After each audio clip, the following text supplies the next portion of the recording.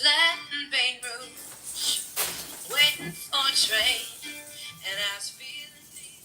Jesus, what's with all this copyrighted fucking music?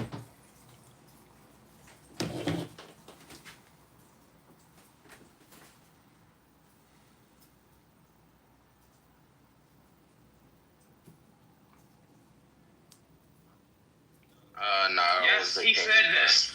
Yes, King is biased. King said this. King had a different argument. He had a totally different argument what you presented. He said Nathan said this, and because he said this, it's no way possible. All I have to do is show one possibility that how can it be a straw man? That was his argument. No, you're not tracking. Yo, this is some ex-girlfriend. You're not tracking. Come on, guys. When a king made the comment, and his argument was like this: if Nathan framed it in this way, then it's possible that that's a straw man. Because he made a bet that it's no way possible that it's a straw man. So let me get my money, bro. Yeah, so I want to make sure this is clear. So you're not tracking either. So what he was doing was clearing. I'm tracking. Well, let me just point this out. So what he was doing was pointing out the order of events on the day that it actually happened on what he perceived being it. That's not actually addressing the straw man claim. So when he said, no, wait, Nathan structured the bet this way, or the bet is structured this way, we could just kill all that by saying the bet is this. All right, cool. Now we'll move forward. Then you tap in the actual prompts. He got the ChatGPT prompt. You got it. Nala's got it. Sight got it. And when you guys seen it, you guys said, oh my gosh, let's go ahead and just bring a whole bunch of people cosplaying as being another gender and put them on stage and then do the whole little thing that you did and then give a whole bunch of people the airtime, right? So that's why I kind of laughed and just felt bad because you guys had it already. Like you guys already had the smoking gun in your possession, but you allowed. Wait, Samoa, you saying they brought the Andrew crew in here? Yeah, bro. He danced a whole bunch of people. And this is the crazy part. That defines what they crew is this group coming in here, helping them out? Hold on. So real quick, then you got Bob. And the thing that kind of like made me kind of look at Nathan a little weird is that you kind of held these guys at this high regard, right? Like these guys are real intellectuals. And I started laughing because I said these guys are mud ducks, right? But Bob came out, and that was the first person that he questioned. And Bob was like, oh, this is a straw man. And then they moved it again and said that my position was 100% nurture, right? And I started laughing because then when Incan started talking, they said, I never said Samoa said 100% nurture. But you guys keep dying on every single hit. I mean, it's fun, bro, but when you start to believe the delusion, like that's even the bigger problem. Look, Nate. I had to change my vote. Sounds like you're never gonna get your $50, bro. Hey, Eric, did you get the document or no? Yeah, I got it. Yeah. I mean, 70-30 poll. I mean, it's pretty definitive. I think you should pay him. Nigga went and asked for the document. Yeah, bro. Nah, that was crazy. He didn't know King had it. Nick, you're allowed to claim losses in your taxes. Y'all got some more fucked up. That's crazy. Don't you gotta be a citizen to claim I that? believe they asked, they mentally. No, even if you're not a citizen, you still pay your taxes if you're not a citizen. Let me have file taxes, right? Can I speak? Can I speak? No. Yes. Interrupting me, bro. Go ahead, man. No, I just want to say this. Look, Samoa clearly lost. Everyone he agreed lost. The only person who said he won was ChatGPT. And ChatGPT, the way he formatted it, it was nothing like what actually happened. And that's the problem. Once you start offloading, you start letting the dang AI think for you. And once you start letting the AI think for you, they'll let you believe that square circles exist. So it's just unfortunate, bro. You gotta take your L like a man. At the end of the day, when me and you had the debate, and you said like just because of a question, and straw man is you taking your argument and attacking a weak version of your argument and defeating that argument. That didn't happen. I asked you a question, and you say that the question was loaded, so therefore, hey, listen, I don't even know why I'm running back trying to defend myself. I don't know why I'm defending myself. So 1 second, bro. 1 second. I'll wait till you're done. I ain't gonna interrupt. And that's when you know you lose. When you want to interrupt. At the end of the day, bro, it was clear L. You lost. Be a man. Pay up. I remember Knowledge made a bet with my homeboy Hakap. And Knowledge didn't even know the game was started. The fight already ended. And Hakap took that boy $50, but he paid it.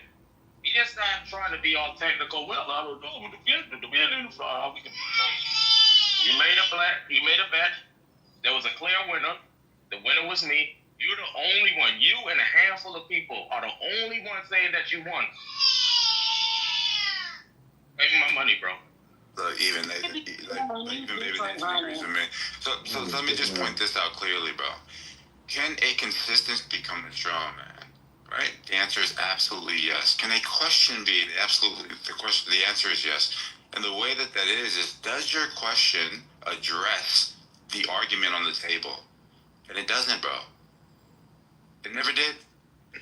That's how you knew you lost. Yeah, so let me ask you. Hold on. So, No.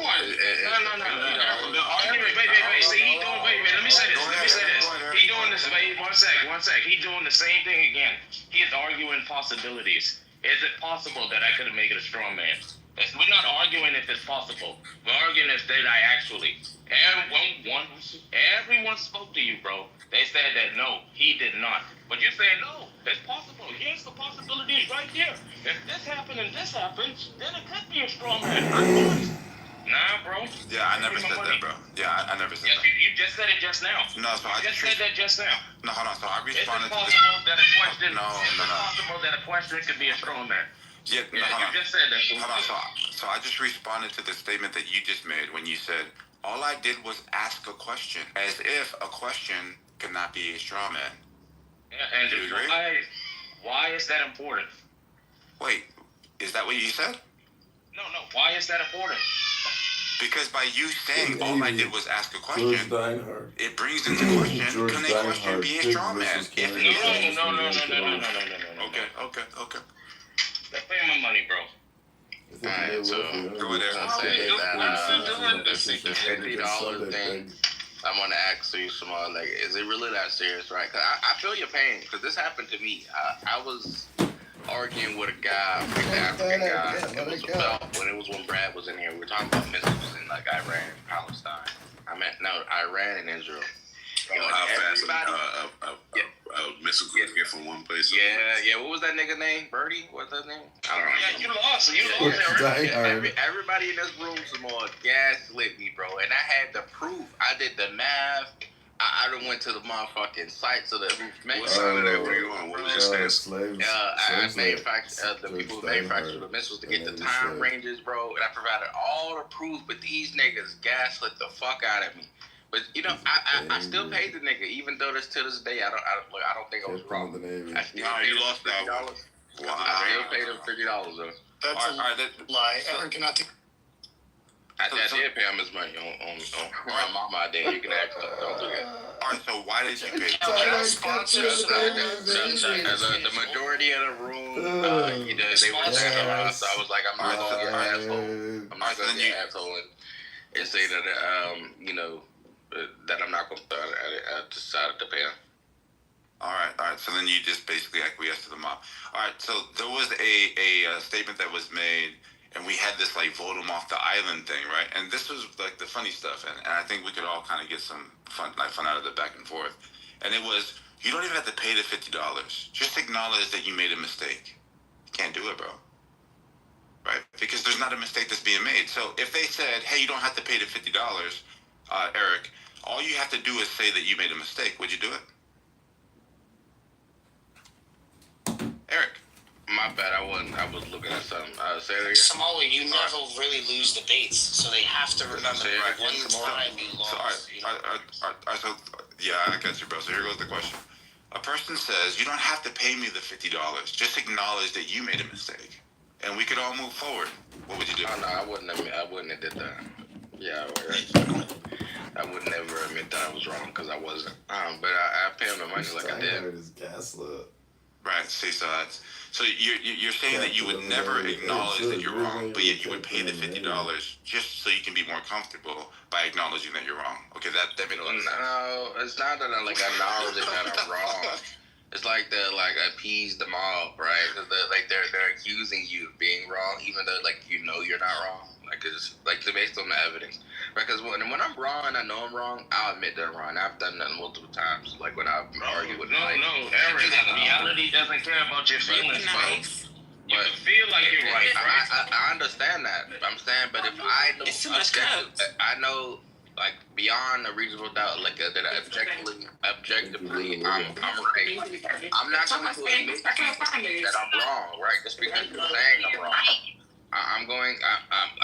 I'll pay you the money, right? If the mob is demanding, saying I lost, I'll pay you the money, right? Just to shut you up. But at the end of the day, I'm not wrong. And that's what I did with the situation with the African. Bro, you could be. That's what I'm saying. You could be right inside your heart, bro. But just accept the fact that you lost. Listen. Look, what I mean by that is this: you lost the game. Hey, you were playing the game. You did everything right. But hey, you just lost. And that's what all would happen, bro. You were playing right. You felt like you right. But still, the game is over. That makes a lot of sense. Everyone decided it. That makes a lot of sense. But Nathan, when you say everyone decided that, is that pleading to be popular? Basically, that's what it is. That's the majority. What I mean by that is this: pleading to the majority. What I mean by that is this: when Samoa started saying, "Hey, this is what happened, and this is what happened," they said that that's because he opened it up to the majority. Yeah. How could it be? How could it not be a strong man when this happened and this happened? They said that still isn't a strong man. Everyone he appealed to said it wasn't you opened it to the majority. Everyone he talked to, they said, "Hey, it wasn't a strong man. The only people who agreed with him was people who was trying to troll me. King was trying to troll me. Demon was trying to troll me." So is it a valid thing or am I wrong? Okay, I'm gonna get out. Yeah. So this is how cool this stuff is, right? Nathan doesn't realize that there's actually 3 lines of argument that was being made. One was versus him, that was easy money. Another one started to grow its antlers with Mike because Mike needed the term consenting age to be involved in the actual original argument for it to be not a straw man. Then you had this little nigga Incan jump in here, and he had his own little thread. So I entertained all 3 of them and said, "Nigga, I'll beat all you guys up. This shit's easy money." So I have the ability of tracking the actual argument. These niggas don't. So when I'm talking to Mike and he's screaming and he's saying whatever he's saying, Nathan thinks I'm talking to him. And when I'm talking to Nathan, Incan thinks I'm talking to him. So then they get all emotional and laugh. Because I'm like, how can you guys not compartmentalize these types of arguments if that's what you guys claim to be? Actually should be able to identify exactly what's being said. So you don't even know there was 3 different arguments. And that sucks, right? So when it says, "Hey, was it a straw man?" What about when you start explaining it to Sasha? And Sasha said, "No, Samoa, you're wrong. It's not a straw man. No, Samoa, you're wrong." What about that time? Yeah, the reason why Sasha lost is because Sasha kept on. Why not? Aren't you in a society? You won. No, hold on. Sasha kept on making assumptions. The assumption was, well, doesn't every society have an attraction to a minor? That was exactly what was being used as, look at this person's making an assumption. You're trying to misrepresent my argument. That's the straw man. Lost, brother. Come on, bro. You lost. You lost. Look. I don't expect you to be able to track it, and that's fine, bro. That's fine. Everybody can just have fun. You could talk about me, right? You could try to make it seem like I don't understand. I get that. That's cool. But we already did this already. When we actually had other people that come in and they analyze your ChatGPT response, and when we all put in the ChatGPT and you were just going verbatim what ChatGPT was saying, you wasn't using, and this is the sad thing. That offloading stuff don't work, bro, because it requires you to be able to think. If you don't know what a straw man is, and you're just reading off of ChatGPT, and ChatGPT is trying to say what, I don't even know what ChatGPT was doing. But anyways, when you were just reading off, you didn't sound like you know what you were talking about. And it's so bad. It's so bad. It's so bad that you had people, you even had knowledge explaining to you how it wasn't a straw man, bro. You even had Mike try to explain it to you.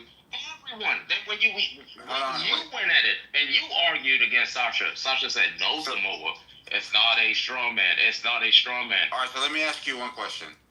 Why would all 3 of them have a different reason why it's not a straw man? For example, Knowledge says your question is a straw man. So real quick. So knowledge. Yeah, hold on, bro. Hold on. So knowledge said it would be a strength. Get down. Oh shit. AK, hurry up, AK. Weird ass nigga. Alright, so knowledge's explanation was it would be a straw man, but because Nathan didn't intend to, intentionality is a requisite for it to be a straw man. Nobody else agrees with that, but that's his position and that's fine.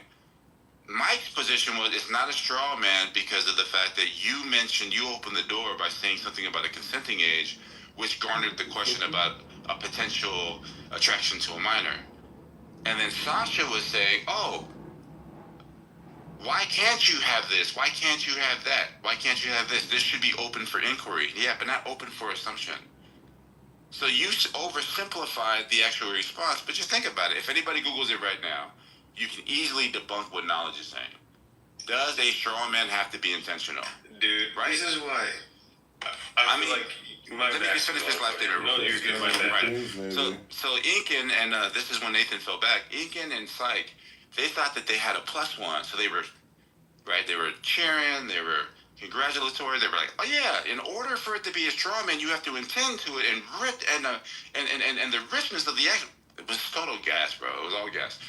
We found out as soon as King put the prompt in, you don't have to intend or have intention for it to be a straw man. So then Syke goes back and he runs his prompts. He goes, oh yeah, my bad. Okay, cool. So that kills knowledge's argument, right?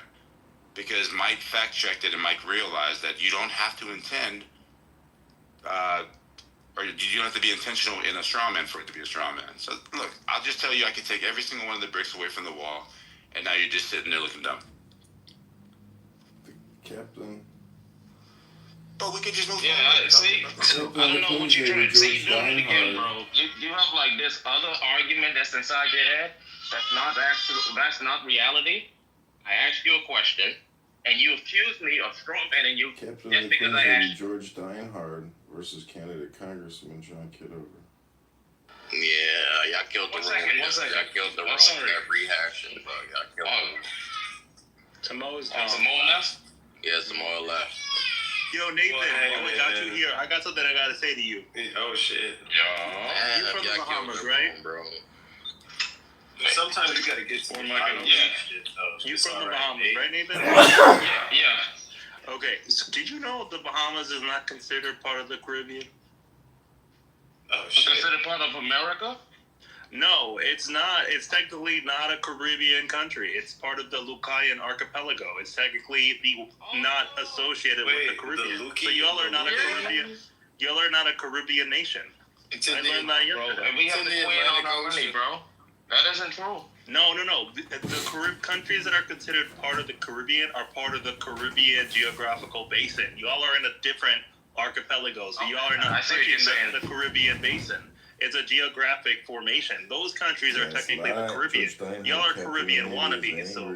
That's part of the Lucayan archipelago, bro. That is true. No, that's wrong. That's wrong. That's true. They're not a Caribbean country. No, I know what you're saying, and you would be right. But when people say Caribbean, they mean the region culturally, that's right? White people. Yeah. Caribbean, a real Caribbean. That's like saying Caribbean. That's like saying islands in the Lesser Antilles aren't part of the Caribbean. They're not. That's wild. But you're being pedantic at that point. You're saying, like, if we measure it with a ruler, it's off by 3 inches. But the people are like, bro, we're the same people. 3 inches matters, all right, Orion? I tried this experience. Back it up. Yo, Mike. No, but I mostly. Yo, Mike, are you down? I mostly was just sharing that because I didn't even know that the Lucayan archipelago existed. What about Bermuda? Is Bermuda part of the Caribbean? Yo. When me and Samoa had that debate, were we debating on is it possible that a question could be a straw man, or were we debating on did Nathan actually straw man it? The second one. Yeah, this dude is now arguing that, oh yeah, you said it was not possible, but I give you some instance when a question could be a straw man. And he's literally arguing that right now. No, that's not what I just said, bro. What the hell? Literally, you just started arguing about you and Mike and all this other other stuff. But my whole point was to show that, nigga's hey, trolling right now, bro. a question can be a straw man. If you lay your feet right here. Bro, this if nigga. you distort, if you do this, and if you do bro, this, this nigga that's how Nathan you is question trolling, to bro. be a straw man. All right, so real quick, just so everybody's here, bro, and we all heard you. When you gave your first submission, you said 3 times, all I did was ask a question, as if a question can't be a straw man. And I just corrected that from the statement you made today. No, I was saying that because you believe that what I was doing was distorting and doing all this other crazy stuff. So I was telling you that I wasn't doing that. I asked you a question. You accused me of straw manning you, and I was like, no, I was asking you a question.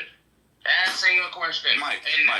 And now you're arguing now, can a question be a straw man? No. This is the fantasy against reality, bro. You see right now, if I say, hey, Mike, what I just said to Mike when I say, Mike, hey, what happened? And Mike say, hey, you straw man me? My response to Mike would be, no, I just asked the question.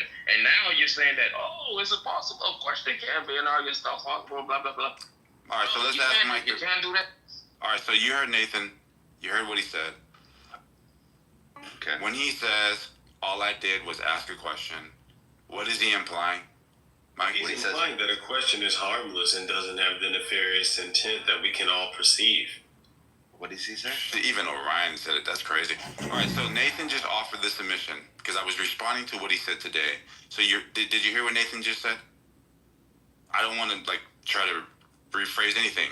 I just want to see if you heard what he just said. Sorry, repeat that again. My family's in my ear. Say it one more time. No, I know exactly how that feels. So Nathan just made a statement. I was wondering, did you hear what he just said? Not fully, but I understand what happened, so I don't need to hear what people say.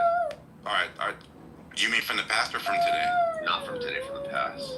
So. All right. So you need to hear it from today because he's kind of doing this right. So today he made a comment to the stage. He said, Samoa said that it was a straw man. And then in his submission, he says, all I did was ask a question. What is he implying there? All I did, I don't know. Okay. No, guide me through it. Projection. Yeah, I mean, Orion just said it, that's why. What did he say? Go ahead, Orion. Well, he's implying that because he engaged in the action of asking a question, there's no nefarious intent, simply because all he did was ask a question. But in reality, what he's doing is creating this fucked up scaffolding to make an argument against something that we all know is true. I don't even know how you came to that. It's just a rhetorical trick. It's just a rhetorical trick. I'm not following anything anyone's saying, so... Oh, shit. My bad. Maybe I'm fucking retarded. All right, what about this, Mike? Samoa said that I strawmanned him. I didn't strawman him. I just asked him.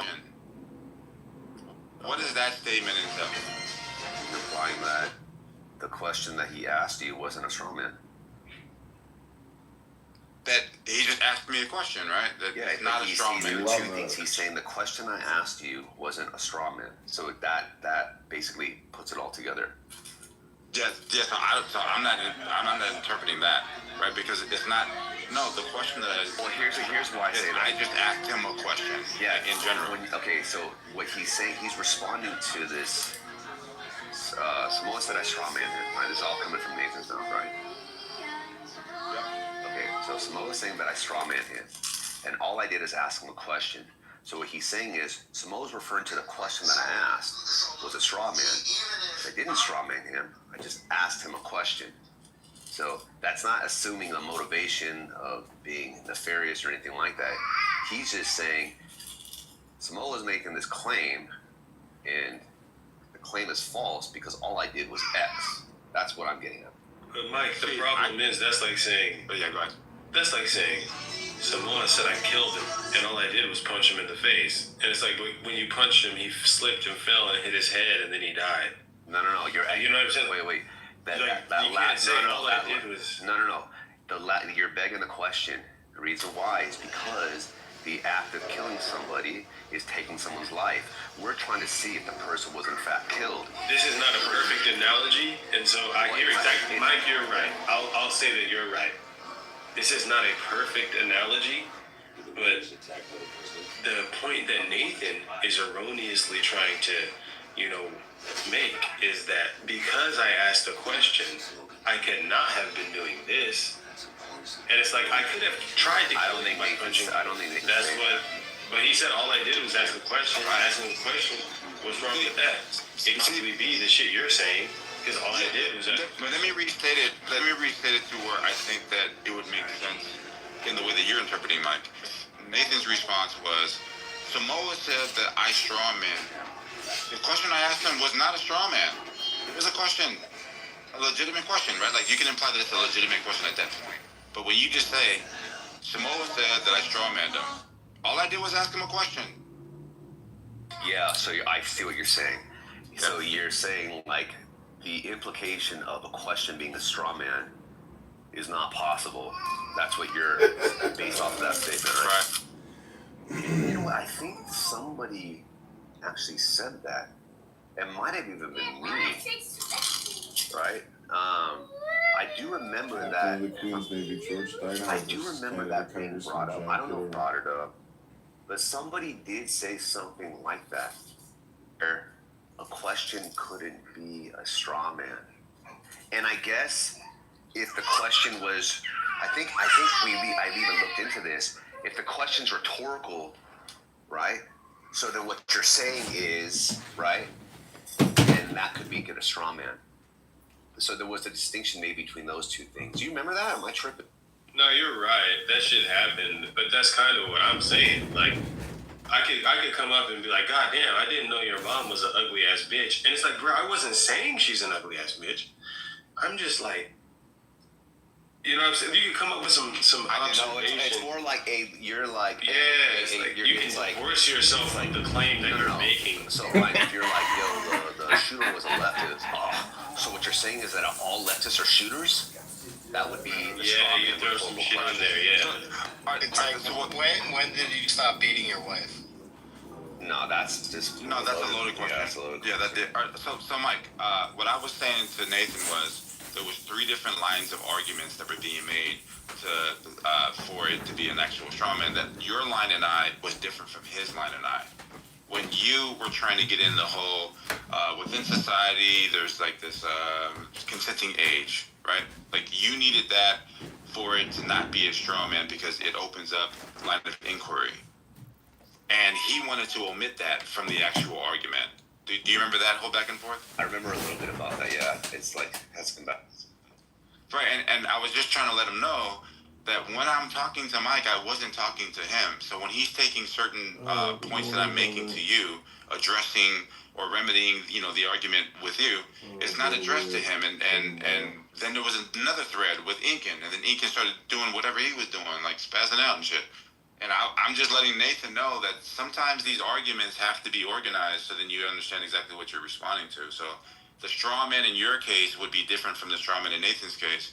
And then when knowledge, because you just brought up knowledge, when knowledge says, hey, it would be a straw man, but unfortunately you're the one who said he didn't intend to do it. Now, he's hinging on the fact that a straw man needs to be intentional, but we already flushed that one out too. So I'm just removing... Right, like, who the fuck cares? Like, we're just recapping. Yeah, whatever. But you lost, brother. You lost. I know you're trying to recap, but you lost. When you laid out your argument with Sasha, with everyone, they said no Samoa. What Nathan did was not a strong man. They said that. I don't know why you feel it's that way. Every example that you give is demonstrating how it wasn't a strong man. Now, Samoa, just pay up my money. I know it hurts to be the one that can't lose, but you just got served, homeboy. Just like the movie you got served when you thought that everything was gonna be good and your homeboys were gonna be there. I was that homeboy.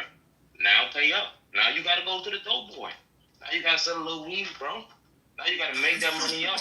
This is more like South Park. You got served. Oh, this nigga is funny, bro. That shit's crazy, man. No, but the reason why I did, bro, is because you had like a lot of like weird people, and it seemed like it was really affecting them like emotionally. Like in my back channels, talking about like holding stage hostage, shit like that, right? And I was like, oh, I ain't trying to fuck up your, you know what I'm saying? Like you guys' platform, it's a good platform, bro. So Hold on real quick. You could have just paid, bro. So I'll let you know this, bro. Like, I'll let you know when you win, right? Like, if you got me, you got me. It's nothing to pay the debt. I've already paid debts already that I've already lost. So I'm not saying we're lost, right? But you can't try to take cheap wins. I'm never gonna, because it doesn't do you any good. It just makes. I didn't take a cheap wins. I didn't take it. Yeah, you're trying to right now. No. This isn't. I know you feel that way, but listen, you know this is a clear L, bro. Yeah, okay. Clear L. Okay. But you got the document though, right?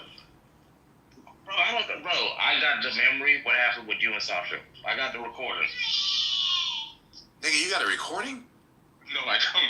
That's wild. That's wild. I'm thinking, man, because you like, if I had a recorder, bro, I would have played that. But what I was about to say, I got the memory. I got the memory, bro. With you and Sasha. Oh, see soon. Sasha said, no, Nathan doesn't make strongman fallacy. I'm like, that good? You gotta respect him. Nathan, what did Bob say? Bob said, no, he doesn't do the strongman fallacy. So Bob's pretty smart, right? Yeah. Okay. Remember what Bob said about Barth and... See soon. Yeah. Yeah. Who did Bob say was right? Me or Barth? He said both of y'all was right. No, he because did of not. The word. No, he did not. Yes, he did. He said if Bart framed it that way, then yes. And Bart didn't frame it that way. Bro, I swear, that's how I heard it, bro. When no, that's how you understood it. Oh, yeah. That's how you understood it, and I'll tell you why, and I can prove to you why. Because the night before, when we were talking, how about when you tried to explain Bart's perspective, and Bart disagreed with you mid-sentence? Remember that? Thanks again for all the hard work. The moment, the most. Yeah. I don't remember what for though. It was because you were explaining his perspective. Or 65 a day, or 300 max. Barth has it backwards. That's the thing. All I'm saying is that, like, when Barth first explained himself, he said that sounds ridiculous. And then it got down to the, okay, well, in order to do that, you have to preface this first. And that wasn't done. Now, he could say, this is what I meant, but then I'm going to hold that, the way I understand it, is like a relative position, not so much like a broad or a simple explanation as to something. And because anyways, I just want to rub that in. Why, hey, so Nathan, why is Lucky down there? He's pretending like he's not allowed.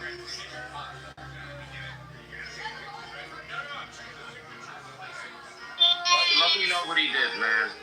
We tried to screw over chillism, making pseudo chillism rooms and pretending to be mods to try to diminish our good name. Wait, but wasn't Toxic there with him? Let me ask you this, Nathan. I want to know your perspective. Toxic, according to Lucky, claimed that he was like an OG of chillism. That's not true.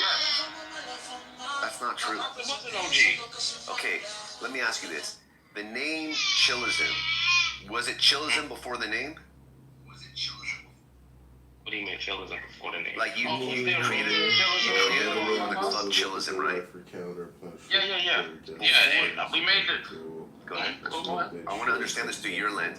Okay, because I was here when it was Toxic Taylor's Crusade. Toxic Crusade. Yeah, that was his house. And that's what brought all of us together initially. Remember when I got at that guy James is tired? Yep. And then Toxic's, remember when he started doing the AI thing where the AI would like interact with people or something like that, or the robot or some shit? And then he went back to Discord, right? No, Toxic didn't come from Discord. He went from like TikTok. Well, I shouldn't say he went back, but he went to another place. I thought it was Discord. And then when that happened, he went to Facebook. Facebook, whatever. He went. So you're right. I think it was actually Facebook.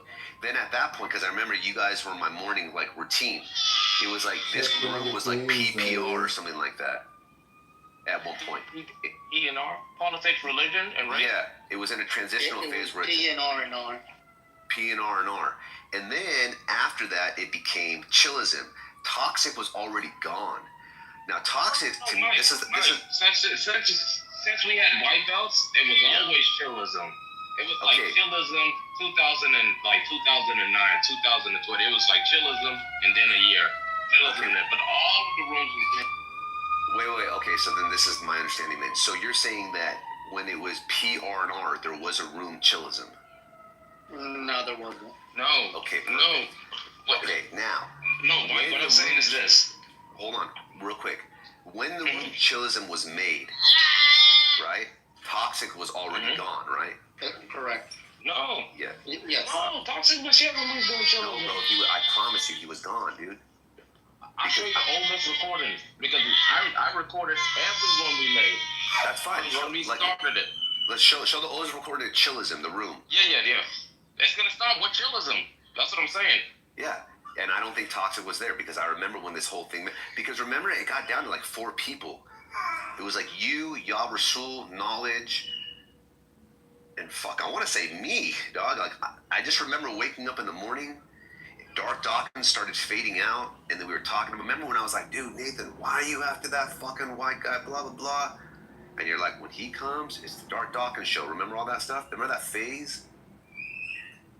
Remember? And Toxic wasn't there. My point is this, is that I believe, from my understanding, Toxic is your OG friend. So, like, there's no challenge there. I think Barth is too. But I'm saying the origin of the room, chillism, as far as my experience, had no part or contribution in development. So Mike, when we first stayed in the room, it was on May 20th, right? What year? In the first 2023. Okay, 2 years ago. And the first chillism room was May 25th. Okay. So it was 2 other ones. It was What is Evidence, Anti-Bully, Atheist BBJ, and then chillism. Okay, wait. And then what? So when you say and then chillism, is that when the room started? No, that's the name we had, chillism. Yeah, you made the name. I remember you thinking of the name. Yeah. Okay, so I'm saying when the room chillism was made, you say you have a recording. Was Toxic in there? Yeah, Toxic was in the room from the conception. Can you? I don't remember that. Yeah, okay with you. All right. And Knowledge, what do you think? I already know, so I'm just gonna kind of. Yeah, I just checked the old recordings. You just checked right now? Yeah, I just checked 3 of the old recordings. I don't see him. He's not in there.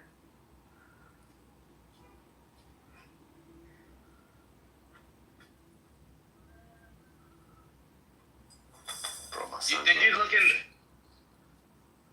Go ahead, Nathan. Hi, buddy. Old one. The old white belts are us. No, I'm not talking about white belts. I'm talking about chillism. Yeah, he was a part of white belt. No, he wasn't a part.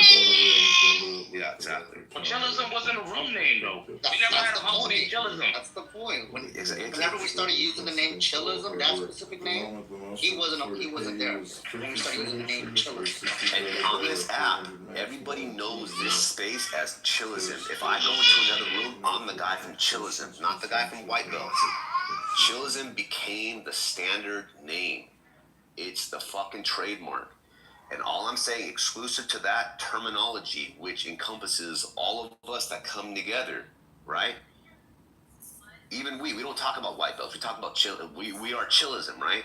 And when Io tried to copy you, he copied chillism, right? When other people try to copy the rooms, they copied chillism. Right? Toxic's not a fucking OG. He's an OG friend. I just messed up. What are you saying now? What was this claim? That, and Lucky's down there, that he was like an OG founder of chillism, I believe. That's Lucky. He wasn't a founder of chillism. He came into the when I made the room and everything like that. He came. Nah, he hardly was there, bro. You know why? Because if it wasn't about him at that time, he wasn't about it. Because he likes to be famous. Now, like, I think his return, his resurrection came back with this idea that, you know, he just has to concede that he's just not the guy. Like, you guys are the guy. You guys are the people. You guys built something. So when I hear that, I'm kind of like, oh, hey, you know, like, I would even say Bart was in here way more than him. That's what Bart did that. You know what happened? What's happening? I'm going to tell you what happened. So look, So when we first, it started with me and Knowledge, right? We had the rooms with the League of Extraordinary Gentlemen. That was the first one. Concrete and all of us. And then... When was that? What year was that? That was, I can't remember exactly. But before COVID? No. That was like after COVID. Okay, so all this is within like 2020. Right before we made the room. Okay. Right before we made the house White Belts or Us. And the rooms were like anti-bullying. But then, like 3 days after the house was made, we had our first Killism room. Like what name? Like it was White Belts or Us in the room side of the Killism. PTR, I was wrong. That's one of the first rooms. This is around August 2023. Okay, there he is. Yeah, so he was there, and because sometimes he would start something. And I got another one too. Oh shit! Look at those are the real. Look at Charles. You got Bart's OG fucking GI Joe thing. Look at this one. Damn, bro. I come back, bro. Open in my. Y'all killed the room, bro. It's crazy. It's a fact. And this one is older. This was made. This is the first room with the name Killism on it. Oh, he's in there. Yeah. You see? Yeah. Wait, Knowledge. Your phone tells you how many people are in the room. This is the old version of Clubhouse. All right. Well, then maybe I guess he would. I mean, he's there, but I guess Then I can't say that. Listen, I don't remember that motherfucker. I ain't gonna lie, bro. You know what happened? Let me tell you what happened. After him and Timothy got into it, and he blocked Timothy from the house. Okay. And then after he blocked Timothy from the house, we made a new house. There's no way we could unblock him from the house. So this was the old house, and then we made the new house, which is this house right now, the White Belts of Rust. And then he did for a while because we didn't make it an admin. And then after he did. Oh, I see. And then recently he came back. Look at Boris, bro. Oh shit. That's fucking funny. So that's what happened. So after he kicked Timothy, he left it. Boom, boom, boom. Yo, Knowledge was having a fucking peak. Was having a what? You had hair back then, bro. Wow. Oh. You see me though, Eric? You said what? You see me though? Yeah. You lost weight. Yeah. Lost weight. Nah, I'll box you up, nigga. Fuck with your boy. I'll knock you up. You know what's crazy, Mike? People that are losing their jobs because they're laughing and mocking Charlie's death, I think that can be inciting more violence, right? So that's such a private, yeah. Well, and I'm going to say this, that... Those are private companies. Really? Taking care of employees from their... So you think like Fox News, MSNBC, those are private companies? Is that what you think? I'm sorry, are you saying that they're government-run institutions? Do you think that there's nobody in the government that you don't think that anyone in the government is a stockholder? No, not necessarily. No. So if somebody owns stock in a company, they're automatically a government owned. Like, what are you saying? What do you mean? Like, the federal government doesn't own ABC. I didn't say that they owned. I didn't say anything about owner. I said people. No, that's not what I said. I said that they have stockholders. They have people that invest in those companies, and they have to keep their investors happy, right? Otherwise, that's the private company's decision. I'm saying if you have the federal government stepping in, saying somebody should be fired because they don't like what they're saying, that is a problem. Both things are true. Like Twitter was not. No, Twitter. We thought that was owned by Jack, and nope.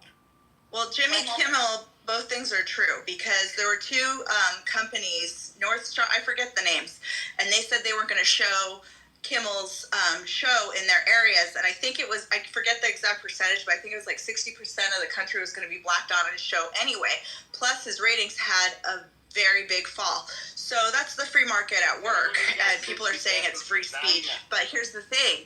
If it was just that, and that was the only reason that he was taken off the air, that's great. And I'm all for it. I don't like him, and that's the free market at work. He's not doing well. But the problem is... Yeah, we got 60 seconds of Tanya inside of me. All right, here you go. Here's your 60 seconds of Tanya. Pick a number 1 through 50.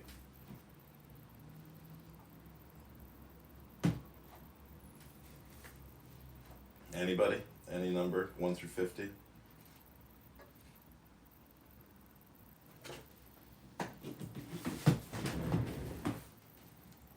Hello? Is this thing on?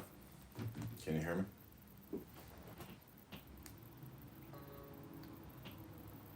You can't hear me? I can hear you now. Okay, number 18 it is. Here we go.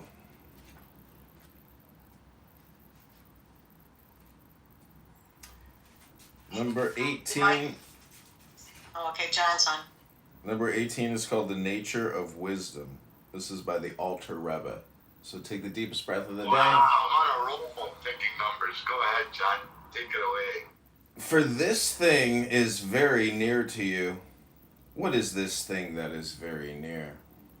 For some, it may be self-emptying. For others, it may be rational love. But these still require a level of effort and practice that may not be available to everyone.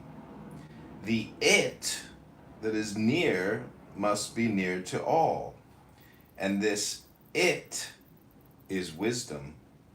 For wisdom rests within all things, as it is written, God founded the earth in wisdom, and in wisdom you have made them all.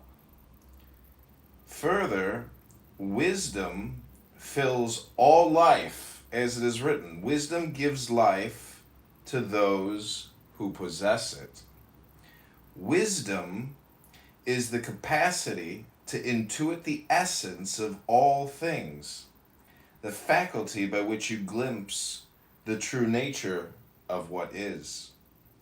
And what is God. And wisdom reveals the presence of God, even to the most foolish and ignorant, as it is written, I am foolish and ignorant. I am as a beast before you, and I am constantly with you. No matter how foolish or ignorant you are, even if you act in a manner that denies your humanity, still God is with you. And the wisdom to know God and act godly is never lost to you. The promise of the Tanya is that anyone on Clubhouse can awaken to God as the source and substance of all reality, and so doing turn from evil and do good. This promise is rooted in the idea that all people are innately capable of intuiting the unity of God manifest as the multiplicity of creation. This capability is called Chokmah, wisdom. Chokmah is the first of the three mothers, the three faculties, along with rational understanding and integrative knowledge that compose your intellect cycle.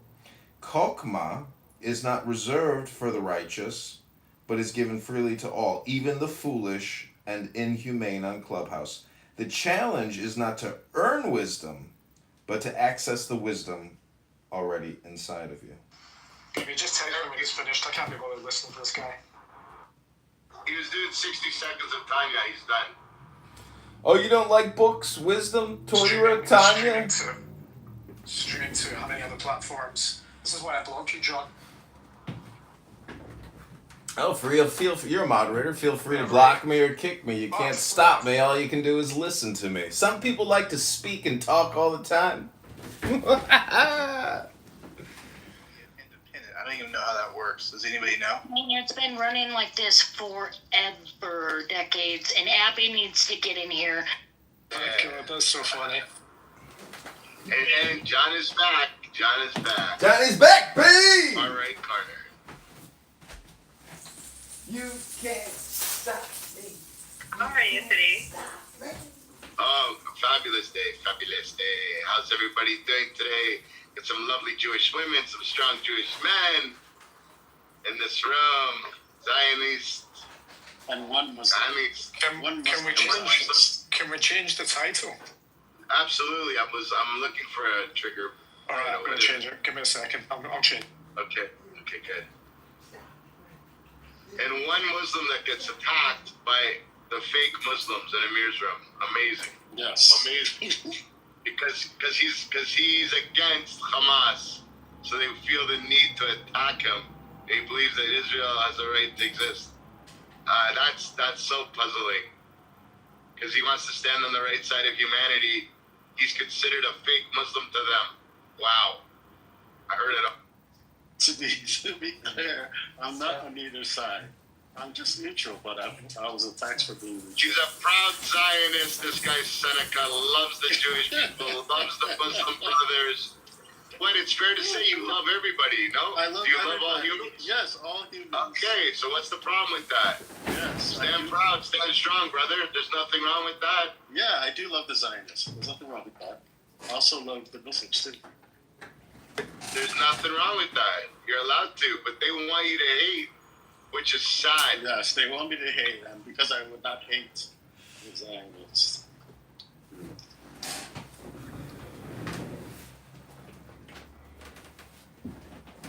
Good title.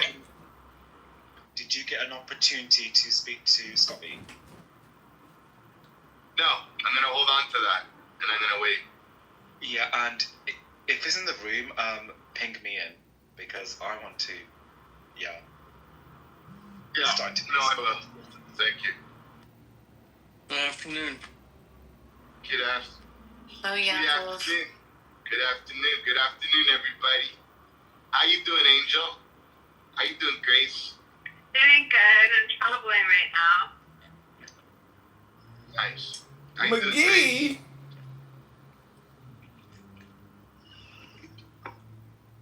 We just came home from Freaky Friday. Freaky Friday. Yeah, that's what we did this morning. What is Freaky Friday? Freakier Friday. The king of the Persian people is here. Isn't it like Sunday? All hail the king. All hail the king. You just got home, bro. I just got home. It's Freaky Friday. That's what we did. All hail the 9:45. king. Welcome, king. John, I think I remember. You remember? And you don't think? know, Grace is a party animal. You think and remember? Wow. Aren't you the one that She shows up late to the posts room. She's freaking on your IG a lot and nobody It's like so really true. cares about your, I don't know, bro.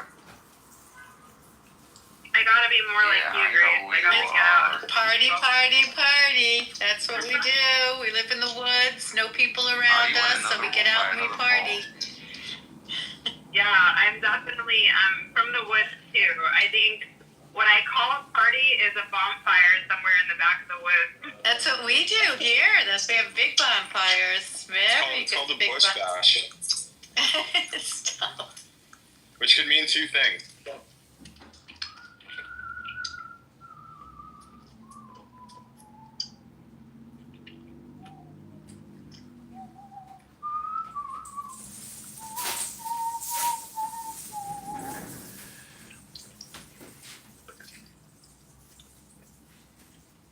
Okay, I'm going to read a response from the Israeli Foreign Minister today to a statement from the United Kingdom and some other countries regarding the recognition of a Palestinian state.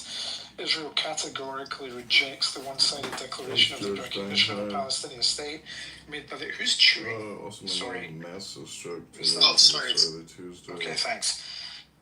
Israel categorically rejects the one-sided declaration of the recognition of a Palestinian state made by the United Kingdom and some other countries. This declaration does not promote peace, but on the contrary, further destabilizes the region and undermines the chances of achieving a peaceful solution in the future.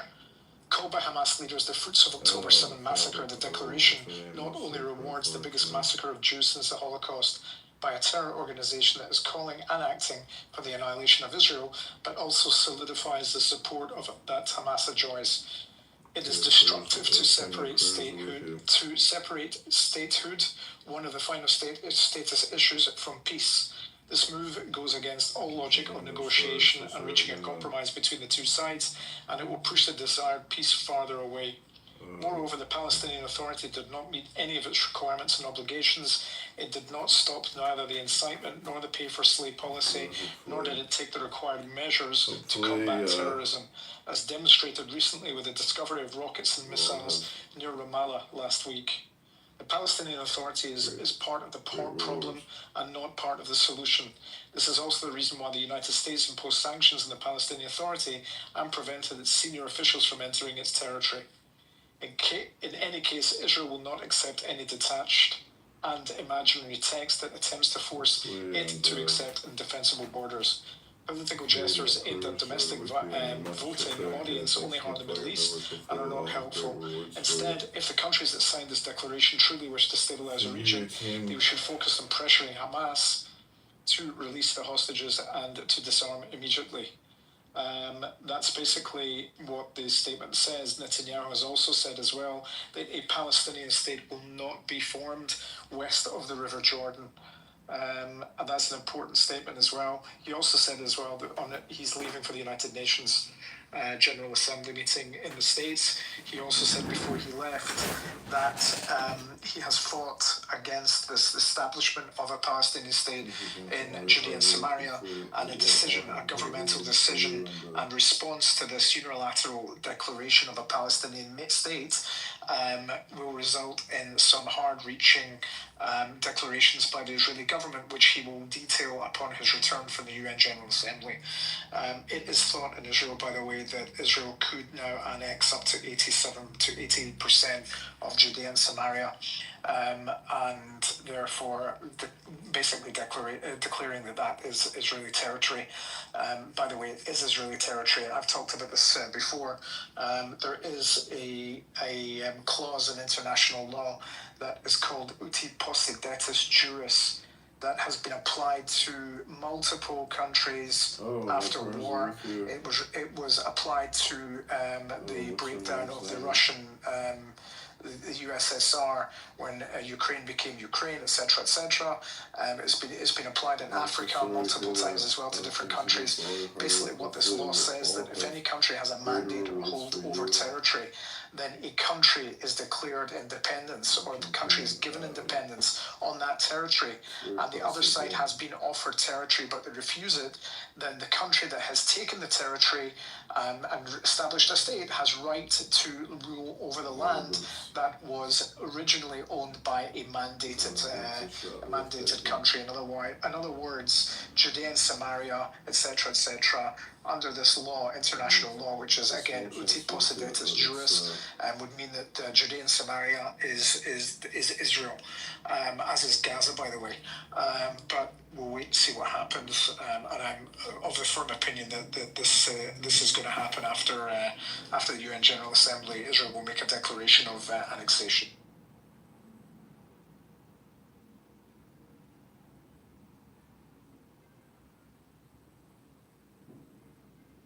What do y'all think of that? It's the appropriate response. I thought that these unilateral declarations were conditional upon, like, Hamas releasing the hostages and the PA reforming this and 5 steps that they would never do. So have they forgotten that, or? Well, Yaakov, they're playing into the population. It's politics as well, right? Yeah, I know that. Labour in the UK is playing into the hands of the party and what the party wants. There was an interesting poll done in the United Kingdom today that obviously the far left, the hard left, and the pro-Palestinians in the UK are denying it ever happened, saying the majority of UK voters do not agree with this. They think it's just absolutely dumb. And, I'm sure that, Macron is going to come out later and do the same. He's also going to recognise this, along with Australia, Canada, and the United Kingdom. It's absolute insanity. How can you recognize a state with no internationally recognized borders? Like none. It's insanity beyond belief. It's a small chance we defeat Darren. I know in Canada too yesterday, the Prime Minister recognized Palestine as a state, but you also have teachers. You also have teachers in schools recognizing students as cats, and you have males identifying as females. That doesn't mean that it's true. Like a couple months ago, when the Prime Minister of Canada said that statement, it was of course couched in this language of, well, Hamas has to give up the hostages. Exactly. They cannot take part in the government afterwards. They has to open it, like all that bull.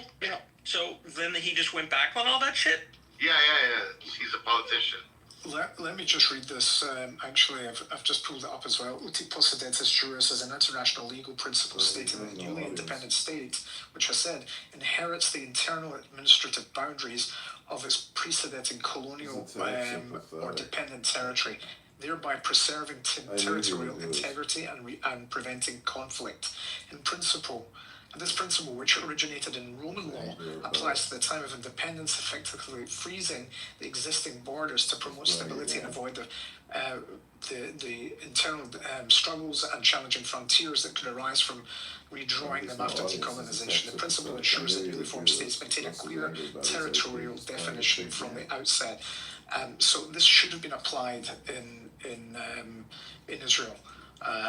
At the establishment of the state, especially after Israel agreed to the land that was given to them, that was actually chopped up after the Peel Commission also. It was reduced in size because the Arab pan-Arabism was pressuring these agreements to give the Jews less land. Israel then agreed to it. David Ben Gurion agreed to it. The Israeli government agreed to it at the time of independence. The Arabs, not the Palestinians, the Arabs rejected it, and the War of Independence broke out.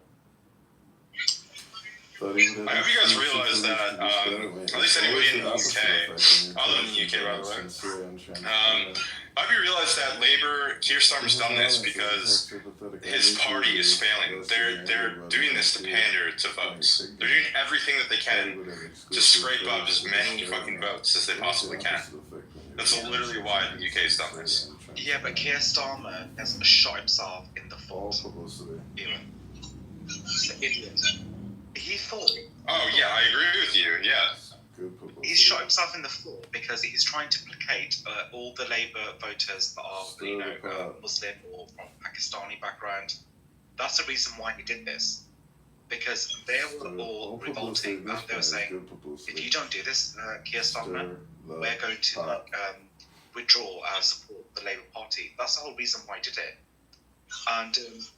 And he's trying to make it like, this is a very humane thing that we're doing because we want to accept like Palestine and stuff like that.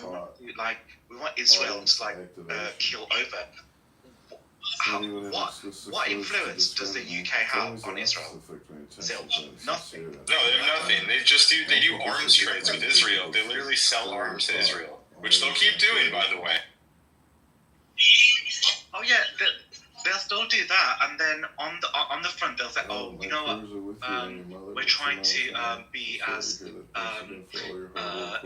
representative in terms of electorate, but there's absolutely no way the British people, and there's no way that they have supported this, in terms of this recognition of Palestine. I'm sorry, it's complete bollocks. Well, the non-Muslim people. Yeah, the non-Muslim people in the UK, there's absolutely no way that they're signed up to this. No, they did not. No, there was a poll that came out, I think it was today or yesterday, where it was overwhelmingly disagreed that Palestine should be recognized as a state in the UK. The British people don't want that. So, yeah, it's Keir Starmer who's panicking. I mean, they must go into number 10 Downing for their meetings every single day and just breathe a sigh of relief that their party hasn't looked worse that day, because this country is falling apart right now. It's absolutely falling apart. and it's because of them. So they're probably freaking out, and they're just pandering to try to stay in office a little bit longer to get their like fucking evil policies put through. Yeah, Senator Lindsey Graham has just released a statement also. About half an hour ago, he said 80 years after the end of World War II, where over 6 million Jews were killed by the Nazis for simply being Jewish, the so-called civilized world is rewarding modern day religious Nazis with an arbitrary Palestinian state designation. To those Western leaders who embrace this, I do not believe you are anti-Semitic, just shockingly ignorant and blind to what you are doing. Western democracies recognizing a mythical Palestinian state, one without leaders, without borders, one without a capital, and without accommodations for Israel's security, is truly rewarding the largest slaughter of Jews since World War II. Because of these actions, throughout this terrorist world, October 7 will now be considered Liberation Day. Hamas, Hezbollah, Iran, and the Houthis do not wish for two states. They wish to destroy the Jewish people and drive Israel into sea. Their words, not mine. That was Lindsey Graham around 30 minutes ago. Senator Lindsey Graham. Didn't Trump just meet with the king and Keir Starmer? Like, what the fuck were they thinking doing that? They had to have clearly passed this by Trump for them to do this, what, like 3 days after he was here? There's 700 signatures. Trump came for the state visit in the UK. There were some reports that they obviously had a disagreement in terms of the UK accepting that fake nation. Yeah, I don't think Trump was very happy with Keir Starmer. Well, why would he? The guy's an idiot. I'm actually really embarrassed to be British at the moment. It's so embarrassing. This is like ridiculous. I mean, yeah, like it just makes me want to leave this place faster. You're not really British, are you? You're kind of like Indian. What? No, he's British. No, he's Indian. Well, no, he might not be. He might not be like English, but he's British. Right, but what's your ethnicity, Rumar? Wait a minute, Stephen. What difference does it make? What ethnicity are you? How many times have I told you I'm half Indian, my dad's from India, and my mother's from Iran? I was right. So, guys, what do you think about freeing Sudan? I have no opinion on Sudan. Yeah, I know very little about Sudan. What do you think about the Chicago drill scene, you know, like Chief Keef and Sosa? What if we deployed into Gaza, Chief Keef, and he would, you know, save the Palestinians? Does someone want to just like kick him? Because he's not really adding anything to this conversation. We're having a good conversation until you get in this room. Chief Keef has the potential to save. Stephen, it's all.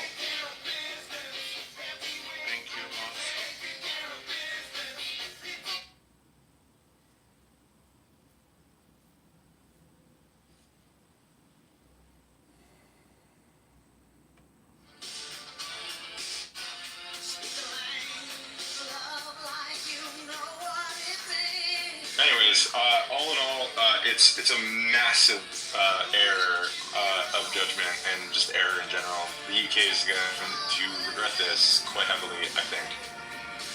So, but I also think, like Ewan, like you know, there's meant to be like a national inquiry in the UK about the grooming gangs, and the reason why Keir Starmer is so hesitant is because he has like Pakistani Muslim voters. And they don't want this inquiry to come out. But it has to come out. So the transgender... This inquiry has to happen. Of course. Well, I mean, they haven't even started the inquiry yet. They're holding off on it. Just kidding. People need to understand that in the UK, there were Pakistani Muslims that were grooming Christian girls, like white girls, Jewish girls, Sikh girls, Hindu girls, and that's why they did that. Just because they were not Muslim. So it was fair game. They did this. Mm-hmm. It happened. No, I agree with you. Yeah, we're on the same page, 100%. It's disgusting, like really disgusting stuff. So I really hope that I really hope that now? the Labour Party falls even more into disrepair after this enunciation that they believe that Palestine is a state. Does is there even a leader in Palestine? Is there even like an elected leader that can like represent the country for like legal proceedings and stuff? I think the way that I look at it, I think they're all states. They need to go like back to Jordan. They're Arabic, they're Muslim. Then they need to go back to their own countries. There's already been allocated countries. Look at Arab Muslim countries. How many are there? They're like 54. How many did you say? It's 21. Was it 21? Oh yes, 21 Arab Muslim countries, but in total Muslim countries they're like 54. But they should go like I don't mean this in like a racist way, but they need to go back home. What's your mom's name? I'm so sorry. Go back to your own people. Stop being, because you can speak Arabic, you're Muslim, go back to Jordan, go back to Egypt. Even like, Yasser Arafat, he was born in Egypt.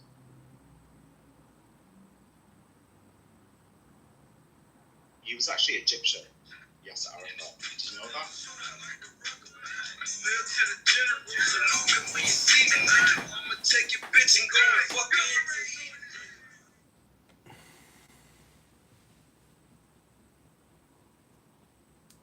Jimmy Kimmel.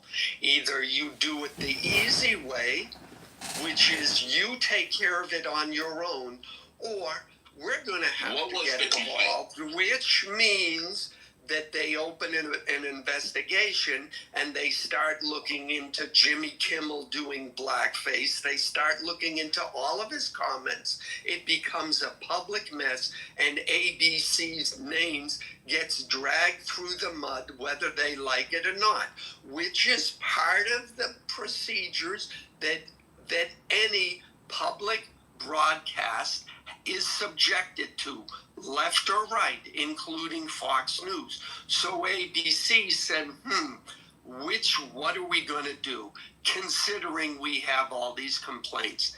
Wait, if you're going to go hold on, Sam. Wait a minute. So, Alan, what you just pretty much said was the government just looked into somebody's comedy, their lyric. This is based on a complaint. Hold on, Alan. Based on a complaint. Literally. No, you're avoiding the biggest part of one thing if a company does it, right? That's between the private entities when companies. No, it isn't. But the public broadcasters is looking into a person's lyrics.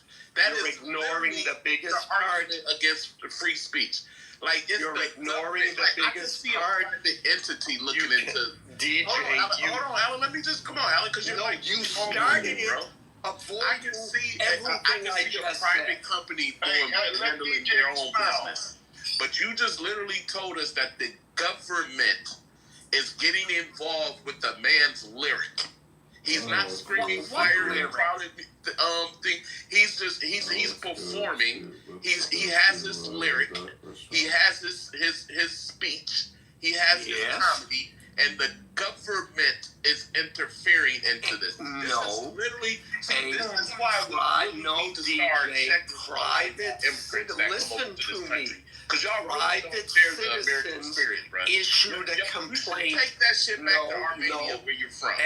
DJ, that's not how we do it in America. Yes, it's exactly how it works. The government private individuals issued a complaint to the FCC, the government body that is in charge of regulating all broadcasters. They made a legal complaint, which everybody, incling left-leaning stations. What did he violate that was against the law? They didn't. What did he violate? He said something that the affiliates, that the people who watch those affiliates, what does it have to do with the government? What was the complaint to the government? They're in charge of the airwaves. Which are tasked with contributing to the public good. That's why we don't. I know, that's how it doesn't work very well. Making it seem like an unfair process was used, No, and we that's need to the clear point. this up. It had It nothing was to do with the government. completely It didn't have to do with the fair. FCC, It Alan. is You're actually a rule absolutely that incorrect. applies The to FCC, Disney everyone. pulled him. Alan, go on mute. Disney pulled him. The FCC did not pull Jimmy Kimmel. This is already a false premise. You guys are arguing over. Exactly. I just looked. Stop talking. You've been going over. That was DJ saying that. I think guys. This is a totally false argument. The FCC didn't even pull him. Disney pulled Jimmy Kimmel. Yeah, that's a fair argument. Within the private organization. Okay. You guys are arguing about FCC for no reason. I get the point, Disney to do it. DJ. That's what we're saying. Here's the other point. What Pam Bondi said. It's very clear. You can say anything you want. And here's the other part. Before I leave Jimmy Kimmel. Jimmy Kimmel can still say anything he wants. He hasn't lost his free speech rights. He can't say it on ABC, but he can still go and do a podcast and say whatever he wants. Of course, if he does it on YouTube, he might get removed the way people on the right have been removed on YouTube. So that's that, number one. Number two, again, using the same weapons that the left has used. What Pam Bondi did is she said, look, you can still say anything you want, but then hate speech or a racially motivated crime, if tied with violence, will be used. So in other words, if a black man and a white man get in a fight and the white man kills the black, that is a murder. If in the commission of that crime, the white man says, "Why die you," fill in the racial slur, that now becomes a hate crime. That's what she is specifically talking about. And the fact that... Dude, what are you talking about? One sec. If a black guy goes ahead and kills a white guy and says, "Die you, fill racial slur," that's a hate crime. What you just said about the white guy killing the black guy is a hate crime. If you say murder is one thing, and then hate crime is a different thing, different context with another race, that you're comparing apples to oranges. That one makes no sense, right? No, hold on. Two about the ABC. Okay, no, hold on. So this is honestly, this room and today is about Charlie Kirk.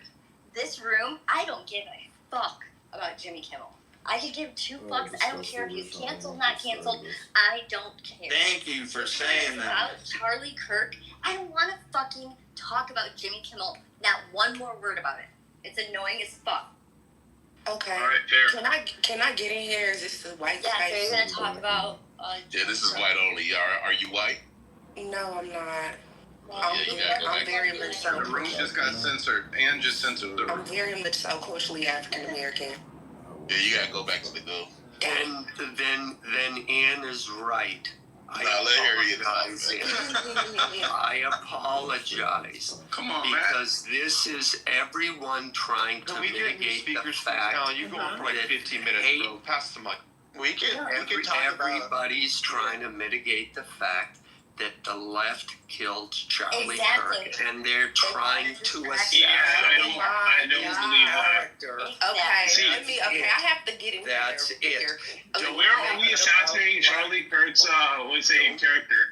What are we saying against Charlie Kirk that he didn't do? Let me get in here. I'm sorry. Let me get in here. This is my theory, right? And I'm sorry, but I'm socially, as an African American woman, I'm positioned in a place in this society where I can see the white power moves from my dynamic position because I'm a double minority, right? Are you talking about yourself? No, let me speak. I'm trying to make a preference. Harriet's cool, guys. I know, but why are we doing this? Like, because I'm trying to preference this room.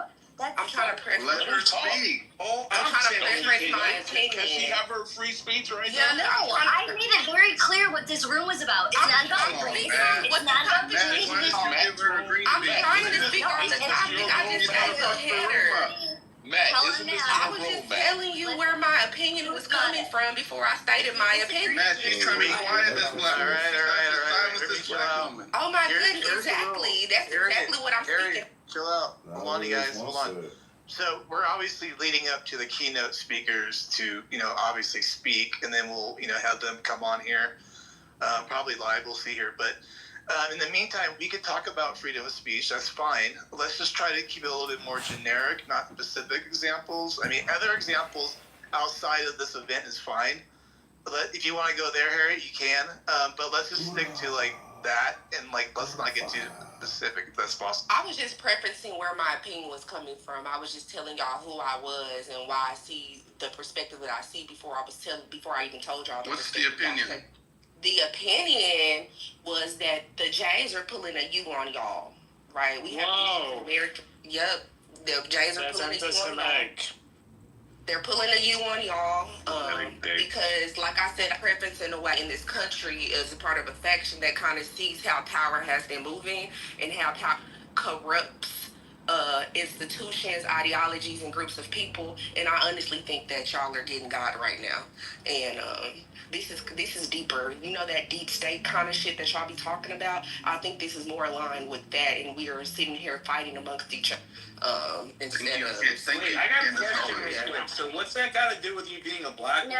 Well, because I'm saying that I'm positioned in the country in a particular way where... Yeah, I'm positioned in a particular way where I see the way power moves because I'm not a person of privilege. So I see the way.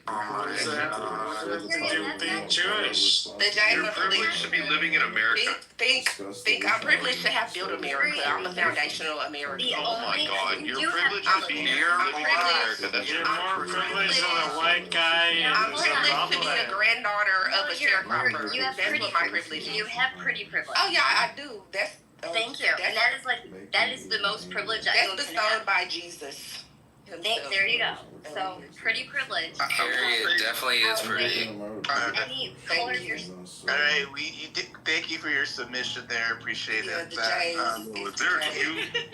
Is there a Q, man? Privilege, you do.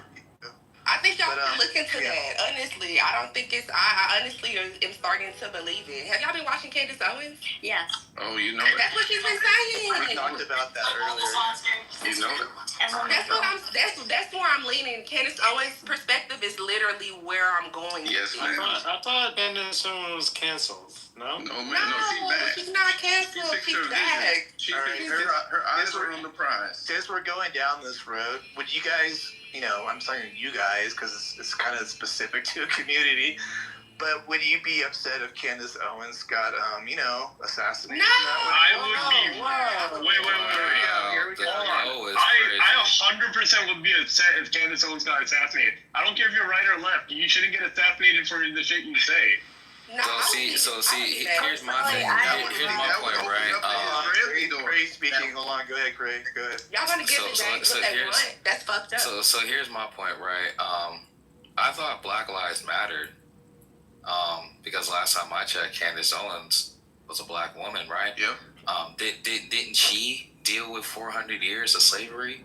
Didn't her family members have to deal with Jim Crow and everybody else? Yep. Why all of a sudden is she exempt from the blackness? Oh, we love because she speaks on things that could actually better the community if people actually chose to listen without their emotions. It's very simple, right? When she talks about crime and stuff like that, these are things that if we did decide to tackle them instead of just getting wrapped up in our emotions, that's how we could better ourselves. Now, of course, there's crime. I agree with a lot of Candace's points. So did I agree with Charlie Kirk's points. So did I agree with a lot of conservatives' points. Yeah. I don't understand the point that you're saying here. The thing is that when someone said, "Would I get upset if?" Okay, my bad. But go ahead. I know you. No. Yeah, no. I was just saying that if Candace Owens got assassinated, same way like Charlie Kirk, I'd be pretty pissed off. The same way if you put, some leftist retard, also debating on stage and he got assassinated, I'd be pissed off too. Absolutely horrible. It would be absolutely horrible. Yeah, but here's the point. Candace Owens said the same things that Charlie Kirk said. Exactly. And the black community hated her for it. Suddenly, I'm going in all these rooms on Clubhouse, and everybody's saying how wonderful Candace is. Yeah, what it is that black people hate Charlie Kirk, and they're finding a voice who also happens to be black, so it can justify their deep-seated feelings that they hate Charlie Kirk, and they're glad he's dead. Alan, no. That's Nothing what it is. is. I don't agree with that. That makes no sense. Because a lot of Republicans don't like. Is this popcorn style, Matt? Is this popcorn style, or is this Hey Matt, is there a cue or is there? Yeah, we're doing a little bit of popcorn, but we should reel in a little bit because it's getting a little bit wild. But Ray, since you decided to jump in, I'll go ahead. After Ray. And then Othello. Yeah. All right. So real quick, so with Alan and Ann, I'm gonna just hit some quick bullets and points, just real quick. So Alan and I see a lot of conservatives and people that are far right that keep regurgitating information that has not been verified. And mind you, both sides say a lot of shit that's not verified, like the Jews and doing this and all this other stuff. I think when you come to conclusions, you have to have viable information that's earned. And not just because both sides. What did I say? Well, both sides like to say, sides like to say that, or you can't believe everything the media says. But whenever the media says something that you like to hear, right, or somebody from your particular party or group, like Owens, says something that you like, you automatically agree with them without fully evaluating what they have to say. So I'm just saying for overall, and you can respond. I just want to hit this point, and I'm going on mute. I'm going to go on mute in a second. You can hit, and you can come back at me with it however which way. Okay, real quick, but let me just hit this point. Now, people ask, acting as if like, if Candace Owens, if she gets assassinated, how would you like that? I mean, my thing is, I don't think you would want that because then that would prove everything that she's saying to be true. Now, I don't give a fuck about Candace Owens personally, so I don't give a fuck about her just like I don't give a fuck about Charlie Kirk personally. All right. But if you for someone to sit up here and say, how would you like if she got assassinated? Well, then that would just prove everything that's going on to be true. That there's a lot of contriving and there's a lot of bullshit going on. I don't think you want that shit, honestly, for either side. So that's just what I would say. But overall, go ahead and respond to me. Well, no, I wanted to know what I said because you said you and Alan. I don't know what I said. I didn't say anything or make any assumptions about anything. I don't think you're talking about me. I don't think he wasn't signaling you out, Ann. I don't think. No, he said Ann. No, I said Ann and Alan. I said Ann and Alan. Okay. And so, and mind you, I'm not, and it's not just you two. I'm just saying I heard. Okay, so no. Okay, I'll say. Okay, I'm gonna repeat it real quick.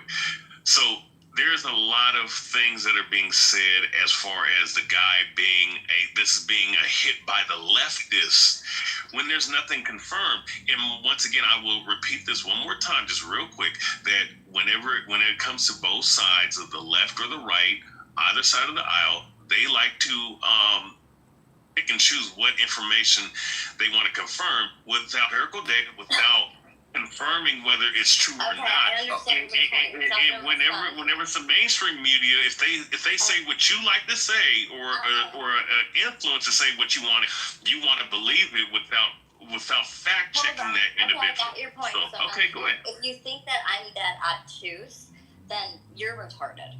Okay. So everything that I'm saying is well thought out. Why did I say that he was a leftist? Here's why. So the FBI, the detectives that are working on this case, and his parents, okay? And his parents. So this young man, has actually never voted, okay? But his ideology leans more towards to being a leftist. He hates the right and everything that conservatives stand for. His ideology does lean to Democrat Party, which is fine. But he was definitely Constitution. He was anti-Trump. He was, anti-Jesus Christ. Anything that went against his own selfish, personal ways of how he wanted to live as furry, I don't know. So. Yeah, and let me just respond, Ray. First of all, yes, there are lots of people who do what you said. Granted, I'm not one of those, and I have been very careful to make my statements based on the evidence that law enforcement has brought out. That's the first thing. The second thing is, as just a general comment, Clubhouse is not a free speech vehicle. It is a curated space. We have mods and we have stage members. The mods are allowed to curate what people say. So if you're complaining that Ann isn't letting us talk about this free speech, she's violent, no. We are not in a free speech place. It's the same if you go to hear somebody speak at give a lecture when you go to class. You can't just call out and start talking about the weather when the professor is talking about calculus. Same deal. Exactly. True. Third, we got a cue. And last thing, specifically, Ray, I heard what you said, and what I need to say to you specifically is, I'm rubber, you're glue. Whatever you say bounces off of me and sticks to you. So nice. There, deal with that biting review. Alan, the key is here also to make sure is that we're not gonna kill you either over your opinion too. That's the big point. But yes, okay, thank you for that. We're doing a conversation here, which is, I guess, because a lot of people don't like out there in the real world. But go ahead, Othello, you're up. So we're talking about Candace Owens. This Candace Owens of today. What about Adolf Hitler? Hold on. Is about Charlie Kirk. The Candace Owens of today. I understand now, but I think we're talking about Charlie Kirk. Hold on. So the Candace Owens, I'm still getting spoken over. Yeah, interesting. It's amazing. Hey, stop speaking over him. Stop speaking over him. Show some respect for this black man. Yeah, Augustus, I see you and your wife have that disease. So, this Candace Owens of today is not the same Candace Owens that came up on the scene in 2016. That Candace Owens came like a bat out of hell, in the black community of all these different things. She was also a divesting black women's group that said, okay, we need to marry white men. And black people didn't really gel with her. Fast forward, she starts working with conservative groups like Turning Point USA. Yeah. She even works with just different conservative groups. Now, people call her an extremist because she left that form of conservatism. What is she focused on now? She's a part of those right-wing groups that want to divest. Hold on. Oh, look at him. Hey, I'm not going to say it again. Do not cut him off. Oh, what are you going to do about it? You strong. See, it's the free speech. The free speech is being shown on the microcosm and Clubhouse. Yes, it is. As well as the macrocosm of people don't want I just want to know other why people to land their ideas. No, dude, land already. So, now she's, they call her an extremist conservative. Why? Because she wants to divest from Israel. So I think she peeked behind the veil, right? She saw what was really going on, and that's why people are aligning with her, because there are a lot of Americans that want to divest from Israel. Okay, but they're too scared to say it. That may be true, but Candace Owens... It's the Jews! And the Republicans... Kick him out. Listen, that's a troll. The Republicans, especially the MAGA Republicans, have bent the knee to Israel, right? But there are some right-wingers and some Republicans that don't want to be complicit in Netanyahu's crimes. So that's why we're gelling with Candace Owens right now, because she fixed her vision. And we know she's married to a Jew, right? She's married to a Jew. She works for Jews. She's not married to a Jew. She's married to a British aristocrat. Yeah, he's not married to a Jew. They just lying. They lying in here. We know what's We're going all on. Jewish. All right. Yeah, I think what's going on is... We know what's going on. Can everybody stop Candace talking Owens at is married once? to a man from a long line of We know what's going on in brave here. white We men. see it clearly. Can we talk about that time? Yeah, did you hear what I said about curated spaces, Otello? Please stop your free speech crying just because you get cut off. And I think in conservative rooms have given you a wide latitude to speak. Well, so thank you, Alex. if you're going to cry, go cry. I'm laughing at you. As far as the divesting rooms, I used to go in those rooms. I bet you did. When Clubhouse looking for a black man sponsor. Because I was, as a white man, they loved me. Oh, I bet. But I will just say, at the beginning of Clubhouse, black men used to kill black women once every 7 hours in the United States, and now it's once every 5 hours. So black men have gotten really busy with black women, and they're just killing them faster and faster. Okay, well, let me see those statistics. So maybe that's a topic for another time. We'll do that later. But, you know, Hey, can I put my mark on? I gotta say something. So what Candace this Owens is is with focused on Candace Israel. Owens Everyone is Candace black Owens is people focused on Israel. That's Can we talk? All right, Can we guys, talk one at a time, can't please? hear. Can nobody hear me, or what's going on around here? But Yeah, sorry. it's all right, Alan. It's all good. Now, Othello, I want you. I'm not. Are you going to land, or what's going on here? Well, I mean, look at it. They're trying to dog about me. But Alan does bring up a good point. Othello, you do this in like other rooms that have the opposite view like this. So, just want to make that a note. But go ahead, get 30 seconds, and then we'll go to Thug. Yeah, can I, me, please? Yes. Well, Othello's going to wrap it up, I think, right? Yeah, I'm going to wrap it up, and I'm going to segue to the beautiful Harriet Thug. Again, Candace Owens, she peeked beyond the veil. She flew up high to the sun, but she didn't scorch herself. Now she's in a great space, right, to lead the American charge to divest from Israel so that we are not complicit in their crimes anymore, right? And that's Charlie Kirk. He tiptoed that line. He had to. Why? Because he was under the Trump, right? And so Trump is sponsored by AIPAC. Trump is in an alignment with Israel. So it was a tug of war for Charlie Kirk's soul to figure out if he was going to be pro-Israel or anti-Israel. And that's where we're here now. That's why we're here. Appreciate it, Thel. Thank you. And I didn't feel like nobody should die for having Yeah, thank you for the Prometheus. Well, when you believe in America first, it means who's after Thug? Who else wants to go so we have a queue? Else? All right. Go ahead. Okay. I just have a little comment to say. There is somebody, I think his name is Mountain. He keeps shirting out slurs. Fuck him. Anyway. Okay. Basically what he was saying is what I want to say, but I mean, I have a little bit more creative way to say it. This is not going to be in standard English like his submission. Candace Owens forgot she was black. When she first came out, she was doing what we call shucking and jiving in front of white folks. And we don't appreciate that as African American people. Her facts was correct. Her analysis and her audience was wrong. And we didn't fuck with it. But she was reminded that she was black when she lost her job at Turning Point USA. Because she could talk shit about every group but one, right?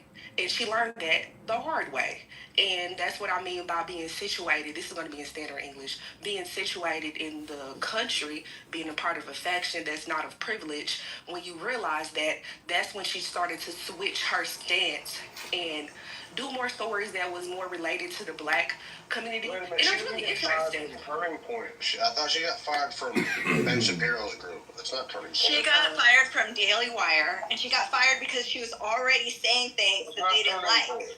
She was not fired. You're right. My bad. I said the wrong. But she was fired because she was already speaking out against saying things that they didn't like, not the other way around. She didn't start saying things they didn't like after she got fired. No, I was watching her every day. That's why she got fired. Yeah, I was watching her every day. I remember when she got fired. She started to implicate the Jays in like deep state conspiracy theories, what they quote unquote conspiracy theories.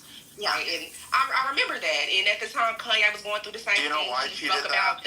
She spoke about Michael Jackson and how these same people were involved in Michael Jackson's downfall, and these same people are involved in Diddy's downfall, and these same people are involved in Sexy Red's rising. So she spoke about that. Are you talking about Charlie Kirk or Slut rapper? So when it comes down to it, when it comes down to it, that's why that's where her opinion changed, and that's where black people started getting aligned. Now I'm gonna say this one. She's been pretty consistent, so I don't know that. Michael, can you chill out? Michael, well, her confidence changed. She stopped shucking and jiving in front of y'all. But I'm gonna say this last thing, and I'm gonna be done. I'm gonna say this last thing. I'm gonna put it to you like this. I'm gonna be done, right? So it comes down to it. If y'all ever seen Boondocks, on Boondocks there was an Uncle Ruckus. Regardless of all the fuck shit Uncle Ruckus did, he was still a part of the black community because at the same time, where the fuck is he gonna go? Who is going to accept him for who he is and let him do his thing? You know, he did some fucked up shit, but he's still one of us, a part of the community, as you see in the cartoon, and that's why he's displayed like that. Even though he left the black kids in the prison with the booty warrior and freed all the white children, he's still a black man, a part of our community. So that's how I feel about Candace Owens. She is our coon. She's a coon, but she's our coon.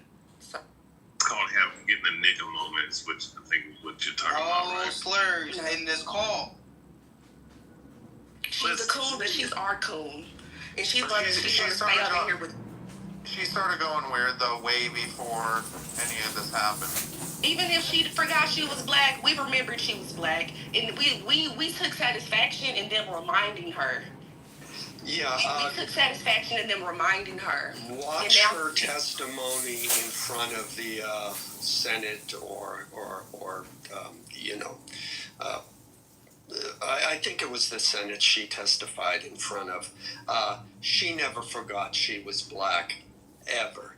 You just decided you liked her now. That's all it was. So don't take credit for her suddenly remembering she was black. And I'll say this. I've always felt like she was my coon. I think when I listen to what she's saying now about Charlie Kirk, I think what it is black people have just found another person that they can use to justify their hatred of white people. We see it for it is. We're not buying into the bullshit, and we know what you're doing. Thank you very much. See, I've always liked Candace Owens. I just didn't appreciate the fact that she was shucking and jiving in front of y'all. But I understand post-traumatic slave syndrome, and a lot of black people have it. And I pray for her. And they reminded her and they humbled her. Yeah, nobody here has ever owned slaves, and nobody I'm talking about being a descendant of slaves. That doesn't count. That's not a thing. I'm talking about post-traumatic slave syndrome, like after. All right, so then if that doesn't count, the Holocaust doesn't count either. Like after slavery, because they've been slapping us in the face with the Holocaust for the last since the 60s. So slavery doesn't count. The Holocaust. How about we talk one at a time? DJ, how about we talk one at a time? How about we talk one at a time? How about we talk one at a time? DJ, I agree with you. Why don't we talk one at a time? So Alan, the Armenian genocide. You guys like Iraq? I agree. Alan, y'all be protesting in LA every fucking year over this Armenian genocide. Y'all should stop doing that. I agree with you. Understand this and like move on. Stop drinking. So, Alan, you agree that they should be remembering the Armenian I didn't say they can't remember it. I didn't say they can't remember It was it. never yours to begin with. That she's realizing that. DJ, you're gonna find. I didn't say they can't remember it. That's something different. But we won't talk. We don't need to talk about that now. The mods, whom I respect. Oh yeah, we don't need to talk about that. Yeah. You want me to? No. Remembering it is one thing. Using it as an excuse. By the way, you didn't answer my question. Money from the government. Yeah, I mean, I agree with what's his face, Alan. Like, I do think that this constant guilting, dude, Americans had nothing to do with the Holocaust. Like, just shut the fuck up about it. Exactly. Do your little remembrance stuff, but do not try to guilt us or influence us based on it. What is this room about? Okay, so Shaw Black, you said you had a comment about Charlie Kirk. Why are people moderating from the fucking audience? Jesus, shut the fuck up, you faggots. Oh, sure. No need for slurs. I just think Charlie Kirk full of shit. Yeah. Hey! He got what he did. No, but I'm gonna. I don't. Let the hate out. Shaw, like, what did he do, Shaw, to hurt your feelings? First off, Savannah, I think you're a hot mic. Just to let you know, Susanna. Sorry.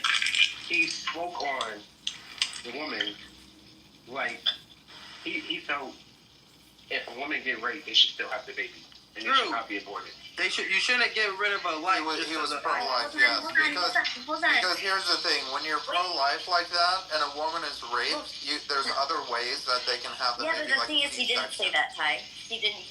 So. Yes, he fucking did. Yes, he did. He did.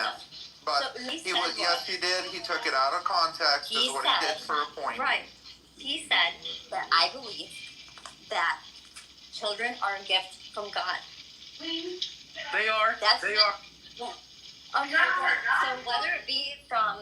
Okay. I'll tell you exactly what he said. I know what he said. Ultrasound. Hold on. If there's an ultrasound with a baby that's been from like rape, there's just a married couple ultrasound. Which one is what? Should you be able to tell? No, which one is the rape baby? Exactly. Exactly. That's the point. They shouldn't. But is the mother going to love that baby? He said, as a society, we need to stop normalizing death with more death. Why should a baby be punished after a gruesome incident like that? That baby is the light that comes from it, from God. True. That's true. If you have faith in God, then you would understand that God gave you that baby for a reason. Yes. Y'all only feel like that because of 2054. That's the only reason y'all feel like. I don't even know what you're talking about. Yes. You're just mumbling. Girl, nobody knows about 2054. No, so I don't even know why you would say. Explain it. Since you get does any African American people know about 2054? Why do you like y'all don't kill know babies? No, why do you want to kill babies? Why do you have to be racist? Why do you like to swallow babies, Ann? Yes. Swallow babies. I've never done that. No. Y'all know about 2054? The white people. So 2054 is when on trajectory y'all will. Never mind. Nobody's talking. Go ahead. Speak up. Don't speak up. I'm scared. I need support. Talking about the family white I need support. Talking about the birth rate. I'm scared now. Okay, that's why they're scrambling. That's why I'm scared because they don't know. I thought they all did. I thought they knew about. Hey, they'll find out. Let them do it. Okay. Yeah, and by I think he's trying to say 2025. No, by the way, folks. That's okay. 20. Maybe she doesn't know what she's talking about. By the way, folks, let them figure it out. Pregnancies resulting from rape are an extreme small percentage of those pregnancies, and out of those, 50% of the women who get pregnant from rape decide on their own, using their own decision making and their own agency, decide to keep the children. So this whole issue of abortion with rape, it's extremely an extreme small percentage of all abortions. And I forgot who said it. Someone enlightened me, but women wouldn't be getting raped if they kept their ass in the kitchen making sandwiches. Oh, that's not nice. Well, here's the thing: is they claim that they're anti-rape, but then get pissed when Trump deports rapists and criminals. That's amazing. Hey, can I ask something real quick? That's not who he's deporting. He's deporting American citizens. He's not deporting Americans. No, he didn't. We're not doing. No, we're not going to talk about that. Oh, why not? Hey, because this room is about Charlie Kirk. Yes. Hey, he put that to Alan. Hey, to Alan right there. Hey, Alan, I gotta agree with what you said, bro. This room is about Charlie Kirk, but you just had a. Will you shut the fuck up, Michael? Somebody else was speaking, bitch. They were talking about. But I was already talking. No, we were talking about. Will you kick this faggot to the goo? He interrupts everybody. No. A debate that Charlie Kirk had about abortion and his thoughts on it. So that's why we were just talking about that. Shut up. Okay. Hey, get Michael off stage. Hey. And I applaud. Quick. Hey, to Alan. I got a response to what Alan said. What you said, hey Alan, what you said was very true. It is a very, very small percentage of that. It really is. But the thing about this is that when you abort a child, I'm sorry, it's murder. It's murder. It's wrong. It's disgusting. Horrible. If y'all go on the internet and see what they do to these babies when they having to abort them, you'll feel a certain way about that. Conception don't start when the baby is born. It's when it's in the stomach. I'm sorry. Yeah. When you get an ultrasound, a woman and we did this in the school, and they had came up and they did a ultrasound of a lady's stomach, and guess what? She was barely what 3 months pregnant. So guess what that ultrasound picked up? A separate heartbeat. So you mean tell me that's not a life? That's a life, and it's murder. I'm sorry, it is murder. Not to mention, if you kill a pregnant woman, it's double homicide. Yeah. That's all true. I wasn't saying that to justify what the abortions. I was saying it to point out that people make a big deal about that argument, and in fact, the reality is it's a small percentage of all abortions. I'm not defending abortions at all. Well, right. So, just because they're grasping at straws, for any reason, try and justify the reason why they don't want to admit that they are just out slutting around and sleeping with every guy that flirts with them. Instead of are you trying to talk about black people? I'm not done. What? And instead of owning that, taking accountability, they have to justify why it's okay to use abortion as a contraceptive. But to my grander point, is there anyone on stage that disagrees with me that all children are a gift from God? Not every single one. Not everyone. Children are a gift from God. Really is. Yes, I love that statement. I love that statement. Y'all are trying to frame the culture in a way. Anyone that disagrees with that? Oh, perfect. So the abortion talk is over. Yes. I wanted to put this out here. There was a dude come up here and said that something about is this talking about black women and this about the abortions. Well, I got to say this, bro. Whoever said that, since the year 1970, and don't get mad at me, you can do the facts. Since the year 1970, black women have aborted over 1 million babies since 1970. It's just divisive and stupid. Any kind of abortion, I don't care what color you are, is wrong. In my opinion, okay? I agree with you, Ann. I agree with you. Do percentages on something like that, you're just trying to be divisive, and it's not helpful. Hey, well, I'm black. I don't care. What does that mean to me? I do research. What does that mean to me? I guarantee you don't know how to. But what I'm saying, reason I said this, the wrong reason I have said this is that when you look at the stats and look at the data on it, you know what I mean? Children, the kids are not ours to begin with in a way. They the Lord for one. It's our purpose on this earth to raise children in the best way possible and follow the guidelines that was sought before them and sought before us. We have no right to take these children's life like that. That's his right. If he decide to take that children's life, that's his will, not ours. We need to stop trying to play God for one. You know what I'm saying? Yes, I do. You know what I'm really upset about is people running all the red lights. When you stop at a red light, you gotta stop. We're not talking about street laws, buddy. We're talking about church. How you know those abortions? How you know those abortions is not the will of God, though? And which party wants you? Are you saying the will of God is carrying the babies? Murdering children? That's crazy. Abortion, they tear the babies. Did God not? But you guys are missing the obvious thing. Now, imagine if all of these, how many babies were murdered by their mothers or aborted? How many black babies? Over 30 million. Over 30 million. Can you imagine this country if it had 30 million more black people in it, and how much more violent our country would be, and how much higher a murder rate would be? That's a good point. Who said that? I respect that.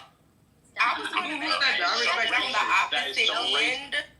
when you guys use it, oh, well, I know, I researched the data.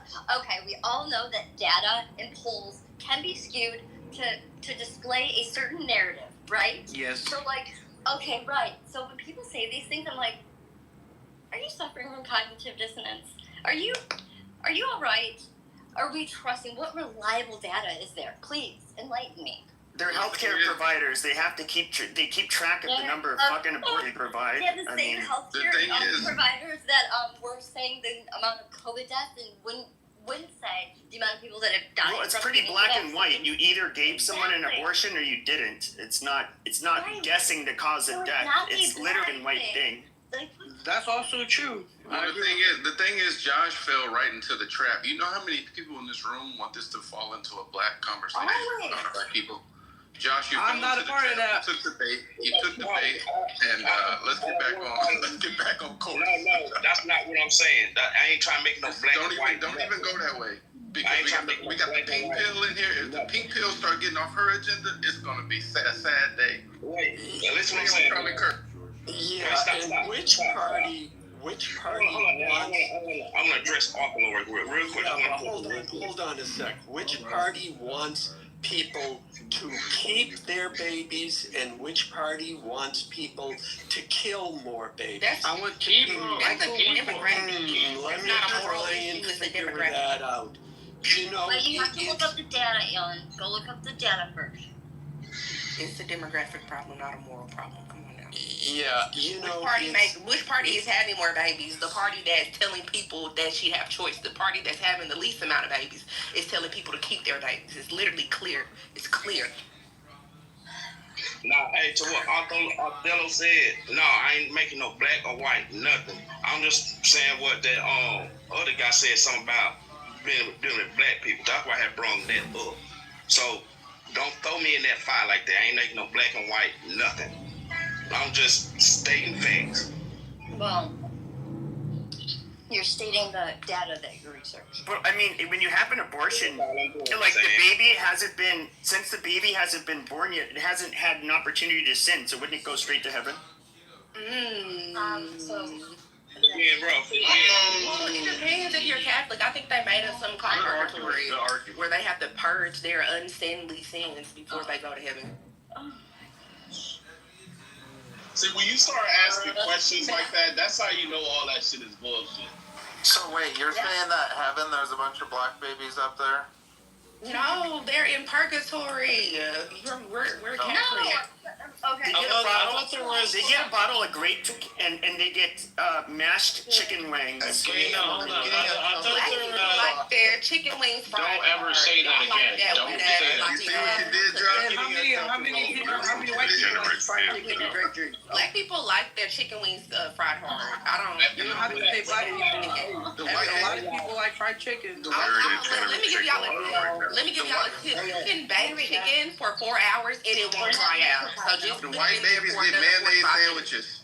And Nick Becker, when you go to heaven, there's 40 virgins. That's heaven.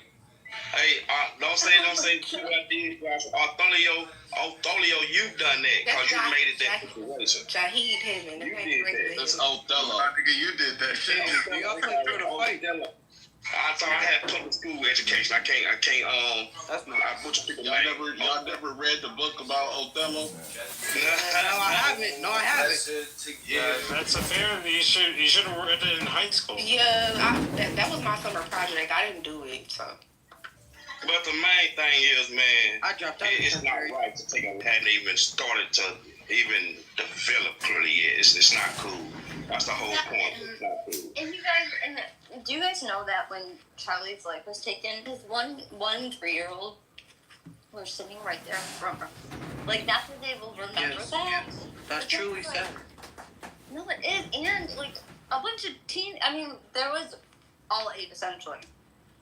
Because even, like, Trump rallies or any events, like, we always bring our kids. Me and my daughter went to a vigil that was for Charlie by my house. And, like, we all bring our kids. So, like, What do you guys think of that? Do you think that is awful? Don't ever bring your daughter. I think it's crazy that y'all bring y'all kids. When it comes down to black radicals, we don't black. Why do you keep going to race? We're talking about Charlie Kirk. Those spaces are not for children. Like, honestly, in my space where I'm at as a black radical, in the protests that I've been to, things that I've done, a lot of times it does get violent, and police show up and they start shooting at people. So I don't. No, they don't. Crazy that y'all I'm in doubt this. Like, I'm saying, like, the kind of the radical side of the protest. Like, I'm in Dallas, Texas. So that's what I'm saying. So it's crazy that y'all think that these politically charged spaces where they're talking like very radically that would piss people off. Y'all are so safe enough to bring y'all children. Stop doing it. Why do we always have to center the black experience in mixed race conversation?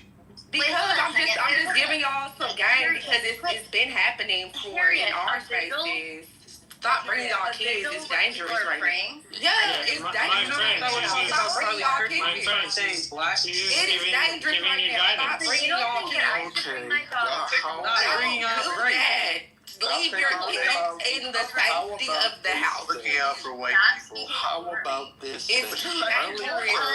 I'm going to talk about Charlie. We used to raise our kids. I'm telling you, it's too dangerous. How about we talk about what the clubhouse is for? Hold on. It's about Charlie Clark. Don't bring your kids up.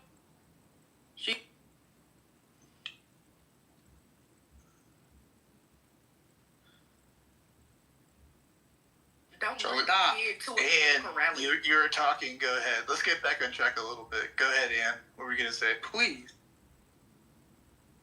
You think that me and my daughter should stop going to mass? You can go. Don't bring your kid. So I shouldn't bring my daughter to mass? Keep your kid. Well, hey, stop interrupting her, please. Okay. Well, she keeps derailing. To a vigil where we're praying and worshiping God. So you don't think I should bring my daughter to that? So that would mean that I shouldn't bring my daughter to mass. Got it. No, don't bring her to anything regarding regarding a political device. Not about Jesus. It's about Charlie Kirk is not Jesus. I want y'all to know that. Nobody knows about that shit. He's not Jesus. Matt, and let's there's a big difference. Because a big difference you know between what? Charlie Kirk and Jesus. No, there's a big difference. Nobody said that. Hold on, Alan. Hold on, you guys. Jesus with the heaven, Charlie Kirk with the. If the next person that interrupts Matt, you're going to... I'm holding. Talking over people. Doug, man, there's a big difference between BLM protests and going to a visual. You do know the difference, right? I can't tell no more, honestly. I look what the fuck. That's because your vigils always turn into riots. Look what the fuck just happened. Well, that's different than y'all visuals. Y'all should be having fucking snipers. Y'all should be having trained snipers. Y'all don't know the meaning of the word vigil. That's the main problem. Please protect y'all children. Y'all already don't have enough. Come on now. The fact that you're saying... vigil doesn't mean... Protect the kids, please. And weed smoking. I want y'all to make it past 20. Guys, this isn't fair. I want y'all to make it past 2045. I'm telling y'all that it's getting down. We talk all the time. Don't you understand? Okay. So if we break down everything that she had said, she did admit to being a radical progressive, so she's always on the side. No, black. So she said that she was progressive, black, radical side of things, and now she's saying y'all shouldn't be bringing your kids. It's dangerous. Well, is there? I mean, why would it be dangerous? Why would it be dangerous? What do you know that I don't? She's not progressive. I've known Harriet.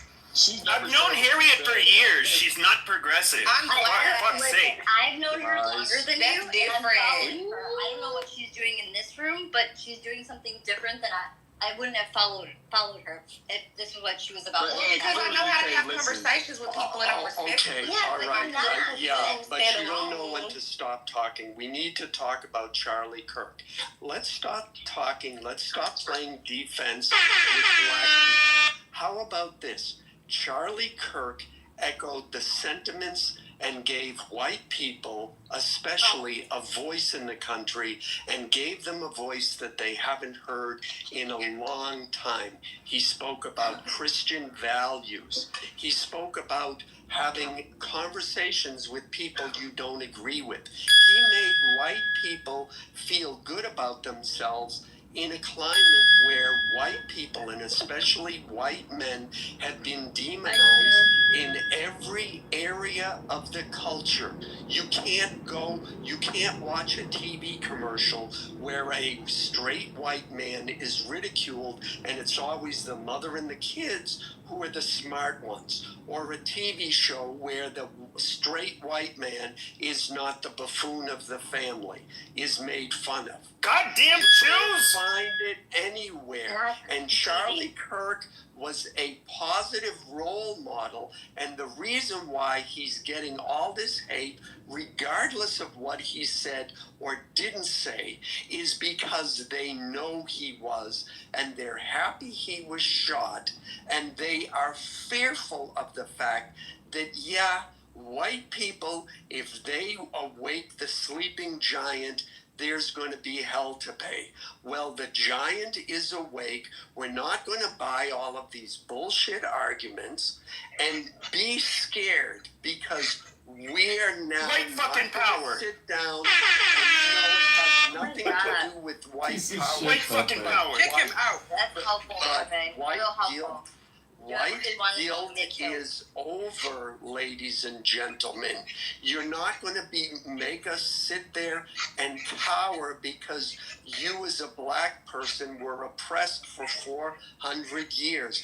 You're not going to get us to give you money because you were oppressed for 400 years.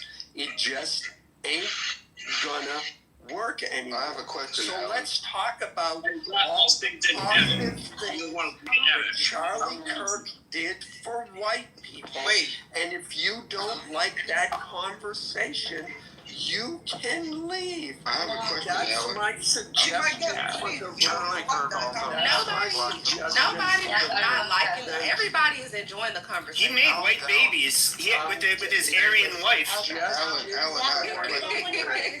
I have a question. I have a question for Alan. His wife was Miss America. That's some good blood in there. I have one question. I just have one question. Because you gave yourself away. You gave yourself away. Let me tell you something. No, Hold on. talk about. Let's have a new voice too. Yeah. Hold on, I'm just gonna do a quick time out. I just needed like a moment of silence. Yeah, I just want to address Alan real quick. Yeah, I just want to address Alan real quick. It was two things. We'll get you guys back. Wait, who is that? I think that's This Joshua. Joshua, does anything like race related? Can we just not race related? It's so annoying. It's not but dealing with nothing like that. You know, it was just I just want to have a discussion with Alan. It was nothing like that. It was just two things I was gonna say, especially about the Black Lives Matter. I don't like the Black Lives Matter. It was fun about two lesbian girls who benefited off of Black death. That's all they did. Oh, you're taking the bait again, Josh. You're taking the bait. Here we go. Yeah, I'm gonna go watch the funeral now. It started. Everybody, who's watching the funeral? We can do the after party. Matt, can you go back to single mod? Matt, can you go back to single mod so we can please have a real moment of discussion? silence? Can we please have a moment of silence? I'm gonna pull it up. Hold on. That's wonderful. Alan, it'd be your own people, Alan. Look how they did. Hey, Alan. So this is what I wanted to ask Alan. So Alan, you said Charlie Kirk gave a platform for white people to do this and do that. You know, you shouldn't be able to right to give black people reparations for all this. Okay, cool, fine, understand that. You know, that's straight. But you also got to take into consideration that when Chinese people come over to this country, they get something called Chinatown. When Arabs come over to this country, they get every store on the block. You know what I'm saying? So we as people. Okay, we're starting. But Alan, what you gotta understand is white people, and they ain't being racist or nothing. Cause somebody say I always fall in. You don't know what I'm thinking. No. We got Bubba Shrimp. We got shrimp. We're going into streaming mode. We're going into streaming mode. You might want to not, like, if you don't want to be part of that, that's fine. You can leave. But we're going to listen to a little bit of it, and then we can have a conversation later. But yeah. Yes, I agree. Well, Matt, can you pin the link so that they can watch it too if they want? Didn't hear you. What's that? She was just saying that can you send a link so we can watch it too? It's up top. I have it up on the. It's on YouTube. It's on X. It's all over the internet. It's everywhere. Okay, good. Okay, I was just repeating what she said. Is the computer on? Right? Did you try reboot? Stop. Why are we being like that? Stop it. Where's that? Y'all watching the funeral? We're streaming it. Go on. Everyone go on mute. And is it the keynote speakers or no? Or is it just the normal? Like, where are we at? Yeah, no, so they're walking in right now. Okay. Yeah, all of them. All right, here we go. This is so sad. And can you mute your audio though? Because I can't even hear my TV. I'm streaming it. Yeah, but we're all watching it.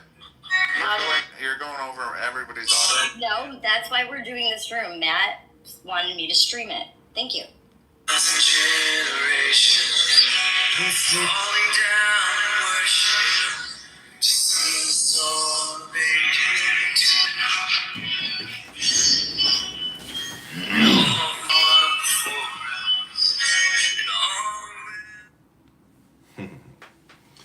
Can't play that copyrighted music on here, so let's listen to something else.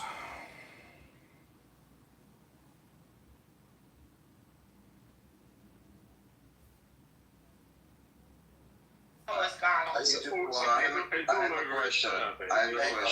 have a question. How are you? Wait a minute. Do I hate black people? Why would you say that? Let me just relax for a second. I want to ask, on October 7th, was it Palestinians entering their homeland? In your, I mean, that wouldn't be fair to say. Depends on when you started the horizon. That's not right. Yeah, October 7th began by secular times. It would be at midnight that October 7th began. Clearly, I mean, if we're talking about October 7th, we can talk about Jabotinsky and the Zionist movement as well, right? Let's talk about. I mean, what does that have to do? What does that have to do with anything? To answer that's your version of October 7th, too. No, it has nothing to do with what we're talking about. You want to eradicate the Palestinians and kick them out of their land? Yeah, that's the same kind of concept. Irrelevant. It's not. You're acting like you guys have never thought that about the Palestinians. So shut up. Never, ever. No interest whatsoever. Please stop projecting. The problem is right there in your faces. I'm not sure why it's like all the gaslighting. The Palestinian, you kind of try to whitewash it as resistance and, and like the right of return and free Palestine. But we all know the truth. This armed resistance to the existence of Israel actually translates to terror attacks. And all those checkpoints and all those blockades, they happened for a reason. Because if you go back in time, I don't know, 30, 40 years, you could walk from any city in Judea and Samaria to Gaza and to Tel Aviv and go to the market and go back and move around, and there was nothing. But, then Intifada 1, checkpoint, Intifada 2, and Hamas vowing to destroy Israel, so blockade. The truth is that the Palestinian movement from the river to the sea is about the eradication of Israel. It's not about freedom of movement. No, there is no freedom of movement for terrorists. And there is no freedom of movement if you want to go and blow up ship. You want to be treated as like human being, like with rights, then act like it. If you think generally in your own society, and you need to eradicate this ideology of sacrificing children to martyrdom and for the blood of Palestinians to liberate enough. We hear it from the river to the sea. Surrounded by We your hear it enemies. from the river to the sea. Palestine will be Arabic, and we know that Palestine was also Transjordan, and we know that Judea and Samaria was the name until the British came, and the West Bank is a colonial name. We know because history is there. Just open a book.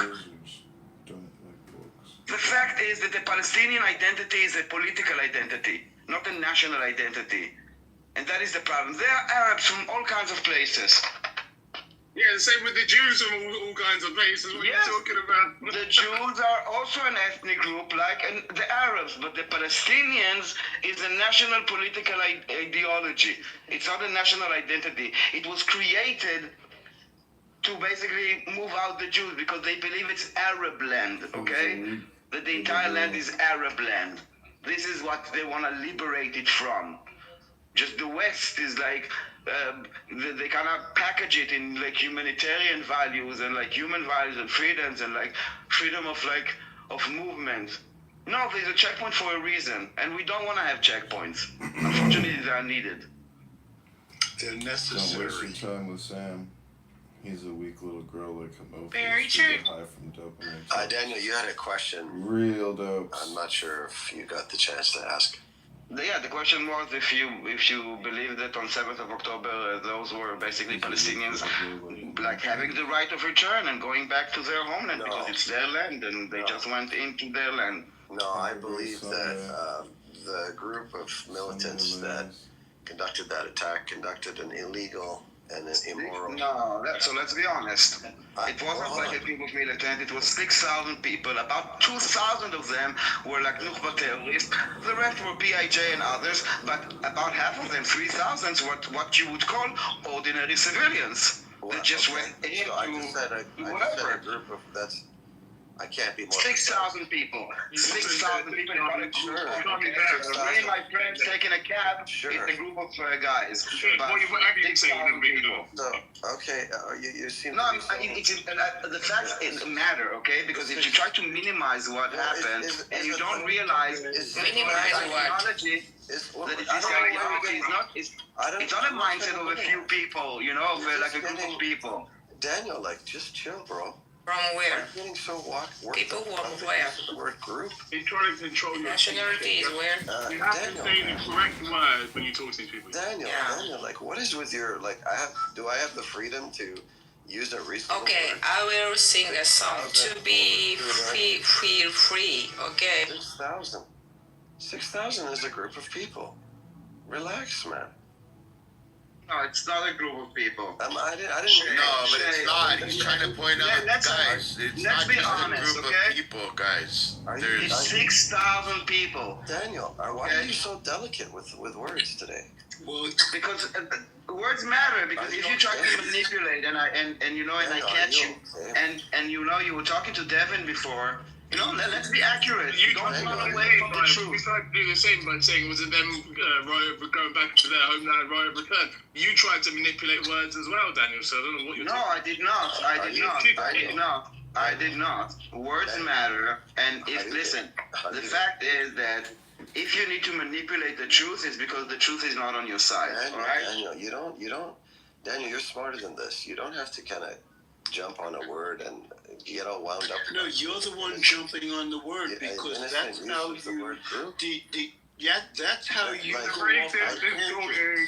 Everyone, the racist Devin is talking. Listen, right now, a group of soldiers is conducting some activity in Gaza. I don't know what you're crying about. It's just a group of soldiers. It is a group of soldiers, yeah. Yes, okay. So a group of soldiers is not in Gaza. Okay. I think Daniel. And a group of protesters went on the streets and everything is very minimized. Let me tell you what I think what's driving your motivation. Here we go, another tangent. I will tell you, you don't need to analyze. I will tell you one word. I will tell you one word. He's going to analyze everything. You don't need to analyze me. You don't need to analyze me. I will tell you. I would like to analyze you. I would like the freedom to analyze you. I'm not interested. I will tell you. I think that listen, you're not in a position with it. Truth. Analyzing the form of trolling. I think that You are trolling by analyzing. uncomfortable. Shapeshifter, sweetie, I don't care for your opinion. I care for truth. Hamas. I care for truth, okay? The fact of the matter is, on October 7th, Israel was invaded. They're going to be safe. You wanted a bad guy to debate. And the hostages are still being held. You wanted. What are you talking about? And that invasion has to be repelled. Hold on, everybody. I'm not sure why repelling that invasion. Hold on, everybody. Guys, can everybody hold on?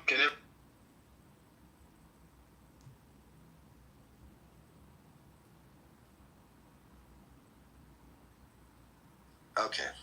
I think, Daniel, you were uncomfortable with the fact that I condemned Hamas. You didn't like that because you wanted to be able to debate a different point that you hope I made. So I just used very innocently, without any malice, the word group. And you just completely ignored the fact that I completely condemned Hamas. I don't know why you just ignored that. The only rational explanation is you wanted to kind of villainize my point. No, the truth is that you said a group of militants, which is, one, not true. Second, minimizing. I wanted to correct, maybe to educate you. I don't want to say that you did it on purpose. Maybe you just didn't know. And if not for you, for the others that are listening, it wasn't a group of militants. It was 6,000 Gazans that went in. About 2,000 of them were Nukhba terrorists. The other were from other groups like PIJ. But about half of them, 3,000, were unarmed, innocent civilians that just went in and also took hostages and stole and destroyed shit. So not a group of militants, but a portion of the Gaza population that participated in it, later on cheered on it, and until now are harboring our hostages. Not a group of Hamas. It's not Hamas. It's not. There's no clear dividing line between Hamas and other Palestinians. Okay. Yes, also in the reporting they don't differentiate between Hamas and not Hamas. Okay. Everything is the same. That's what I say. It's the blind leading the blind. If they wake up to that reality. By you using the word militant, Shape is actually correct. If these people actually Googled it, it would come up with Hamas all over fucking Google. So. Yeah, I mean, I don't know why the topic's so sensitive, but I respect. Yeah, I know. Actually, yeah, they try to make you seem like you're wrong, but then if they actually did a bit of research themselves, they would actually realize they're wrong. What are you talking about? You don't understand why the topic is so sensitive. Daniel, and they literally are a militant group. They was Al Qaeda militant group. Yeah, let's not pass over that. People's lives are at stake, and you're talking about you don't know why it's so sensitive. No, I don't know why the use of the word group. So what you see, Shapeshifter, now Teddy explained exactly why it's needed. Teddy believes that it was actually just a group of militants that went into Israel on 7th of October, as you try to show, but that is not the reality on the ground. Again, it was thousands of people. Okay, a group from different militant groups and also civilians that have been radicalized by an ideology. You remember at the beginning of the war, you guys told us you cannot defeat Hamas. Hamas is an ideology. You cannot defeat an ideology, right? Hamas is an ideology. Okay, a group of radicalized citizens and even ordinary citizens and militants crossed October 7th. I don't understand why the word of group has charged you so much. Now I didn't charge me. I just want to, again, I explained 3 times. I'm not sure. I guess you have an autopilot. Thank you. Truth is important, facts are important, and nuances are important. People don't know this. And the definition of the word militant then. Teddy actually thinks that I'm wrong. You see, so this is why it's important. No, so this is why it's important for people like Teddy and for you. Me and Handshake are both wrong. Shape, okay, hold on. Shape, do you also believe that it was only Hamas that went into Israel on 7th October? Because now he says something else, and Teddy thinks that you agree with him. So please correct Teddy. That I'm correct, and he's wrong. I believe that there were others, such as the groups that you've named, that also crossed the line. that also crossed the border. And they would all be covered within one militant group there. I pointed out one group. Whose report did you read about Senator O'Connor? Whose report? I pointed out one group, and you've correctly added that there were other groups that crossed. Yes, and then Teddy is still arguing. No, but Teddy is still arguing with you now that it was just Hamas, the militant group that went in. No, Teddy's being charitable because he's picking up that this is not really a material thing to debate. You've added more. No, it is very important. It is very important. You've added more. Were they acting together? Were they all acting together? It's a very important distinction to understand. Now look up the definition of militant, and then they were all grouped together, and they were all acting as a militant group. Dum. Okay, I'll Daniel, for the sake of the argument, and actually just even authentic. I will tell you why it's important. I agree with you. The big picture. Daniel, I agree with you. So what's the next question? The question is whether to use the term Hamas or to use the term Palestinians. When referring to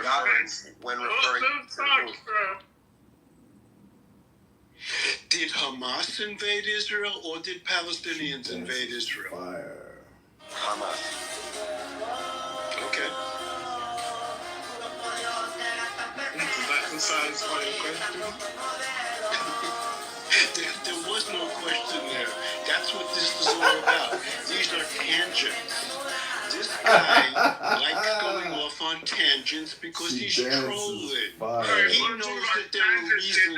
Anyone should just go on your Twitter page. You fucking talk loads of shit on there. Excuse me? Repeat. What are you saying? Go ahead, continue. Devin, yeah, I'll explain. He's pointing out your very troubling racist posts around random stuff like they're not racist. Black people dancing in Japan seems to bother you. I mean, so what about it? That seems to be a tangent. So you want to discuss. I mean, you asked. Hold on, Devin. I don't know why. Let me just quote you from one of your posts. I don't know why. Let me quote you from one of your posts. You referred to black people as pests. Yes, I have. Devin, yes, I have. So Devin, what? I didn't really want You're to bring taking up. something out of context, and you're trying to. Hold on. A racist says racist things. What? I'll repeat it. A racist says racist things. Yeah, I believe, Devin, that you are racist, and no, I'm not. Yeah, but that's okay. You're entitled to your opinion. Yep. You're the racist opinion. This is par for the course. You mentioned the color of someone's skin, and then you say the word pest in the same sentence. You are a fucking racist. Well, actually, okay, you're entitled to your opinion. What puts it up, what really puts it over the top is he then defends go ahead. He then defends it. Like there's a moment where some introspection. I'm not even defending it. I'm saying the opposite. Do you hear what I'm saying? You're saying I'm racist. I'm saying I'm not racist. I'm not defending. I'm refuting 100%.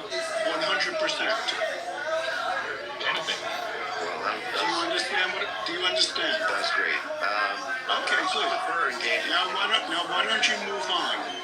Okay.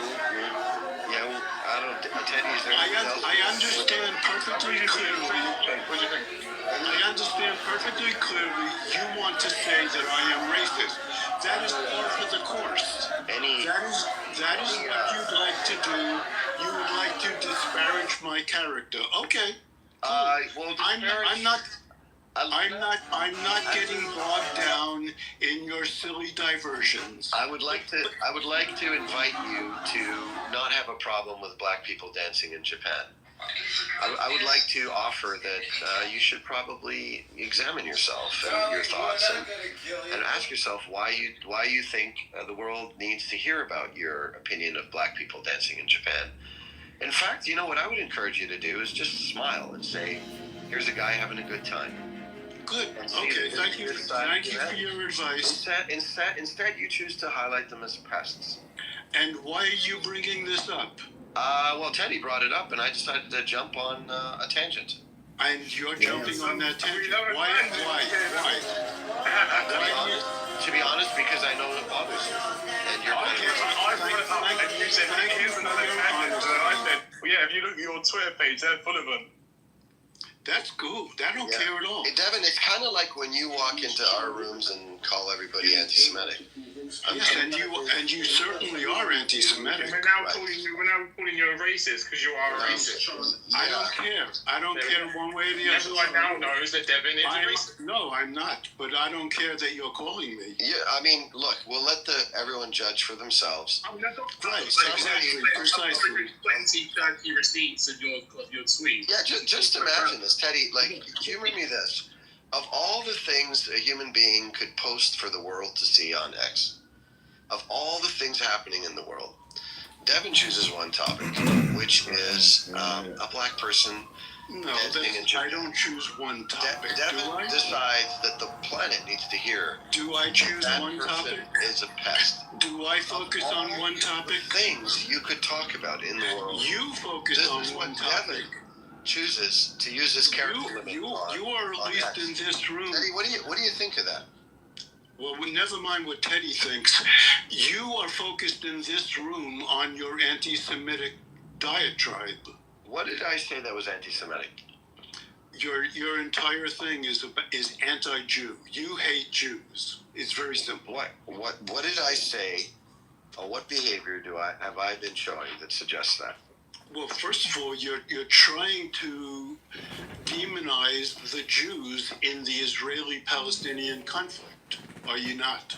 Did I ever say the Jews when referring to the conflict? Many times. It's a Jewish state. It's an 80% Jewish state. Only 20% is not Jewish. Yes. When you speak of anti-Israel, yes, you're speaking anti-Jew.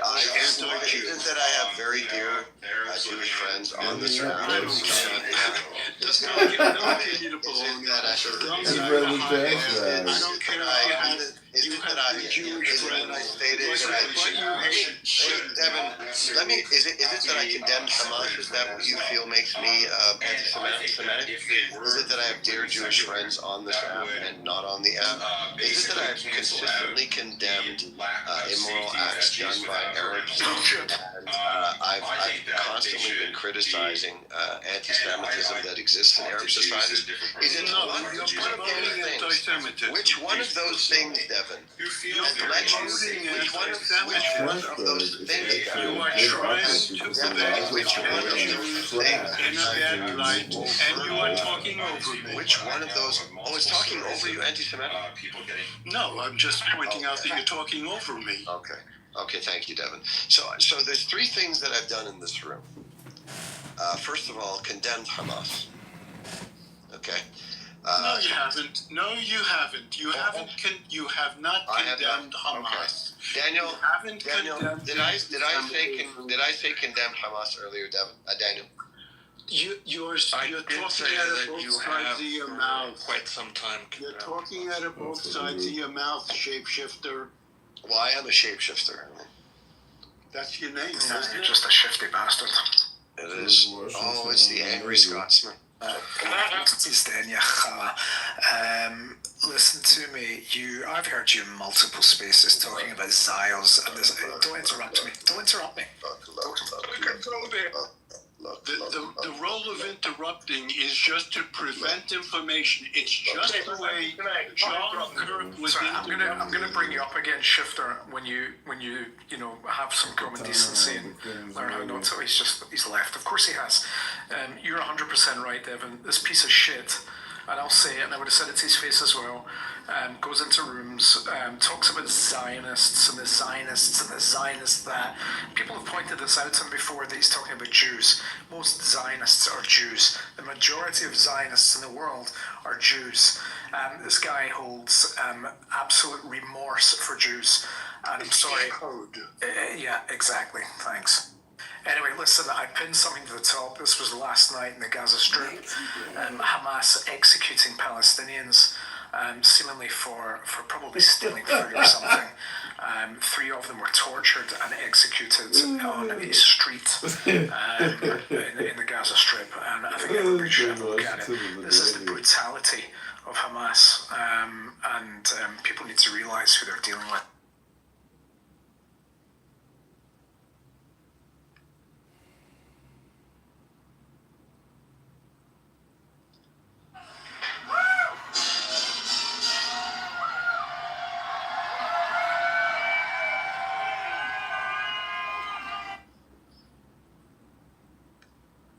Thank you all. Well, they won't even show their faces. Cowards. I think today is about the Palestinians, you know? I think that's it. Yeah, Palestinians. That's so funny, man. Today is about the Palestinians. It's not about Hamas. It's not about the IDF. Hamas are the Palestinians, you idiot. Hamas are what makes today about the Palestinians? So now the Hamas are not Palestinians. That's interesting. No. The same way, you know, all Americans. The Jews are IDF. The same way. We treat all the Jews like the IDF. Yeah, the same way the NBA All-Star team are not all Americans. Do you know what I mean? Even though all the NBA they're all Americans, but all Americans are not in the NBA All-Star team. Do you know what I mean? So no, they're not all. Then all the Palestinians are not Hamas. Do you know what I mean? So this day is about... No, I don't know what you mean. No, Palestinians are Hamas. Right, so I'll break it down. No, you don't need to break it down. I'm fine, thank you. Scattered around the world, and we hunted down what the Nazis were. Yeah, I think at the end of the day, the world has recognised Palestine as a state. And this is a momentous day. Four countries, not the world. Not four, it's four today. And what's that going to do for everything? Well, Tell me. One of them was the one that recognised Israel in the first place. So and how can you recognise a state that has no international borders, that has no president, that has no currency? Absolutely, of course it does. Internationally recognised borders. Does it have concrete borders? Can you tell me? Yes, absolutely. You tell me where they are, because you seem to know more than me, Aziz. Israel is one of the few states without that hasn't confirmed its actual borders. Oh, really? Is that right? Tell me. So how does that work then? So if I walk, I can just walk and like until well, like. So they haven't. You're a fucking clown, man. You're a clown. Hold on. You can Google it. How can you Google it? I'm a geographer. I know a lot about borders. Tell me where Israel doesn't have borders. Honestly. Okay, so I just asked ChatGPT because I'm not an intellectual.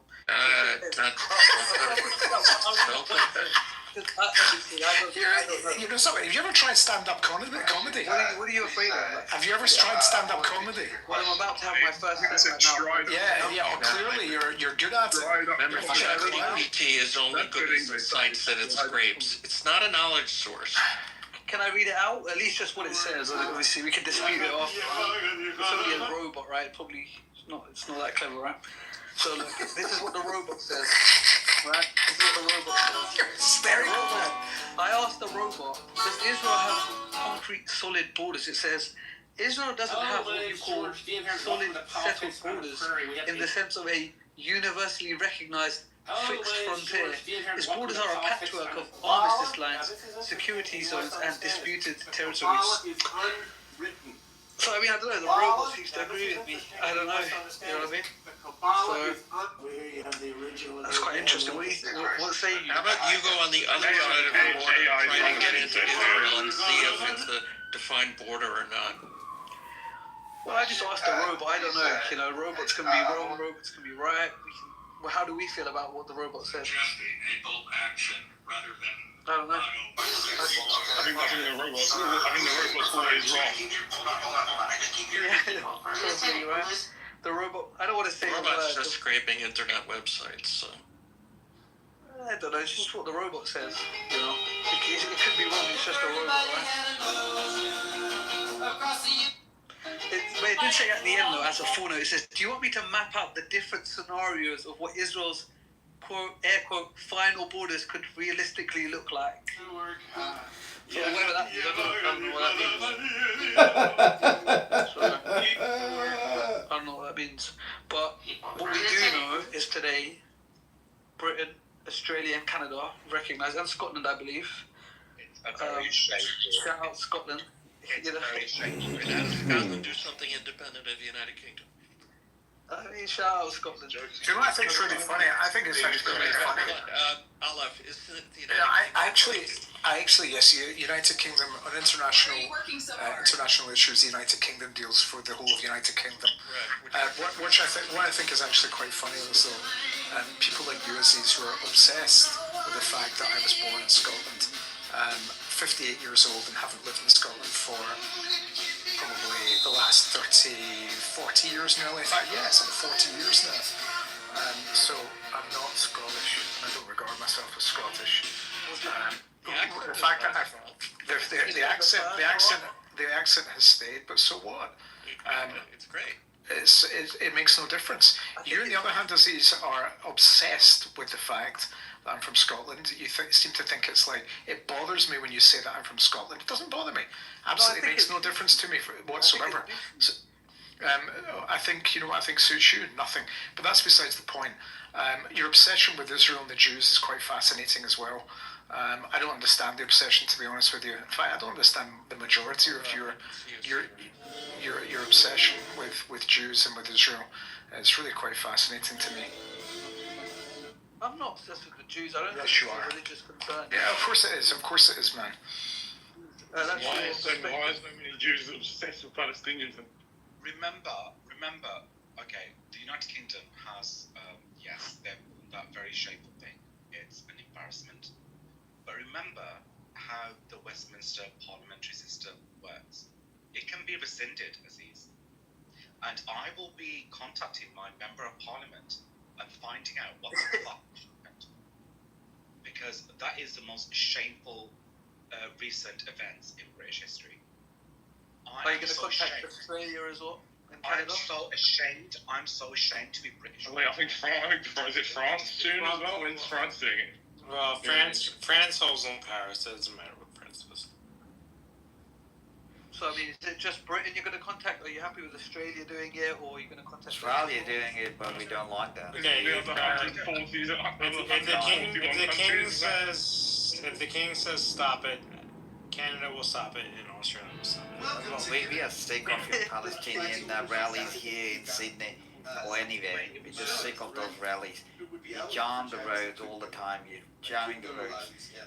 We don't have anything to do with Palestine. We're fucking 10 miles away from there. Why should we?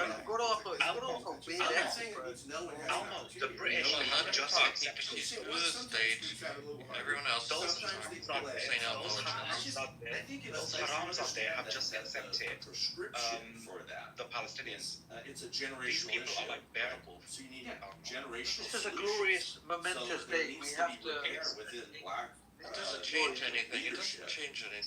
But on paper, you can recognize as many countries as you can. It's moving in the right direction for the Palestinians. There's no direction. It's like United Nations. It's a paper tiger. You took mistakes. It doesn't matter. It doesn't matter. Like if 141 countries put sanction on Israel, nothing's gonna happen. Okay, hold on. Let me ask you a question. So, you know those men that are identifying as women?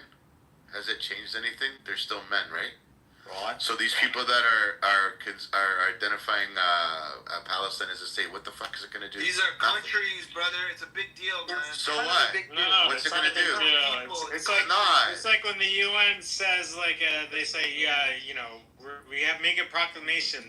Nobody cares what they say. It partly shuts down that narrative you guys have when they say, state of Palestine never existed. If it makes you happy, so be happy. But if it floats your boat, but on the ground you don't have anything.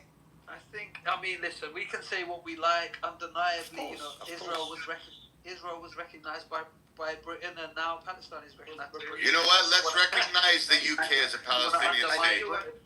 Aziz, the difference is that Israel was de facto a country, and then when it was recognized, it became the country. Now with Palestine, it's a different thing. They basically say recognize a state that has no sovereignty, no borders, no nothing, and they also say only if Hamas will not rule over that country, while Hamas, if you do now polling within the Palestinian in Judea and Samaria and Gaza, get the majority of the votes.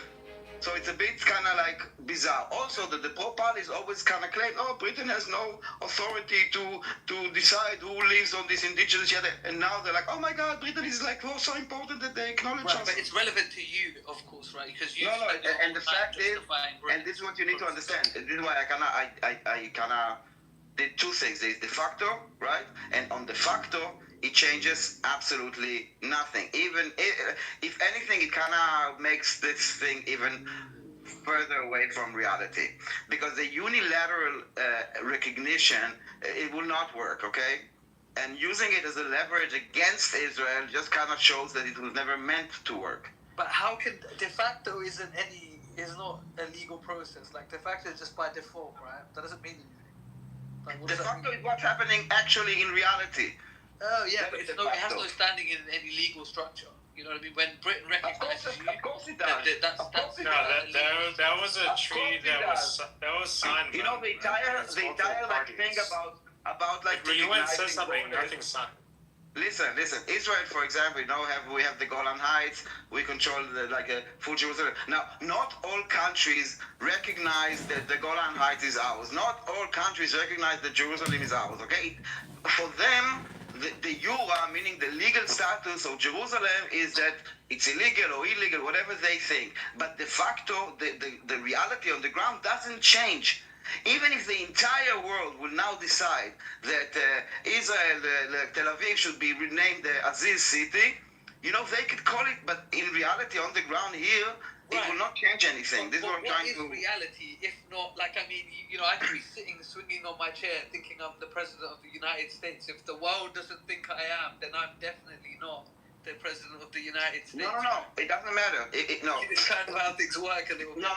Let's say you have, let me give you, if you have like a $1 billion in your bank account, but the world does not believe that you have, it doesn't matter. You still have $1 billion in your bank account. Got it? Because that is technically you do. That is the reality. No, because we don't recognize your money, right? We just don't. No. Validate your money doesn't. Okay. So basically, what's going to happen is Israel is able to defend the Great Lakes.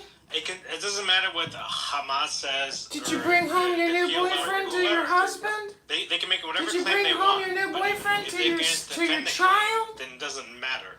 How's it going there in the home? Are you bringing peace? Or are you bringing chaos and wasting all your time on Clown House? You could be so much better than this, Danny. You're so much smarter than this. You could do so much more with your time. Yeah, but now they have every right to attack Israel, though. That's the thing. Even the Muslim countries around them, they have every right to attack them, and they can't say they're terrorists anymore because they're recognized, right? It's a sovereign state. It's a sovereign state. Yeah, it's a sovereign state, so you have no say. They're not terrorists. Yeah, you have to respect their legality. No. By that logic, Afghanistan was also a sovereign state. Didn't they bomb it for like 20 years? Right. And sovereignty doesn't mean anything. If somebody want to do, they will do. So what you're saying is, even if it's bad, you have to be strong to protect your sovereignty. So you don't mind being the bad. Yeah, where was the UN when there was Russia and the US attacking Afghanistan back in the day? Where was the UN back? Aziz, I'm not Muslim, I'm not Jew, but I'm gonna ask you some simple questions. When Muslims say that this place belongs to us, so it's coming from your I'm stamping that we were here before. By that logic, Jews predate you. My thing is not like who was here first, right? Because there were people here before the Jews were. Abraham came from Babylon. I don't care about that shit. What I think is, if you have a house somewhere, just don't kick me out, because that's terrible. If you kick me out, let me back. If you don't let me back... No, that's not how things work. That's not how things work. Well, if it doesn't work like that... Well, throughout history... I don't want to... What did the Romans do? What did the Greeks do? What did the Ottomans do? What did the British do? The French? Yeah, they colonized the world. So Pakistan actually created because by kicking out the... that's terrible. Right? Okay, so by your logic, then we should give back every single house that was ever taken from every single place for every single person. You know how stupid that sounds? Right. This is why we have... This is why post-1948... 1948, we have laws in place to account for this. I don't want to talk about fucking Mesopotamia and fucking Indus Valley civilizations. I don't care about that shit. Post 1948, the country sat together. Okay, well, you don't care about them. What about the people that were kicked out before 1948? Right. A lot of people in the U.S., the Native Americans. Are you saying fuck them? Church.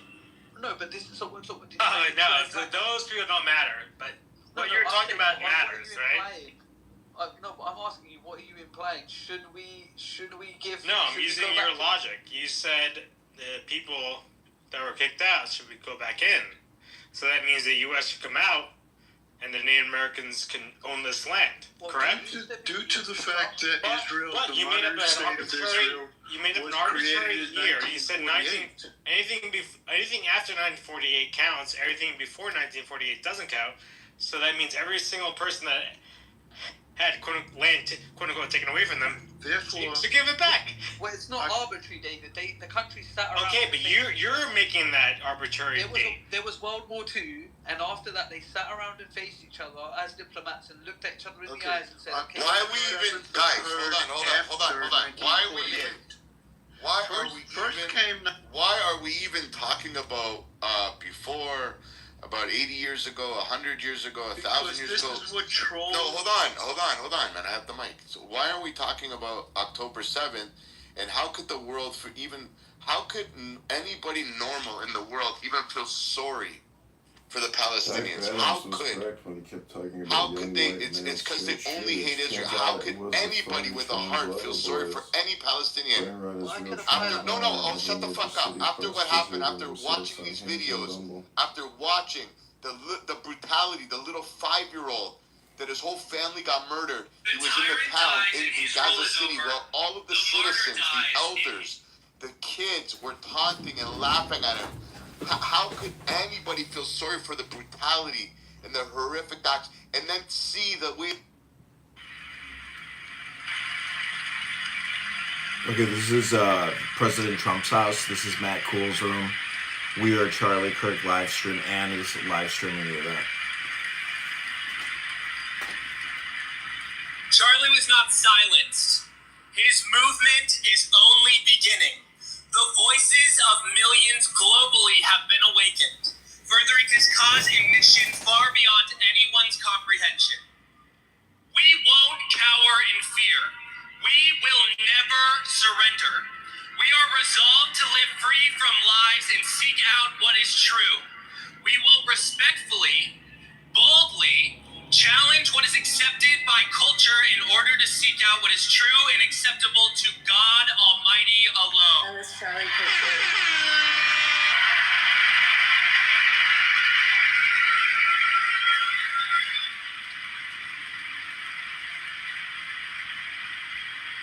To everyone here today, live free.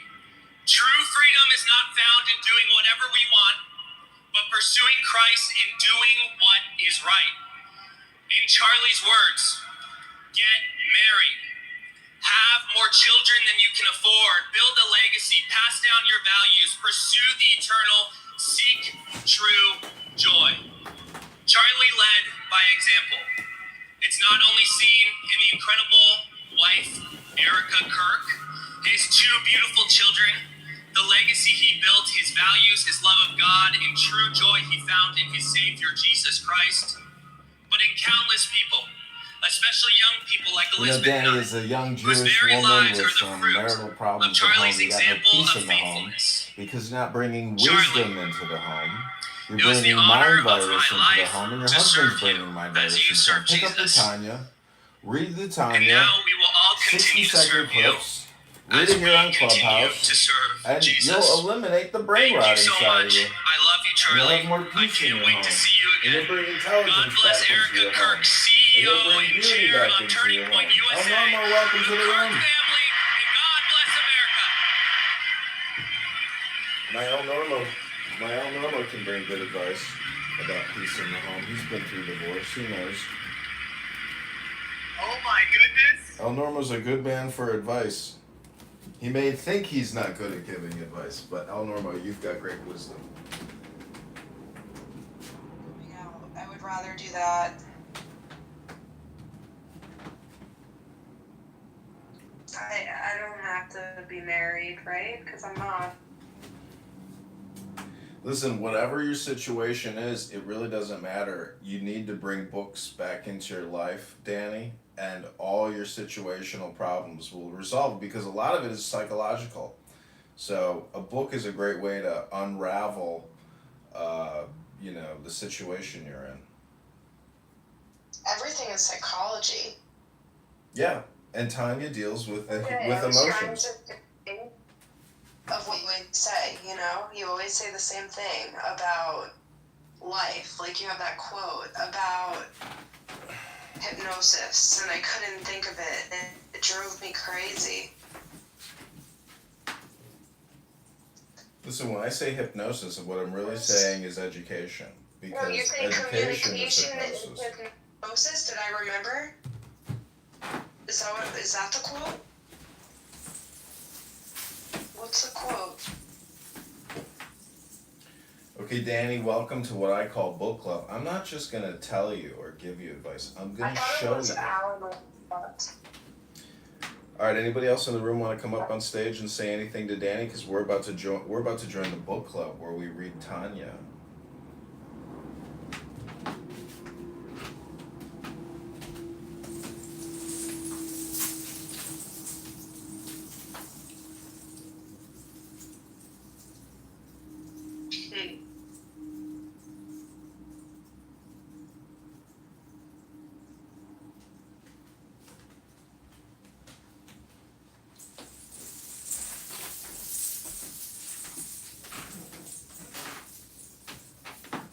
Okay, going back to our regularly scheduled programming.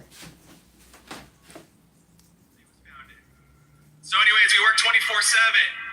He would tell every supporter of ours between me and him we were a team that was never off the clock. Full coverage. I would usually stay up till 2 or 3 in the morning working on the next big Turning Point USA project and text Charlie reports of what our team that day had accomplished. It was like this every day. Work, report, and wait to see my text messages to Charlie flip from delivered to read as soon as he woke up on the East Coast so we could be firing away feedback, thoughts, and a flurry of brilliant Charlie Kirk ideas as soon as he opened his eyes. I'm not kidding you, this was every single day. And all it takes is 2 dudes to dream up big stuff and talk each other in really insane ideas, which Charlie and I did often to one another. We would go back and forth with those ideas, perfecting them, turning into bigger, more insane. Sacrifice. What's that? Stop the child sacrifice. No, that's not exactly it. I said, stop the hang on, Aziz. International terrorism. What I said is that Hamas is sacrificing their children. Hang on. Well, you should, because we're fighting a war with them. Britain doesn't think. Britain doesn't agree. Hang on, Aziz. Hang on, Aziz. Calmly. Don't get all freaked out. I can see how frightened you are because you get faster and faster when you talk. You stop catching your breath. Your breath gets shallow. I can hear it. So statement number 1. I know sometimes the facts are hard to hear. I don't blame you. I said. Well, I live in England. We don't agree. Calmly, Aziz. Don't freak out, man. This is just talk. Don't lose your shit. So you're going to have to change your underwear. I said Hamas is sacrificing their children, didn't I? Change my diaper. Did you say that? I said Hamas is sacrificing their children and that we're going to stop them. Did you hear that part? Or did you miss it?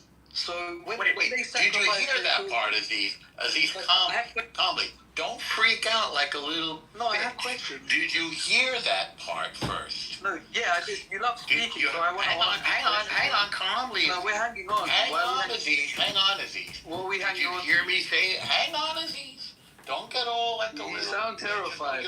You're all quivery now. You sound afraid, You're all quivery, and it's a little bit embarrassing as a man to see another man peeing in his old undies that he hasn't changed in a week. So I said Hamas is sacrificing their children. Now, where's the evidence of that? Well, the woman that you just mentioned, a little girl. Hang on, Aziz. Aziz, hang on. Is it at an interrupting a lot, I guess because this stuff is hard to hear. And I don't blame you. It's hard to hear. But if they weren't sacrificing their children, they could have allowed the children into the tunnels, couldn't they have? Wouldn't that have saved that Habiba's life? if she had been allowed to take shelter in a tunnel, because she's a civilian non-combatant. But how did she get killed? Hamas hid behind her, didn't they, Aziz? So who's responsible for sacrificing their children? That would be Hamas, wouldn't it be, Aziz? Right? 500 kilometers of tunnels and no children allowed down there? Not one? Is that outrageous? No civilians allowed down there? Not one? Is that not outrageous? So let's compare and contrast. In Israel, Arab, Israeli, Jew, Baha'i, Yazidi, Samaritan, Druze, everybody is allowed into the safe rooms. In Gaza, nobody is allowed into the safe rooms. How do you explain that, Aziz? Put your answer in the chat. Go ahead. He just left. He freaked out? Oh, he just fucked off. This stuff is tough to hear. I don't blame him. He's like an annoying... The truth hurts. That Australia actually recognized it. They did. They did on 21st September. They did, and Canada. What is this now? What are you saying now about Australia and Canada? They recognize Palestine as a state, but I also know a kid. I also know a kid. 100%. I know a kid in my daughter's school that she considers herself a cat, and the school recognizes her one. But we all know she's not a fucking cat. Yeah. And I also know men that identify as women, but we know that they're not. They're still men, so they can identify and be recognized as such. But as long they never are. That doesn't make it true. Yeah, on the ground is not going to count. It's not going to count on the ground. Believe in angels. A lot of people believe in angels and ghosts, and that's fine. But that doesn't make angels and ghosts real. Where is this Palestine? Who's the president? Gail doesn't know. St. Elmo doesn't know. No. I'm actually saying it doesn't actually count. Whatever you just recognize, it doesn't count on ground. Hang on a second, man. Hang on. If it doesn't matter if they don't have a government? What is it was before in 1948. It didn't exist in any map for the last 2,000 years. That's not true. I'm not talking about maps now. Wait, it was always there. I'm not talking about maps. Hang on, Gail. Hang on, Z. I'm not talking about maps. I'm not talking about 1948. In 1948, right around the same time, actually late 19th century, Greece was created. It was a reconstitution of ancient Greece. Right around that time, Ireland was created. It didn't exist before. Pakistan was created in 1947. It didn't exist before. Germany was divided in two in 1945. That hadn't been done before. Hawaii became a part of the United States. That hadn't been true before. Alaska became part of the United States. Alaskans are Americans now. That didn't exist before. The fact that things change is not a contradiction of reality. It's an affirmation of reality. What did you want to say, St. Elmo? I think Bangladesh also got created. St. Elmo, your name is not St. Elmo. Bangladesh also got created. It never existed, yeah. Say that again? Bangladesh also got created, in the I can't hear that first word. Hey, Mom. You look so cute doing your little joggity jig. I could eat you up. Oh, wow. I'm a buttercup. Samantha sent it to me and I can't stop playing it. You also look so fit and you look so happy doing your little jig. That's not me. That's AI software. I'm not actually dancing. No way. Yeah, that's a computer. Get out. Yeah, that's why I sent it. That looked like your body. Yeah, it's pretty amazing. You upload Come on, it. you serious? Yeah, I'm not making this up. You upload a picture and it'll create a video for you. Huh? I just made big bucket of chicken soup. Wish you were here. Get all that I felt bone like marrow. chicken soup. Fall there was chickens at the store, and they were, the one that I picked up was dated today. So the butcher was right there loading the cases, and I said, what do you say you discount this chicken that goes bad by tomorrow? Certainly, he says. He says, how much would you like to pay for it? So I said, it's $10. I'll pay $6. He says, you got it. Deal. How do you like that? Deals. Deals Yeah. and deals. I have noticed that they're not like sticking stickers on stuff saying special or something like that. They're not notifying people that stuff is dated. They want you to walk out with it. So you got to be careful that way. So I went to this great big dance. Albuquerque had an outdoor international music festival last night, and this one woman who was from Brazil, she wanted to wind up the crowd, and she said that every 23 minutes in Brazil, a Brazilian gets killed. She says she's got a pending visa. She's been waiting a year so far. She wants to get into the U.S. I'm like, I don't want you here. Check you out. She was a lesbian. She admits to being a lesbian. But what a forceful bitch. Well, she was a musician? She seemed dangerous to me. She was a musician? Yeah, good one too. Oh. Very good. Good singer. She was the only, there was only 3 players. One was a white drummer, so he probably came from Albuquerque and, rounded out her little trio. But she's the only one that got people up dancing. The other band didn't sing. They just played these really cool electric, it was like a great big bowl with strings. Something I'd never seen before. But anyway, it was nice. My neighbor and I went together. He's the same age as I am. One month younger. And real fit guy. Hey, that body on your AI had you looking real fit. Mom, it's a video, okay? But I gotta get to work and get to the gym. So what else is important that you want to talk about? Just wanted to also remind you and extend, if you still wanted to come just for a couple of days, Farron's coming now for 2 days.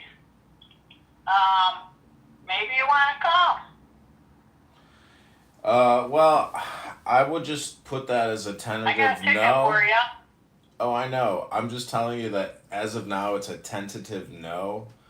I just can't logistically do it, so I would have to mark me down as a no on that RSVP note. I apologize.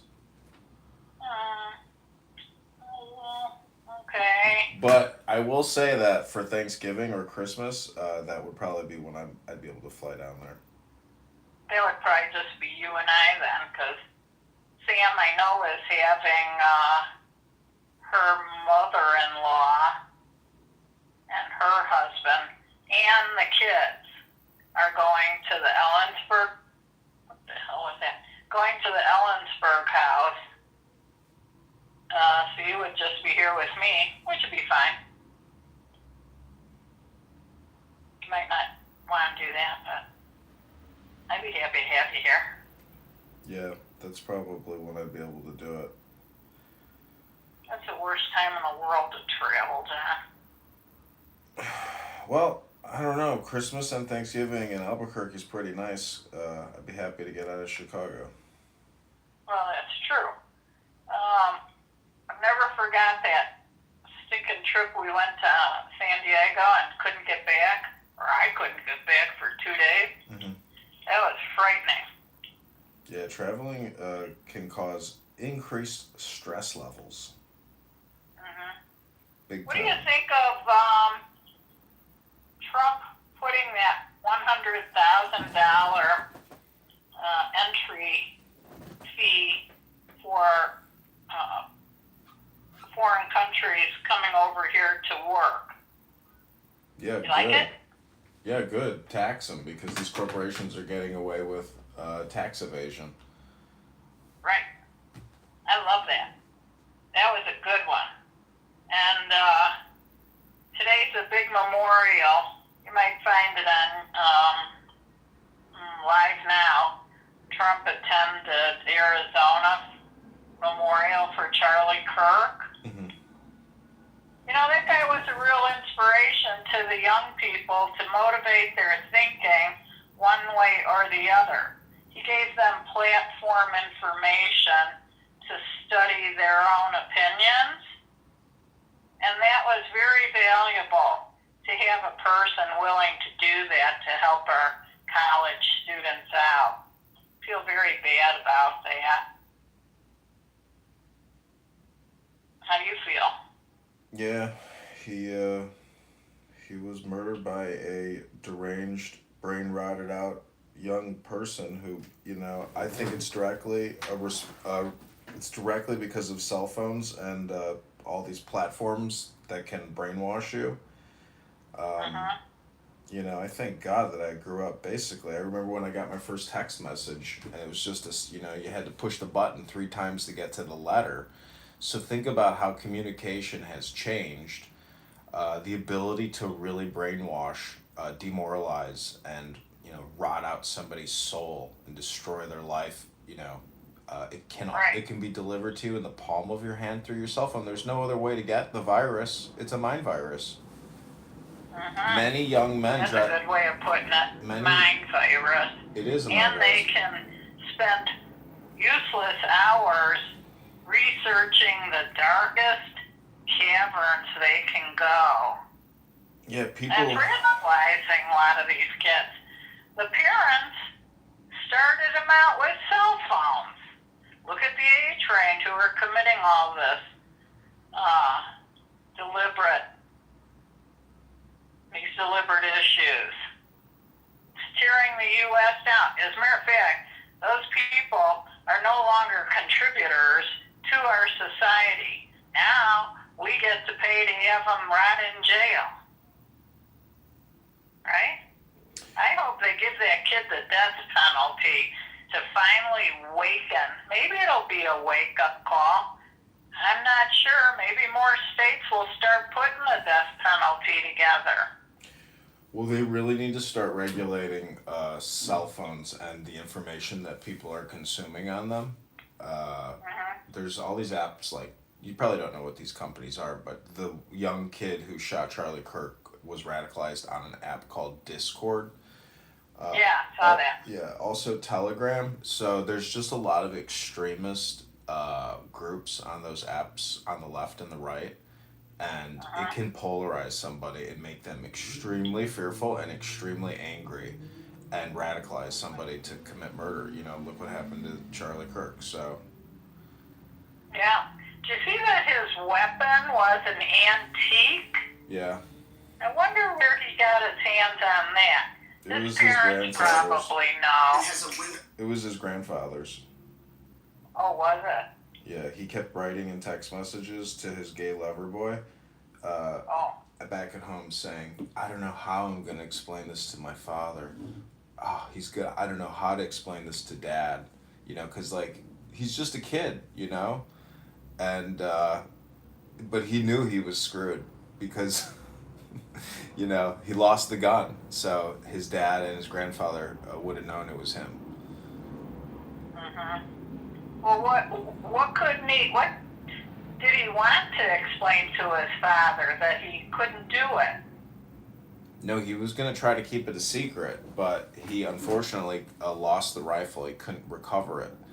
And so his, alibi would have been blown. Oh. He tried to carry it. Why couldn't he recover it? He told his boyfriend where it was. Well, you'll have to read the letter. I don't really want to discuss it with you right now, but if you take the time to listen and do some research and find the articles, you can listen to it all. I don't have it in front of me to read to you. But anyways, that's my schedule, but the campaign here is going good. We are over 700 signatures now, so there's a good chance we get on the ballot in March. How many do you need? 700.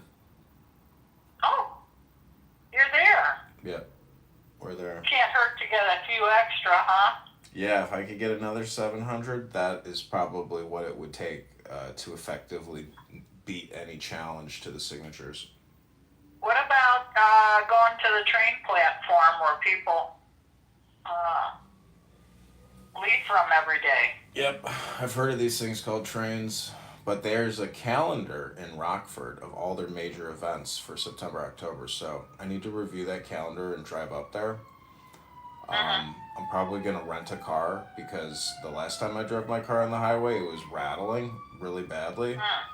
So, plus my battery died the other day at Superdog, and this car is nothing but a 24-year-old deteriorating problem. So I don't feel comfortable driving there in it and getting back safely.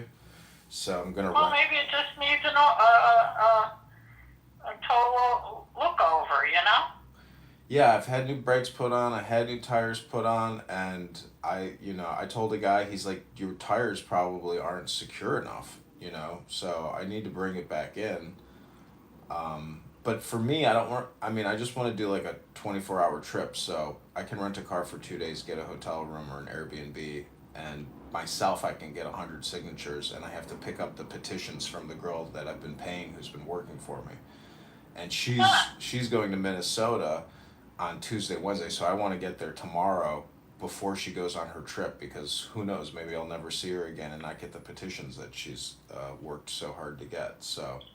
Whoa, Yeah. Okay, I'll let you concentrate. Just thought you were really cute in that little campaign That's video. the point. Cute. That's the point, to be funny, to be cute, to be nice, to be kind, but to use technology for communication, because people's attention spans are 3 seconds. That's it. That's all you get is 3 seconds with somebody. After that. Here's where it appealed to me.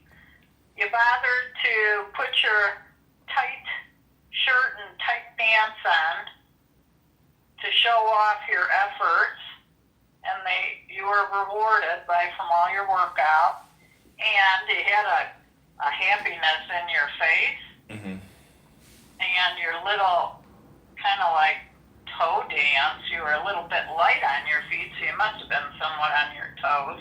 It's a video that I didn't actually do that, right? I've already told you, it's a picture, you upload a picture, and then it creates a video. So that's not me dancing, that is an AI video. Watch it again closely and you'll say, you know what? That is obviously not him. That is a video creation done by a computer at Google. Well, you're done change your happiness on your face. I get it. That's what I was charmed by. I get it, but next time you watch it, you'll see it. You'll say, oh, I see it now. This isn't real. I even like the background. Did you create the background at least? It's a little bit like my background, but I can send you the picture that I used to create that video. No, I like what I saw. How did you get it? Did Samantha text it to you? Yeah, she sent it to me this morning when I woke up. There it was. So wait, what's your cell phone number that I can text you at? Cell phone number? No, don't do it to the cell phone, because the little postage stamp size screen, you can barely see anything in it. Oh, I understand. Is that what you mean? No, I was saying, how did... me her cell phone. No, me? Did she email you? Yeah. That's how you got the video, right? She emailed you? Yeah. Oh, I thought she text messaged you. No. It looked like it came from YouTube. Yeah. Okay. She's not leaving today. She leaves tomorrow. Okay, cool.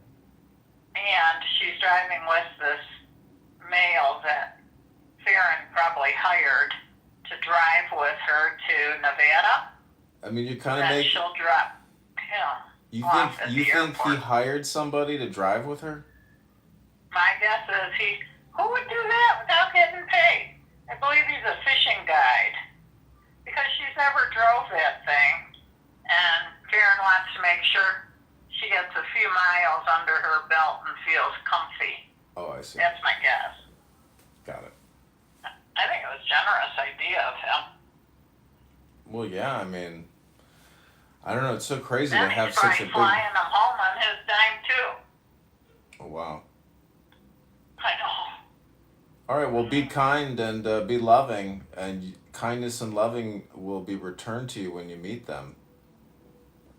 I do feel that way. I feel very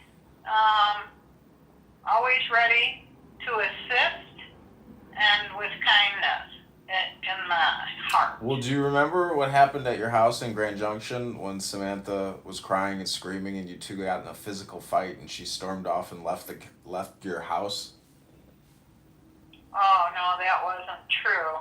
That was Shlomo. Samantha was engaged with Shlomo's anger. Samantha actually left Shlomo after that because of how he treated me. Sam and I did not have a fight.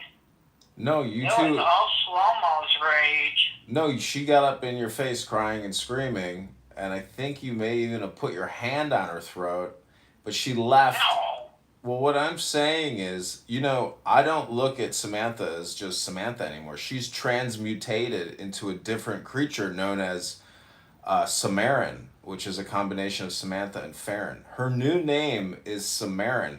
So just remember, you are no longer just dealing with your daughter. You're dealing with a new creature, a combined two people in one known as Samarin. So just remember that you're no longer just addressing your daughter. You are addressing a double identity known as Samarin. That's the way I look at people when they get married. You have to treat them differently Right. now. You're right. And I really actually never thought I'd even see him but for a brief moment because I'd never even sat down with the guy and had a conversation. I think he was avoiding me at all costs by continually keeping himself occupied and away from Samantha's and my visit. So I never even talked to him. But one thing he did say is that I did a very good job raising Samantha. And I said, well, it's your job now. Please don't mess it up. Yeah, well, I mean... You two kids are doing pretty good, I gotta say. Well, very fortunate I'm just... at the era that I had you. What I'm trying to tell you is, this is a big thing for Samantha. So if you have to humble yourself and eat a little dirt, and zip your mouth, and just be a pleasant person, and just be a hostess. Like there's no need to try to crack an egg, or even have a conversation. This isn't like Jeannie's hour of power here. I mean, bring him in. Take them out. No need to create any drama. That's all I'm saying is, why create drama when there's no need to have drama? If somebody else is going to create drama and you're going to pick up that mind virus, that's a you problem. You have to basically, I'm just saying, I'm sure things will go well, but I'm just saying based off of my observations, there does seem to be a tendency, for Samantha to protect her. Yeah, that she can get upset over something. And the thing is, it's about, you got to understand, you're very strong and a centered person, but you can be too intense and you can talk too much. I get you. And you can I'm scream going to too ask much. her about that Shlomo thing. Yeah, you can bring it up. She might look back on it now and say, yeah, that was a me problem, and I'm sorry that I got so upset with you. But she was... I'm not looking for any apologies, but I do remember when she got back to L.A., she broke up with because of that incident. Well, it's not just that incident. It was because of his control Mm-hmm. and manipulation. I'm thankful she got away from that guy. Yeah. So is she. It all works itself out. I never even wanted to have an opinion because you just observe and you wait and see. And you observe and you wait and see. And then people's attitude and their character and their communication always outs somebody. It's always Right. what they say and how they say it, which either makes it or breaks it. Agreed. That's very good. What do you call it? Theory or philosophy? Yeah, it's people's words matter. How they say it, when they say it, what they're saying. I mean, he was nothing but disrespectful and obnoxious every time I ever observed him around you. He was never polite or courteous or, overly thankful or just pleasant. He was always, why the fuck did you put the non-microwavable plastic in the fucking microwave? It's like... Wait a minute, here's a better one. Everybody was seated to start passing the dishes around, and I was finally through with bringing it all into the dining table. Remember we sat on a picnic table? Mm-hmm. Just as I threw my leg over that picnic bench and I had lowered myself, he says, could I get him a cup of tea? And I said, sure, you can get yourself a cup of tea. I was not getting up for that motherfucker. I gave him that nice coach house, brand new carpet on the floor. His dogs ate the rolls. Remember the rolls? I think Linda had put the rolls in that mud room. Remember when you came in, you'd have to go pass through that mud room before you came in the kitchen? Yeah. Linda put the rolls out there, and his dogs were out there, and they ate the crown off of every single roll. Yeah, it's pretty funny. That was a tight little garage. I couldn't believe how incredibly condensed it was going up and down that little spiral staircase. What garage are you talking about? In his backyard, where him and Samantha Oh, God, yeah. That was frightening, wasn't it? It was wild. It was, it felt very California, I guess, but it was so tight. It was unbelievable. Yeah, he had to go straight up because you didn't have enough footage on the floor to put an angled staircase up. Maybe, what he should have done? Built on the outside, sort of like a little cabinet. Uh-huh. And put the staircase on the outside. And then you'd come back into the inside once you were at the top. God, he had that storage container in the backyard, and he was paying... Oh, yeah, I remember that. He was paying monthly for that fucking piece of metal in the backyard. I was like, why the hell would you pay for this shit monthly? Are you, some people are really, they love their tools. I might I have don't done know. that because he got it in there. It was gonna be risky getting it back out. Yeah. Remember how tight that alley turn was? Yeah. And it's possible he was holding out until they would sell it to him because it was ideal to keep it. Yeah, 100%. He could have used it as a garage too. He could have taken the doors off on the inside of the yard and closed them at the back side of the yard, put a roll down door on that. Would have made a nice little, no, it wasn't little, was it? It was big. Well, anyways, enough about the past. Anything else you want to talk about that's important? No, just pretend you're throwing your arms around me and let me melt inside your chest. My little buttercup. Thank you. You're All right. my big buttercup. Okay, thanks, Mom. Love you. Have a great Saturday, or what is it, Sunday or Saturday now? Sunday. Yeah. Yep. Okay, gotta go to UPS and send the box back. Okay. Have a good afternoon. I'll talk to you soon. Bye, Johnny. Okay, bye. Love you. Love you too. Bye. Bye. My little buttercup. Poor little buttercup, poor little buttercup. Shana Tova to those who celebrate. Shana Tova v'metuka. Hello, hello. Hello, hello. Shavua Tov. Favor, I know you recorded my room right now, but you need to please delete it because my friend by accident said some personal info about me and it could be a big problem for me. Well, I'm not actually recording the audio of the room. I'm just recording the video of the room, so you don't have to worry about it. Okay, perfect. Thank you. You're welcome. Bye. No problem, man. Okay. Like Somalis, we'd like to have a room open for him. That'd be great because. No, that's gonna be.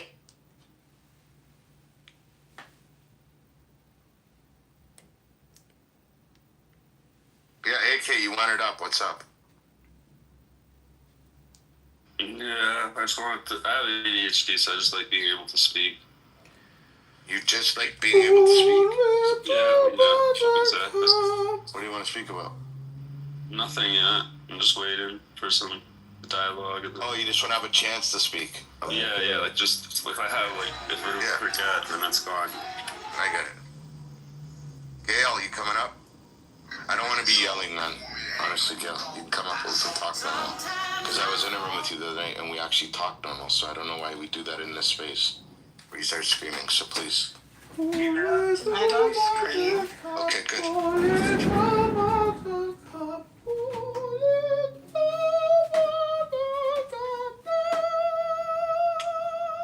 How's everybody's day going so far? As we think about the loss of our friend and partner, Charlie Kirk. But did you hear a political figure last week saying that Charlie Kirk was ignorant because he didn't have a college degree? I've seen him run circles around people with college degrees. You know, I wonder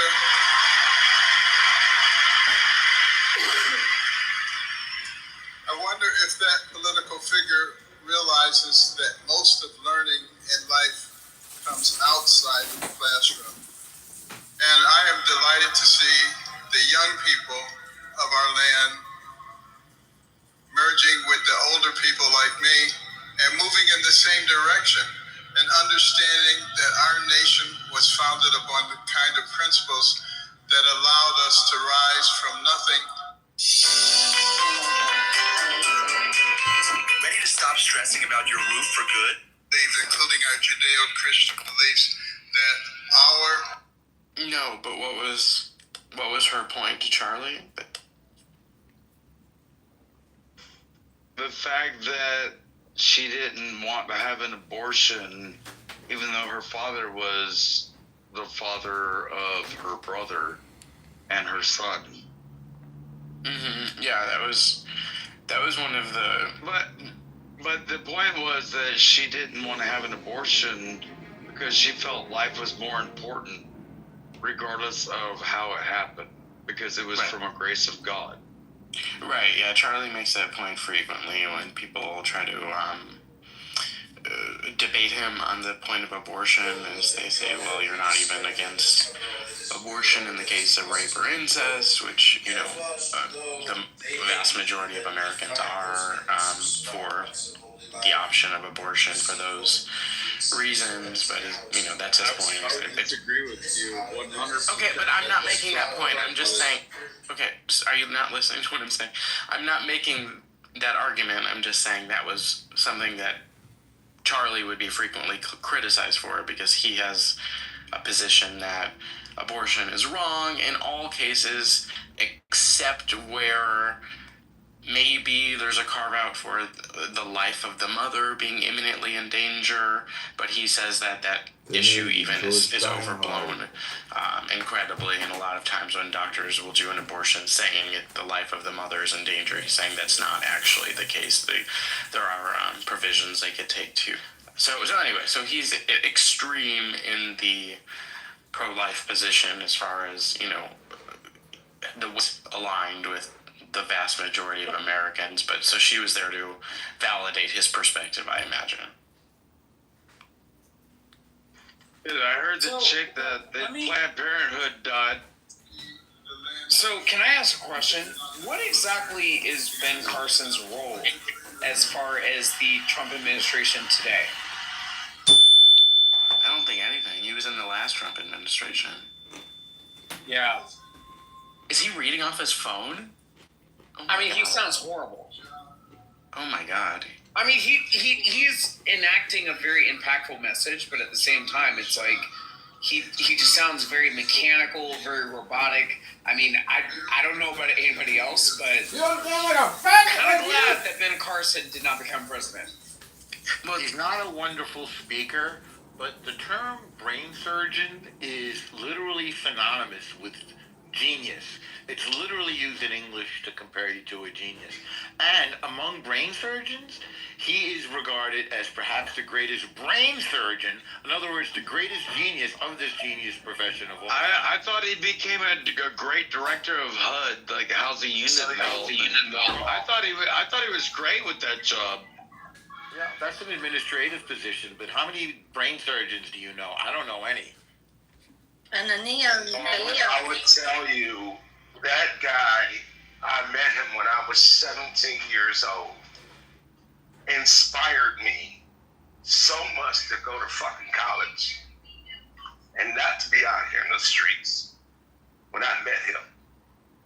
This guy comes from the projects. He comes from the projects. Yeah, I mean, this dude, he was cool as shit going over to Baltimore. Stabbed a kid, but hit him in the belt buckle when he was in 6th grade. My friend profiled him like 20 years ago for ABC Networks and something called Hopkins 24/7 before he was ever political. And he pioneered a surgery which a little kid had brain cancer, and he cut the kid's brain in half because he hemispherical dissection. Dad, can you let Norm finish? So I know he's participating. Maybe had a drink. So the half that remained compensated for the missing half, and the kid had a normal life with half a brain. Because at that age, brain development was so unformed in this kid that the remaining hemisphere compensated for the whole thing. Well, as long as you leave like the reptile brain, like the pons, the foramen magnum where the spinal cord comes up in, and then like you still leave like the integumentary system with like the thalamus, the hypothalamus, and like the pituitary glands, so you're still able to have normal function. The brain will compensate. I agree. Serendipity, check your Telegram, please. Okay.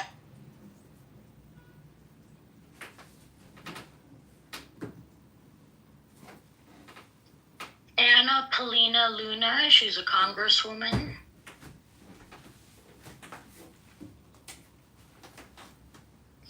I mean, Ben Carson is a good embodiment of the 8 truth years, that like a few years medicine ago. and science are not antagonistic to God and closeness to God and religion and Christianity and love of God and family and all of those very simple, traditional, eternal human values.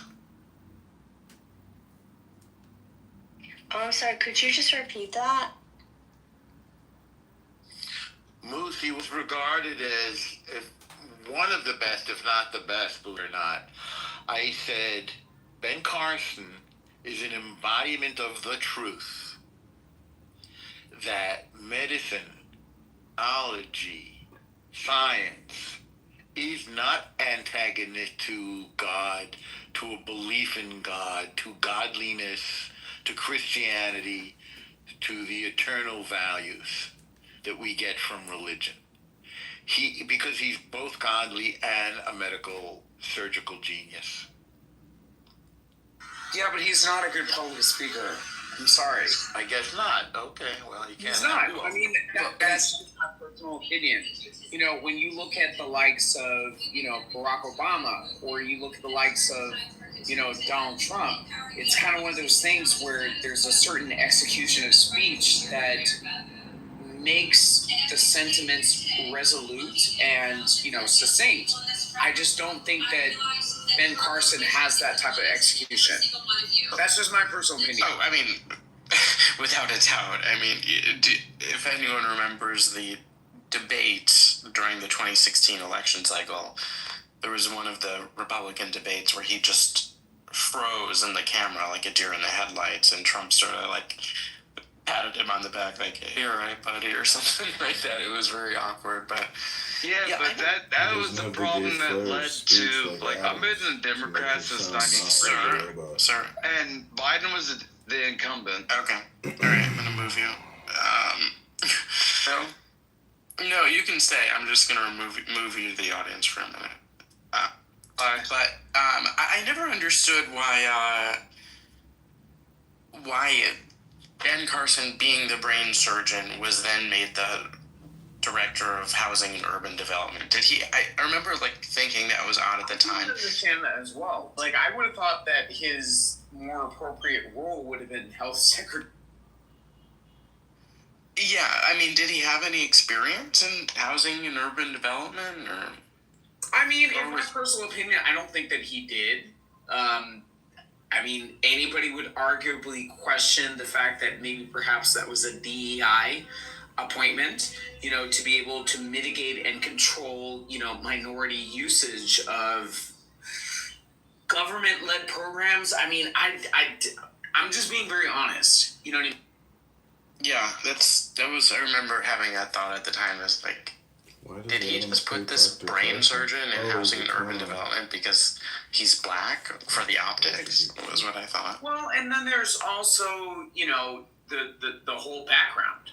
You know what I mean? As far as, perhaps he had a certain experience, in that realm, for which that his expertise in the proper execution and meticulous analysis of certain constructs could have rendered his more social experience and personal experience very valuable to that field. But looking at it from a political, optical perspective, I feel like, he definitely probably would have been very well qualified based on,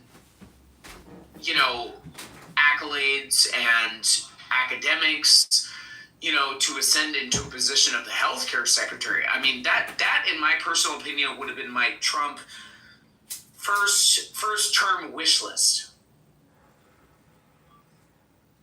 Especially during the pandemic, especially during the pandemic. I don't know, man. Carson was raised in the projects of Detroit. I don't see anybody better that could understand. Well, I didn't know he was from Detroit. And that's why I offered up that explanation as an alternative, right? Because again, maybe perhaps through his experience and also his attention to detail, numbers, analytics, and I couldn't agree with you more. Is this Pacific on stage now? Who is this? Yes, it's Jack Pasovic. Yeah, okay.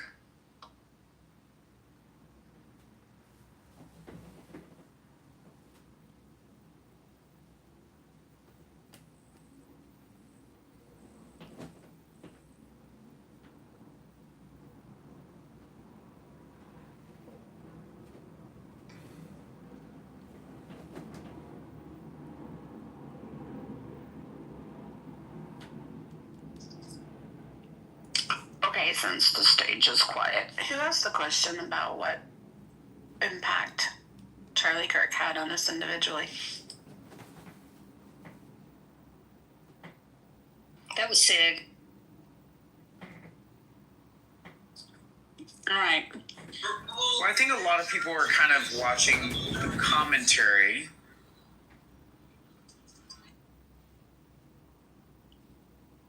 How did he impact you, Serendipity?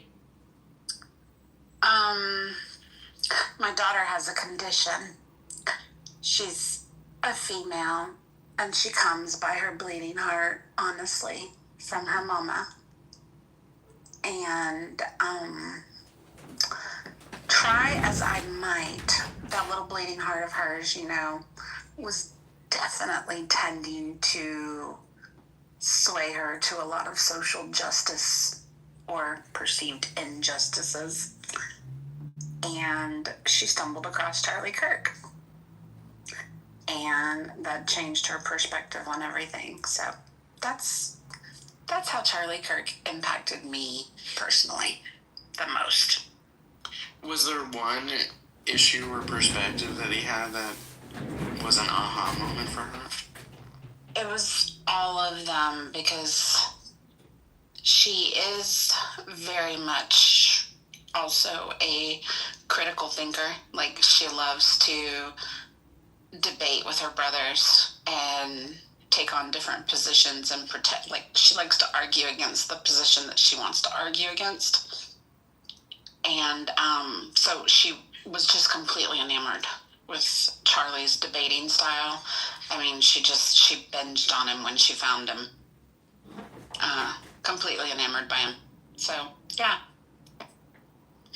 That reminds me, so your daughter's older than Megyn Kelly's kids, but Megyn Kelly, the podcaster, she was talking about, she's very famous herself, and she interviews very famous people, and she was saying that her kids, who I think are, the oldest one is 14 maybe, she said her kids, when they found out Charlie Kirk was coming on her show, which he's been on many times, were starstruck. Oh, we want to meet him. Can you, and she was using that as an example of just the impact that he had and the star power he had with the younger generations.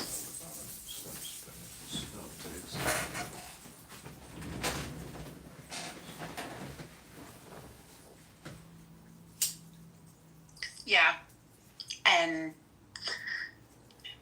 she was absolutely one of those that,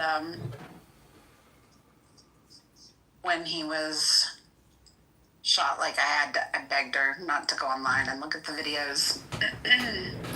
I'd already made the mistake of seeing them, but yeah, she truly grieved over him,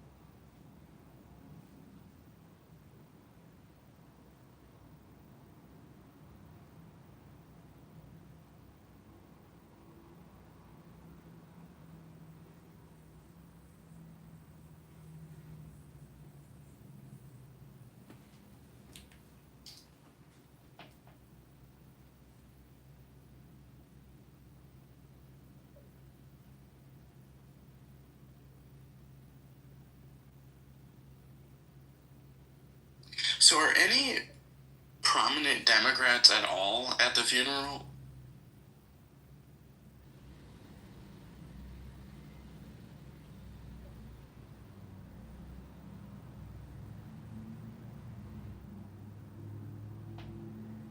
That is such a good question. That's a really good question. That'll be interesting.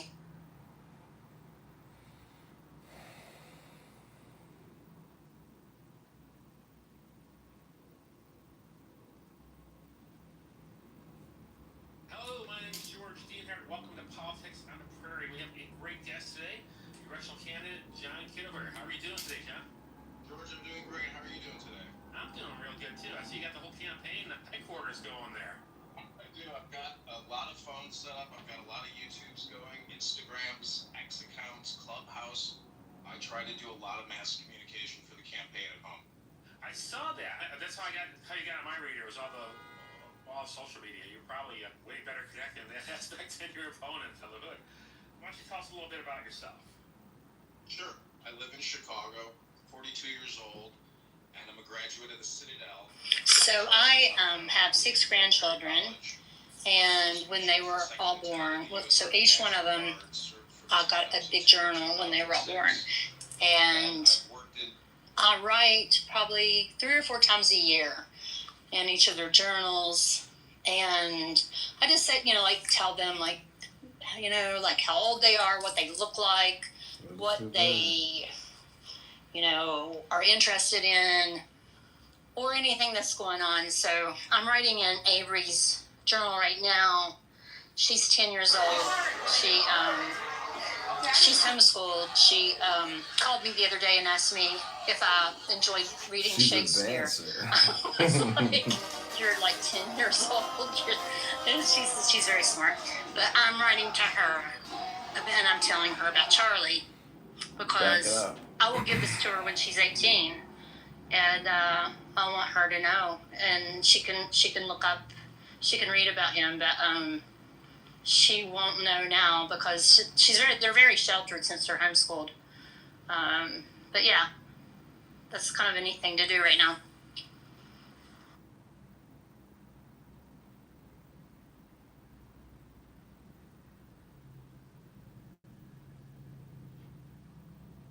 Does anyone know how long this entire service is supposed to be? Like when it's supposed to conclude? I mean, there's so many more speakers than what they said. Like, the regular speakers haven't even got up yet. I don't know how it's going to go forever, I would think. Yeah, it's probably the biggest event that I think I've ever seen.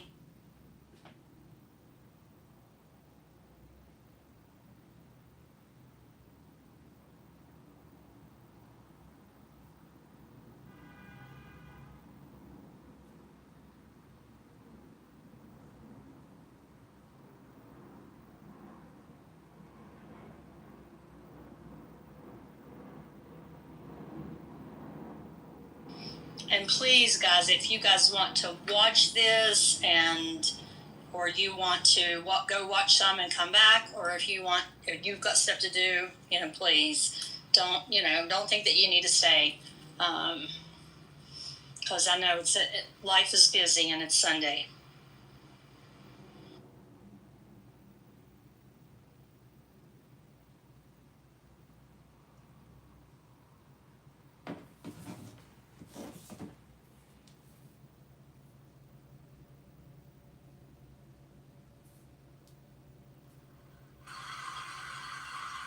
Now look, there's only two things you can get in the afterlife. You can get justice or you can get grace. Ladies and gentlemen, does anyone in here, does anybody out... What is that? So you gotta be careful that way.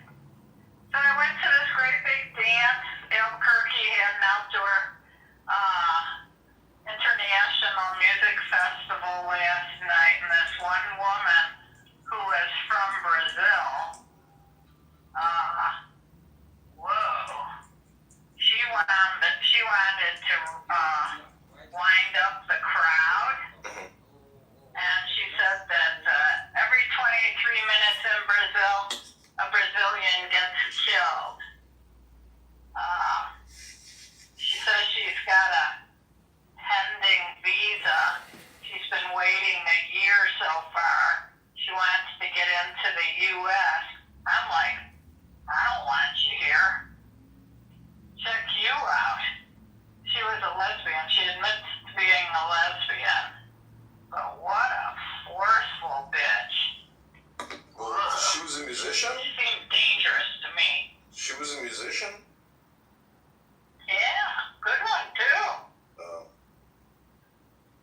Very good. Good singer. She was the only, there was only 3 players. One was a white drummer, so he probably came from Albuquerque and, rounded out her little trio. But she's the only one that got people up dancing. The other band didn't sing. They just played these really cool electric, it was like a great big bowl with strings. Something I'd never seen before. But anyway, it was nice. My neighbor and I went together. He's the same age as I am. One month younger. And real fit guy. Hey, that body it's a video, okay? But I gotta get to work and get to the gym, you know? So what else is important that you want to talk about? Just wanted to also remind you and extend, if you still wanted to come just for a couple of days, Farron's coming now for 2 days. Maybe you want to come. Well, I would just put that as a tentative I got a ticket no. for you. Oh, I know. I'm just telling you that as of now, it's a tentative no. I just can't logistically do it, so I would have to mark me down as a no on that RSVP note. I apologize. Speaking of my granddaughter, she it's like I said, she's homeschooled, and the school systems have stopped teaching cursive writing. And when I heard this, I was like appalled. All kids should learn cursive. And so they went ahead and added it to her homeschool curriculum. And I got a letter yesterday or Friday from Avery, and she had done the letter. She had done the envelope herself, and had written me just a little bit on, "Dear Grandma, I am writing cursive." And it was so cute. It's like her little letters formed, and so I'm gonna get her a fountain pen, a real fountain pen. That's the worst time in the world to travel, Dan. Well, I don't know. Christmas and Thanksgiving in Albuquerque is pretty nice. I'd be happy to get out of Chicago. Well, that's true. I've never forgot that stick-it trip we went to San Diego and couldn't get back, or I couldn't get back for 2 days. That was frightening. Yeah, traveling can cause increased stress levels. What do you think of Trump putting that $100,000 entry fee for foreign countries coming over here to work? Yeah, you like it? Yeah, good. Tax them, because these corporations are getting away with tax evasion. Right. I love that. That was a good one. And today's a big memorial. You might find it on Live Now. Trump attended Arizona Memorial for Charlie Kirk. You know, that guy was a real inspiration to the young people to motivate their thinking one way or the other. He gave them platform information to study their own opinions, and that was very valuable to have a person willing to do that to help their college Waving to students people out. on camera. I feel very bad about that. Hey everybody, go to johnforcongress.com. Thanks for being here. Take the deepest breath of the day. Hold it for 10 seconds. Brain-rotted out young person who, I think it's directly because of cell phones and all these platforms that can brainwash you. I thank God that I grew up, basically. I remember when I got my first text message, it was just this, you had to push the button 3 times to get to the letter. So think about how communication has changed. The ability to really brainwash, demoralize, and, rot out somebody's soul and destroy their life, it can be delivered to you in the palm of your hand through your cell phone. There's no other way to get the virus. It's a mind virus. Many young men. That's a good way of putting it. Mind virus. It is a and mind virus. They can spend useless hours researching the darkest caverns they can go. Yeah, people. That's radicalizing a lot of these kids. The parents started them out with cell phones. Look at the age range who are committing all this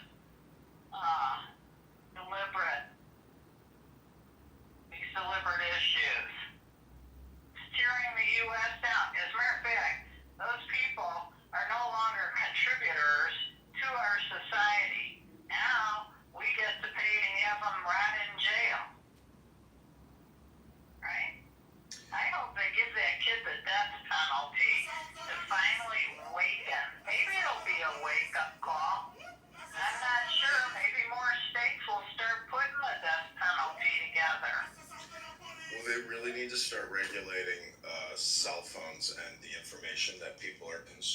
them.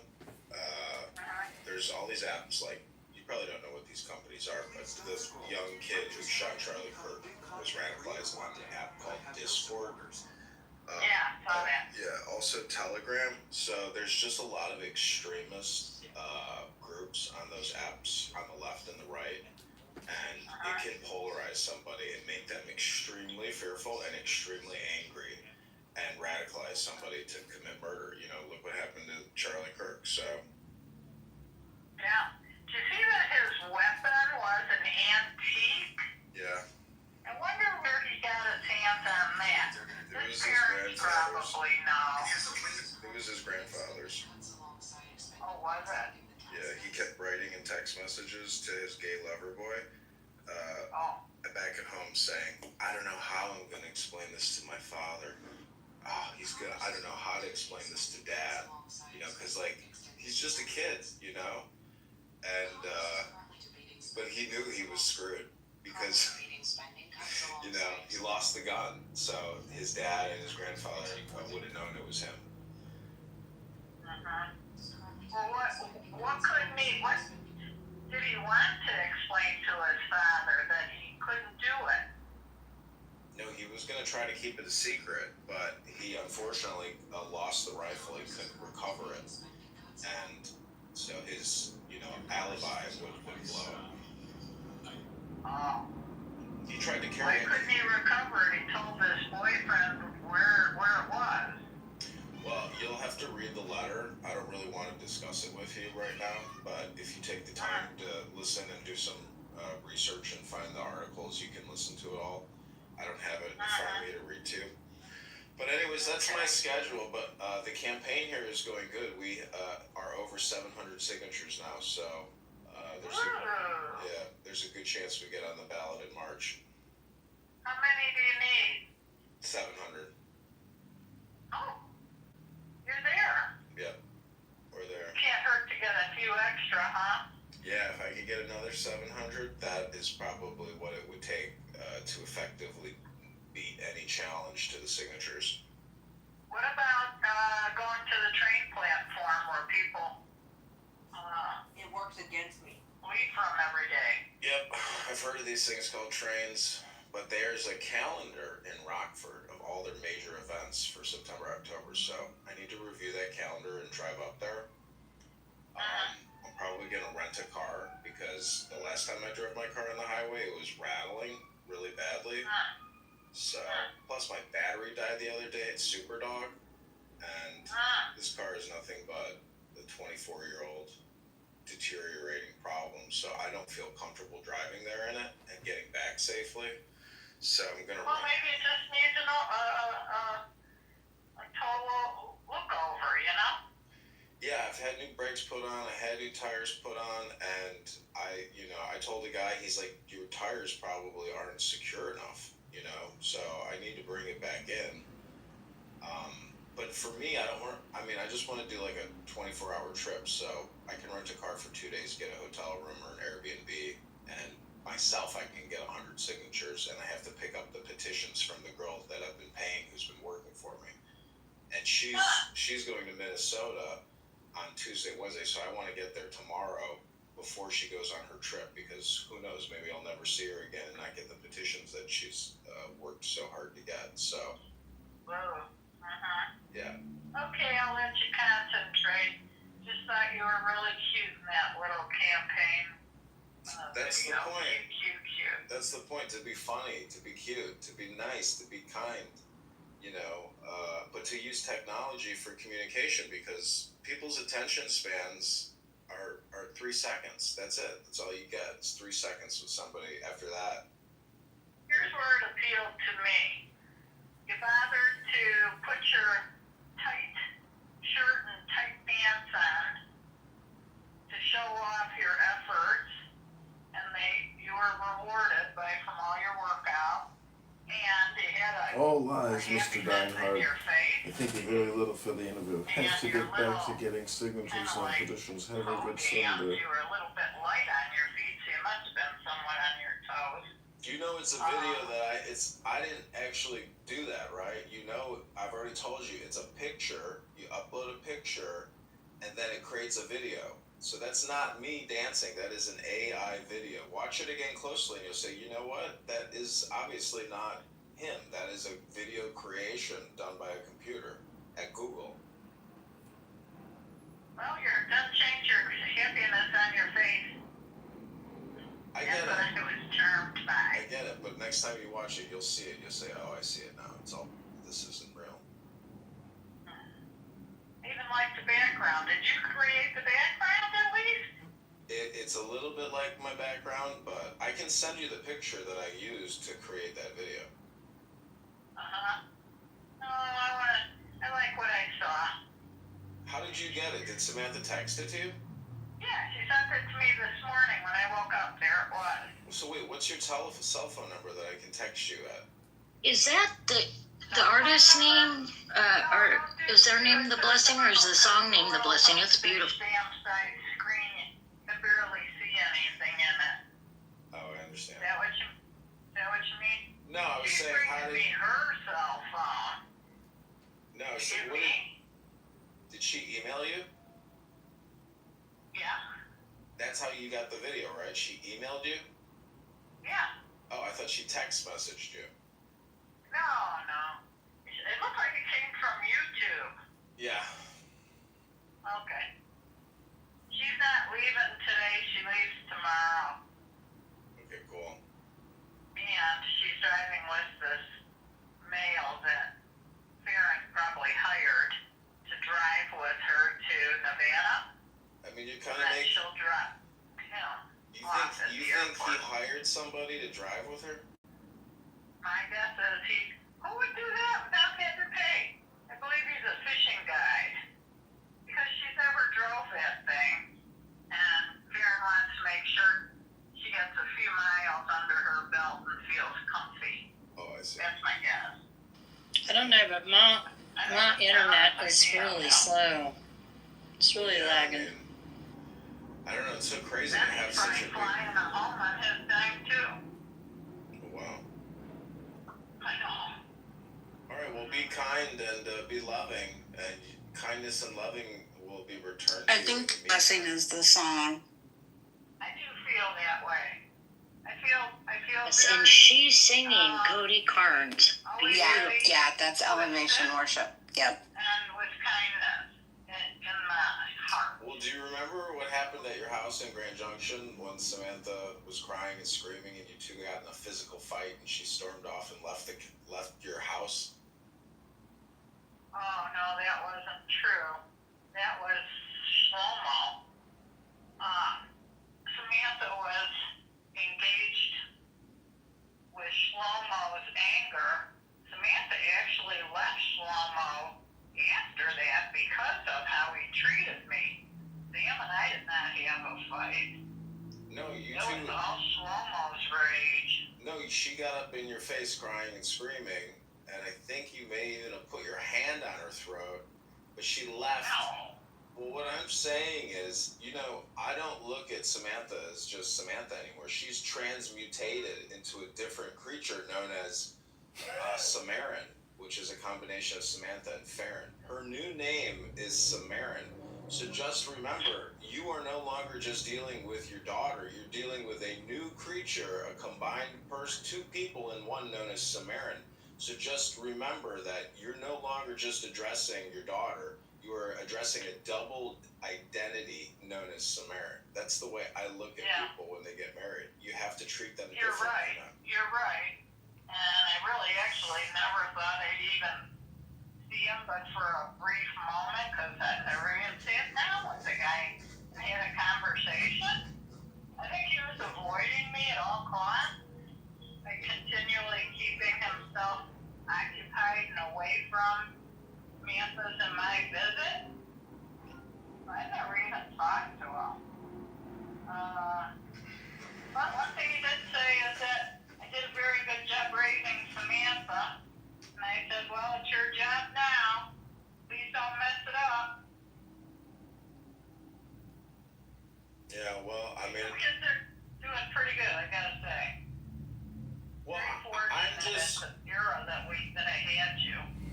What I'm trying to tell you is, this is a big thing for Samantha. So if you have to humble yourself and eat a little dirt and zip your mouth and just be a pleasant person and just be a hostess. Like, there's no need to try to crack an egg or even have a conversation. You know, this isn't like Jeannie's hour of power here. I mean, you know, bring him in, take him out. No need to create any drama. That's all I'm saying. Is, you know, why create drama when there's no need to have drama? If somebody else is going to create drama and you're going to pick up that mind virus, that's a you problem. You have to basically, you know, I'm just saying, I'm sure things will go well, but I'm just saying, based off of my observations, there does seem to be a tendency, you know, for Samantha to protect her. Yeah, that she can get upset over something. And the thing is, it's about, you know, you gotta understand, you're very strong and a centered person, but you can be too intense and you can talk too much and you can scream too much. I'm gonna ask her about that Shlomo thing. Yeah, you can bring it up. She might look back on it now and say, yeah, that was a me problem and I'm sorry that I got so upset with you. But you know, she was... I'm not looking for any apologies, but I do remember when she got back to LA, she broke up with him because of that incident. Well, it's not just that incident. It was because of his control and manipulation. I'm thankful she got away from that guy. Yeah. So is she. It all works itself out. You know, I never even wanted to have an opinion because you just observe and you wait and see. And you observe and you wait and see. And then, you know, people's attitude and their character and their communication always out somebody.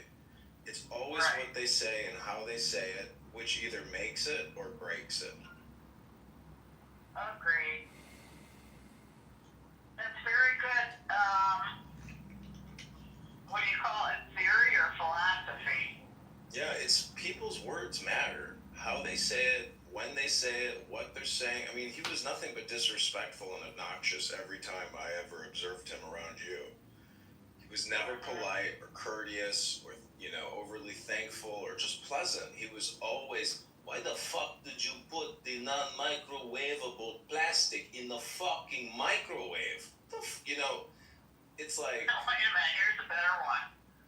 Everybody was seated to start passing the dishes around, and I was finally through with bringing it all into the dining table. Remember we sat on a picnic table?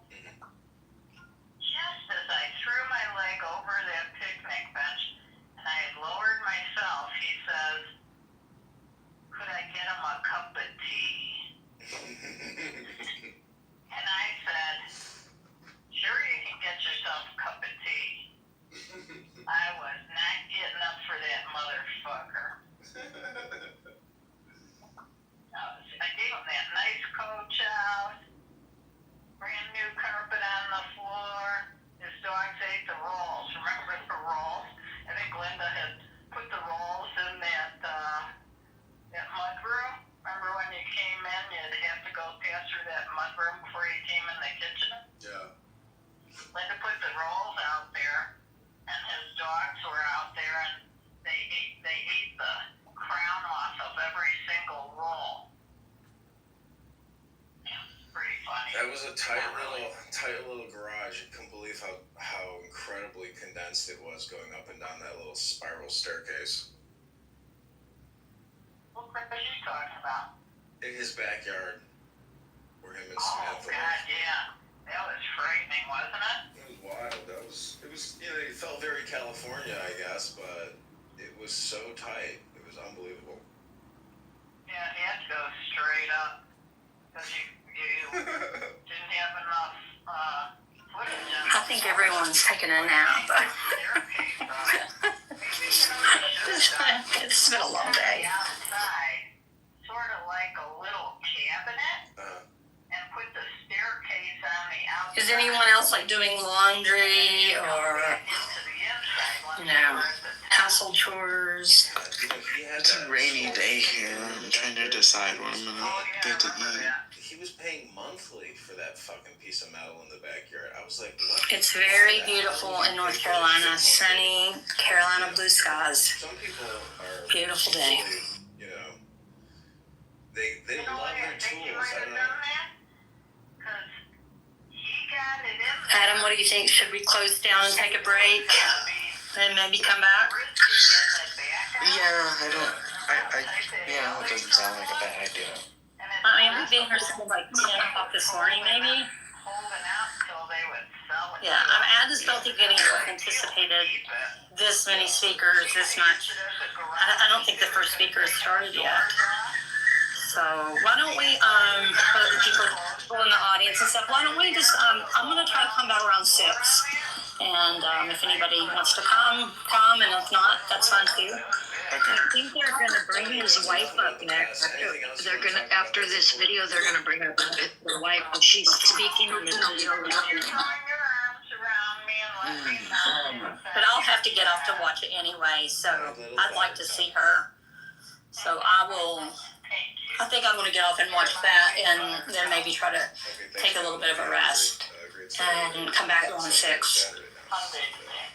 And if you guys watch it, and have any thoughts or impressions, come back and let's talk about it.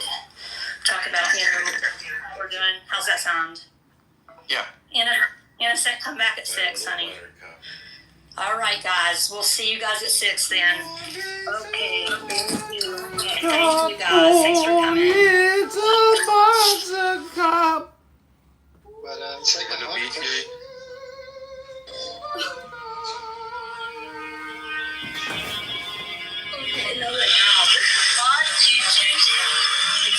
When's your bedtime? Time? I'll see you in the morning, honey, okay? I'll see you when you wake up, alright? I love you. Before he was a leader to millions, he was mine. And theirs.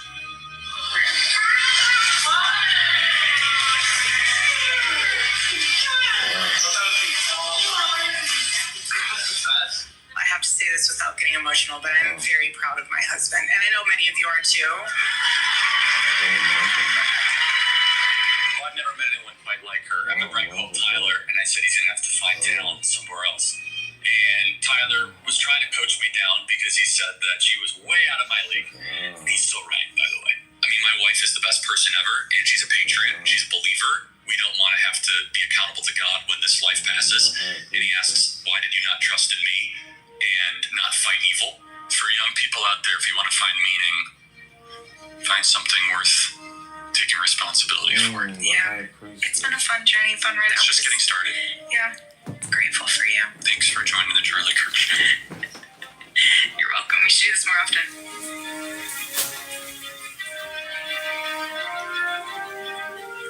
He was 18. No money. No map. Only a call from God. My political journey was in the midst of the Obama craze in Chicago. As someone who is generally conservative, I realized this generation of millennials is going to be the most progressive generation in history if we don't do something about this. We're active in about 15 campuses, and we're growing very, very quickly. And keep in mind, this is not just a flash in the pan movement. We're going to become an institution to give them the power and the confidence to stand up and let their voice be heard. I was 18, no idea what I was doing, no connections, no money, unlimited energy, enthusiasm, and I actually thought this was possible, which was kind of crazy if you think about it. Bill was one of the first people to believe in us at Turning Point USA and believe in me. After he heard me speak, he said, you can't go to college. I said, who are you exactly? He said, whatever you're doing, it's going to be bigger. He said, you're going to start a youth organization that's going to catch the whole world on fire.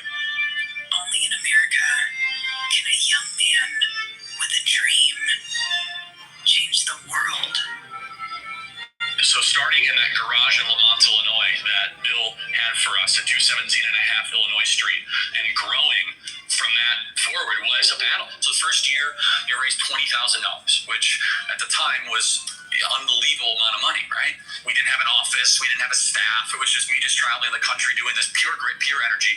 And I was driven by core ideas and core principles that we should be thankful, not angry to live in this country. Would you agree? We should be thankful. We should be kissing the ground and saying we are the luckiest human beings ever to exist, that we are able to live in this country at this time. America is the greatest country ever to exist, period, bar none. Is the greatest country ever to exist, right? He loved debate because he loved the truth. And the people on the other side of the table, because they all were made in God's image. So I go to college campuses and there's a lot of error. We're all sinners. We all live in error. We as Christians are called to go into the public arena to correct error with truth. I'm far more interested in what God wants of me than what I want from God. I have the greatest job in the world. I couldn't be happier. Every day I feel as if what I'm saying, what I'm doing is making a difference. To be perfectly honest, I love the debate. I love the exploration of ideas. I think dialogue is a gift given to us by God. Prove me wrong. I have no notes. I have no AI. I have nothing. Tell me why you're correct. For 3 hours, I will sit there and everyone will watch me. It's a gladiatorial marriage of the best ideas of the West. And their needs changed him, and he changed them. You see, you're being called upon to be a leader, let's say, that's not merely political. That's my understanding of it. Correct. It's an enormous responsibility. Enormous. I also need to balance, as Christ would say, being as much truth, which of course I'm inclined towards, as love. What is God's plan when I go on a college campus? I just believe I will only tell truth, I will not compromise, and I'll love on the lost. He was no stranger to threats, to being hated, to being doubted, but he went out anyway, for America, for you. He carried his love, but he went out anyway, for America, for you. You boy will live longer than me, that's my mission. He carried his love for the nation in his hand, and in the other, he carried us. You have worked so hard, and I know a lot of you have seen, obviously, his videos on TikTok and all the stuff he does on campus, but no one gets to see him from my angle except for myself and our children. And the sacrifices that he made this year, he's amazing. I'm very blessed. And I would not have been able to do any of it without Erica. When it comes to your child, you are tasked to protect them both physically, spiritually, and emotionally. Once you have kids, there is this primal thing that comes into you where if you think you have worked hard before, when you have to go feed a child and provide for a family, you are willing to go to the ends of the earth and push yourself in ways that you never thought possible, and that is your initial and most important task as a father. Every single person in this building, we owe something to Charlie. He was a joyful warrior for our country. He loved America. He devoted himself tirelessly to making our country a better place. He was a critical part of getting Donald Trump elected as president, getting me elected as vice president. And so much of our success over the last 7 months is due to his efforts, his staffing, his support, and his friendship. The media said that Turning Point could never run a ground game. They weren't experienced. They didn't know Charlie, right? You need tremendous talent to do what he's done. Building one of the most powerful youth organizations ever created, Turning Point USA. And I want to thank you, really, Charlie. Incredible. I want you to remember that we did not earn this. This is God's mercy on our country. What he built will endure.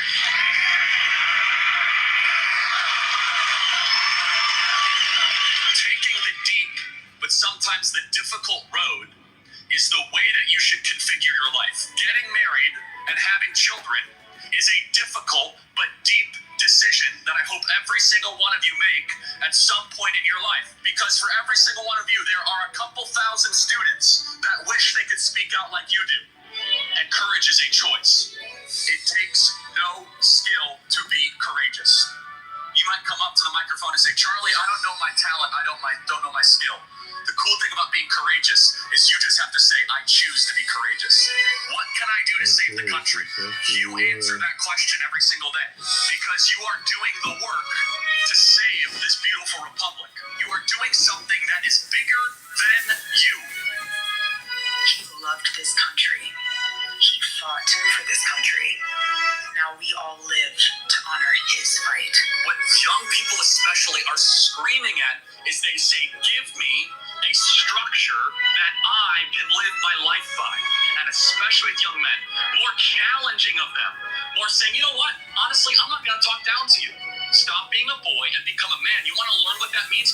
Come to church and I'll tell you what it means to become a man. Because we have the greatest story ever told. If everything completely goes away, how do you want to be remembered? I want to be remembered for courage for my faith. That would be the most important thing. The most important thing is my faith in my life.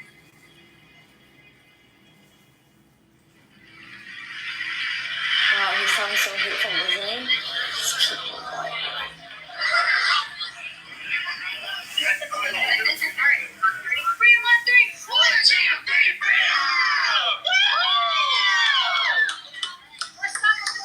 Wow, look at that. Beautiful. So this is, so him in the car, he's driving up to, Utah University and he's seeing all the people, like, tailgating outside. Look at that.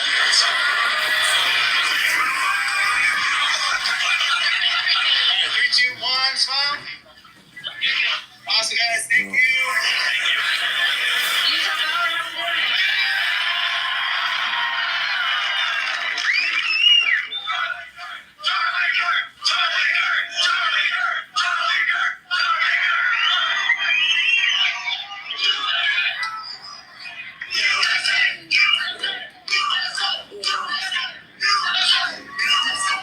These townships are discriminating outside. I mean, thousands. And he's talking about more than that.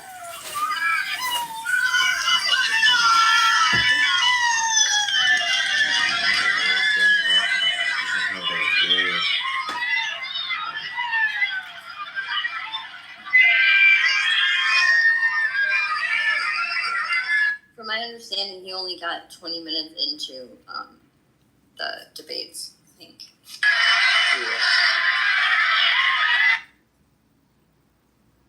Just it's like people thought that he was cool and Jay-Z thought he was cool, and like, okay, that's good, but what is he gonna do for you? Yeah, but most people don't think like that. Like, I voted for Obama the first time. Didn't vote for him the second time, but the first time I voted for him because, I had that female mindset, man, raised by black women. So I got caught up in he's a smooth talker. He's a good-looking guy. He makes you feel good. That type of deal. And he's black. So a lot of us, man, we got a female mindset. That's how we. But no, here's the funny thing about that whole thing with the Obama is he, like, at that time the economy was pretty much crashed, right? And I said during that time, I said, this McCain guy doesn't have a snowball's chance in hell of winning. And my friend's like, no, you're an Obama supporter. I go, it has nothing to do with that, right? I go, when the economy's in shambles like that, just like that's why Trump won by the margin that he did. Because all of a sudden when your grocery bill goes up like 50% in like 4 years, you're going to be like, okay, the guy in office ain't really doing that good of a job. But too, a lot of people realize all this shit they talked about Trump, and then he ended up getting elected, and I didn't lose any rights. He didn't rule like a fascist Nazi dictator. I was told the world was gonna burn up into a crisp, and it was all over with. And a lot of these people realize, oh well, holy shit! When Trump was in office, I had more money in my fucking pocket, man. So something ain't right. Something ain't right. So the Democrat Party didn't do themselves any favors. They didn't look long term enough to realize, holy shit, we're telling all these lies about this man, but when he's in office, people are gonna realize that none of this shit what he said was true. So that hurt him really. I also think too, like with Harris, like they put like the worst possible person, right? They should have never fucking put her as runner up. I mean, she's terrible. Like, I was talking to someone when I was in Curacao, and she's from the Netherlands, and she says, you know, I don't like Trump, whatever. But she's like, I looked at it and I said, there's no way this lady's going to win, because all she is just a bunch of word salad. I'm like, exactly. Yeah, she's fake. She's fake. Yo, you seen Don Lemon go out in the streets of D.C. trying to get interviews, and everybody was fucking calling him a moron and fucking disagreeing. Like, he was going up to all these black people and shit, you know, what do you think about Trump bringing the National Guard here and this and that? They're like, actually, we need it. The crime's fucking horrible here. You know, it's like, we're actually looking forward to Trump doing it. And he was just shocked. He walked up to this one guy, put the microphone in his face, and he's like, hey, you know, you got a few moments to have a conversation with him? The guy's like, he's like, who are you? And he's like, I'm Don Lemon. He's like, oh, Don Lemon. He's like, you're a moron. I called him a moron. When Don Lemon got this, he wasn't. He went up to disagree with him. Man, it was just, I mean, it was pathetic. Like, I just thought to myself, I'm like, they can't come up with anyone better than this. I'm like, really?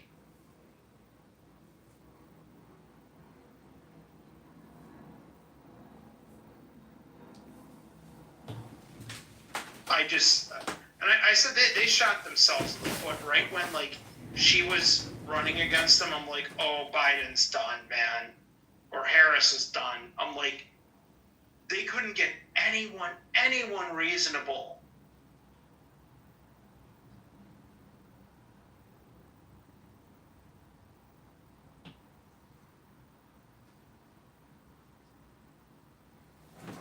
John.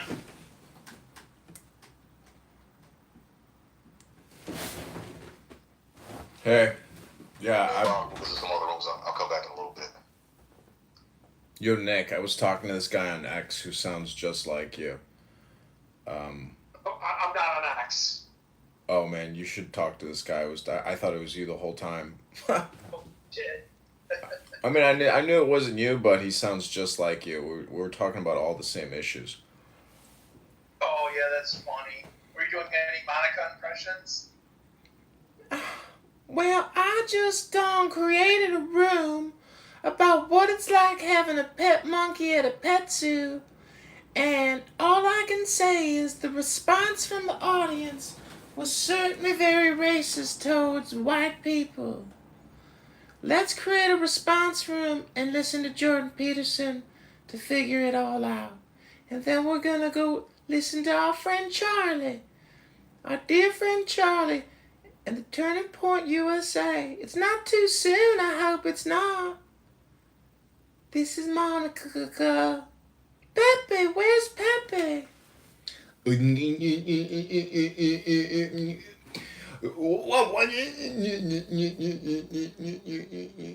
That's my Pepe impersonation. They call him Dr. Kermit the Frog. Hilarious. KF. That's hilarious.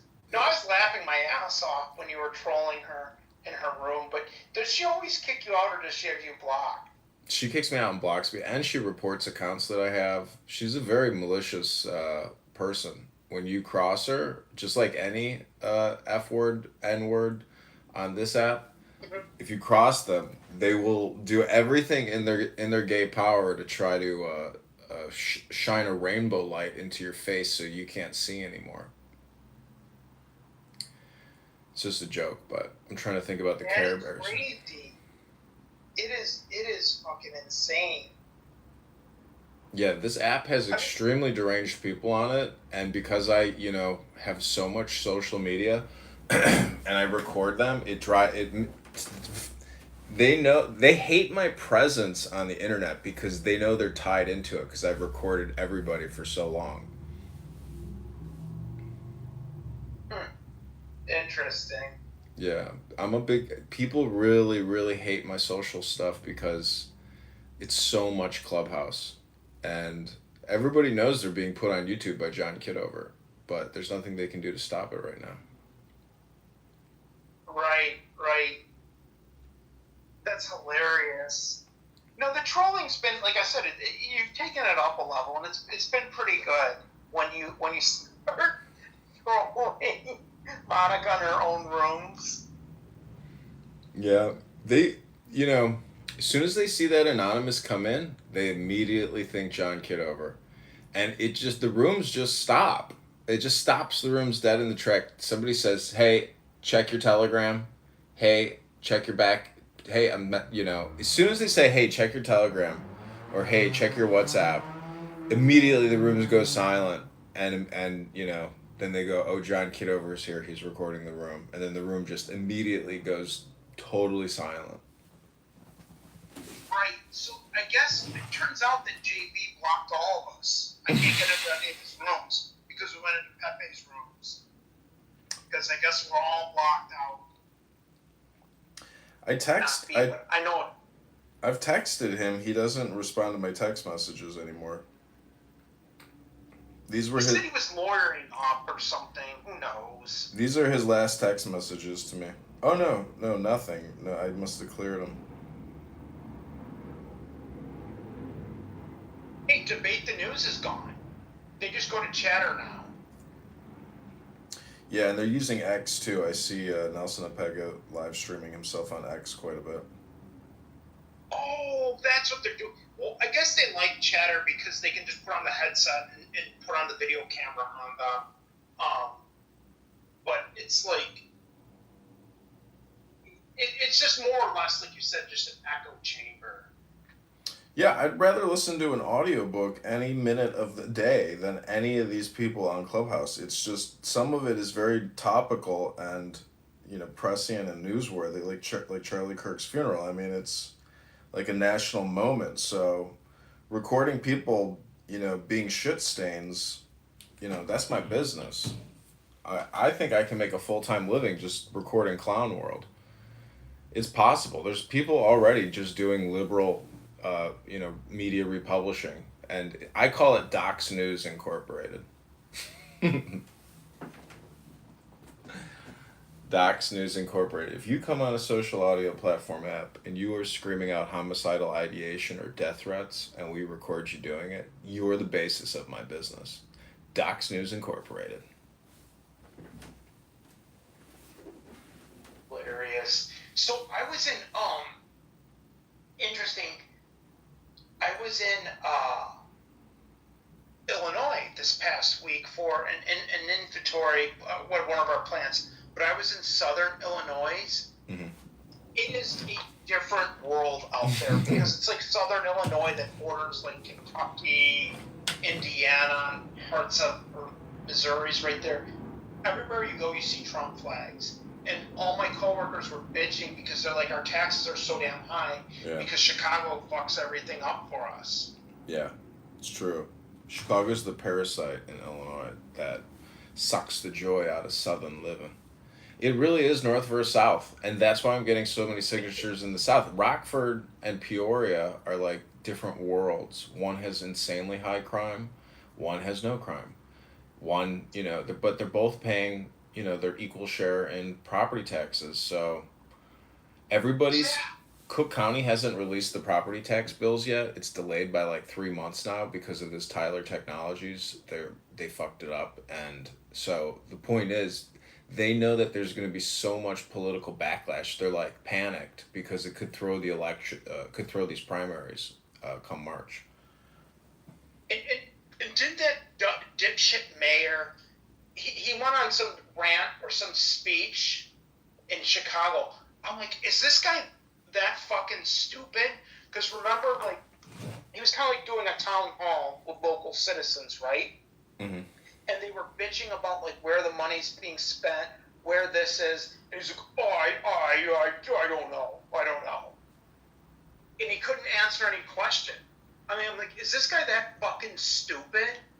He is. He is definitely mentally challenged. I really do believe that, and I just hope Trump deploys the Army National Guard in the city and takes over Michigan Avenue, the blue line, the red line. They're already saying that if they don't provide additional security on the trains, they're going to pull, national transportation funds, and it'll shut down the buses and the trains in Chicago. So if they don't comply, they are going to withhold funding. But I just hope Trump takes a bold initiative and deploys the Army National Guard throughout the city. especially, going into these primaries, and even doing like a winter deployment in the city. But it's interesting too, because I'm looking at this election map where I was there in southern Illinois. It's all red. It is all red. Like, my coworkers that are like, because the Indiana border is like 10 miles away. It's not far. So a lot of my coworkers just live in Indiana because they don't want to pay Illinois taxes and be part of that fucking communist-run state. Even the Republicans aren't Republican enough. They have no idea how bad things are with Pam Bondi. Trump even had to tweet, he's like, everyone's telling me you suck, you better get something started here. And, everyone is screaming, will there ever even be one arrest? Are you going to arrest any of these people who tried to overthrow the government and are treasonous traitors? When will the arrests come of a high profile former administration official or political, Democrat? Who, when, where, why, how? What is Pam Bondi going to do about it? Is she sipping a daiquiri at a fucking pool right now?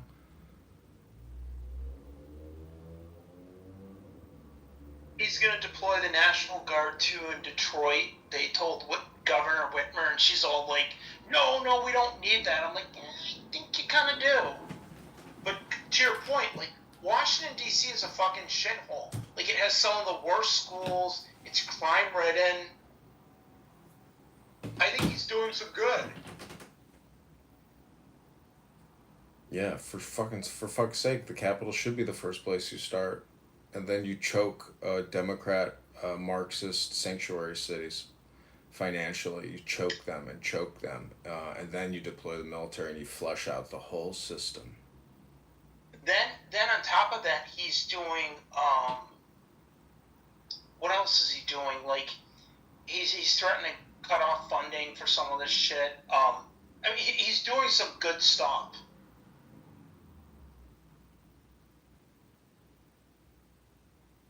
When will these? Like, Like, the problem is, all these states when they got those Biden bucks, there is so much fucking construction everywhere, and they're like, oh, look at all these jobs that they're creating. I'm like, yeah, but some of these roads were already good.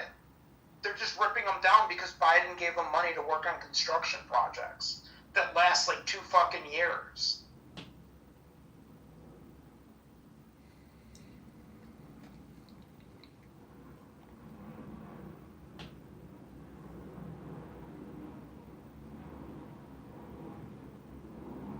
I don't know. It's a big mess, but I think it'll do them some good if they definitely bring in the National Guard there to Chicago. Listen to this. List of taxes the average American is asked to pay: property taxes, sales taxes, state income tax, marriage license fees, local school tax, vehicle registration tax, business registration and permit fees, waste management tax, cigarette tax, court fees, dog license tax, driver's license fees, social security taxes, gift tax, unemployment taxes, estate tax, fishing license fees, garbage tax, gasoline tax, gun ownership fees, highway toll fees, hotel tax, hunting license fees, import taxes. Fuck Charlie Kirk. He was a racist fucking terrorist.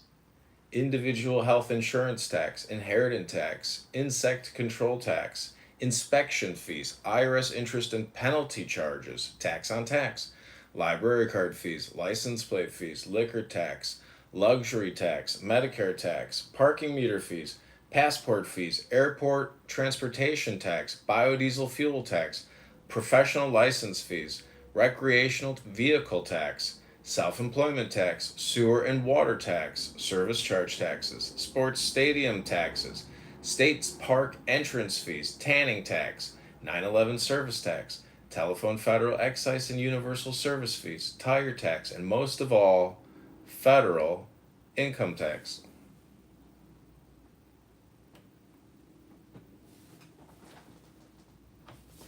That's insane. I just think to really change things, you need like a Thomas Massey. Well, it has to be a coalition in the Congress that is willing to suffocate the government. Nobody likes suffocation because, nobody wants to self-suffocate. But most people have a breathing problem to begin with. So the time to suffocate and snuff out this dragon known as borrowing, spending, and taxing.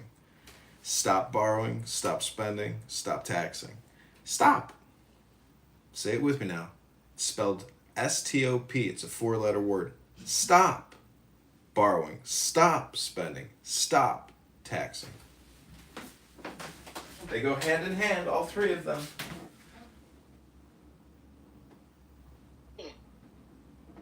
Yeah, that is true. You know what that means? Well, you're gonna have to do what Greece did. Greece did the right thing. Like, they put in austerity measures, but since then, Greece has Dude, Greece got a bailout, man. The European Union and the European Central Bank just bailed Greece out. That's all they did. They did a hard reset on them, but at the end of the day, all they did was still bail them out. And they benefited from the economy bouncing back and the market rising. Everybody has been made whole again who lost their shit a couple of years ago, when the market crashed. So that's the situation now. They just reinflated the entire U.S. money supply with the big, beautiful bill. All they're doing is creating more debt. But that's the problem. That's why we have so much conflict in society now, because it really is the haves and the have-nots. And the truth is the haves shouldn't have any of this. It's not legally permissible under U.S. law to just not have a balanced budget act. We have to force a balanced budget act and defund the big, beautiful bill. Well, the thing is, the last time when it was Clinton had the tech bubble working in his favor, so that's why it was, look at how good the economy was under Clinton. I'm like, not really. He just had a bubble, and when Clinton left office, everything exploded. Well, the Federal Reserve. He got really lucky with timing, man. The Federal Reserve. He got really lucky. The Federal Reserve did a lot of quantitative easing. Two massive bubbles. I mean, Bush was a rhino, and Bush sucked, but it wasn't all his fault. He had 2 bubbles burst under him. They got you fighting a culture war to stop you fighting a class war. Did you ever see the interview? It's 17 years old. It's on YouTube. It's Barney Frank and Bill O'Reilly talking about Fannie Mae and Freddie Mac. Mm-hmm. Oh yeah, my sister got let go. She was working at Fannie Freddie, and then supposedly they're gonna spin off 30% of it and make it public. But how the fuck is 30% even public? Make 51% of it public. Well, no. He calls out Barney Frank. He's like, Fannie and Freddie aren't the best investment, but going forward, things look good. And he's like, off that, people went off that and bought stock and lost everything. He's like, no, but the Republicans, he's like, oh yes, and he's going crazy on them.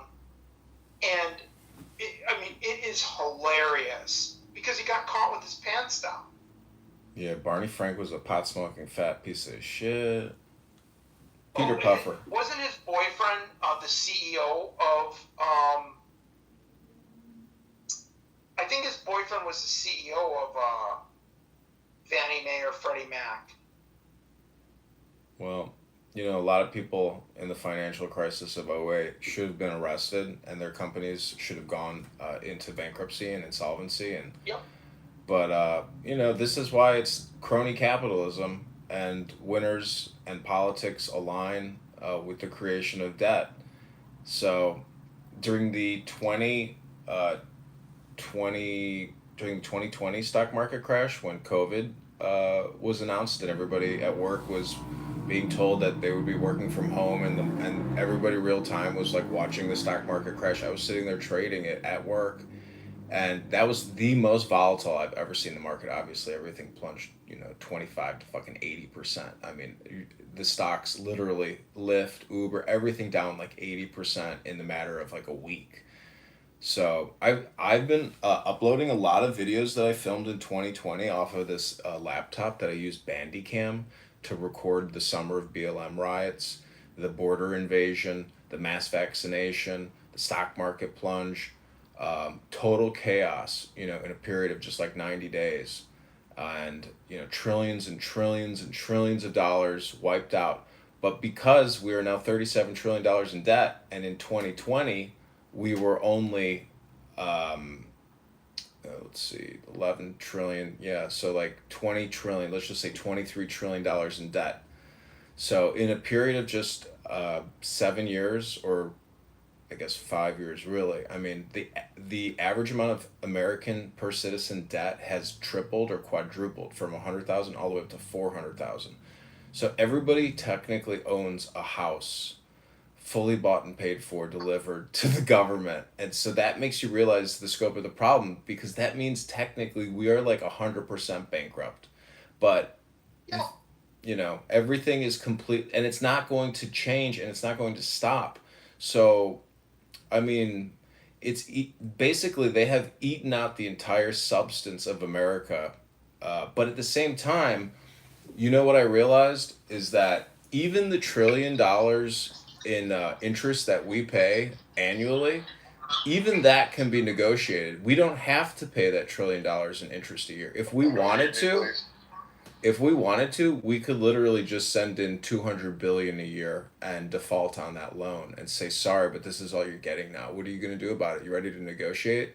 Negotiations can happen sooner rather than later with regards to debt repayment.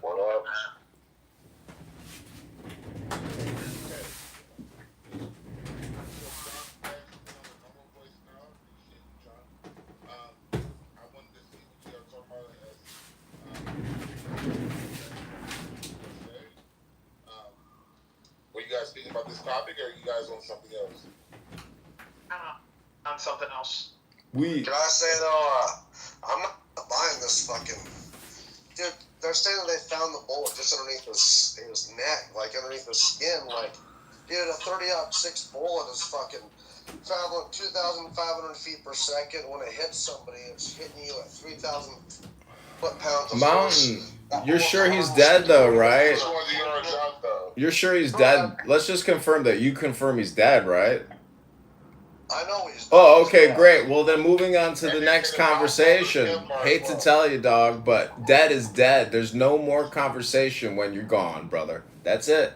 You're bringing up something which is just like a ghost in your fucking brain, dude. No, dude, because we're not just gonna gloss over the something history here, bro. Well, you white men like to kill other white men.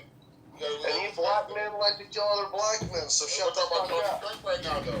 Yeah, white men like to kill other white men. Who the fuck cares about all that, bro? We're not gonna talk about race. Only you dumb racist asshole. No. I don't know why don't white partners go ahead. Okay. I don't want to talk about a racial fucking factor. Gentlemen, are you gentlemen? Gentlemen, are you gentlemen? Can you confirm my question? Yes or no? Are you gentlemen? Yes. Yeah. Okay, well then, gentlemen, let's speak like gentlemen and not waste our time here, because I'm live streaming this on YouTube. Let's talk about the white party subject, right? Okay, give you 60 seconds. Raised by a conservative family, murdered a conservative white man who was asking for debates on the college campus, right? Why? That's what I want to get at. Okay, gentlemen. He didn't actually say anything. He asked the question, gentlemen. And before we answer his question, gentlemen, let's determine whether Nick is going to mod this room or I'm going to sit here and record you guys talking over each other, wasting everybody's time. What do you gentlemen say? Don't worry. All right, gentlemen. Me and Mountain, we've been in plenty of spaces together. We know how to cooperate. He called me plenty of niggers. So he just trying to make fuck up, bro. So he calls me a nigger. So you haven't called me a coon. You haven't called me a cracker or nothing. You ain't called me a cracker. I never called you a cracker. Yeah, shut the fuck up. Quit playing the victim, man. How about we stop this racial shit? Say nigger again. I don't care. Listen, okay, if you don't care, then shut the fuck up, because guess what? We don't care about this cancel culture shit, bro.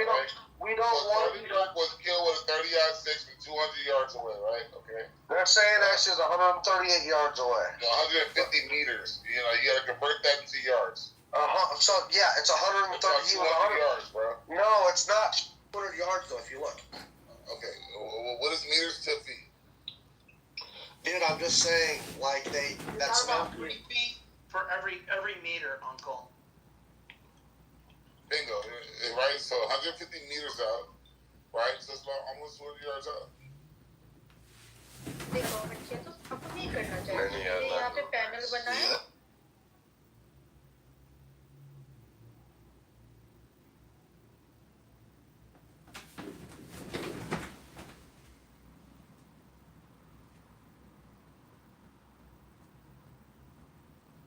I don't know, man. I mean, 100 yards, like that's. Good. Thank you. Thank you. Oh, so yours is the headband. It doesn't have to be live totally, and if you want to, take a break and go do what you need to do, and then we can just play it. You see, I need to watch it live though, so I'll watch it and then we can play it. Or where's Beaver? Beaver, can you stream it? I just have to do dishes really quick. Beaver, please. You're Matt's BFF. Do something. I'll try something. One second. Maybe Moose wants to stream for us, do you think? Or Jarro? Oh, if he was a sniper or just some.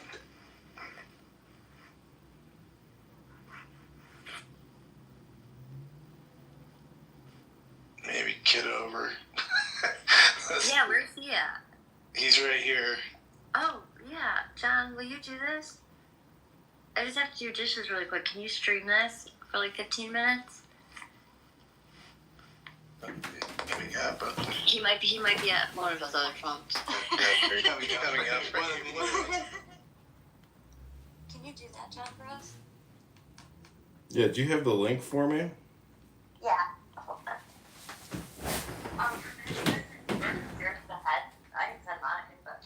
Where? Well, I'll put it in the chat. Well, mine's the Charlie Kirk one, though. Alright, here, John. I mean, are you talking about the White House live stream? Which one do you want me to play? I'm doing that. I just put it in the chat. I got it. It's from the Charlie Kirk YouTube. Okay.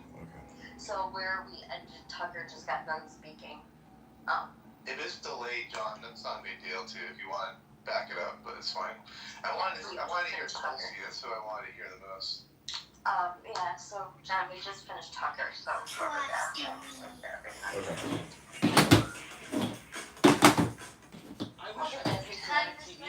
John Kitover. Yeah, I'm going to. Okay, you want to go back? Every single day, because you are doing To say this beautiful Republic stuff. That's fine.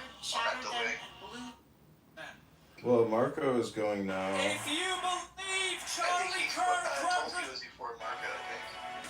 Why don't you just tell me how far you want me to go back? Right now it's at 6 hours and like 50 minutes. from overseas, I'm in South Korea. I have many concerns I want to share with you. Wait. Court organization of the country. It has being. What link are you using? I'm on Charlie Kirk's YouTube. It's live. Let's just go to the live. Fuck it. You want to do the live? Alright, just go to the live. It's fine. I'll watch the other part later. He was also so we got done with It is so easy. And listen, I've been guilty of it. I think many of us have been guilty of this. You hide behind the walls and you surround yourself with people that agree with you. We do it as a society all the time. Increasingly, people are moving into neighborhoods with other people that agree with them politically and isolate themselves from people that do not agree with them. But Charlie Kirk was bold. He actively sought out to engage peacefully, respectfully, those who he disagreed with. As recently as 2 days ago, we learned of one of the hosts on CNN who said that one of the messages he had gotten just a few days before Charlie's passing was from him, inviting him to dialogue.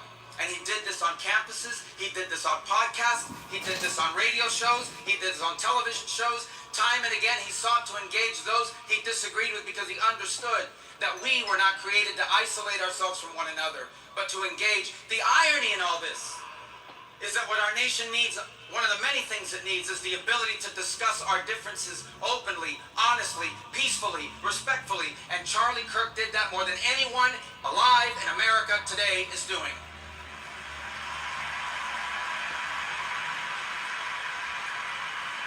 And Charlie Kirk was impactful. Impactful because of all the things I've said, but look around this place. There's 100-something thousand people here. The President of the United States is here. His entire cabinet is here. Television outlets and media outlets from all over the world are covering this. I just came from overseas. In every country I stopped, they gave us their condolences for his passing. Impactful in just 31 years of life. He made a difference. He mattered, and he will matter now more than he ever has before. And let me close with this. How do you remember? This is a memorial service. It's to honor him. How do you best remember it? I'll take the liberty of saying what I think we can best do. Look, I think he had a tremendous impact on young Americans in general. I think he had a very special and direct impact on young men in this country. That's one of the greatest developments I've seen. It's been very positive. I think we remember him for that.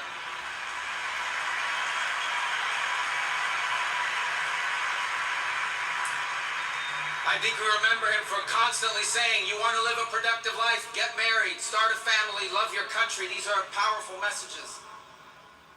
But I hope many who are watching, I imagine there are people watching here tonight that didn't know much about Charlie Kirk until 11 days ago. Maybe they were disengaged from politics. Maybe they were partially engaged.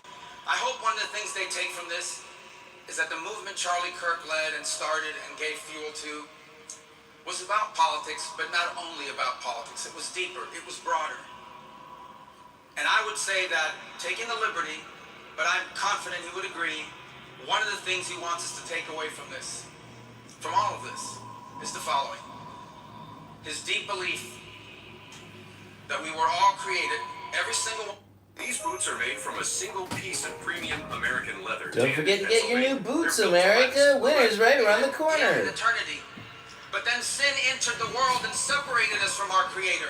And so God took on the form of a man and came down and lived among us. And he suffered like men. And he died like a man. But on the third day he rose unlike any mortal man. And then, and to prove any doubters wrong, he ate with his disciples so they could see, and they touched his wounds. He didn't rise as a ghost or as a spirit, but as flesh. And then he rose to the heaven, but he promised he would return. And he will. And when he returns, because he took on that death, because he carried that cross, we were free from the sin that separated us from him. And when he returns, there will be a new heaven and a new earth, and we will all be together, and we are going to have a great reunion there again with Charlie and all the people we love. Thank you, and God bless you.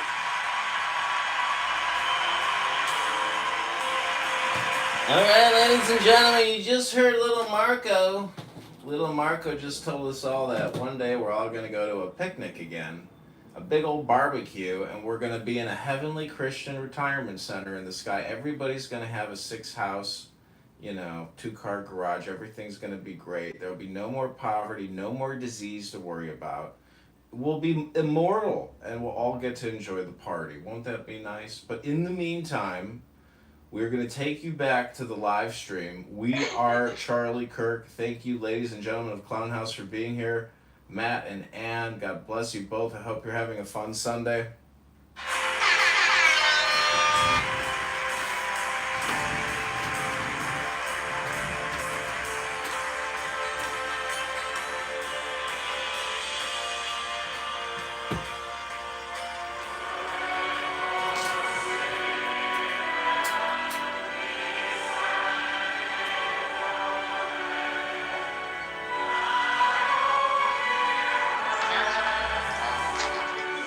See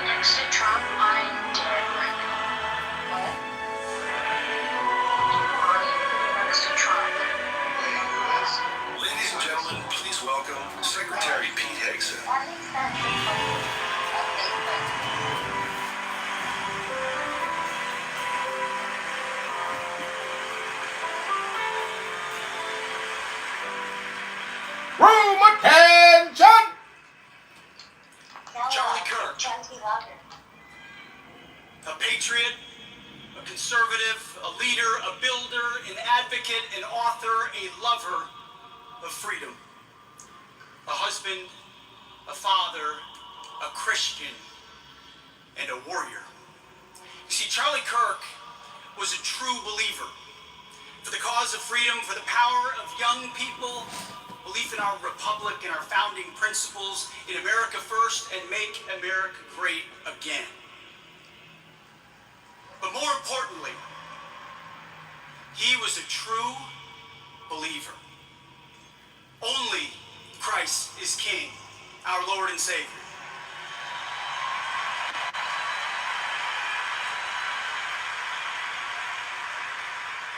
Our sins are washed away by the blood of Jesus. Fear God and fear no man.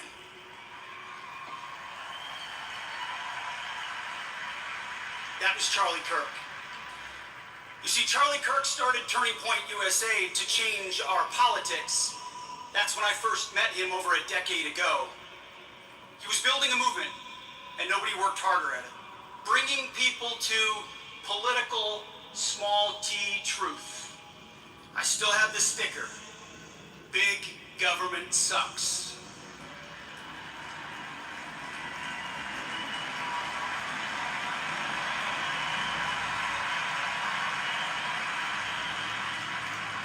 And he pursued that truth with more vigor than anyone I've ever met. But over time, he realized, like so many of us have, that this is not a political war. It's not even a cultural war. It's a spiritual war. Faith and family first. There is a God, and as Charlie would say, it is not us. We're sinners saved only by grace in need of the gospel. You see, we always did need less government, but what Charlie understood and infused into his movement is we also needed a lot more God. Charlie had big plans, but God had even bigger plans.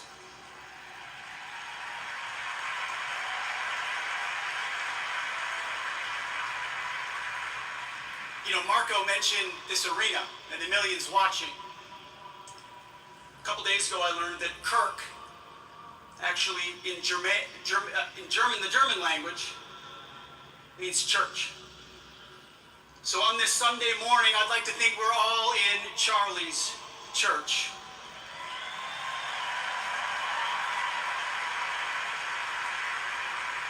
Charlie started a political movement, but unleashed a spiritual revival. My pastor texted me the day after that horrific event and said, "Pete, the devil overplayed his hand." Charlie started with liberty, but ended up lighting our country on fire for Christ. He started Turning Point USA, but this moment is the turning point for the USA. Right now.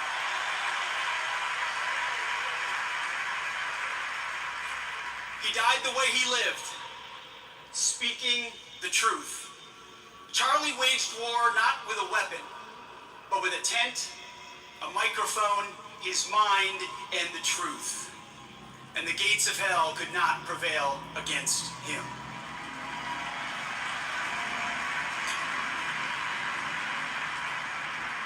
He went into the darkest of places, like Paul in the book of Acts. He went into college campuses where they said we couldn't go, and he was the light. He was bold, he was brave, he was a hero. You know, at the War Department, we know a little bit about heroism. I've seen it personally on the battlefield from Americans wearing camouflage, and I'm surrounded by men and women today who have the chance to witness the same. Most people don't know this, but Charlie Kirk wanted to go to West Point. It never happened, obviously.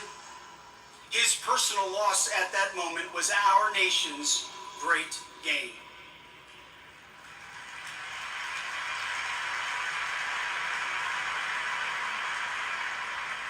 Charlie Kirk was a citizen who had the biblical heart of a soldier of the faith, who put on every single day the full armor of God with a smile, as the scriptures tell all Christ followers to do. Charlie Kirk country, a warrior for Christ. He ran the race. He finished the fight.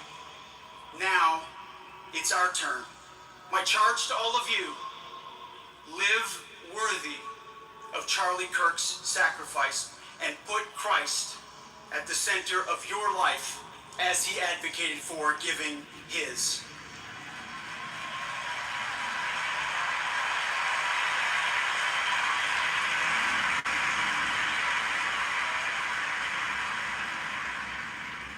Charlie has heard the words, echoing now in heaven. Well done, good and faithful servant. Charlie will take it from here. God bless.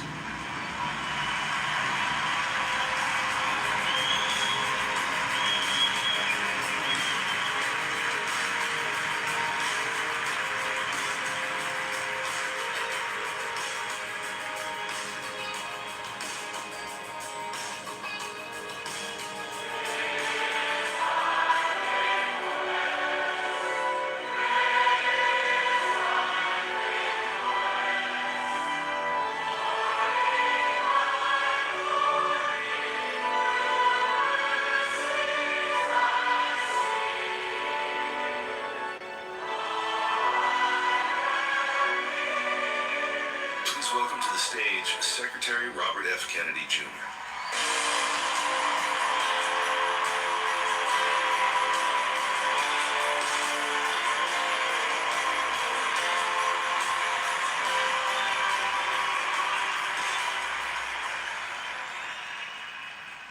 Charlie's overarching passion was his Christianity and his devotion to his God. He believed what St. Francis taught us almost 1,000 years ago, that we should strive to live our lives in perfect imitation of Christ. That we should turn every day and every moment and every interaction into a prayer. And Charlie understood the great paradox that it's only by surrender to God that God's power can flow into our lives and make us effective human beings. Christ died at 33 years old, but he changed the trajectory of history. Charlie died at 31 years old, but because he had surrendered, he also now has changed the trajectory of history.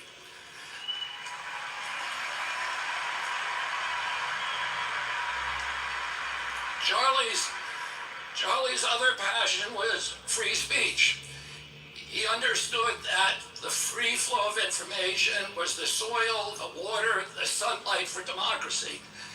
He understood democracy's great advantage was that our policies were formed by ideas that had triumphed in a marketplace of debate and conversation. He thought that conversation was the only way to heal our country. And this was important, particularly important during a technological age when we are all hooked into social rhythms, social algorithms that are hacked into the reptilian cores of our brain and amplify our impulses for tribalism and for division. He felt that the only way to overcome that biological impulse was with a spiritual fire and with developing community, and the only way to develop community was through conversation. And so he always gave the biggest microphone to the people who were most passionately aligned against him, because he believed that we need to talk to each other, and that we needed to be able to say what we mean without saying it mean. A few years ago, my brother David died, and I asked my mother, does the hole that they leave in you when they die, does it ever get any smaller? And she said to me, it never gets any smaller. But our job is to grow ourselves bigger around the hole. And we do that by taking the best qualities, the best, most admirable character traits of the person that died, and integrate them with restraint, with discipline, with practice into our own character. And in doing that, we make ourselves larger, and the whole gets proportionally smaller. But we also give a kind of immortality to the person who left us, because their work continues through us. A couple of days ago, my niece, or my granddaughter, left for college in Europe. Her mother noticed that she packed a Bible. When her mother asked her why she made that choice, she said, "I want to live more like Charlie." And it's...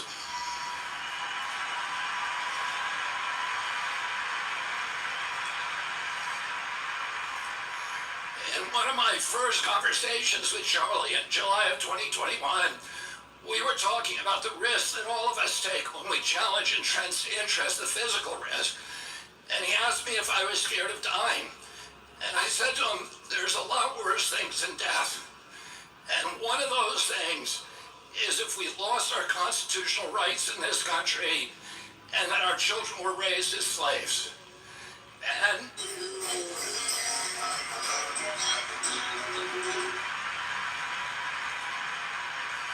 I said to Charlie, I said, sometimes the best consolation we can hope for is that we get to die with our boots on.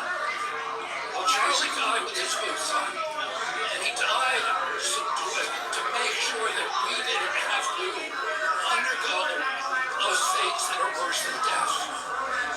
Oh, let's remember Charlie. He was, for those of us who were friends with Charlie, we don't need any more evidence of the love of God, because the evidence, the friendship, is the best evidence that God loves us all. Thank you, and God bless you.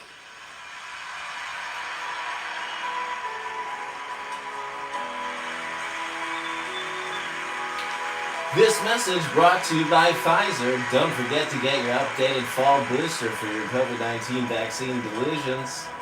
COVID-19 vaccine derangement syndrome is real. Up next, we give you the great and glorious leader, President Donald Trump.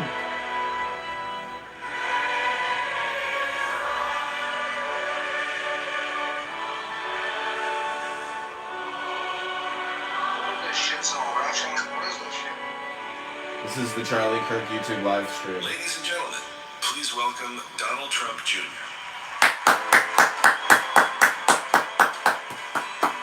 Everybody get up on your feet!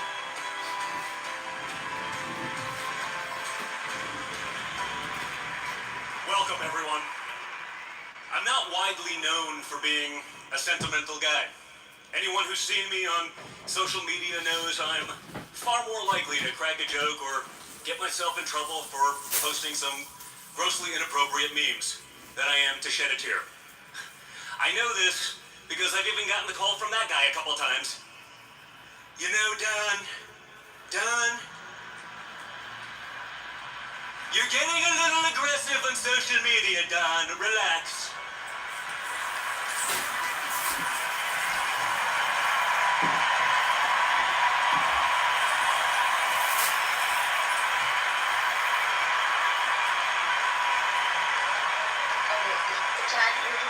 But last week, when I received word that Charlie, who was like a little brother to me, had been assassinated, I was truly devastated. We all were. And we're here today to celebrate the way he lived his life and to remember the way he changed so many of ours. So I want to start where I know Charlie would want me to, with what was most important to him, and that was his relationship with Christ.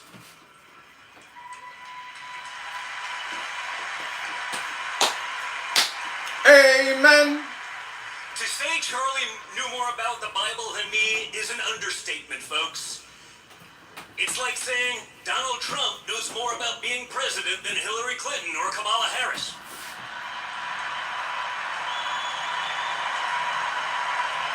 No kidding! But when Charlie was asked in an interview how he'd want to be remembered, he said, "I want to be remembered for my courage, for my faith." And let me tell you guys, those were not empty words. Last Last week, Charlie joined a long line of courageous men and women who were martyred for what they believe. According to the book of Acts, the first martyr in the early Christian church was Stephen, who was stoned to death. And as Stephen was being killed, he said, "Behold, I see the heavens opened and the Son of Man standing at the right hand of God." Now, there are many times in the Bible where Jesus is seated at the right hand of God, but this is the only time he's seen standing. And while the Bible isn't explicit about this, I like to think Jesus was standing to welcome Stephen, the courageous martyr, into heaven.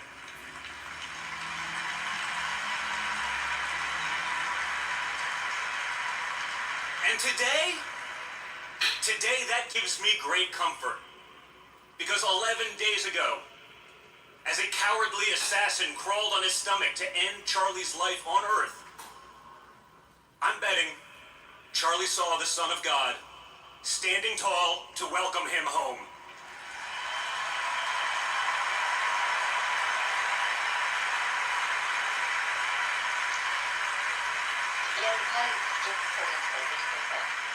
I'd be remiss if I didn't mention the greatest treasures of Charlie's heart: his beautiful wife Erica and his two precious children. To watch Charlie with his family, the joy on his face, the devotion in his eyes, was to see the gospel lived out. And for me it was inspiring. And now, in the face of unthinkable loss, Erica has shown extraordinary courage.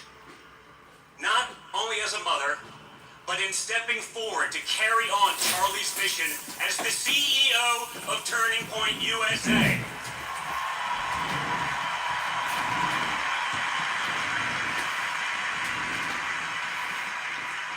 Charlie always brought out the best in all of us. When Charlie first said to me during the 2016 campaign, "Hey, let's start doing events on college campuses," I was like, "Whoa, seriously? Come on, man. We've given up on that. We're gonna let those kids grow up, and we'll get them when they start paying taxes." But he convinced me to give it a shot. And there were a couple events that showed just how brave and courageous Charlie was, even as a very young man.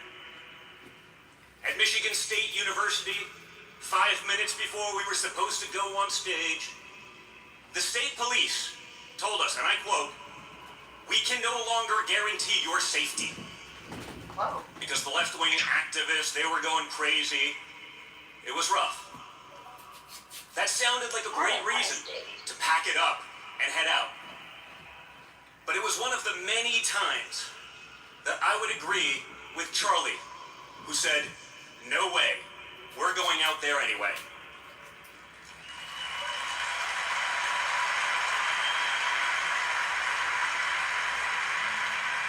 At one of the last events of the 2024 campaign at Arizona State, some lunatic called it a threat to try to keep us from going on the stage.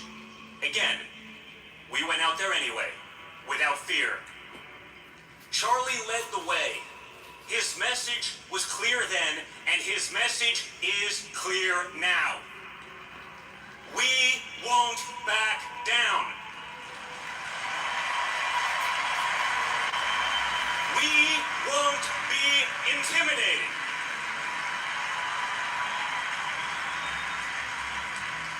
The Bible says over 100 times in the pages of Scripture, "Do not be afraid." And the 100,000 people here today are a signal to the world. Our message of faith, family, and country will not be silenced.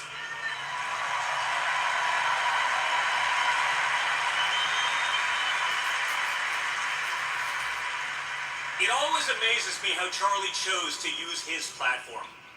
He had one of the largest microphones in the entire conservative movement. And what did he do with it? Day after day, week after week, he handed it to the very people who opposed him most. The media tried to smear him as some sort of dangerous radical. But Charlie embodied something at the very core of our movement. When people disagree with us, we don't silence them. We don't destroy them, and we certainly don't sink to violence.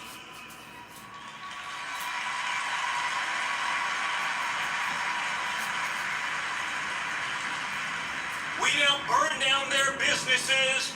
We don't scream at their children at Disneyland. No. We debate. We stand tall. And we win with our ideas.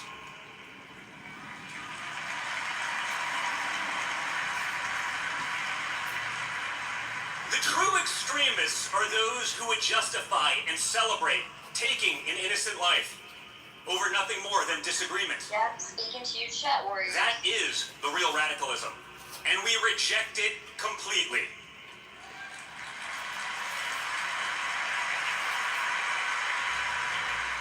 Charlie delighted in his belief that people could be persuaded.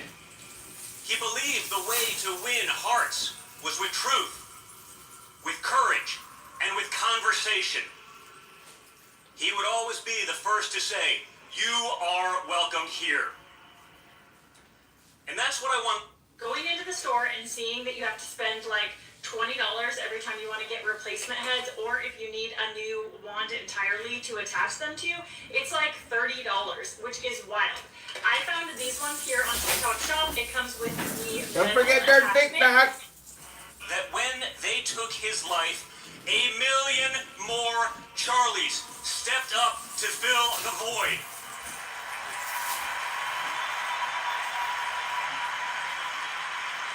We are all Charlie.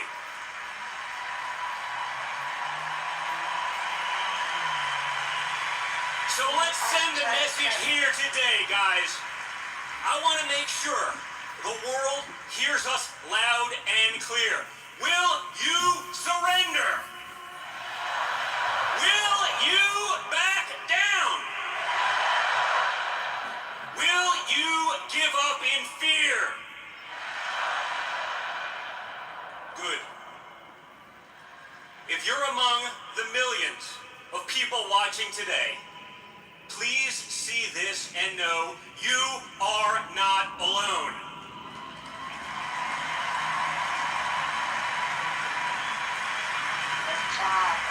Charlie's message, like Christ's, was an invitation. If this resonates with you, and you believe American values are worth defending, welcome. If you believe in faith, family, and freedom, then you are with us.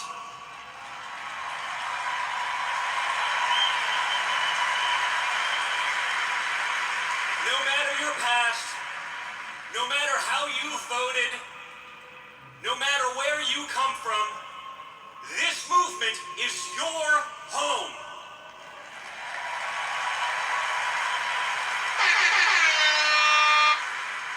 If you're not already seated at this table, we have a seat prepared for you. If you believe in God and family and country, you are one of us. If you believe our government should put the interests of our citizens first, welcome. If you believe American workers deserve dignity and American families should be able to afford a good life on one salary, welcome.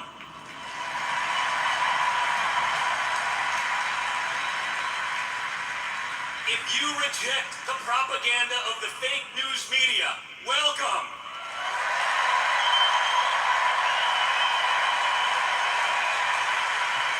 If you want to eradicate the criminal cartels and get drugs out of our communities, welcome.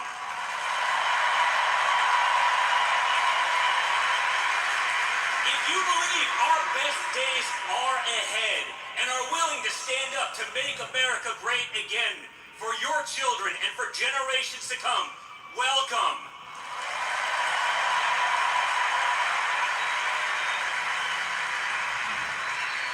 Charlie loved this country, its people, and the work of persuading others to believe in something greater than themselves. And if we live with that same courage, our legacy, like Charlie's, will live forever.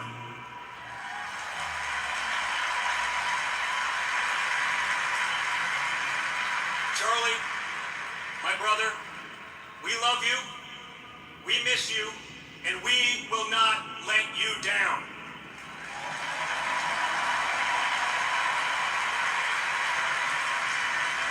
And as the scripture promises, well done, good and faithful servant. Enter into the joy of your Lord. God bless. Thank you so much.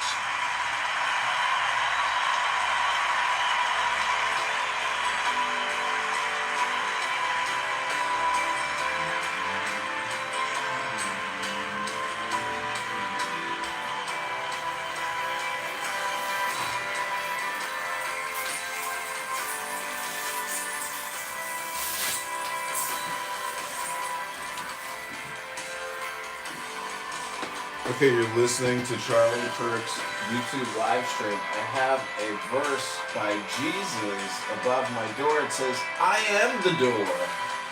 By me, if any man enter in, he shall be saved. I think it's John 10:9. Okay, I take you back to Charlie Kirk's YouTube memorial. The live stream is explosive. It's one sentence every millisecond. There's non-stop parts. And they're filming Trump right now with his big, huge, red tie.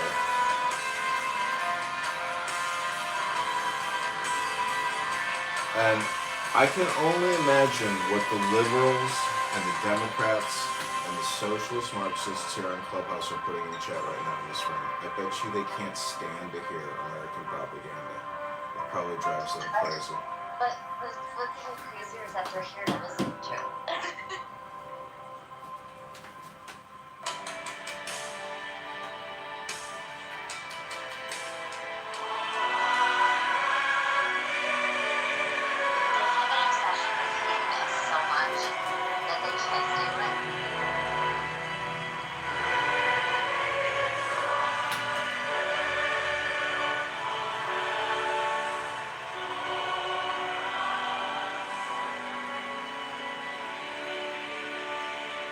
Ladies and gentlemen, the Vice President of the United States of America, J.D. Vance.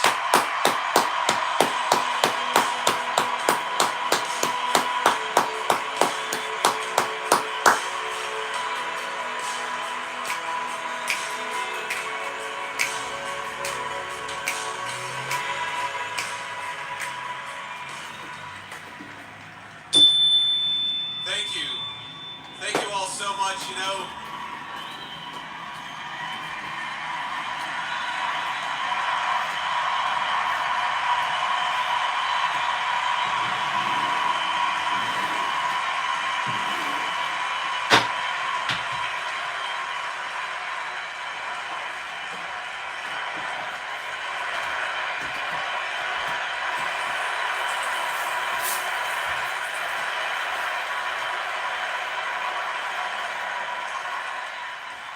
I can't help but think that they tried to silence my friend Charlie Kirk. They tried to silence our dear friend Charlie Kirk. And tonight, we speak with Charlie and for Charlie louder than ever.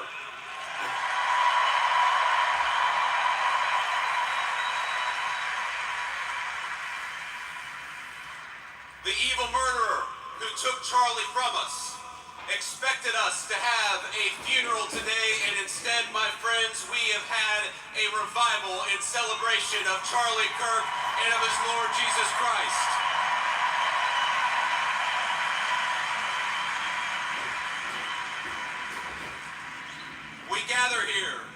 stadium.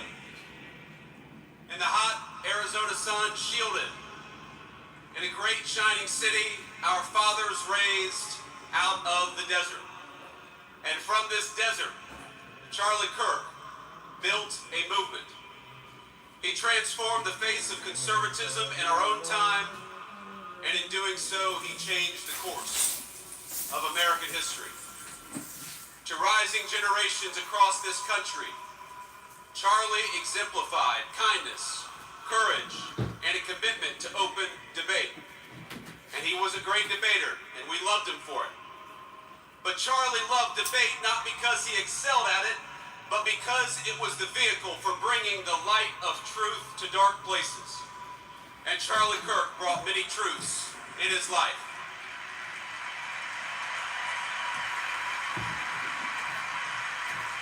Charlie brought the truth that young people deserved a stake in the future and that they deserved to have a voice.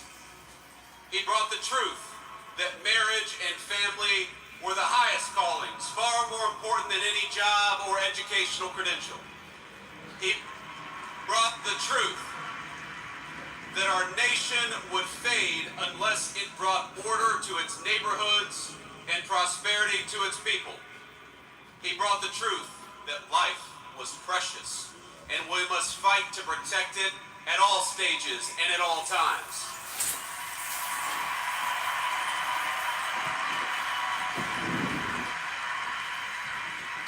But most of all, Charlie brought the truth that Jesus Christ was the King of Kings and that all truth flowed from this first and most important one.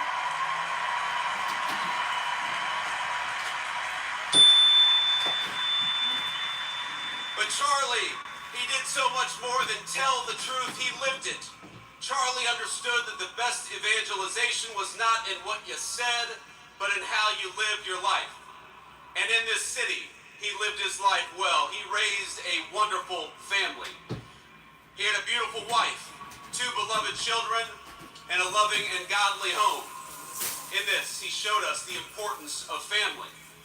He lived 3 decades he had on this earth with a sense of Christian virtue that would make any man, any person proud, and in this, he showed the importance of following God. He was a kind-hearted man, a hard-working person, and any parent would be proud to have him as a son. In this, he showed the virtue of industriousness. He was present and loving as any child would hope of his or her father, and in this, he showed the importance of strong Christian fatherhood.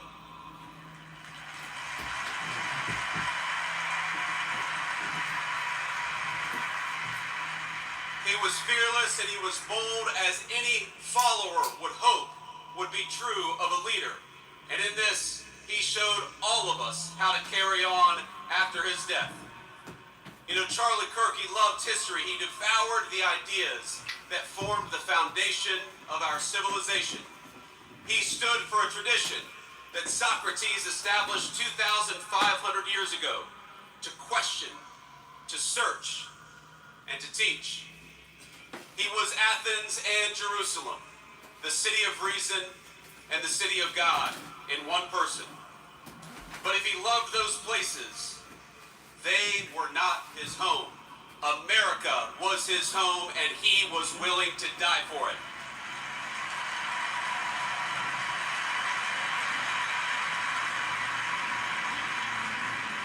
You know, Charlie, he loved this country with a contagious intensity. Anybody who talked to him knew it and felt it. He knew that America was a beautiful place and we had these incredible ideas, but he also knew that our country was a covenant between the generations past, present, and future. He believed this country's best days were not behind us, but ahead of us. But he knew those better days would have to be earned. They would have to be worked for. We would have to sacrifice and work and tell the truth. He knew that America wouldn't be saved just by pulling together seminars or talking about the right kind of books in front of the right kind of people. The movement which he created demanded more. It demanded courage. It demanded hard work.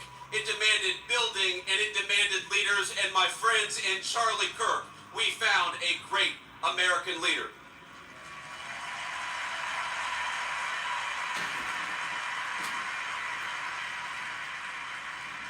Now, our whole administration is here, but not just because we love Charlie as a friend, even though we did, but because we know we wouldn't be here without him. Charlie built an organization that reshaped the balance of our politics. Turning Point brought millions of young people into conversation with one another, brought millions of people into advocacy. He asked of us, not just that we talk about saving our country, but that we actually go and do it, and we do it together.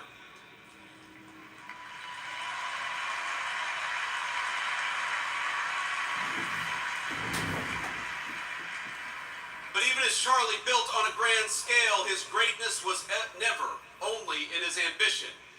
It was measured in the everyday moments as well, in the way that he treated ordinary people each and every single day. You know, you learn a lot about someone by how they treat others when the cameras aren't on. Charlie treated staffers as well as he treated the President of the United States. When I was just a guy polling at nothing in my Senate race back in 2021, Charlie helped me. Not because I was a future vice president, but because I was a dear friend. I saw just a couple of months ago when a White House staffer struggled with the weight of his job and the responsibilities of new fatherhood. Charlie stopped what he was doing in the hallways of the West Wing and said a prayer for that staffer.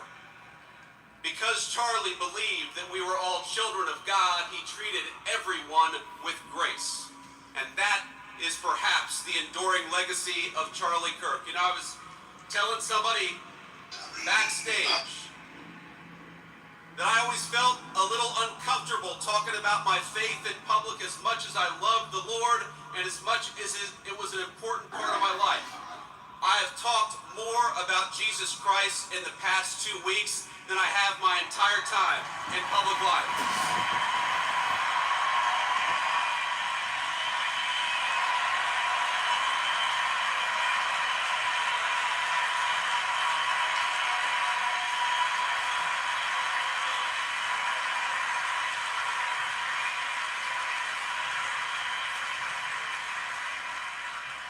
And that is an undeniable legacy of the great Charlie Kirk. You know, he loved God. And because he loved God, he wanted to understand God's creation and the men and women made in his image. Now, much has been said over the last week about Charlie's ability to approach any topic, any person in good faith, an achievement that was only possible because Charlie knew that we were all children of God. He knew deep down the truth of Scripture. And from that confidence, everything else flowed. That unshakable belief in the gospel led him to see differences in opinion, not as battlefields to conquer, but as way stations in the pursuit of truth. He knew it was right to love others, your neighbor, your interlocutor, your enemy. But he also understood his duty to say what is right and what is wrong, to distinguish what is false from what is true.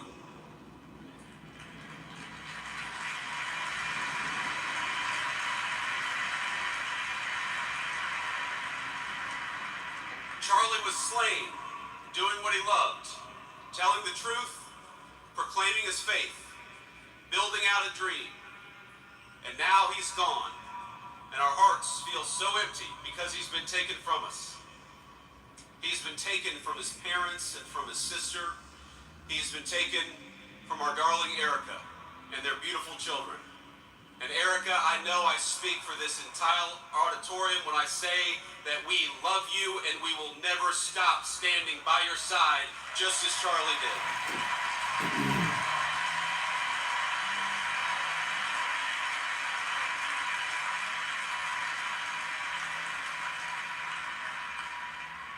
He was taken from us by those who despise the virtues that actually made our civilization great to begin with. Dialogue, truth-seeking, family, and faith. In the wake of his death, we have seen some of the very worst parts of humanity. We have watched people slander him. We have watched people justify his murder and celebrate his death. I know that this makes you angry just as it has made me angry. But it is easy in these moments to see only the worst of our fellow man. I found myself wishing that I could pick up the phone and talk to my friend and ask him for his advice and his counsel. To ask him how to respond to such hate and the souls from which that hate springs. But I can't call my friend because he was murdered for speaking the truth. I can only guess at what he might say and what he would encourage me to do.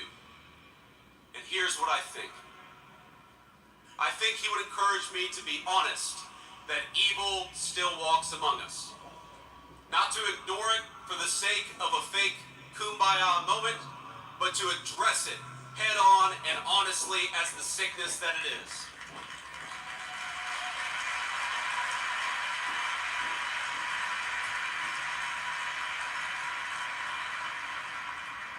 But I also think he would encourage me, he would encourage all of us to focus on the good. He would encourage us to remember that for every hateful voice celebrating his murder, there are 1,000 people mourning it and fighting for his legacy every single day.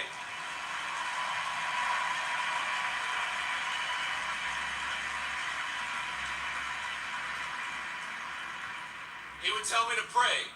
I'm certain of it. He would tell me to pray for my friends, but also for my enemies. He would tell me to put on the full armor of God and get back to work.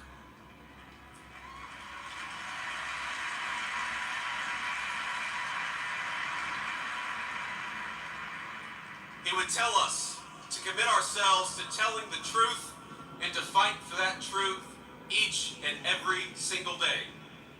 He would tell us to talk about God's love and the fact that that love applied everybody across the whole human family. Charlie suffered a terrible fate, my friends. We all know it. We all saw it. But think, it is not the worst fate. It is better to face a gunman than to live your life afraid to speak the truth.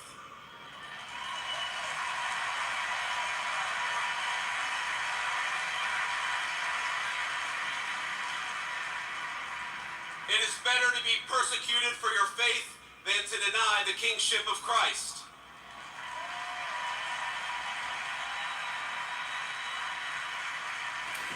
Amen. It is better to die a young man in this world than to sell your soul for an easy life with no purpose, no risk, no love, and no truth. Amen.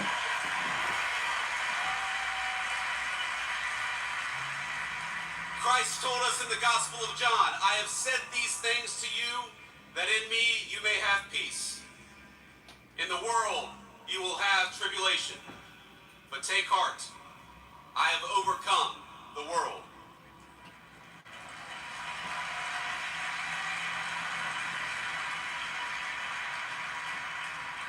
Charlie took heart, and now we must do the same. I've seen so many of you say, so many on social media, talk about for Charlie. We must do this for Charlie. For Charlie, we will speak the truth every single day.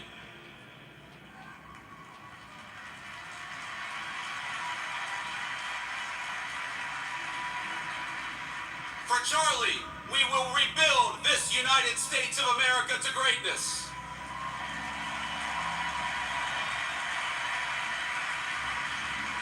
For Charlie, we will never shrink, we will never cower, and we will never falter, even when staring down the barrel of a gun.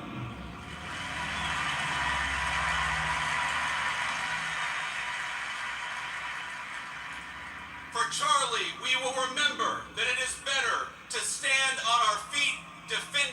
United States of America and defending the truth than it is to die on our knees.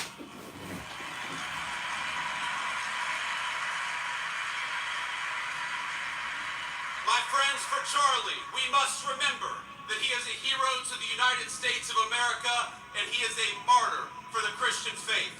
May our Heavenly Father give us the courage to live as Charlie lived. That is what we must do for Charlie. You ran a good race, my friend. I love you. We've got it from here. Thank you.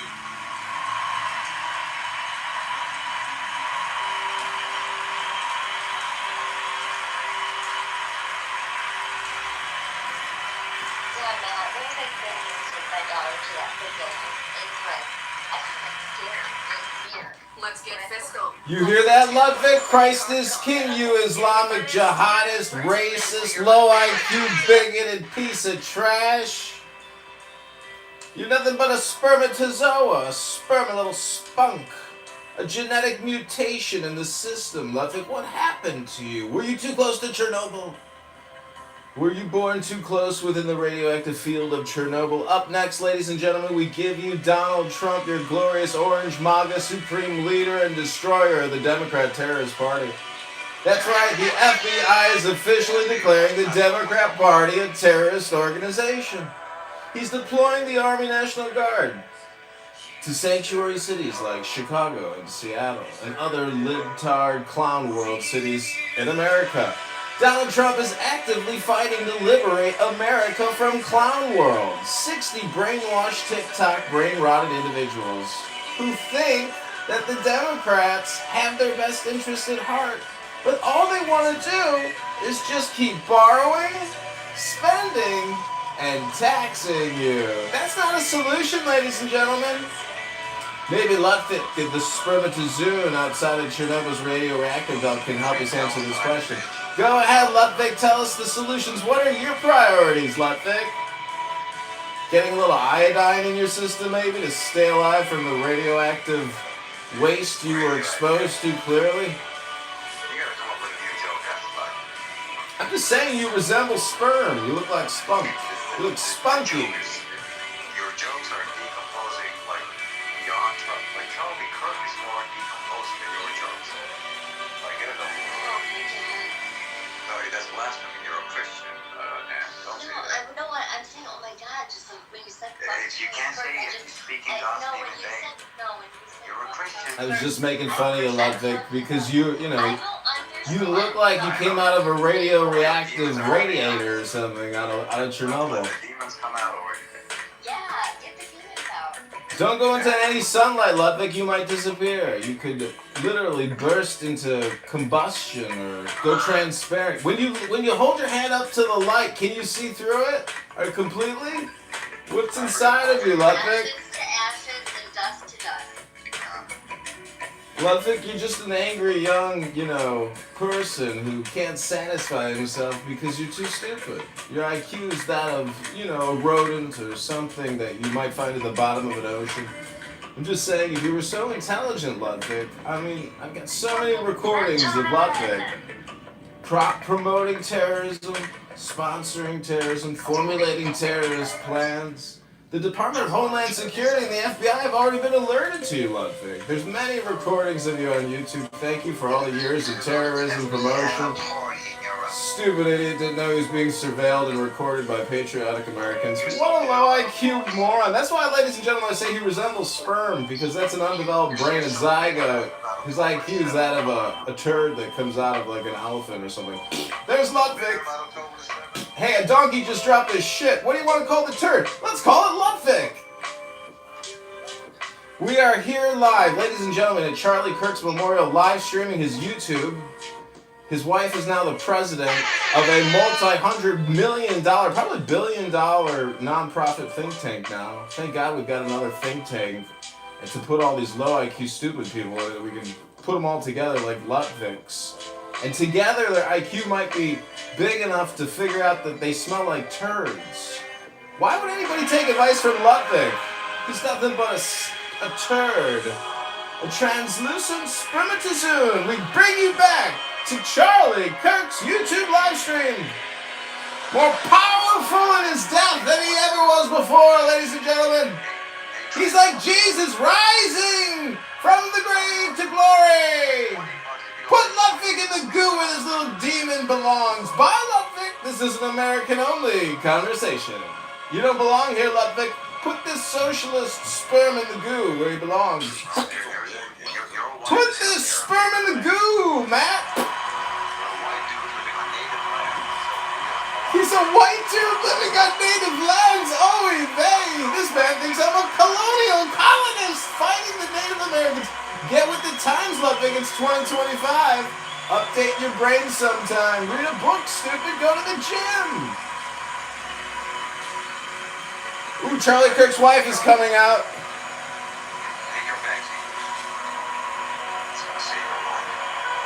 Ludwig, you're already on the terrorist watch list, so don't ever try to fly to America. You'll never get through Border Patrol.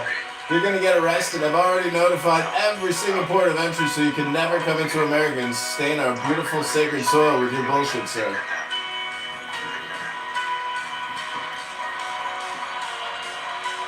Charlie Kirk's wife's about to speak. She's got a little sign up that says, Ludwig is a turd, flush and put this piece of shit in the goo. She looks beautiful. Ludwig is so disgusting. It looks like he came out of the radioactive radiator inside of Chernobyl, turned into a pile of swine goo. Ludwig. You don't like my jokes, Ludwig? Go to a different theater. You paid $10 to hear this. You didn't know you were coming to your roast at Charlie Kirk's funeral? Welcome to America, Ludwig. Are you still trying to process October 7th? You crying about Charlie? Alright, mute up. His wife is speaking, scumbags. Shut up, sperm. Fuck that. Slime, bitch. Put this goo in the goo. Charlie Kirk's wife's about to talk over you, Ludwig. I'm muting up. I'm listening to Charlie Kirk's beautiful wife over-talk your disgusting, slimy sperm. Fucking... What are you again? You're Albanian? I can't remember what kind of piece of shit you are. Armenian, maybe. Serb. I can't remember what you are, Ludwig. I'm driving. For coming here from all over the world to honor and celebrate my Charlie.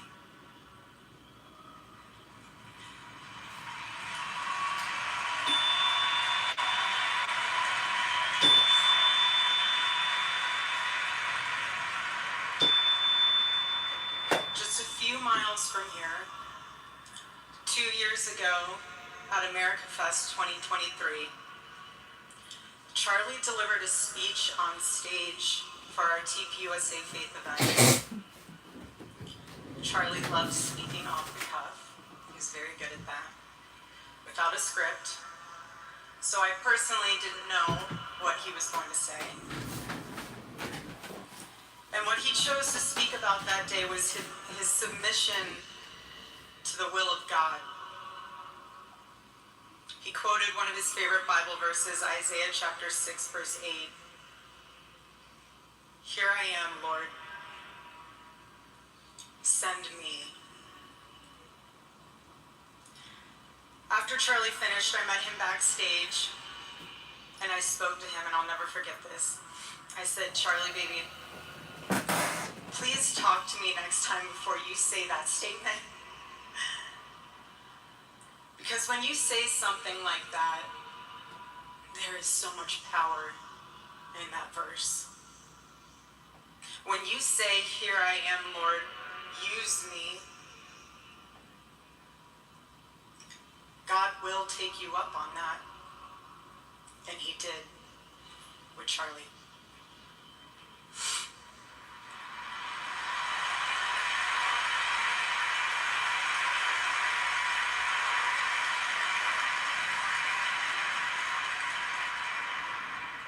Days ago, God accepted that total surrender from my husband and then called him to his son. More than anything, Charlie wanted to do not his will, but God's will. And over these past 11 days, through all the pain, never before have I found as much comfort as I now do in the words of our Lord's Prayer, thy will be done.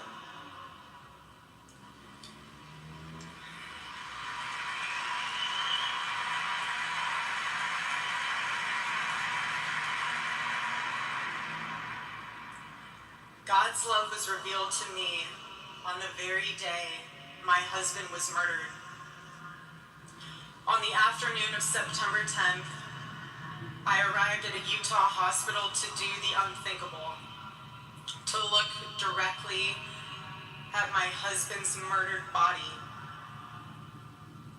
I saw the wound that ended his life.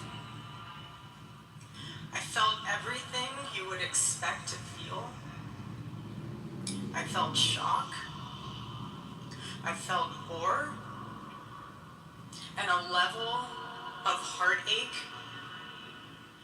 that I didn't even know existed. But there was something else too. Even in death, I could see the man that I love. I saw the one single gray hair on the side of his head, which I never told him about. Now he knows.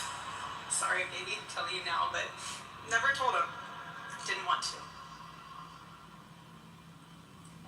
I also saw this. I also saw on his lips the faintest smile. And that told me something important.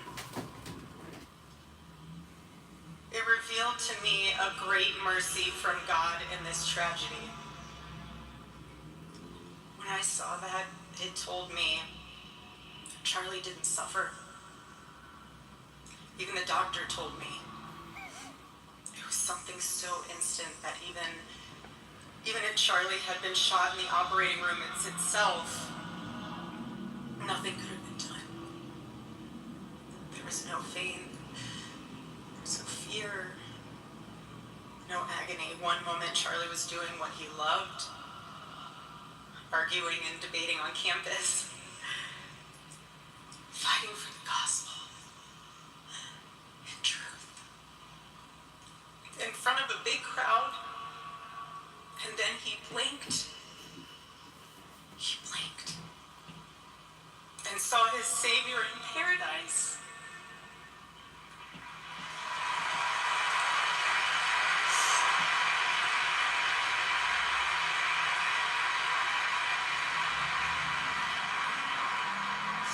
And all the heavenly mysteries were revealed to him. God's love continued to be revealed to me in the days that followed. The next day on the tarmac in Air Force Two, I confronted Usha Vance, precious woman. I held her hand and I told her, honestly, I do not know how I'm going to get through this. She told me something. She said, you know when you're on an airplane with your kids, and it's the last 15 minutes of the flight, and things are crazy, kids are not cooperating, toys are flying everywhere, and everyone's screaming, and you think to yourself, I cannot wait for this flight to land. And it's 15 minutes before you land. She told me, you will get through these 15 minutes and the next 15 minutes after that. Usha, I don't think you realized it then, but those words were exactly what I needed to hear. But most of all, God's mercy and God's love have been revealed to me these past 10 days. After Charlie's assassination, we didn't see violence. We didn't see rioting.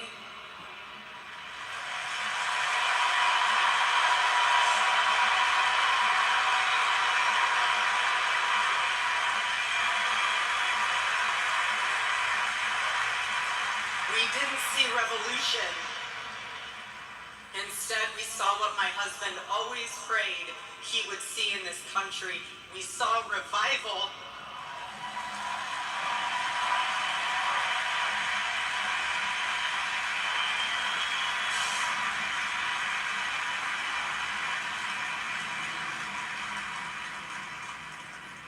Last week we saw people open a Bible for the first time in a decade. We saw people pray for the first time since they were children. We saw people go to a church service for the first time in their entire lives.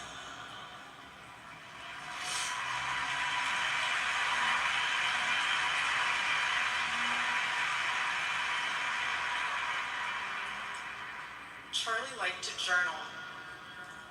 And I say this because he did it to remember important moments and sayings that affected him. And one of the things he wrote in his journal was this: every time you make a decision, it puts a mark on your soul. To those of you out there who just made that decision and took the first step toward a spiritual life, I say thank you and welcome.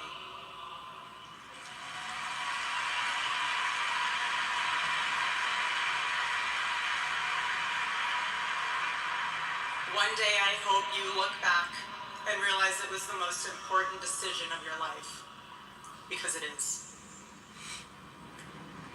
All of you who are already believers, it is your job to shepherd these people. Do not take that lightly. Water the seed of their faith. Protect it and help it grow. Every day as Charlie rode into the office, he would go through his contact list. And I know there's many of you who were impacted by this. He would go through his contact list and send Bible verses for the day. He knew that faith was a habit. The more you live it, the more it grows. But know this too: the seed has only just been planted. The enemy will tempt you the most in a time like this one. God will always be there for you, but you must choose to mark your soul again and again in the direction of Christ.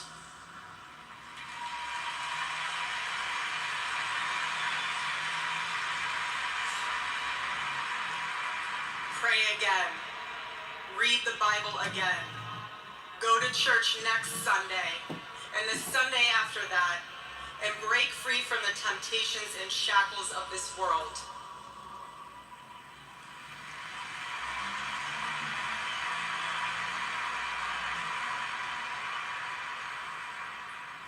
Being a follower of Christ is not easy. It's not supposed to be. Jesus said, if anyone would come after me, let him deny himself, take up his cross and follow me. He said he would be persecuted. He said we would be persecuted. And Charlie knew that and happily carried his cross all the way to the end. And I want all of you to know, while Charlie died far too early, he was also ready to die. There was nothing he was putting off. There was nothing that was too hard or too painful, or nothing that he just felt like he didn't want to do it. He left this world without regrets. He did 100% of what he could every day. But I want you to know something. Charlie died with incomplete work, but not with unfinished business.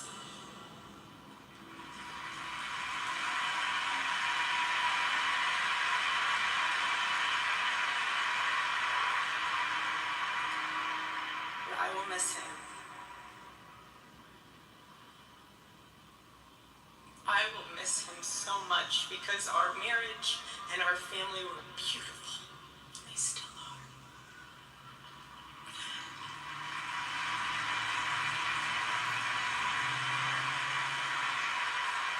The greatest cause in Charlie's life was trying to revive the American family. When When he spoke to young people, he was always eager to tell them about God's vision for marriage and how, if they could just dare to live it out, it would enrich every part of their life in the same way that it enriched ours. And someone once asked me how Charlie and I, how we kept our marriage so strong when he was busy traveling. And our little secret, it was love notes.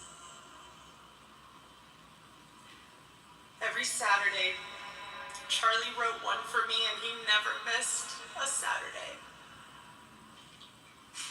And in every single one of them, he'd tell me what his highlight was for the week, how grateful he was for me and our babies.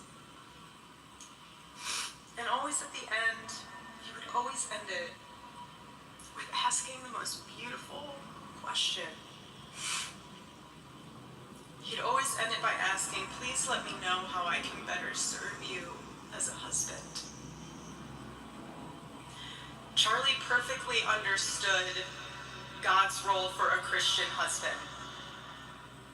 A man who leads so that they can serve.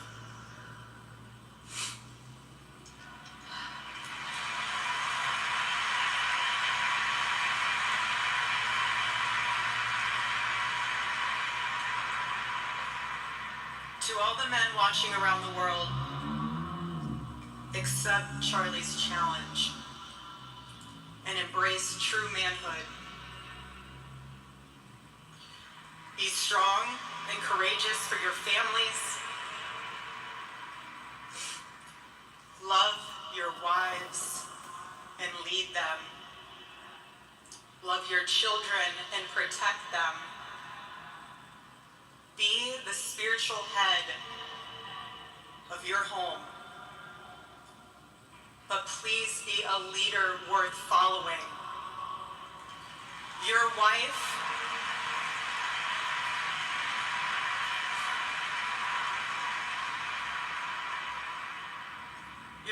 is not your servant. Your wife is not your employee.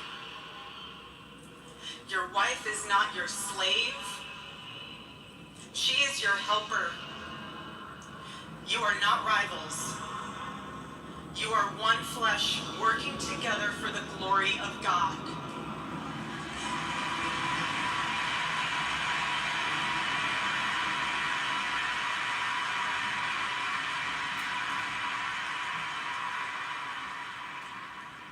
I was Charlie's confidant. I was his vault. His closest and most trusted advisor, his best friend. I poured into him and loved him so deeply, empowered him, because his love for me drove me to be a better wife. Every day he honored me, and I prayed that I could be the wife that God needed me to be for my husband.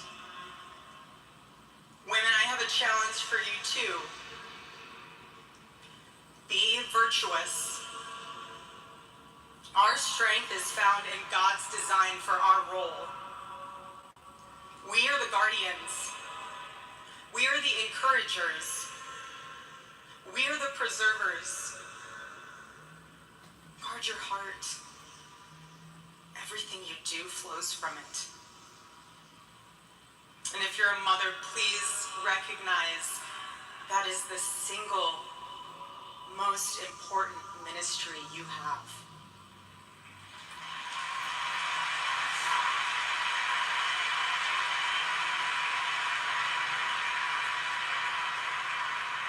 In our home, because Charlie traveled a lot, we tried to travel with him where we could. But I made sure that when Charlie returned from work, it was his sacred landing place, away from the worries of the world.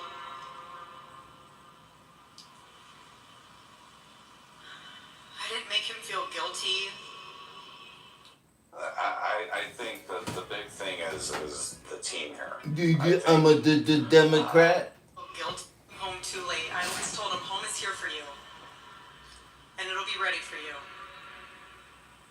And I made it into this place where he wanted to be as soon as possible when he was on the road.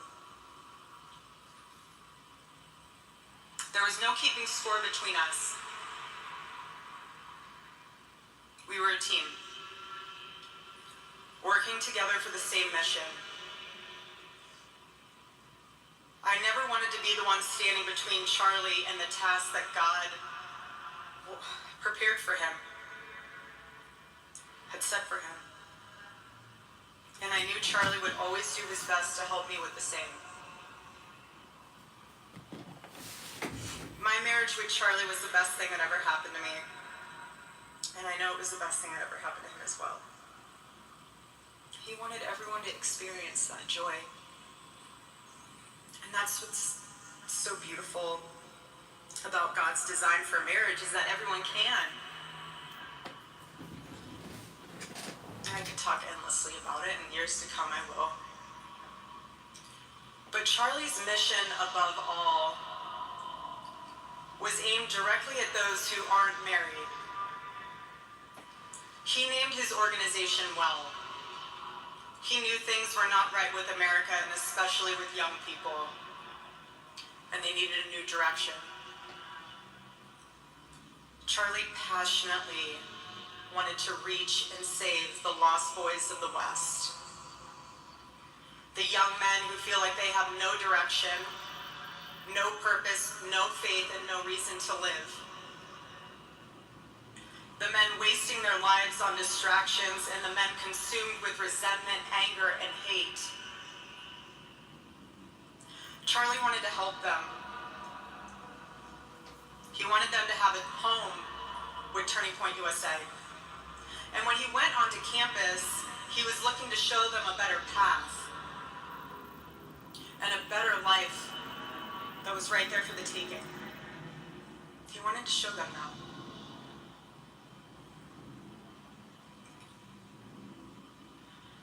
My husband, Charlie, he wanted to save young men just like the one who took his life.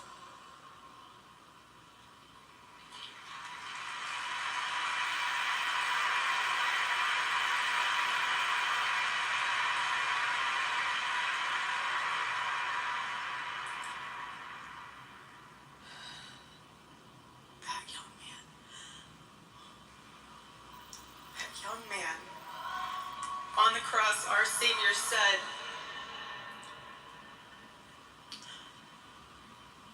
"Father, forgive them, for they not know what they do." That man, that young man, I forgive him.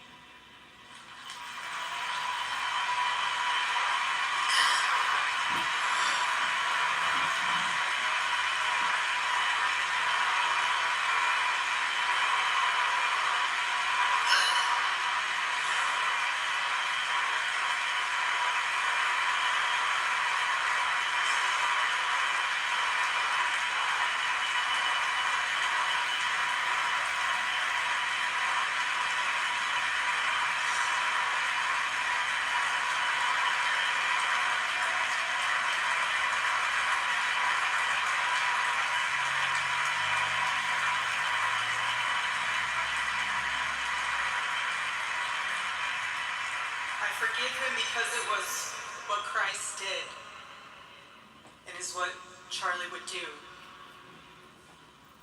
The answer to hate is not hate. The answer we know from the gospel is love, and always love. Love for our enemies and love for those who persecute us.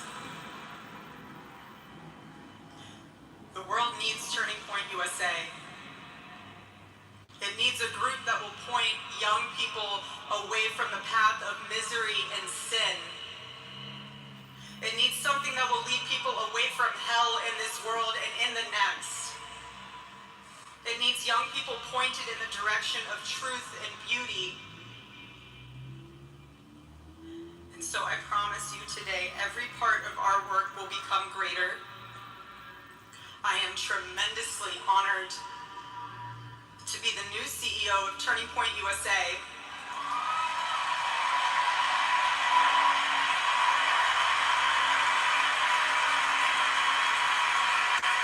For justice and transparency. His ability to sell. It's very much like. I do not take that lightly. Charlie and I were united in purpose. His passion was my passion, and now his mission is my mission. Everything that Turning Point USA built through Charlie's vision and hard work, we will make 10 times greater through the power of his memory. Chapters will grow, thousands of new ones will be created. TPUSA Faith will add thousands of new pastors and congregations. Admitting that the country is broke. This has made compromise. And yes, campus events will continue. And we will continue to hold debates and dialogue.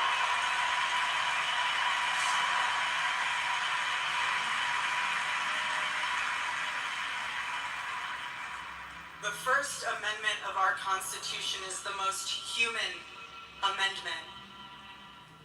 We are naturally talking beings, naturally believing beings. And the First Amendment protects our right to do both.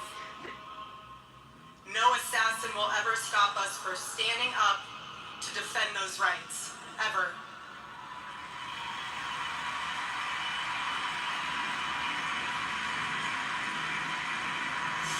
Because when you stop the conversation, when you stop the dialogue, this is what happens. When we lose the ability and the willingness to communicate, we get violence.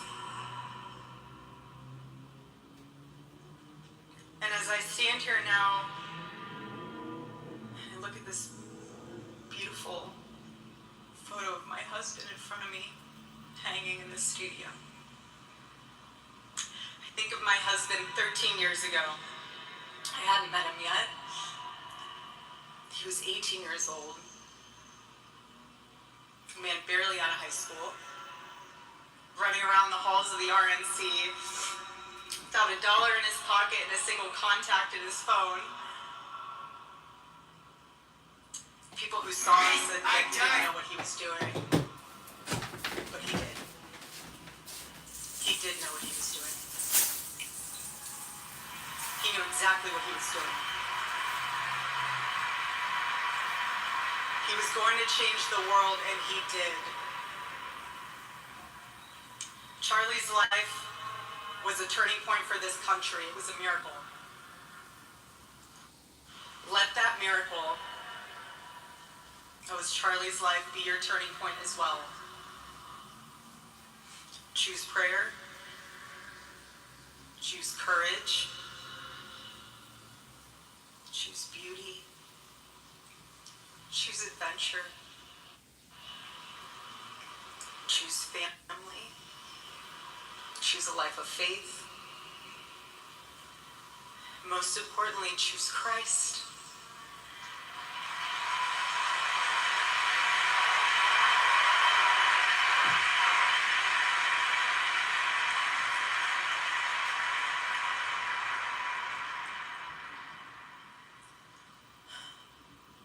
I love you, Charlie, baby.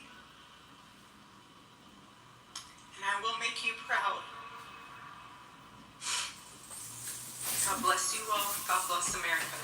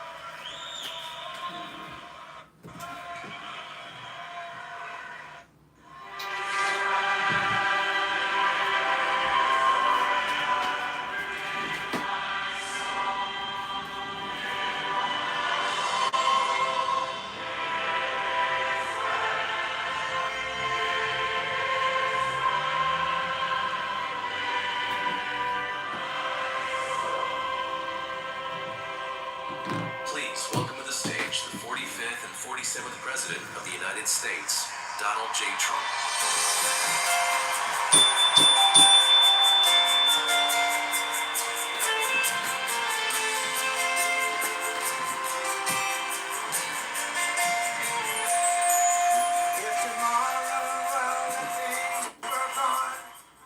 Okay, I'm going to turn that down because I don't want to get a copyright strike. Thank you all for being here. We're about to listen to Donald Trump. He's walking out onto the stage right now. The firework blasts are blasting. He's standing there at attention looking at a massive stadium. And Charlie Kirk's wife just gave a God Bless America and God Bless Everybody Here speech. There's a tremendous amount of fireworks going off as Trump is walking across this red carpet about to give a speech to America. It'll be a very interesting speech. I'm sure many people here will be interested to hear what he has to say and what type of presidential executive orders he'll be issuing as a result of this attack on freedom of speech and a political assassination here in the United States of America. Charlie Kirk's information is now being mass distributed into the heads of all younger people across the world, and especially in America. See, not many people realize is that Charlie Kirk's reach is global, and that's what the left liberals hate the most, is that his messaging is not just in the United States now, it is global. And TPUSA and all the videos he's filmed embarrassing liberal, socialist, communist, Marxist, Democrats, femboys, they can't stand it. So Donald Trump is about to speak. I'm not playing it right now because there's a copyrighted song being played. Trump is standing there listening to the singer. The singer is gloriously singing, but you can't hear it.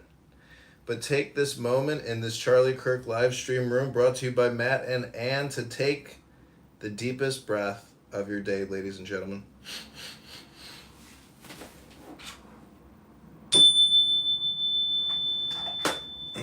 I'll just read you a few little Bible verses. Guard your heart above all else, for it determines the course of your life. You will keep in perfect peace all who trust in you, all whose thoughts are fixed on you. Light is shed upon the righteous and joy on the upright in heart.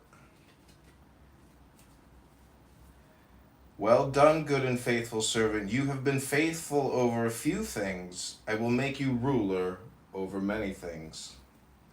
Here's what I want you to do. Take your everyday, ordinary life, your sleeping, eating, going to work, and walking around life, and place it before God as an offering. Embracing what God does for you is the best thing you can do for him. Humble yourselves in the sight of the Lord, and he will lift you up.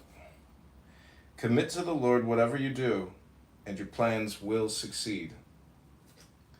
The Lord is for me, so I will have no fear. What can mere people do to me? Okay, Trump's about to speak. When I left the womb, you cradled me. Since the moment of birth, you've been my God. Okay, I give you Donald Trump, ladies and gentlemen. I want to thank you very much, Lee. You've been there from the beginning with us, Leah. We appreciate it. Nobody can sing that song like Lee Greenwood. Thank you very much, Lee, very much for being here. And his voice has not changed, you know? Pretty amazing. And a special thank you to Erica, because today, America is a nation in grief, a nation in shock, and a nation in mourning. Less than 2 weeks ago, our country was robbed of one of the brightest lights of our times, a giant of his generation, and above all, a devoted husband, father, son, Christian, and patriot. Charles James Kirk was heinously murdered by a radicalized, cold-blooded monster for speaking the truth that was in his heart. He was violently killed because he spoke for freedom and justice, for God, country, for reason, and for common sense. He was assassinated because he lived bravely, he led boldly, and he argued brilliantly without apology. He did what was right for our nation. And so on that terrible day, September 10th, 2025, our greatest evangelist for American liberty became immortal. He's a martyr now for American freedom. I know I speak for everyone here today when I say that none of us will ever forget Charlie Kirk, and neither now will history.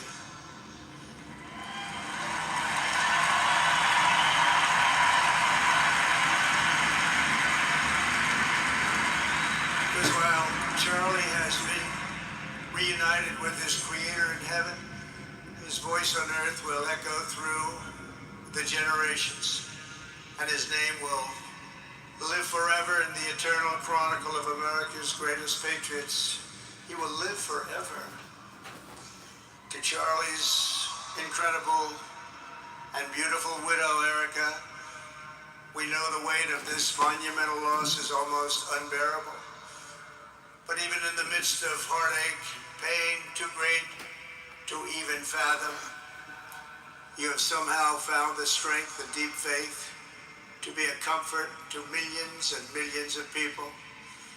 And thank you very much, Erica. Thank you very much.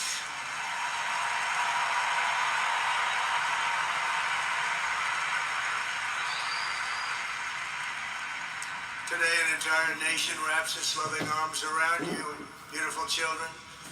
We share in your immense and overwhelming sorrow, and we vow that we will do everything we can to ensure that your children grow up in a land where their father is honored and revered as a great American hero. That's what he is.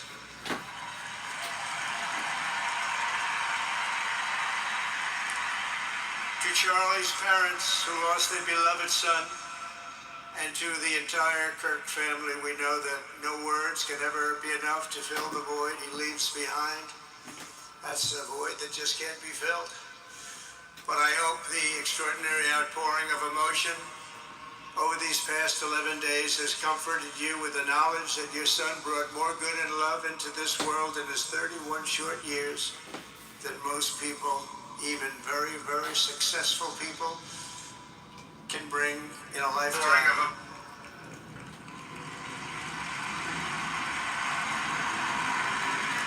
Charlie Kirk loved America with everything he had, and as we can see so clearly today, America loved Charlie Kirk.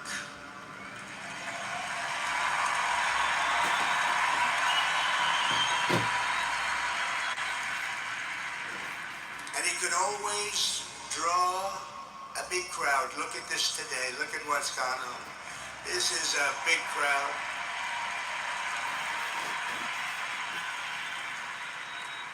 Here today we have the Vice President of the United States, J.D. Vance. We have the Speaker of the U.S. House of Representatives, Mike Johnson. We have countless members of the United States Senate, and I'm sorry I'm not going to introduce you, but I'll be up here. They're all over the place. And likewise, the House of Representatives, they're all over this big stadium. This is not an arena, this is a stadium. Our great cabinet, and this stadium packed with rafters of people. Not to mention the one across the street that also has tens of thousands of people. And they're watching us on screen right now.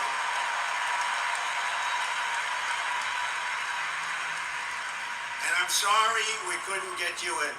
If anybody would like to give up your seat, please walk across the street. But this is like an old-time revival, isn't it? An old-time revival.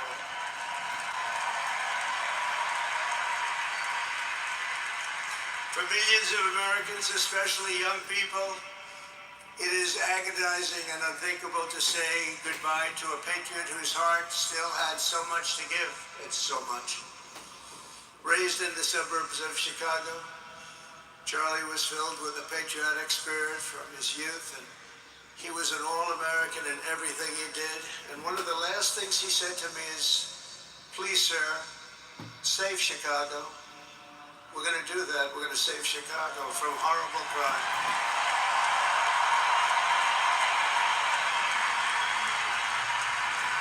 In high school, he was the quarterback of the football team and the captain of the basketball team. He was a good athlete. A lot of people don't know that about Charlie.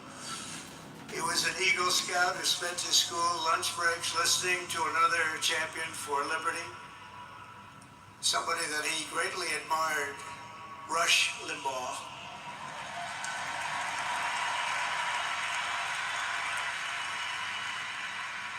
But what was even more important to Charlie than politics and service was the choice he made in the 5th grade, which he called the most important decision of his life, to become a Christian and a follower of his Savior, Jesus Christ.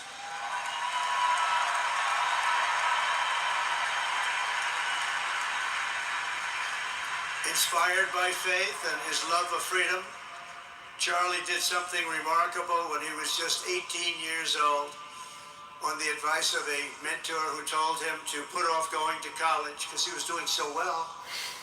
He devoted his life to converting young people to the conservative cause. How did he do? Take a look. How did he do?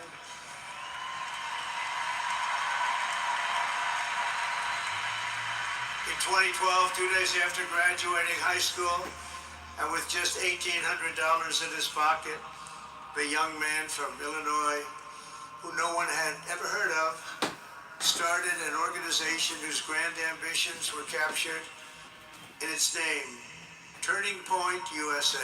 Great name.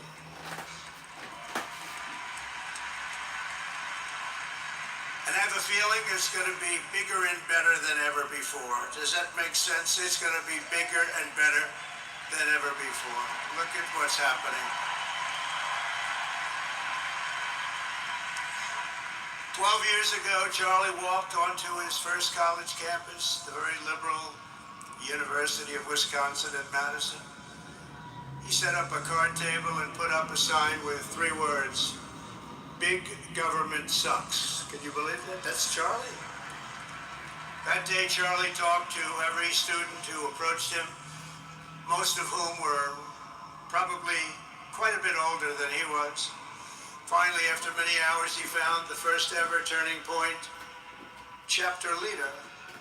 His first year out of high school, Charlie traveled 300 days raising money and taking his message to campuses all over the country. He lived out of his parents' basement, and they actually loved having him there. They loved Charlie. Everybody loved Charlie. And on the couches of friends and support. All right, everybody, grab your soda. Robert Kennedy's removed the chemicals. But first, another ad from HBO.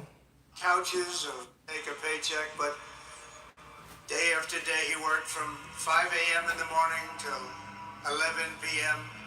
in the evening, always. His staff remembers that he wore Walmart jeans and t-shirts from the Goodwill store. Remember the Goodwill store? It wasn't easy, but Charlie wasn't in it for money at all. Never has been. Money was never his thing. He was always in it for the mission. As he liked to say even back then, we have a country to save. Just what he did. He'd call me all the time, "Sir, we have a country to save." I said, "Charlie, thanks very much for telling me that. I appreciate it." Charlie volunteered for my 2016 campaign and traveled the nation with my son Don, Eric. I got to know him very well and saw immediately that Charlie was actually a master builder of people. It was Charlie who first started organizing young black conservatives hungry for support and leadership. It was Charlie who stood up for persecuted Christians and Jews on college campuses. It was Charlie who helped bring online censorship, free speech, and cancel culture to the fore of our political debate. He was right up there with me. It was Charlie who helped unite MAGA.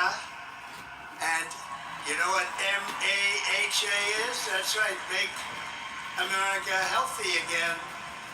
And tomorrow we're going to have one of the biggest announcements, really medically, I think, in the history of our country. We're going to be doing it with Bobby and Oz and all of the professionals. I think you're going to find it to be amazing.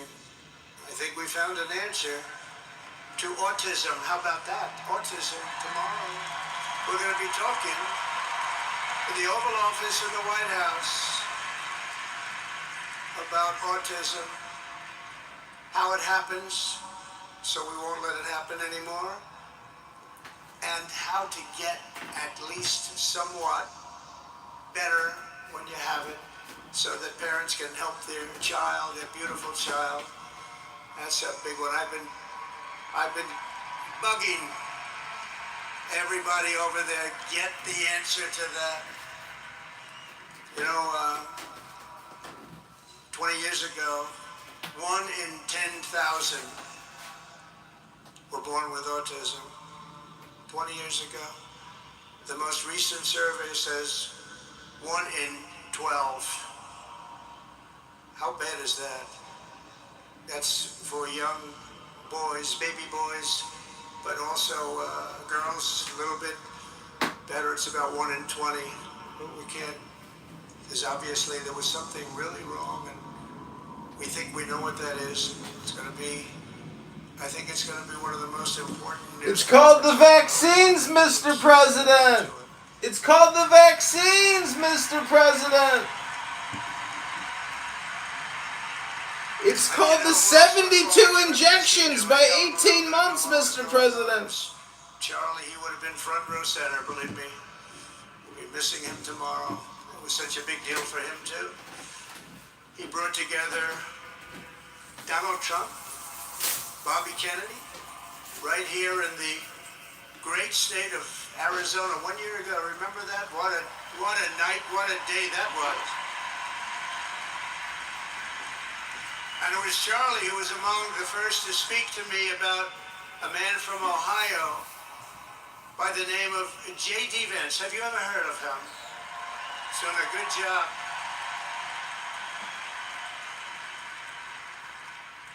But Charlie would often call me, sometimes the night before a big event, the other side of the country.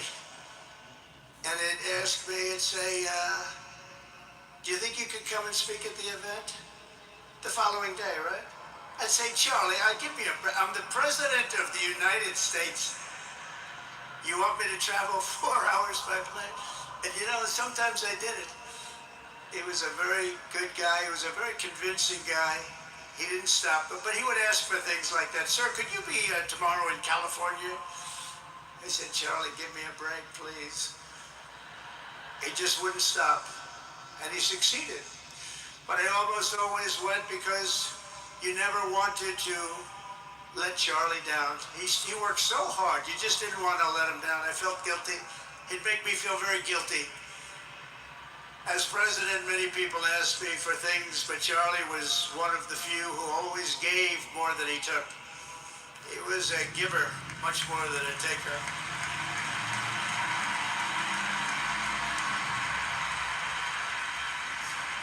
And no matter how big Charlie became, no one was too small for him to notice. He was good to everybody. Didn't matter. Several years ago, a fourth grader asked Charlie to appear on his podcast, which was probably only watched by the parents of that fourth grader. And Charlie, who was actually pretty hot at the time, to be honest, he agreed, and the boy asked for advice. Charlie replied, the left, I call it the radical left. I call it sometimes the radical left lunatics. But Charlie didn't say that, he called it the left. He was probably right, but I can't help it. I can't help it. So he said the left, radical left lunatics, may have all the money in the world, but they can never outwork me. I will wake up as early as I need to about himself. I will stay up as late as I need to, and I will never stop fighting for our country. And he did this until his dying breath. That's what he was doing. That's what he was doing. Think of it. Wow. What a horrible moment. I was in the Oval Office when I heard they came in, and it was like a surreal experience, and terrible, terrible. I had some very big people in the Oval Office, and I was in the midst of a very important conversation for our country. Big people, the biggest. And I said, you have to leave now. When they told me that, they told me in front of a group of very powerful people. I said, you have to leave now, right now, please. Right now, you have to leave, go. By his own determination and skill, Charlie Kirk built Turning Point from his humble beginnings, the beginnings that nobody believed could ever end up something like this, into a great movement and a juggernaut of American politics. And you know, we have a massive stadium loaded up with people, but he got tremendous crowds before he had this kind of horrible news and before we had to hear what happened so terribly. He delivered more than 250 speeches a year at over 200 colleges and universities, and that was at a time when it was not really vogue to go to colleges and universities if you were a conservative. It really took great courage. And we used to talk, and I said, you know, I think they're much more conservative than we know, and he agreed, but it just wasn't something that was happening because the radical left would do very bad things, very dangerous things. But Charlie set up chapters on 2,200 campuses and spoke at more than 1,000 churches. He launched a podcast and radio show that grew to an audience of 1 million Americans a day, one of the bigger shows on radio. And Charlie didn't just bring young people into the movement. All of a sudden it started to grow by leaps and bounds. By 2024, we won more young people than any Republican candidate in the history of our country, including for the first time a majority of males under 30. Can you believe it? Remember when Republican presidential candidates would get 4%? No, we did unbelievably with young people. And he was a big, big factor. Unbelievable. But he made me work for it. Sir, you have to make a speech here, you have to make a speech there. But we did it, and we won, and our country is doing unbelievably well now. We had a country that was dead 1 year ago, and now we have the hottest country anywhere in the world. And Charlie helped us make it that. One of the great people. But through it all, the core of Charlie's message and his basic method never changed. It never really changed. He stayed the same person also. At every campus event, Charlie asked the people who disagreed with him to come forward, and instead of silencing them, he handed them a microphone and let them speak. And he convinced so many of them. It was a pretty amazing thing to watch, actually. Shortly before Charlie arrived on campus, the day he was assassinated, a staff member texted him that there were many critics and students who were opposed to his views, and rather strenuously in the crowd. And that actually made him feel good because he wanted to convince them. He understood. He really did. He understood what was right, and he was right about that. A lot of it was based on common sense, by the way. Charlie wrote back to the staff member saying, I'm not here to fight them. I want to know them and love them, and I want to reach them and try and lead them into a great way of life in our country. In that private moment on his dying day, we find everything we need to know about who Charlie Kirk truly was. He was a missionary with a noble spirit and a great, great purpose. He did not hate his opponents. He wanted the best for them. That's where I disagreed with Charlie. I hate my opponent, and I don't want the best for them. I'm sorry. I am sorry, Erica. But now Erica can talk to me and the whole group, and maybe they can convince me that that's not right, but I can't stand my opponent. Charlie's angry. Look at that. He's angry at me now. He wasn't interested in demonizing anyone. He was interested in persuading everyone to the ideas and principles he believed were good, right, and true. Before each appearance, he prayed these words: God, use me for your will. Always said the same thing: use me for your will.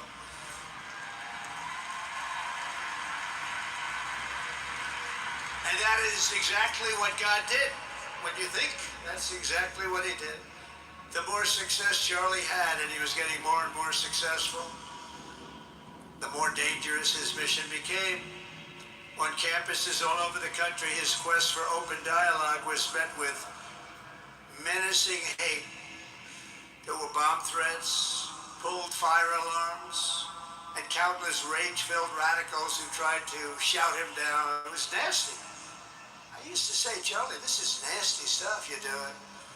At one event, police had to build barricades to protect students from an angry mob of thugs.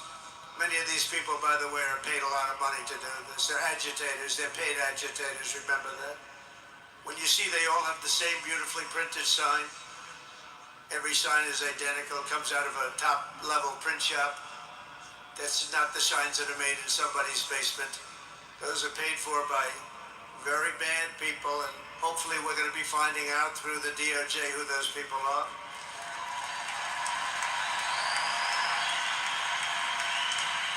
At another college, Antifa terrorists shattered windows, threw rocks, and tried to storm the building where Charlie was speaking. It was a really bad one. Often dozens of police officers were needed to prevent left-wing violence. And the violence comes largely from the left. You don't hear that from too many people, do you? And virtually every day for years, before he was murdered, Charlie received these horrible death threats. People don't know. I used to talk to him about it. He said, I got some threats. He always felt that when they actually made the threat, they were not the ones to worry about. The ones to worry about were the ones that don't make the threats. I think you know what I mean. He knew the risk, but he and I shared a certain motto: never back down and never ever surrender. Just don't surrender, never back down. He believed in it so strongly. So strong. And he's right. He's totally right. The radicals and their allies in the media,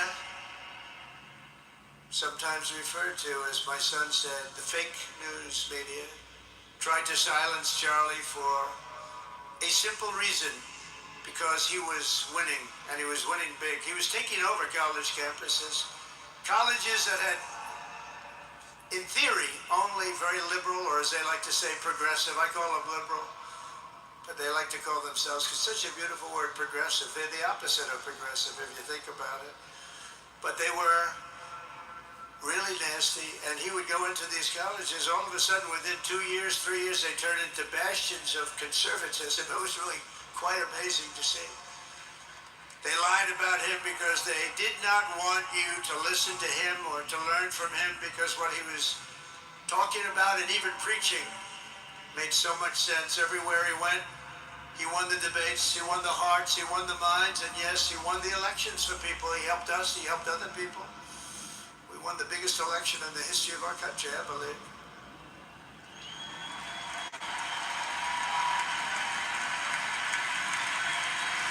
Charlie Kirk was without a doubt among the most influential figures in the most important election in the history of our country. The election of, that beautiful day, November 5th, 2024. Do you remember that day? It was 9 months ago. What a day that was. I mean, we had a pretty good day in the first one. And I must tell you, on the second one, we had a phenomenal day. But a lot of bad things happened, and now that's not even questioned. They cheated like dogs, but we got them back, didn't we? Huh? Got them back.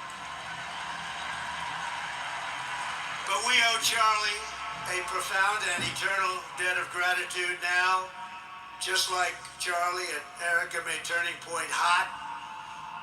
We are looking at a country that has the chance to attain a level like never before. Tariffs are making us rich again, richer than anybody ever thought was possible. And the only one challenging them are people that hate our country or foreign countries that are paying a price, because they did the same thing to us for years. They took advantage of us, but we're making money, we're becoming richer and richer, and we're taking care of our people better and better when we do that, and we can take care of other countries better and better, but we're doing unbelievably well. The tariffs have really been a hold. The election was big, but the tariffs, because of the election, came in. And remember, other nations do that to us. And Charlie understood that. He saw the money. He saw what was coming into our country, and we can use that for Medicare, Medicaid, Social Security, all of these things that we fight so hard for. That's exactly what's happening. The numbers are incredible. When the news finally came out on election night last November that the race was officially won, came out pretty early in the night. Charlie was live on camera. In that moment, he was overcome with emotion. I've never seen him like this. He was so happy. For a long while, he said nothing. His eyes were filled with tears, and then he buried his face in his hands, and he started crying. That wasn't the Charlie I knew, but in thinking about it, it actually was the Charlie I knew, because he had a tremendous heart. He just wanted what was good for our country, and he saw us going in such a horrible direction. Lovingly, Eric, and this was so beautiful, Erica put a MAGA hat on to cover his bowed head. I like that very much. MAGA, we love. Does everybody love MAGA? Make America great again.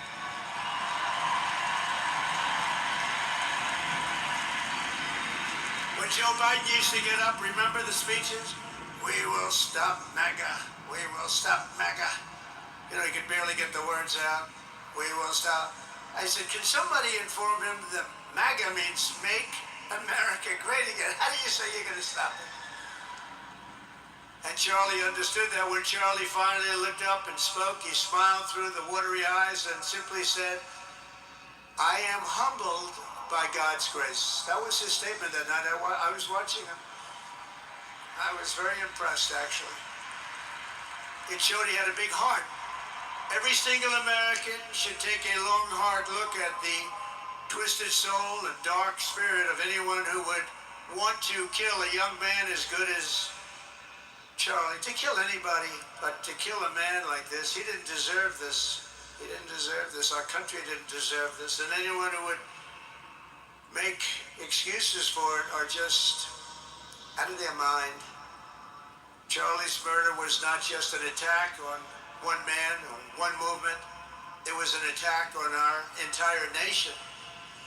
That was a horrible attack on the United States of America. It was an assault on our most sacred liberties and God-given rights. The gun was pointed at him, but the bullet was aimed at all of us. That bullet was aimed at every one of us. Indeed, Charlie was killed for expressing the very ideas that virtually everyone in this arena and most other places throughout our country deeply believed in.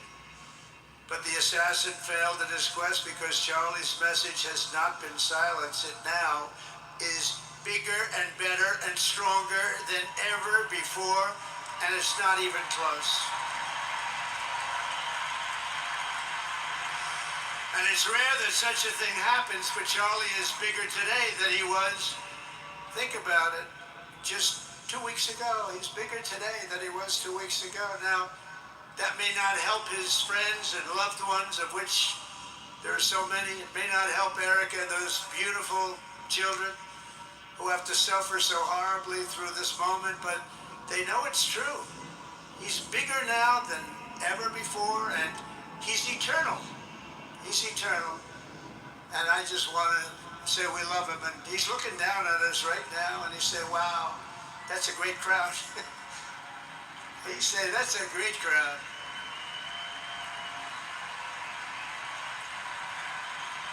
And it's a great crowd of patriots. But that's why I will soon award Charlie the nation's highest civilian honor, the Presidential Medal of Freedom. It's the highest civilian honor.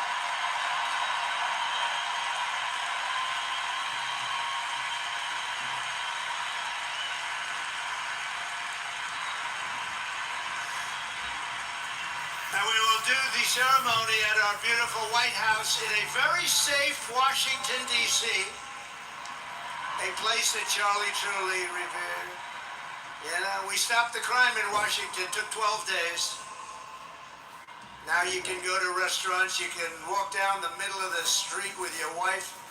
You can have your wife walk alone down the middle of the street. She's going to be in good shape. What a difference. What a difference good management really makes. But I'm so proud of that. Washington, D.C., you know, is one of the worst in the nation, in the world. And now it's considered a very safe city. And it's also, I passed it yesterday, I went through it, and the lawns are good. It's like a different place. It's like the tents are gone, the threats are gone, the gangs aren't there. We got rid of, we took out 1,500 career criminals, 1,500. If you have 3 career criminals, that can make a big difference. But I'm so proud of Washington, D.C., and now we're going into Memphis. And we'll get that one straightened out fast. And then we're going into some others, but we're going to go to Chicago, and we're going to have Charlie very much in mind when we go into Chicago. And we'll get that one straightened out. You have an incompetent governor who, he thinks it's okay when 11 people get murdered over the weekend. He thinks you don't have any crime when 11 people get murdered and 28 people get shot. He says he's got crime. No, they don't have it under control, but we'll have it under control very quickly. So we're going to be doing that. And Charlie loved what we were doing. He was so proud of what happened. He was there to see it. He was so proud of what happened in Washington, D.C. As you know, the depraved assassin who planned and executed Charlie's killing has been arrested and charged with capital murder. God willing, he will receive the full and ultimate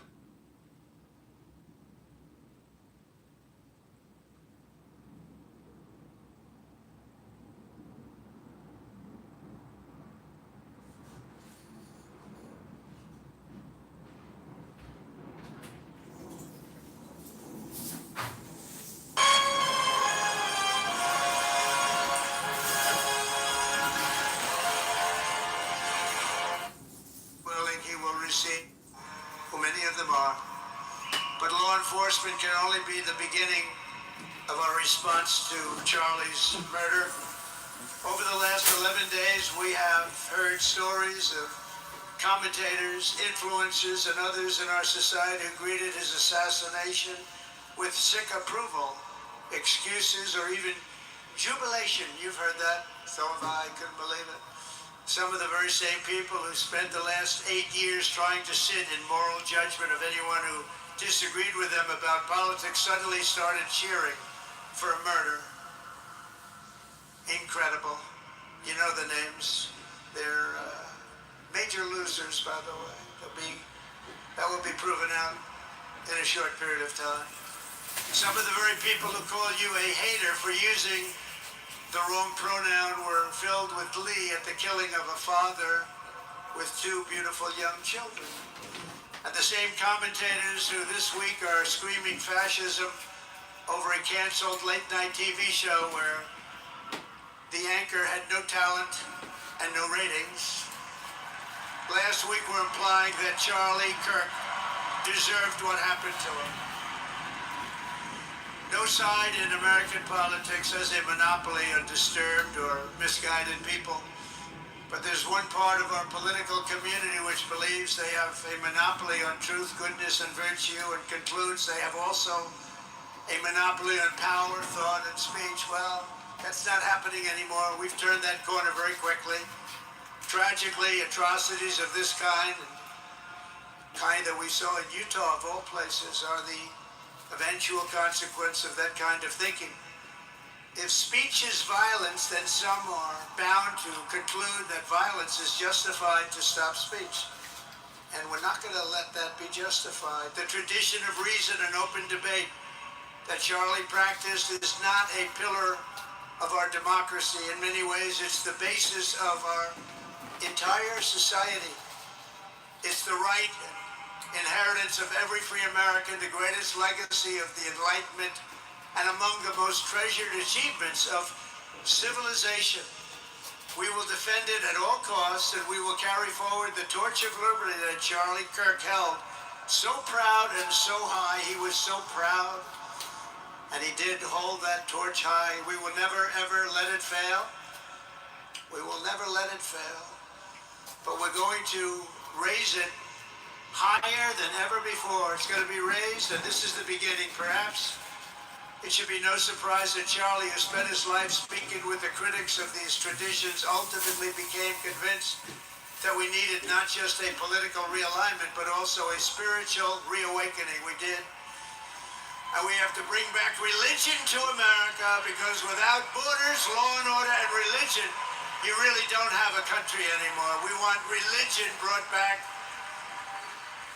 to America. We want to bring God back into our beautiful USA like never before. We want God back.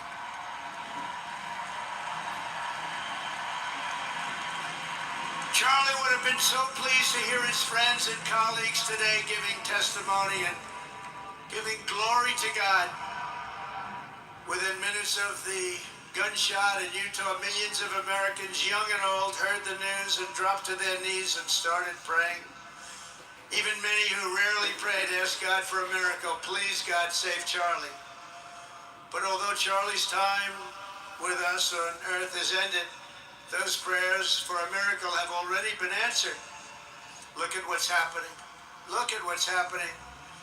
In the days since Charlie's death, we have seen how his legacy has touched so many millions around the world.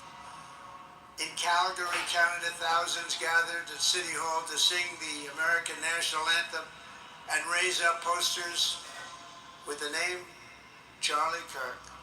In Seoul, South Korea, crowds gathered to wave American flags and shout, "We are for Charlie Kirk."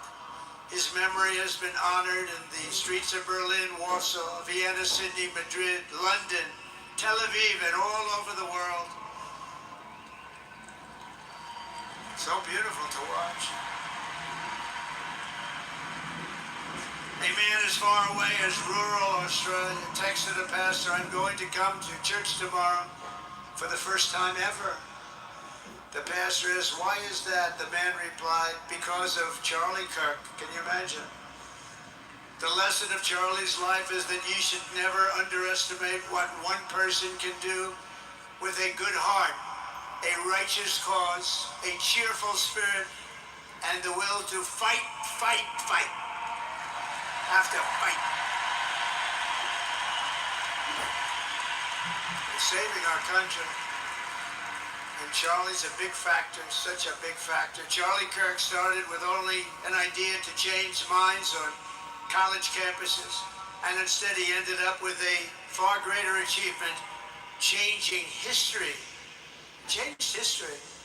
Today, Charlie Kirk rests in glory in heaven for all eternity. He has gone from speaking on campuses in Wisconsin to kneeling at the throne of God, where he is right now.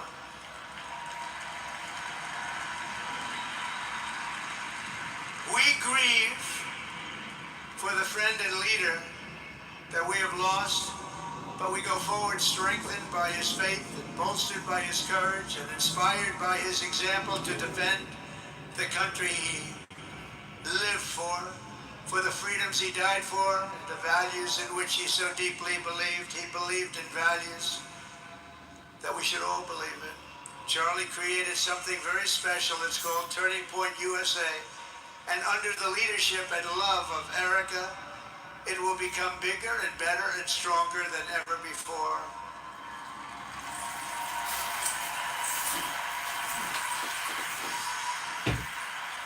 So Charlie, we all want to thank you. We want to say a very loud God bless you, Charlie. God bless you for what you've done is incredible. And God bless Erica and the children. God bless the United States of America. And Could I ask Erica, please come out? Erica, please come out. Thank you.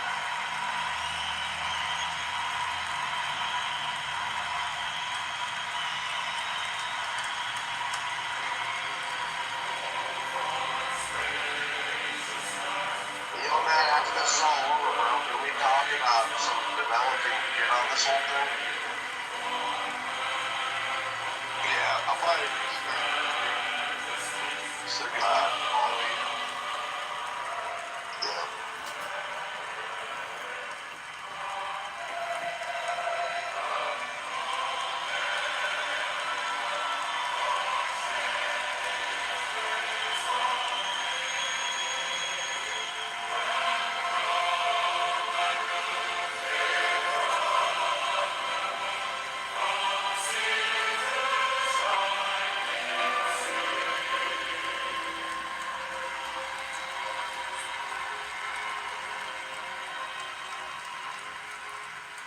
Thank you very much, everybody.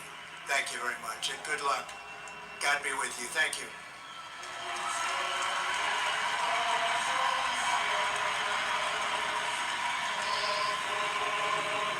That's it, huh?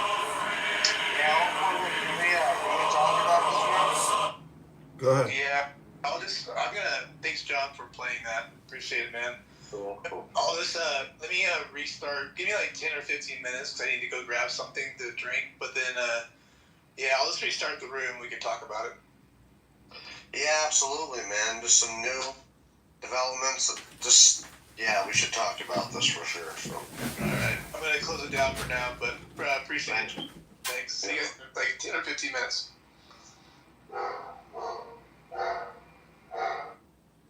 That these things start to blur, so you start to kind of have like a relapse, or like there's a glitch where you kind of have a reference of your past life or something like that. Just a theory. I'm not saying it's facts. I'm just saying like something I kind of think. Well, because if you think about it, that would explain why we have those things like deja vu. I wouldn't explain that, but cool theory, man. To toss you a bone for that, just in general, a better theory that I did here is more so like, if quote unquote take the path of reincarnation, you can get the amnesia because death is so fucking like traumatic.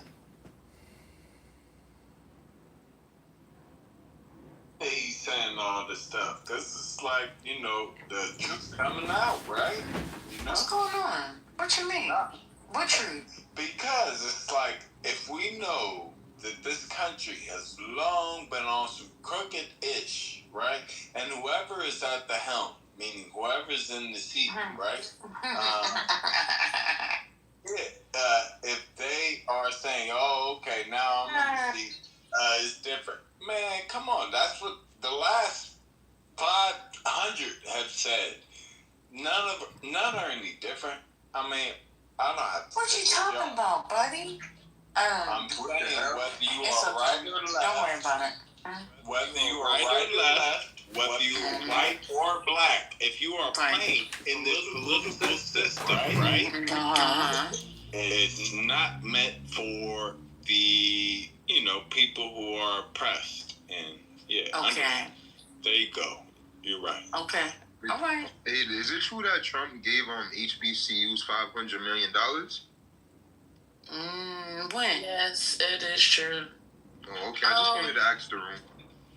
I haven't heard that. We got a Trump on stage. Can we help him out? He did, but now they're saying. Wait a minute. We're not going to pivot. See, this is what y'all got to stop doing. That's what you got to stop doing. We having a conversation.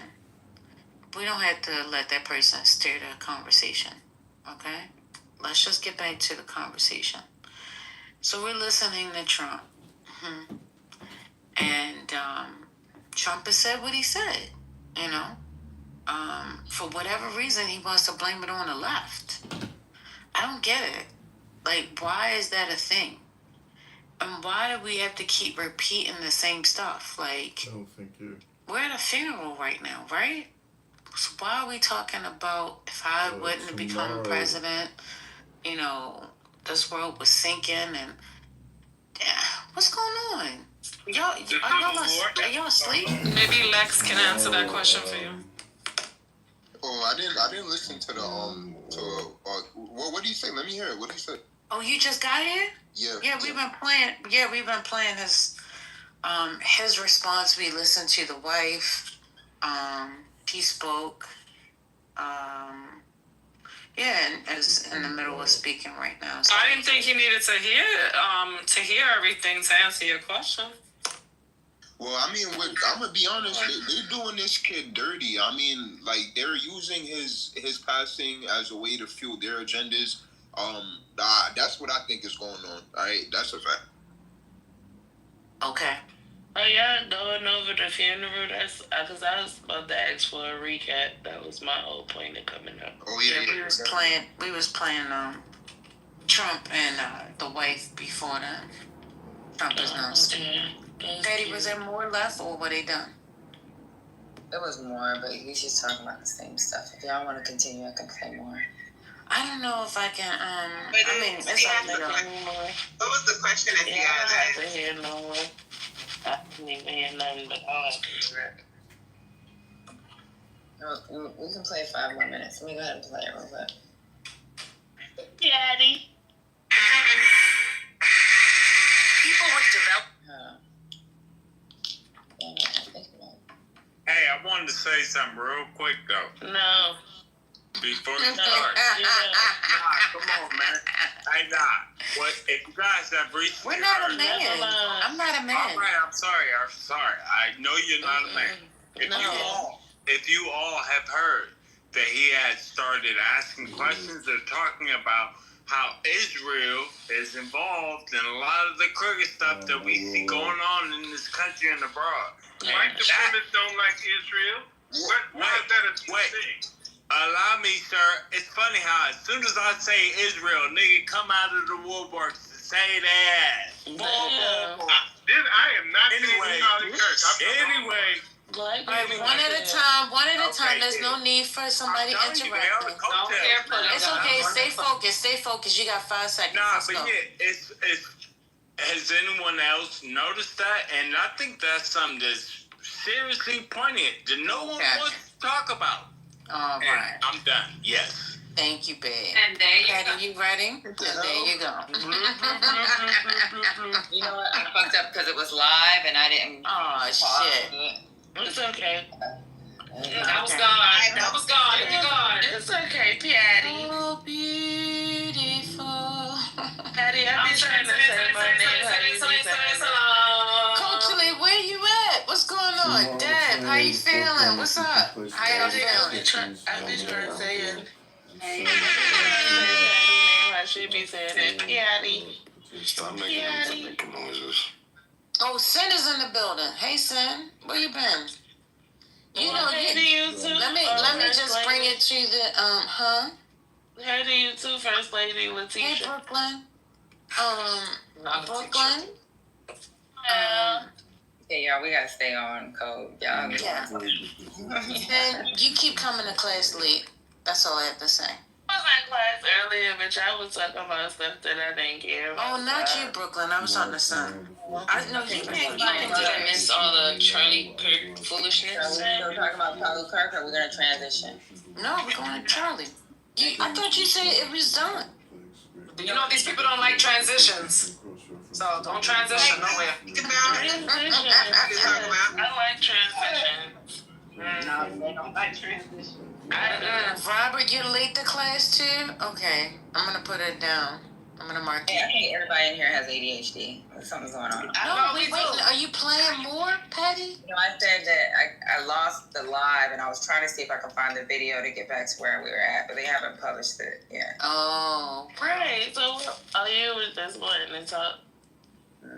So you know, talk about what's going on currently. So how did y'all feel about the funeral? Y'all watched it? Let's talk about that. We tried to play. I thought y'all was playing excerpts from it. Y'all was playing excerpts from it. No, we just heard the wife and Trump speaking.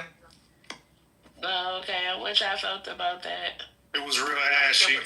I think they wrote both of their speeches for them when they got on stage. So the wife made some good points, and then one thing that Ace said that I totally agree with Ace is what she should have done. She could have united the country. That was her chance to unite the country since she's on this Christian thing, right? She should have freaking united the country. She's got everybody's ears and eyes, and she's talking about forgiveness. But in the beginning, it wasn't about forgiveness. It was about going after certain. How was she gonna unite the country? I mean, like she could have said something. She didn't have to say what she didn't have to, like, she could have said something. I'm not saying it would have been united, but he obviously he's influenced a lot of people because they're there for his funeral. I think this is all a big dog signal. I don't think nobody learned that much. Yeah, I get it. You tripping. But that was her chance, so that just proves that she doesn't give a fuck. Well, Petty, you're right. She could have easily. All she could have said is, "I'm seeing stuff online where everyone's attacking the left and the right, left and right, where one people come together." She could have just said something like that, right? And what happens after that is what happens after that. Wait, how but she didn't choose to. How could that guy prove that nobody really cared about him that much when his company? Nobody said that. What's going on? What the fuck? You know that he had a following. Well, I said The whole point of it is he had a following. That's what A said. That's what I said. He had a whole following. What are you talking about? Nobody. No, you know when you say when you disagree, people take things to extreme. I said what's going on now. I don't believe he was that influential. I believe that the people that are going are showing up to like make a point. I believe all of this stuff, all his death is being used to make a point. Let me just finish and then maybe you'll understand. Hey, let's do this. Let's everybody just take a calm down, and so just let everybody finish what they gotta say. Okay? Because I don't want to get motherfucking interrupted all motherfucking night. So I don't think that Charlie Kirk had that much of a pull or effect on people. I think that anybody could have died on that side and they would have blew it up to a big deal because that falls right into their plan. And so this isn't actually perfect for them. And I think that all the racists and all the other people, they went because the funeral needs to have big numbers because that's what they do. They tout all of that stuff. I don't think that, this is a direct reflection on his influence or anything like that. That's what I think. Well, they did definitely use his death, right? The one side did use it to push their propaganda. I see that. However, I mean, he may not have been influential to some of us in here. I was surprised to see people that I know who were posting about him like crazy, the Christian side of it and ignoring all of his racist rhetoric. He definitely appealed to that subsection that tends to be more like, anti-fascism and all that nonsense. The ones that maybe are not as traditional. He was really speaking. I think he was 31 years old. Him going to college campuses, he was appealing to a section of America that usually does not vote for, these ideologies of the boomers, let's just call it that way. He really did wake people up. Yes, did the left, whatever, did the alt-right, did the Trumpers and MAGAs use this tragedy to push their rhetoric? Absolutely. But we cannot say he was a nobody. Oh, I was shocked to see how many people I knew were praising him, are still talking about him, who are crying about a man they haven't met because they keep going back to he's preserving our Christian values. He's preserving our whiteness. I hate to say it, but that's what it is. He did. There was a following. Did you not hear the stupidness that Trump said? People around the world. We're talking about down from Calgary, Alberta, and Canada to Australia to the UK. They're rituals for this man. He did have a following. He did have an impact. Your point, yes, they're amplifying it. They're using this to push their bullshit. So all I'm gonna say is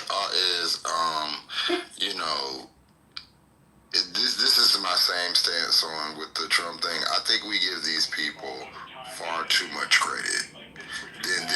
Instead of really just taking a look at what it actually is. And I don't think that on the left it does us any favors when we do this concede game and go, yeah, they were this. No, well, let's just look into it a little bit more.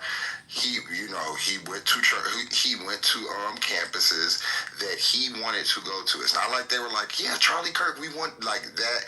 That would be popularity if there was an overwhelming demand for him. No, he has over 900 chapters at different campuses. He has over 3,500 chapters at between community colleges and high schools. So there's something going on with his message, whether you want to believe it or not. 900 fucking chapters, and these are. It's not about whether I want to believe it. Y'all won't. If I say something is I don't agree with something, y'all gonna say I said the whole thing. So it's not about me believing it or not. But I bet you I've watched more Charlie Kirk than anybody on this stage. I bet you. You probably have, because I don't. So I'm a little bit more aware of the nuances to this. I just think that y'all see something and y'all just make this statement. That's what they want us to do. My daughter talked about his fucking chapter that he has at Penn. What are you talking about? He was in here the other week. What does that convey? Fucking Dr. AG brought it up at her campus. That he was effective. He's very effective at these campuses. Okay. And he has millions of dollars behind him. Go watch the videos, and then y'all tell me that he was that have effective. their own experience. I'm talking about my daughter. I'm talking about Dr. AG. They're Did they know about him? That doesn't mean was your daughter and Dr. AG followers of his? No. So how does that mean he's effective? See it on campus. My daughter, the school she goes to, she sees what's going on in campus. Right. There was a time when the Republicans, and don't forget about the social media following, guys. Right. And there was a time when the young Republicans on campus weren't popping. Turning Point USA really gave the young Republicans, because that's all Turning Points USA is young Republicans, right? These organizations already existed, but anybody with a camera can be have reach. All I'm saying is, when you look at the numbers, the young people voted less than they've ever voted before. Especially given that he had millions of dollars behind him, because he didn't pop up out of nowhere. Like he was supported by the Republican establishment to do exactly what he did. He didn't just pop up out of nowhere. He's an operative. I didn't say nothing. I didn't say he popped up out of nowhere. But y'all got it. Whoever with that staticky voice, I was gonna let her finish. Everybody talks. Y'all gotta find y'all some kids to tell what to do. I'm not your kid. My fault. And I wanted to say this though, because with Charlie Kirk, Bill Montgomery, he's the co-founder of Turning Point. Why nobody talk about Bill Montgomery, y'all? Why we don't talk about him? What's to say? Oh yeah, but I'm saying that's the network, right? That's so Bill's white man. old. That's right. Go ahead. He was That's the money. Yeah, that's the money behind the magic. Exactly. So why are we making it behind the scenes? But what I'm saying is, let's stop acting like this is just side kid with nothing going on. They had like. No, go ahead. Big him up. No. Gas you him. can be emotional. You see what I'm saying? Like gas him. Yeah, you can be easily impressed. Yeah, you got it. So, you in a moment. It just seems one second. Stop it. We're just having a fucking conversation. If it's too much, then maybe people need to leave. Like, we can have the conversation. Like, go ahead. I too feel like, obviously when someone dies, it's always, the Republicans right now, they're taking advantage of the opportunity. They're making it seem like he's bigger than he was, right? If you would have told me last month that Charlie Kirk was going to die and his funeral or service was going to be at a football stadium, I would have laughed in your face, right? I think the Republicans, I've seen the Republican societies in schools, it's always just a group of losers. Yes, they have a presence, but these are people that no one really checks for and nobody wants to date, so they join these organizations, but they can have 1,000 of these, but they're literally full of losers and rejects that nobody wants to fuck with. So I don't know. I think that they took advantage of the opportunity to distract from the Epstein files, and they're making this whole big deal out of Charlie Kirk. I'm not saying he's not influential. I'm not saying that he's not big. But for people to start saying, oh, he was going to run for president and he was going to do all these things and he was J.D. Vance's best friend, like, I don't know about all that. Like, that just sounds weird to me. Like, I had never heard of this until he died. But y'all can correct me if I'm wrong. Yeah, it seems like they both definitely blowing it out of proportion. But you got to take into consideration, like, nowadays, it doesn't take long for people to become popular or have a following because everybody's so susceptible to following behind other people. So, like, I agree with just, like, he's really not that fucking important. And he probably does have a following, but the following that he has is just, like, this is just some new age shit with people just following behind anything that they see. They had a Charlie Kirk character on South Park. I was finished, but go ahead. They're depicting this guy in cartoons, like, and they made a Charlie Kirk character on South Park. Like, he's you just gotta give credit where credit is due. What is the credit? What's the credit? The credit is that he was effective. Did before Charlie Kirk died, did any of these political rooms, did we ever have Charlie Kirk as a conversation? He didn't have to. We did. Because he wasn't talking to us. He was talking to those people. It doesn't matter. What I'm saying is, to me, we're caught up in the wheel. They say it and we believe it. They say, like, when you step back and pan out, if we started doing that and presenting doubt and stop being like, yeah, he was so influential, he had a presence. Like, look at the words y'all are using. He had a presence. All right, so he had something set up on that does not make him popular. That does not make him this heavy, influential person that y'all are saying he is. And they do this with every figure that they have. They come, and now that this person passed, y'all can really, I'm not saying he was unpopular, but saying that a billionaire backed him when there's we know why they backed him. It's not because he's super popular. It's because they have a message that they want to get out. And like, because you went to some colleges, you got into it with some queer people, and a whole bunch of lame incels heckled you or whatever, and you that's drama, that's pomp and circumstance. That's not necessarily a popularity and credit that needs to be given. And I don't think y'all understand, like, combat and signals. I definitely know the Democrats don't, because we love doing that whole thing. No, they right. That's so stupid. Even if they are right, you never say that. That's how we always do this gullible, goofy shit and think we're like turning it. No, that's what they want us to say. He was so influential. Okay, if y'all say so. He was a nobody. No. Here's the deal. Hold on, who's talking? Freaking knowledge. Hold on, bro. He had his group, he had his little space on the internet. He was influential to the degree that he was influential. But I do agree with Just. If this happened to Tucker Carlson, if this happened to Ben Shapiro, if this happened to anybody else on the right, it would have been the exact same sentiment. Ben Shapiro would have been running for president. Tucker Carlson would have been running for president. We would have had the same rhetoric. He would have been best friends with Trump. He would have been best friends with J.D. Vance. It would have been all the same stories. We would have got the same rhetoric.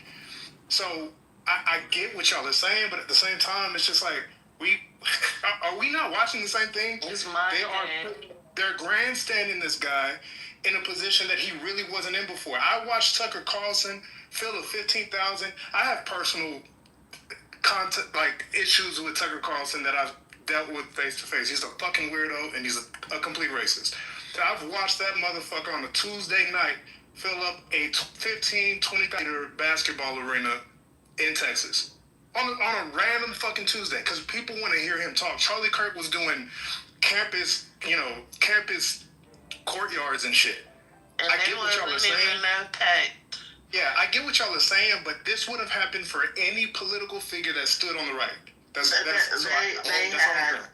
we can't even have the conversation because niggas will beat you up on your side about if you present any doubt to that person. Look how y'all niggas reacted. Because I'm a hater, I'm a this. No, why we can't analyze what I'm saying? That's how y'all do everybody on the left that presents a narrative. But y'all go with every narrative that the left throws at you. He was influential. So y'all come back in here and repeat it and repeat it. I'm not saying he wasn't, but he wasn't no more popular than Candace or any of these other geeks that that popped up on the right. But he was so influential. 415. He did this. This is what he got his ass up to do. It's not because he was in such high demand and he's fucking Janet Jackson. I just think, I don't know. It just seems like we dizzy over here on this side. No. We not dizzy. Because when with the Epstein situation, right? Didn't Trump get on the phone with Charlie Kirk? You're aware of this, Culture? What does that mean? This is what I mean by easily impressed. Okay. Bro, could we walk through this real quick without? Yeah. I'm sorry. This is how I talk, bro. I'm not mad. This is how I talk. It's all good, bro. What I'm saying is, with the Epstein shit, Trump called Charlie Kirk pretty much like, "Hey, yo, bro, you making too much noise about this shit. Like, calm down your constituents because you're making it hot." I don't think Trump called him. Hold up. If he also had a direct line to the White House. Y'all gonna tell me that that's not a motherfucker with some influence somewhere? Yeah, that is true. I didn't hear that. I don't even understand what the fuck that got to do with the price of tea in China. How the fuck we know that he got on the phone with him? And yeah, see, the thing is, yes, he has a targeted audience on the internet. Future reached out to Kevin Samuels, that type of shit. That fucking manosphere group of niggas that love to suck the dick of a person on the internet. Yes. And it's effective in its own way, but to make it as like he was the fucking icon is ridiculous. And that's what it sounds like. The way that y'all talking about him and agreeing with how the fucking Republicans are talking. He's nobody of that importance. Like, Kai Cenat would probably Kai Cenat should get way more treatment than he would. You see what I'm saying? Like, no, I'm serious. She right there. I'm serious now. That's Brooklyn. What about the other white boy that be with Brooklyn? He was way more popular. Y'all be talking over each other. What's going on? They just want to talk when I talk. Go ahead. No, I'm gonna let them talk. It's okay. Go ahead. I'll ask you a question, Brooklyn. So I think your analogy is correct, right? It is like Future and Kevin Samuels, but in this case, Future is the actual president of the United States. And so he, this dude, again, is being paid. I think his salary alone was $300,000 a year. And his operating budget was millions of dollars. This is the guy that Lex brought up. He had backing. So I don't think that, someone, at one point he was a nobody, but he was turned into somebody because you can't just be a nobody and have a direct line to the president, and nobody's praising him. Like, this is not our boy. It's in the rules of war, you got to know your enemy. Like, and I'll say it like that. You have to have a clear picture of what you're up against. He had reach, and now he has even more reach because of the way he's being painted as some Christian saint to all these people who had not seen him. I've known about Charlie Kirk for years. He had a summit every year. This year, I think he had 50,000 people show up at his summit. It's a 3-day event, and they were bagging him because of the Epstein situation. You know, that again, like a couple of months ago, everyone was on Epstein, everybody was on the economy and this bill and how it was fucking everybody over, right? This is the type of stuff they were talking about. I think that shit was in like May or June, right? He's been on a lot of the, so yeah, he is like a Candace Owens, but he, in his rank of that genre of people, it is higher than. I mean, he's a white boy, so it's a little bit higher. Look at Candace's numbers. I'm not talking about that though. I'm not talking about his race. What are you talking? I'm talking about the numbers. Candace is right up there with him. Let me say this. Y'all be so easily impressed by popularity. Money, power, and respect. Y'all be like, money, like Jesus. Culturally, money, power, and respect. Hold on, King, because the reason why I made the Kevin Samuels Future analogy is to show you how one person guess I can't compare Future to the president, and I'm not trying to, but what I'm saying is that yes, these people have reached to a certain a particular audience of people, right? And he had conversations. He was influential in his own way. Maybe not everybody in our generation may have known them, but it's a certain generation of people that he reached out to. Yes, I get that part. But what I'm saying is the only reason why y'all make it seems as though he's so fucking big is because on live TV he got shot in the fucking neck. That's what made him more popular than every fucking body. And they get the blow all of this shit up and make it seem like he was so important because these are fucking politicians, and that's what fucking politicians do. This is their opportunity to make liberals and Democrats out to be fucking demonic while making it seem like everything that they're doing is fucking perfect. And everybody really is playing into it, to be honest with you, because yes, now y'all seeing that, he's getting memorialized. They want they get naming parts after him. They fucking giving him days and all of this, that, and the third. This is psychological warfare. They done fucking made you niggas believe. And I got proof of what was something fucking important and he really not. I got proof of what I was saying. Honesty. Candace Owens has 6.3 million followers. Charlie Kirk had 1.7 million. It's ballooned to 13 million after he died. What that says to me is we play into it. We played into Trump, and we're playing into this. And we think, I'm sorry, y'all could get mad at me, y'all can want to fight me, but a lot of times we think we being analysis, and we think we're giving credit where credit is due, and we're really falling into their same. We're just adding to the hoopla. We're adding to the hype. All they do is talk about numbers, and that's what we do by giving them all this credit. He had influence just like any other influencer. Actually, the black girl may have a little bit more than him, and she just can't get the same opportunities. But she's had consistently more followers than him for a long time, and she probably pulls in as much money. That's why she had to part with them other people. But I just think it's silly, and nobody else does. You just said the art of war. Nobody else does this in war.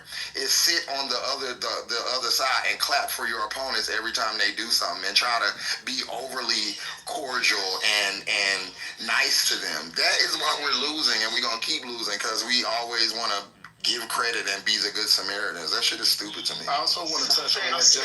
Hold on one second. Hold on. Stating a fact is not liking. It's your fact. I just showed you that it wasn't that fact. And to your point, hold on, bro. To Culturally's point, I just looked up Charlie Kirk shit on his main medium where he garners attention from it, which is YouTube. Charlie Kirk's following on YouTube is 5.36 million.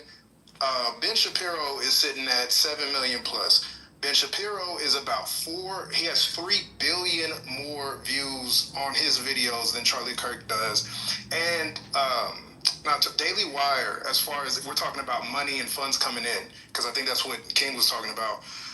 Charlie Kirk was doing about 80 million a year. Ben Shapiro is doing 150 million plus recorded. If Ben Shapiro got shot in the neck on fucking TV, we'd be saying the same shit. Exactly.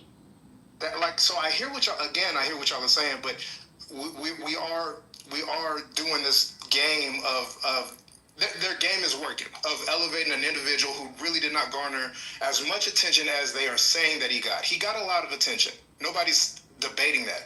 But he wasn't the primary figure for the right. He just wasn't. His popularity has grown since his death. He's way more popular after death than he ever was in life. The primary figure is Trump. The numbers say the primary figure for the right is Ben Shapiro. Out of all of them, he gets So the only thing that we were trying to say at the time is how he has garnered young people.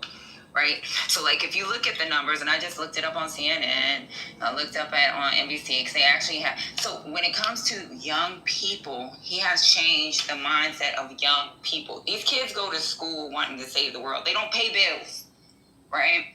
They go to school to try to save the world. They have all these fucking... Yeah, what happened? She fell out. She's not here. You know what happened? Battery dead. I'm sure her battery died. Let me say something real fast before she come back. MAGA has changed the mind of young people. It ain't just one person. That's the thing. And he's also changed Democrat minds. Honestly. It's the whole administration, the whole mind. It's like an ideology that we say this shit all the time. They read it from a book. That's the shit that changed the mind of the people. It's not this one ass person. So Charlie Kirk. Y'all putting it on just Charlie Kirk. We would have had a conversation about Charlie Kirk before this happened. We have never in the history of this room had any. We've had conversations. We never even talked about Ben Shapiro, but we talked about Candace Owens. Right. Because I would consider Candace Owens much more influential, just because she's a black woman doing something that other black women don't really do. But this, y'all, I don't know if y'all get into it with people or not, but this is how they do. He's gone, so now we can gas it like he was something totally else. And they'll say, because Tim Walz showed us that if you get up and agree and concede and say, yeah, you kind of right, I kind of do agree, that help us. But continue, and then y'all be saying, oh, that we're giving credit as due. What's the fucking credit? Because ain't nobody saying that. Ain't nobody sucking this man's dick, yo. Let me say something, because I cut off. First of all, when we were talking about it, nobody was saying give credit where credit's due. The thing is, you were only hearing what you wanted to hear. King literally said that. Let me finish what I'm about to say. You were hearing what you wanted to hear. I brought up young people. I brought up campuses. There has been a major change on how these young kids in college have been thinking. They have fucking chapters at over 900 universities. Over 3,500 chapters at high schools and community colleges. There's no fucking Ben Shapiro as showing up at Penn, showing up at Stanford, showing up at these goddamn schools with fucking chapters.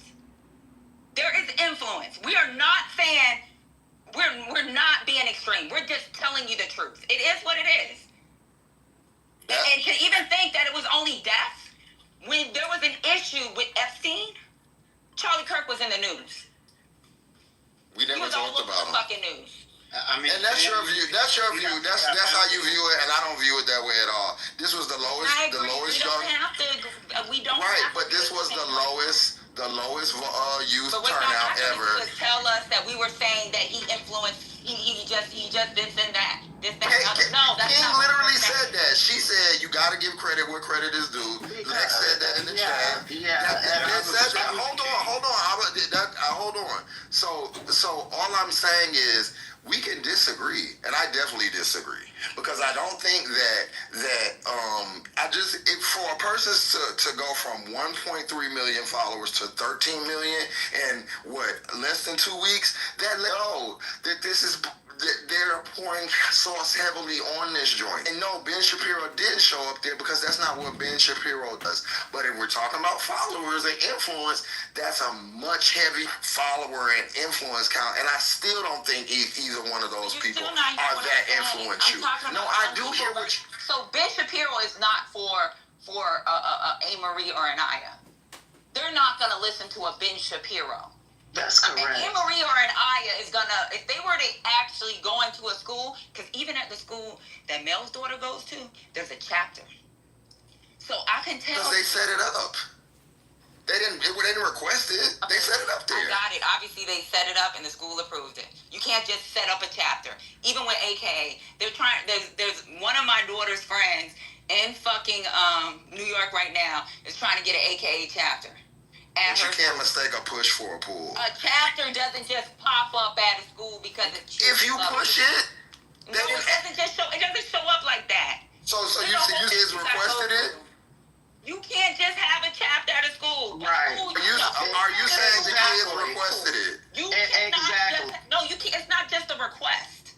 I know that you can't just pop. All I'm saying, that's regardless. I'm not talking about the technicalities. I'm talking about if he's funded by billionaires who want to push an agenda. He has it's like if I wanted to go and push the black and somebody gave me a piggy bank that had unlimited. Yes, I can set up a campus and everything. I have backers that have billions of dollars that want to put something across. And so this is exactly what they wanted to. They wanted to try to be so impressive, or I'm sorry, I'm gonna just have to keep.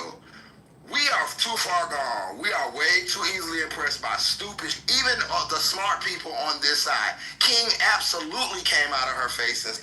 We have to give credit where credit is due. Lex said, knowing your opponent, these things, that does not look good. We talk about. I'm gonna finish, and then anybody can finish or talk. We talk about messaging. We talk about how we appear. This is how we appear. Dizzy.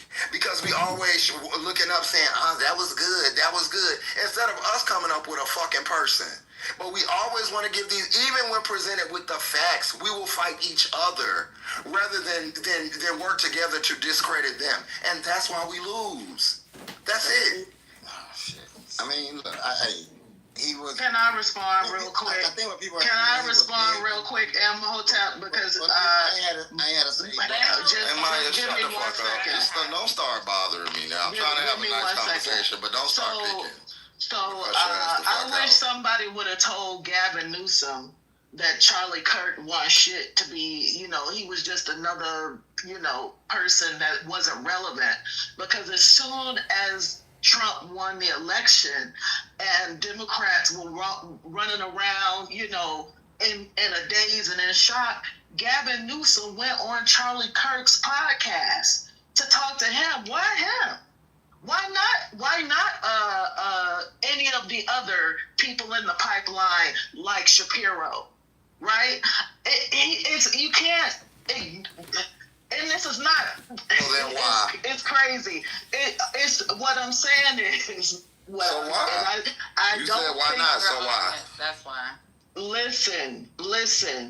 The Democratic Party, even before the end of the, even before November 4th, they were talking about they need an influencer on the scale of like a Joe Rogan or a Charlie Kirk. There is nobody on earth with his level of influence, not with money back in. We know now it's like people are tricking on these influencers and they're leaking. This person is getting money from the Democratic Party. These people are getting money from the Russians. Because Tim Pool and some other, Tim Pool, David Rubin, and some of the other alt-right pop-line figures, they were exposed for taking money from Russians. You can Google that. But Charlie Kirk had money from the Republican apparatus, from the Trump, like all of these people. He was just not... And there's a reason why Gavin Newsom would go on his program in particular and not Ben Shapiro's. No, because it was seen as the less as a kind of the less radical That's of not all why of them. he went on there. That's not why he that, went on that is there. why he went on there. He was seen as the less radical of all of them. And if you know Gavin Newsom goes on. People he loves to debate these right wingers because he can watch them. What Charlie Kirk, when he first started out, what Charlie Kirk was getting no traction.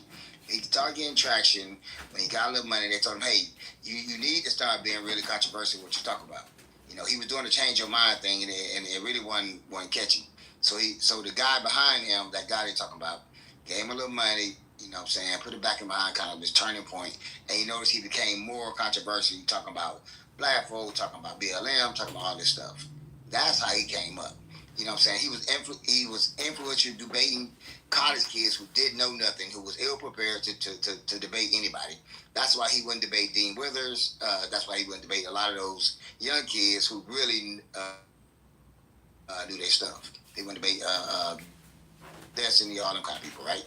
So it's like he had influence. Like he was lampooned on South Park, so he had influence to a certain extent, but not to this martyr Jesus-like thing they trying to raise him up to be.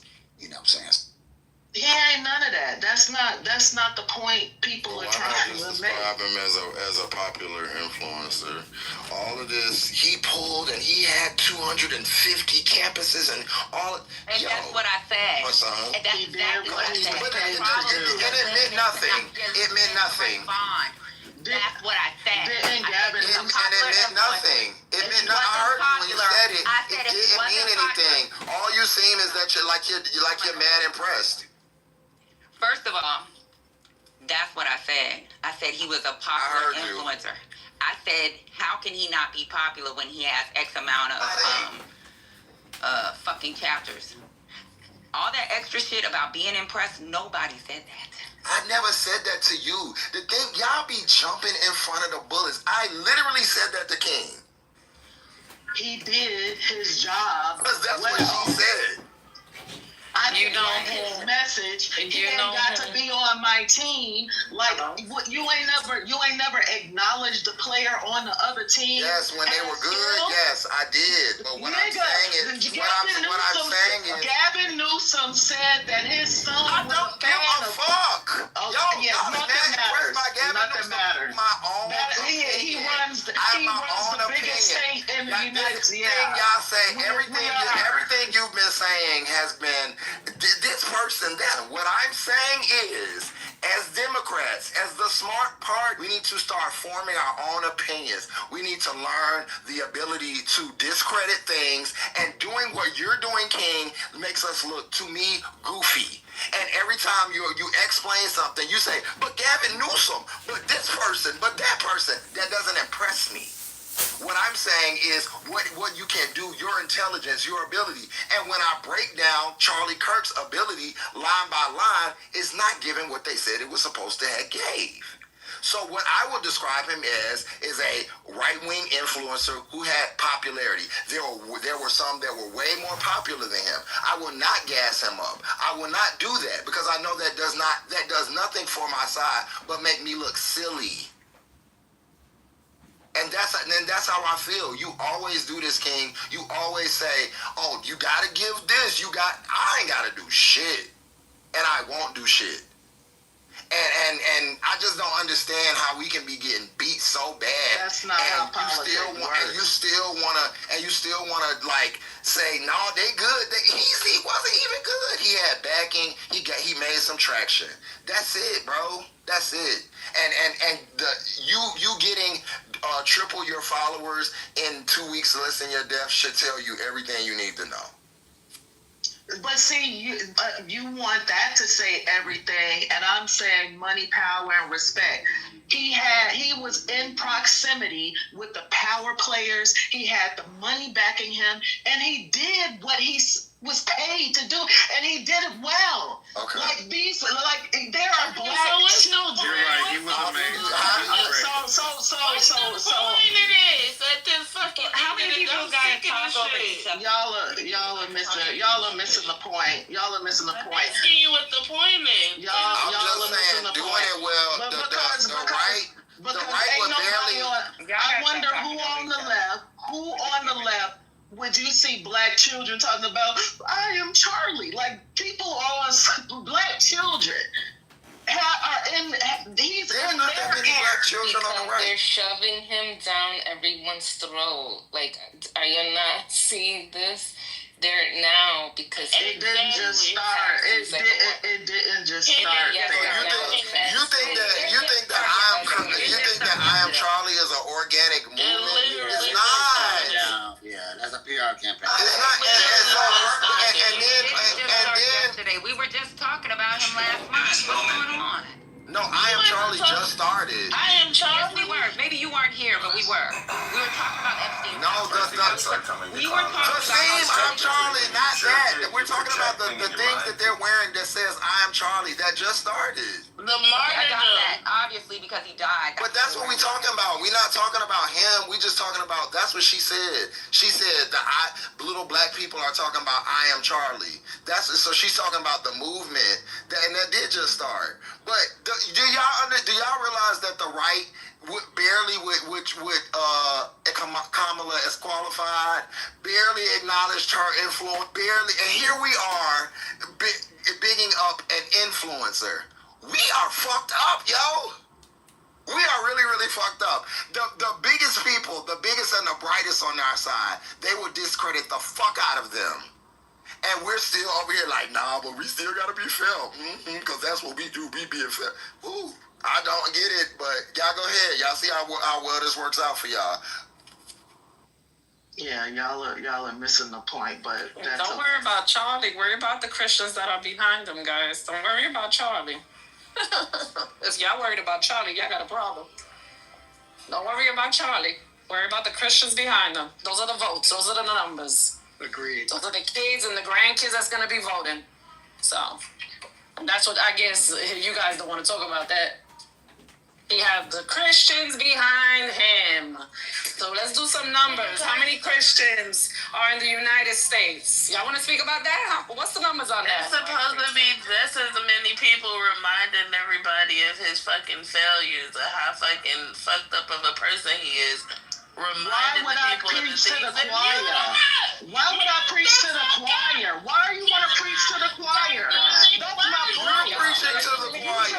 You're trying to sell some shit to people who was already buying your message. Yes, they forgot that. Hey, check this out. Only one person's going to talk at a time. Let Brooklyn finish and then go ahead and answer her. I was speaking about the Christians, but I guess they wanted to go right over that. Interesting. First of all, I can say what the fuck I want to say, King. It ain't, you don't need to fucking jump off the mic. When I'm talking with that loud, ignorant ass mic. Talk. No, bitch, I'm gonna talk when I feel like it. I just wanted to let you know that. No, this is Sunday. Niggas got work to do. Talk. I don't give a fuck. I know you don't. Talk. Come on, y'all. You say you got something to say? Talk, nigga. Goddamn.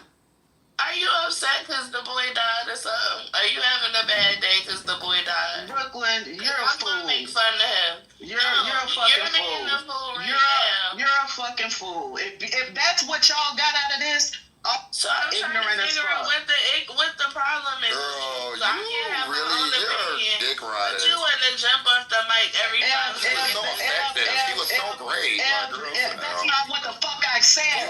You did say give credit. That's what you always do. That's what you always do. Anytime something happens, you're right around the corner saying, y'all young, and you don't know what the fuck I'm talking about. Y'all don't know what the fuck y'all so you got your opinion, we heard it. So whatever, I'm saying, we heard you. What the fuck? Like, you want to keep talking? I'm just saying, I'm a fighter. I'm not, like, when I'm in a battle, I'm not going to be sitting around saying, oh, they did good. They so effective. Nigga, I'm going to be trying to figure out my plan. How I'm going to get me a Charlie Kirk. We is bugging the fuck out, for real. Like, we don't have a Charlie Kirk because everybody's independent. Everybody's independent. Everybody's independent. Charlie Kirk. Yeah, and that's all we're willing to do is say we don't have a Charlie Kirk. We're not willing to get one. Nah, we're not willing to make. One thing is y'all won't motherfucking listen. So we not. My thing is you haven't talked all this time. We won't make. What the hell? Everybody got got their nights. You have your nice mind. Because you and King talking all this fucking time. So every time we don't have something, niggas want to say, oh, we don't have this. So get it. So figure it out. But why are we sitting around giving the other side props instead of figuring out somebody to get on our side the same way? I wasn't giving nobody props. I was speaking about the Christians, but y'all didn't want to talk about that. Y'all went right over that. That was 100% right. It's the Christians to worry about. Y'all went right over that. He had a whole bunch of young Christians that he had fucking trying to relay this message. And if y'all think Christians ain't pushing shit, y'all gonna learn. Y'all gonna learn for 2028. You got new young kids. Christians was already here. I think it'll young push a lot. All right, y'all see if the Dems win again in 2028. I think we already know they're gonna lose. All right. So we just why took took 50 turn minutes. out for young people?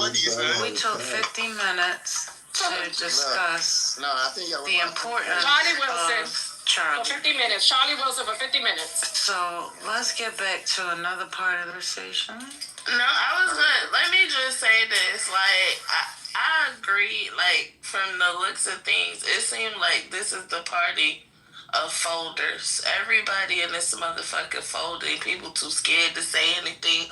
We ain't fighting against the machine. Oh, I'm gonna lose everything. It's just too, like, I swear to God, my ancestors, my grandmother right now, I know she rolling up in her grave because that bitch was gangster and she didn't give a fuck about how nobody felt about the things that she said. But I don't know too many black people that would be folded like they are right now, and that's the part that's sad to me. I wouldn't give a fuck about a Charlie Kirk ever in life. I would always remind the people, and yes, preach to the fucking choir, because the other choir is being preached to right the fuck now, so I'ma preach to them too and tell them that cracker that they was fucking with wasn't shit, and his mama and his daddy wasn't shit neither, and his kids probably ain't gonna be shit neither. And I'ma keep saying it, and that's what the fuck you need to keep saying instead of he was influential. Fuck that influence. We're gonna combat the influence with better influence, and that's what I'm saying. So there's that. Thank you. Well, I do think I do think you need to know your enemy and know when there's a lot going on, because when we plan, we have to know our enemy, because that's what's going to shape the growth of our fucking plan, right? You have to know who he was targeting, because that awareness is going to prevent what surprise is going to come about. I'm very aware that he was on these campuses. There's never going to be a Ben Shapiro on those campuses. There's not going to be a Tucker Carlson on those campuses. Not in the capacity that he was doing. He started at 18 years old. And he's been doing this shit up to age of 32. So that's the thing. Maybe, I don't know, I can't speak for Queen. Maybe that's what she was trying to get at. That you got to recognize that there is something that was going on with that little movement. Whether you want to think it's this or another, it was a movement.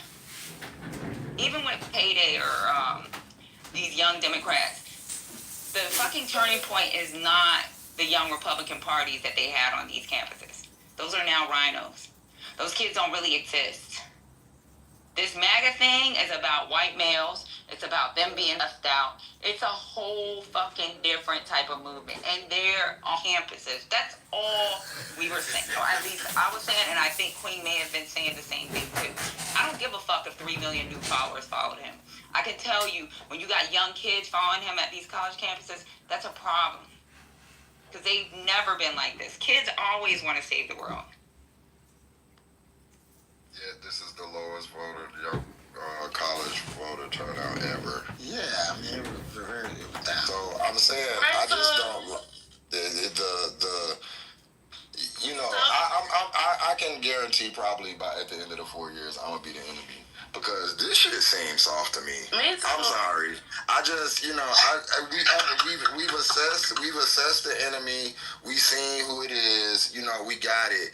But to keep saying, going back and saying, oh, they so the fuck what? They went on the college campus and harassed unprepared teens. Let's be real about what the fuck happened. And even if we gotta lie about it, They They discredit people 5, 6, 7 degrees. But we, Charlie Kirk, a 9-degree dropout, we gotta, like act like he had some profound thing, man. Fuck that. Fuck that. Fuck all that. I ain't with none of that shit, man. Charlie Kirk was Charlie Kirk. He passed. Let's move the fuck on. Let's wrap this up by 6. I'm not on that side. When I'm done. And so I feel like, I don't know, we're literally a year in and we still doing this. Like, they're not playing fair. I just want everybody to understand that. So trying to play fair or trying to play fair with a person who's going to knock the fucking chessboard over in the middle of the game is very futile. But I think that's why I like what that's why I like what Gavin Newsom is doing. I think a lot of people miss what he's doing. Talking like Trump, he's coming at him. He's getting him where it hurts, right? And he's getting up under his skin. And he's been a fighter. And I think that's why a lot of people are kind of turning toward him now, because he's actually the one fighting and talking shit. A lot of them in Congress do what they do. They capitulate. They vote for these resolutions. Say, no, we're against this. This is what he's doing. But they're not even playing fair. Gavin Newsom is actually out there fighting, talking shit, and doing things that say, hey, I'm going to push back against this administration. I'm not going to just sit here and capitulate to these authoritarian moves. But hold up. They're not even playing fair with him, though, because he said something the other day, and they tried to call the Secret Service on him, talking about, he was making a threat. That's what they do. Right, of course, though. They're not even playing fair, but we see how it's like... No, exactly. That's what I'm saying. But we see it's like Jess said, it's like y'all trying to be angels and you playing against fucking demons. You gotta get dirty. It's no way around it. This nice tiptoeing around. But did you see what he did? These motherfuckers is not gonna be the answer. You gotta get dirty. But did you see what he did? No way. He turned it around and at the Secret Service on what Trump said in 220 about Bernie. So I mean, like I said, he's fighting fire with fire, which is what we need to be. Hey, I agree. He's doing the work. But it's you gotta throw a flamethrower at that bitch. I don't know when the Dems are gonna wake up and see that this is not your regular rodeo. We are in hell, and you need to suit up, because this is not regular politics and shit. And any narrative that we help back is gonna slap us in the face. We've seen it happen before. I don't know why we doing it again, but y'all can call me whatever, but I guarantee y'all will be agreeing with me later. And not even that, so you know what? I was thinking about, the fucking Democrats, y'all really do, y'all gonna have to do something, but we got a little handful, a little sprinkle of Democrats that's still about that life, like I said, Gavin, AOC. It's a lot of people that don't give a fuck, and they just gonna say or feel about how Charlie Kirk is, how they feel.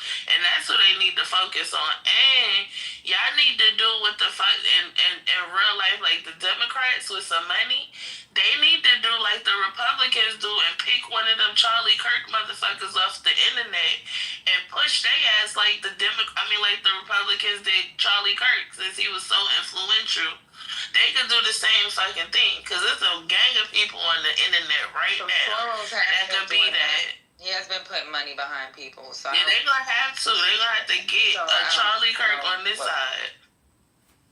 There's a difference in politics when you're talking about Charlie Kirk versus these influencers, because there are influencers on our side, right? And they're very active.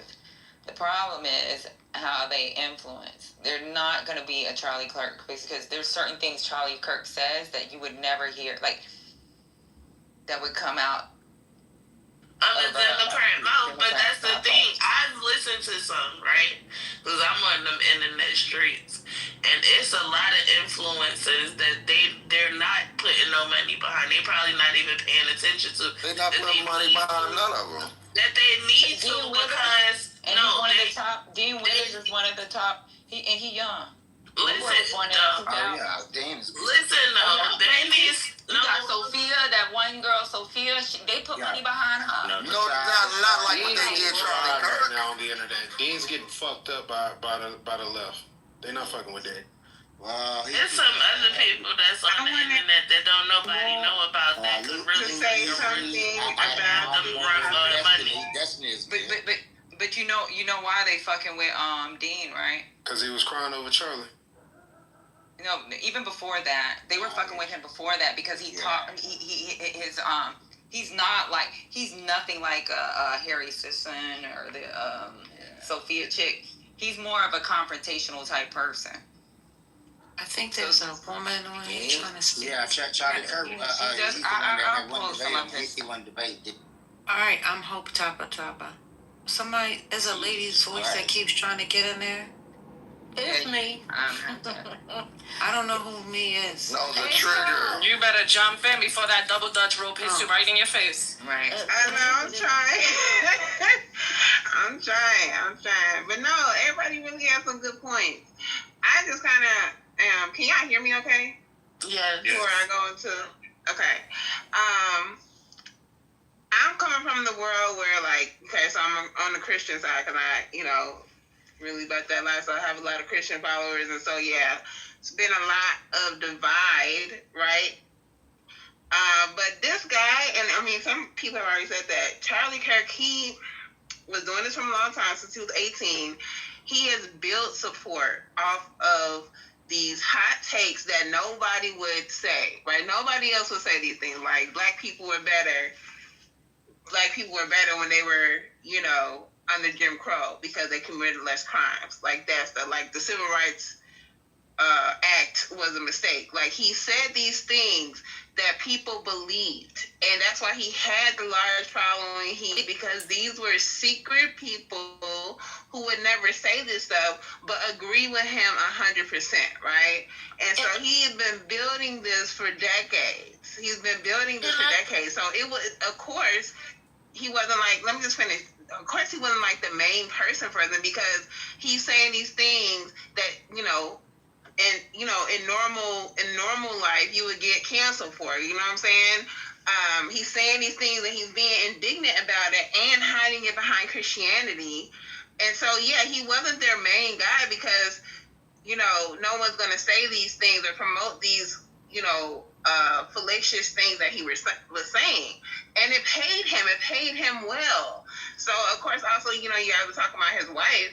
His wife is going to do everything and promote everything he was saying, probably more so, because it paid her bills too, right? This is how he made money.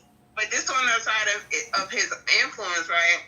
He was on the same level, right, as Candace Owens and Tucker Carlson, and those two names are actually, I believe, before all of this, were way more popular than him, right? I kind of heard him here and there. I did not hear his name as much as I hear Tucker Carlson and the black girl, right? So, of course, he was just on their level. He wasn't like the main guy, but there's a lot of stuff behind the scenes that these people who get paid for saying these salacious things get that we have no idea. And it's really connected to politics because they see how loud these people are about their takes, like Republican and conservative takes. They see how much, they can get from their social media side, so they make these secret ties. But, like, Candace Owens has been talking about how Israel offered him $150 million, and he turned it down to promote them even heavier because he wasn't about that. So it's a lot of stuff that we have no idea about that was going on behind the scenes. And so it's really deeper than anybody could ever even think of. But he was popular, but he was not, like, I agree 100% with people that said that he wasn't that big a deal. In retrospect, he was not as big as they're bigging him up right now. But he had a large following who believed a lot of the things, the racist things that he would talk about. And, that's all of us. So what you said that reminded me of something when you said that he would talk about black people and say that black people were Like, you know, use the little talking points about black people or whatever. Jim Crow, they committed less crime. He would say that black people were the most dangerous people. I just want okay, thank you. So I just want to just point out something, because he definitely ain't come up with that, and that ain't even no talking point that they thought was comfortable to say, even though they believed that shit was true. The reason why, and this is, I hate these niggas so much. The reason why all of these things is happening is because of the manosphere. It is.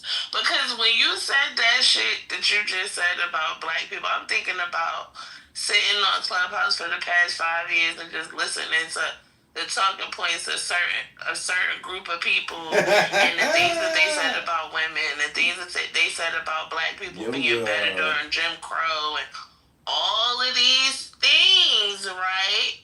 And really, like, they say that white people, we are the blueprint, and they be getting shit from us all the time. They copy us, and this is the hole that a lot of niggas done dug for themselves. This is why we got to be careful about who we have listening in on these conversations and the things that you say publicly about your own people, because it comes to bite you in the ass. Because literally, he was using talking points that I heard on YouTube, Clubhouse, fucking Instagram, TikTok, and all of the other things, all of the other social media platforms in the last 5 years. And this is I don't know how long he been around. I ain't really hear him until before this, past election season.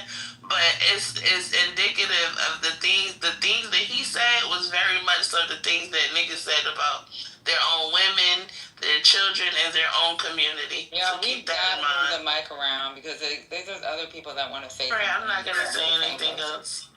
No, you can say more, babe, but like Mari's up here, Alpha's up here.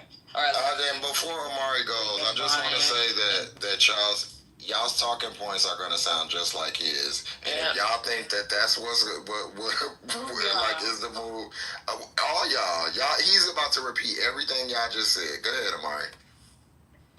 Man, I'm about to repeat everything. I just got in here, so I don't even know what. How do you feel about Charlie Kirk?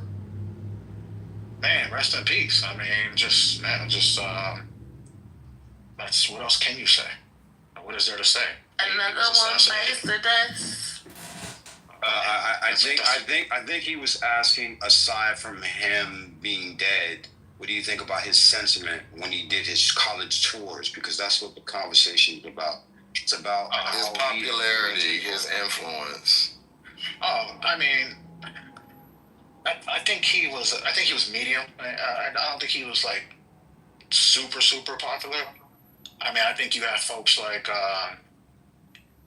like the Candace Owens and them that are probably a little bit were more popular. But when it comes to, let's see, he's been doing this since he was 18 when he dropped out. So I mean, he definitely, I don't know, I think he red pilled more young people, I would say, but not that many people really liked him. I don't know. A lot of Republicans didn't like him, I think, until he like actually passed away, and then I think that's when a lot of people jumped on the bandwagon. Interesting. We agree. Well, there you have it. Someone live from the right side said he wasn't all of that. He's right. He was a pop. He's saying that because he forgot that Kirk spoke at the RNC. Fuck you, Josh.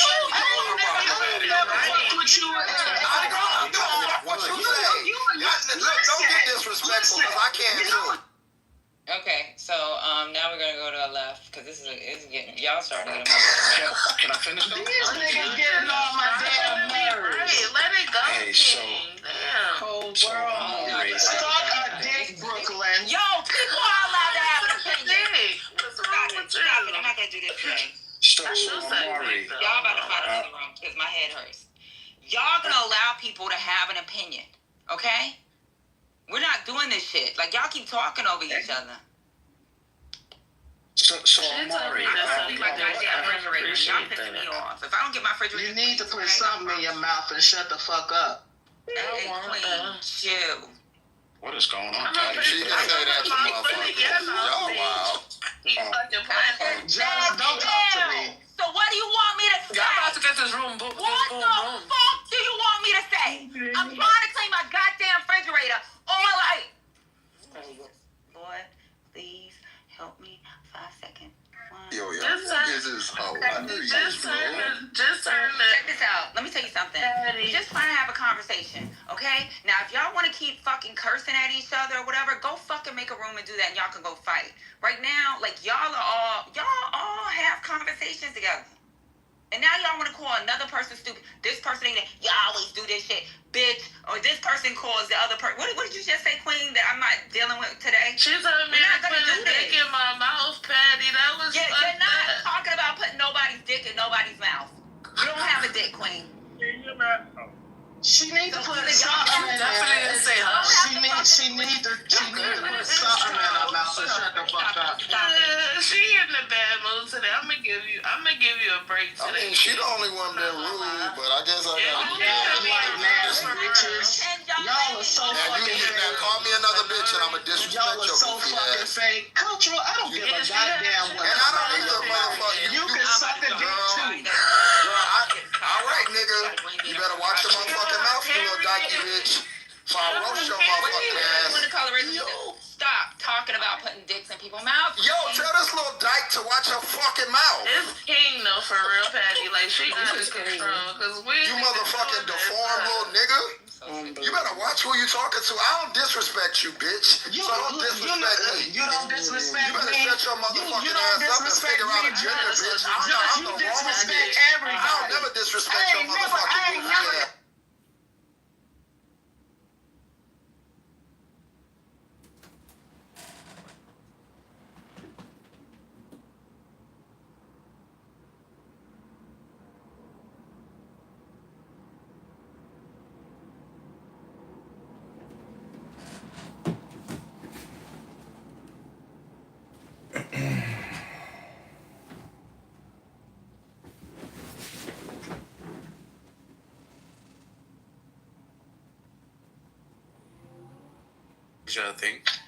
Actually think the somewhat the HB1 visa deal is good for some. I've got some friends that have paid off for. So now you're liking the Trump ideas, huh? Now you're liking this shit, huh? No, listen. So you can like ideas, Mountain, but not like the leader.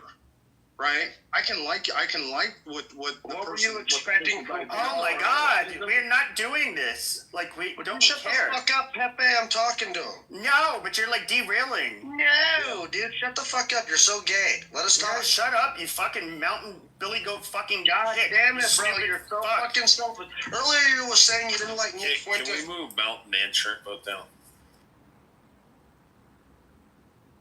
Nick, I think you're trying to get in there. I'm not the one who moved him, by the way.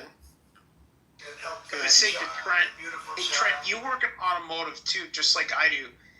We're getting crushed by these tariffs. I mean, dude, like it is really hurting our bottom line. But now we're trying to go to the OEMs. We're trying to go to Ford, GM, Stellantis, Mercedes, BMW, and tell them like, hey, dude, we've incurred all these extra costs. We're raising our prices, but like almost monthly, I gotta meet, or well, twice a month, I gotta meet with the head of purchasing and one of our other business unit controllers, just to like differentiate where these tariffs are going. It's such a bitch to track. Like you don't know how much extra work this is. It's highly scrutinized because my parent company's out of Germany. They are crushing us on this. Yeah, Yeah, repeat that one more time, John. I think I cut you off. Go ahead, brother. I'm sorry. Nick, who do you work for if you don't mind me asking, man? I can't dox myself. I'm sorry.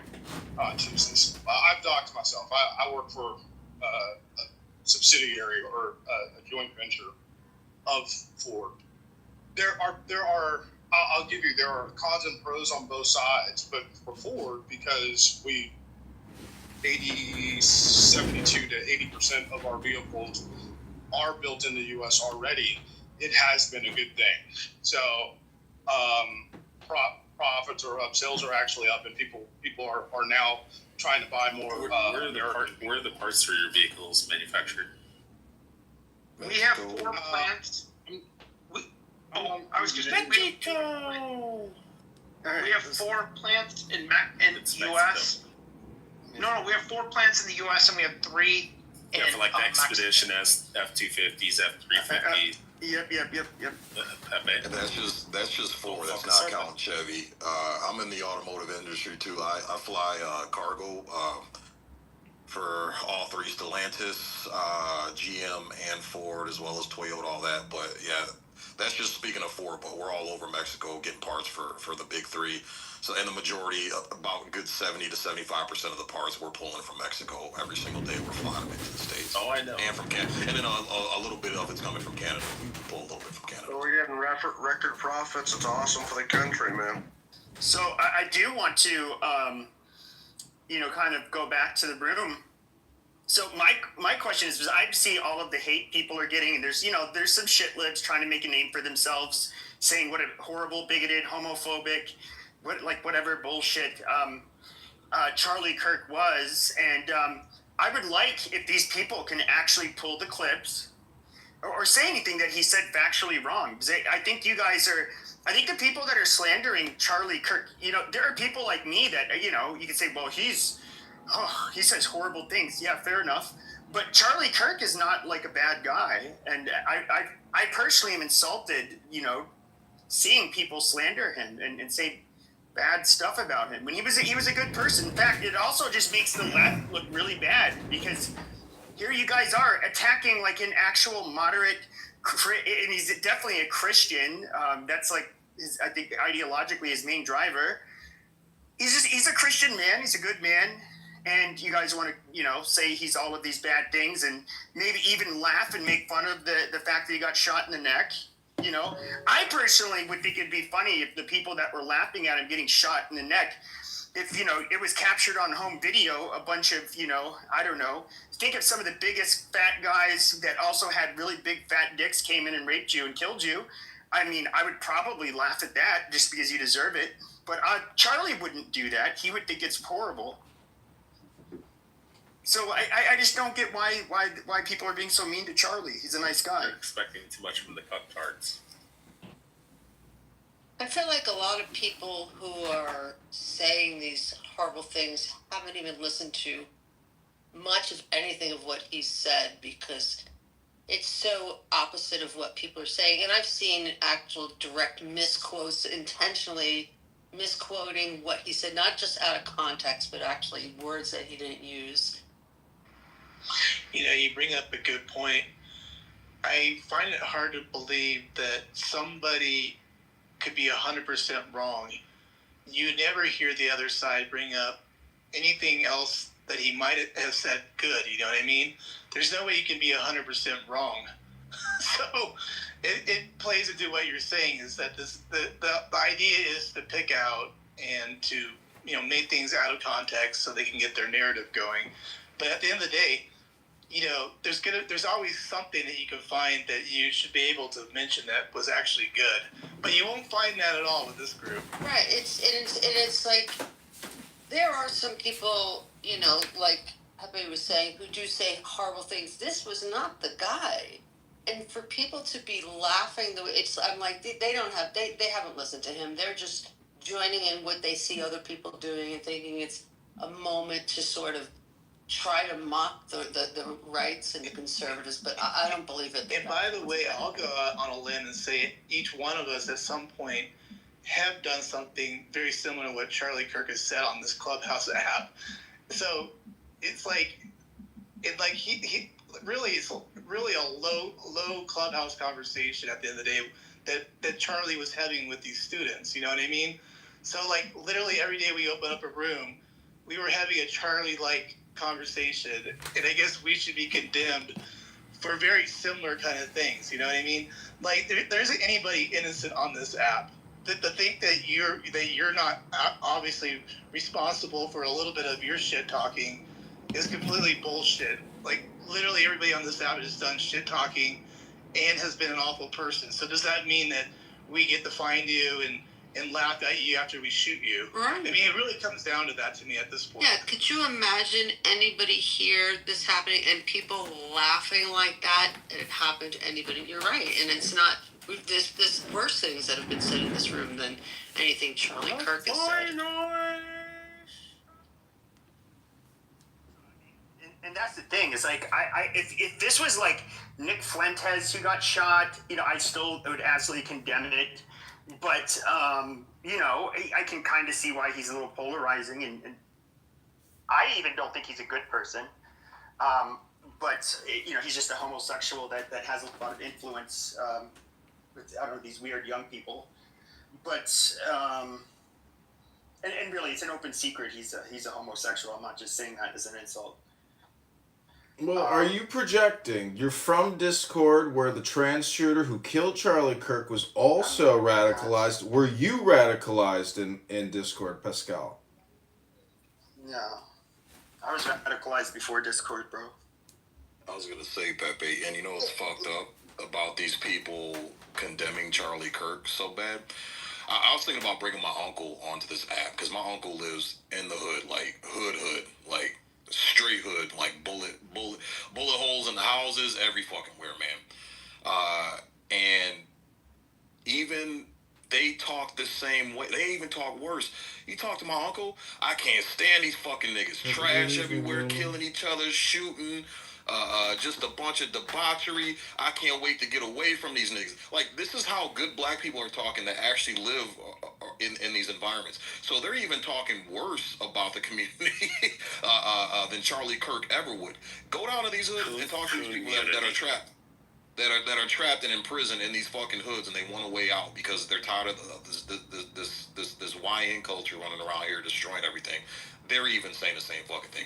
The same thing happened in the fucking 90s. If you guys go back and do your research, when Clinton was running for office, this is why the 94 crime bill came into effect, because the Republicans were running very, very hard on the tough on crime stance. Why? Because it was black people that were begging for a change, because they were tired of seeing the violence, tired of the children getting gunned down. It was black people begging and championing for more police activity in their neighborhoods. Oh, the 94 to clean up the fucking streets. Yeah. So what happened was the Democrats were running soft on crime, and they were losing votes from black people. Black people were starting to move over to the Republican side because they were the only ones talking about cleaning up this violence in the street, the drugs in the streets of these inner cities. So the Democratic Party, like they always do, they said, "Oh shit, we're losing votes, so we got to hop on the next, the new hottest trend to get these votes back." And that's when they started petitioning the 94 crime bill and all that shit. That's how that shit came into effect. So black people, again, decades ago, championed for more conservative politics in order to clean up their streets because they were tired of the bullshit.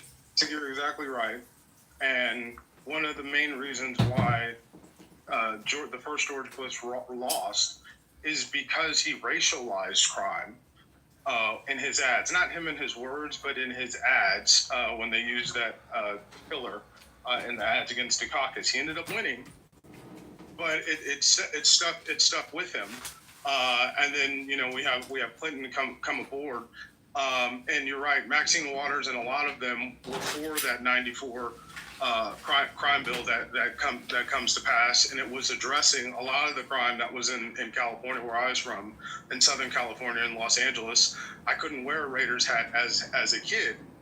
But now what we have today, like you said, there are a lot of African Americans that sound just like Charlie Kirk. If you put them behind a curtain, you wouldn't know that it's not Charlie Kirk. There are a lot of very religious folks in the hood that say that you believe the same thing of, like, we got to get back to a man and a woman, and a woman being subjugated, even though I don't agree with that, subjugated to the man and how they proceed in the household. So you're exactly right. We do hear this.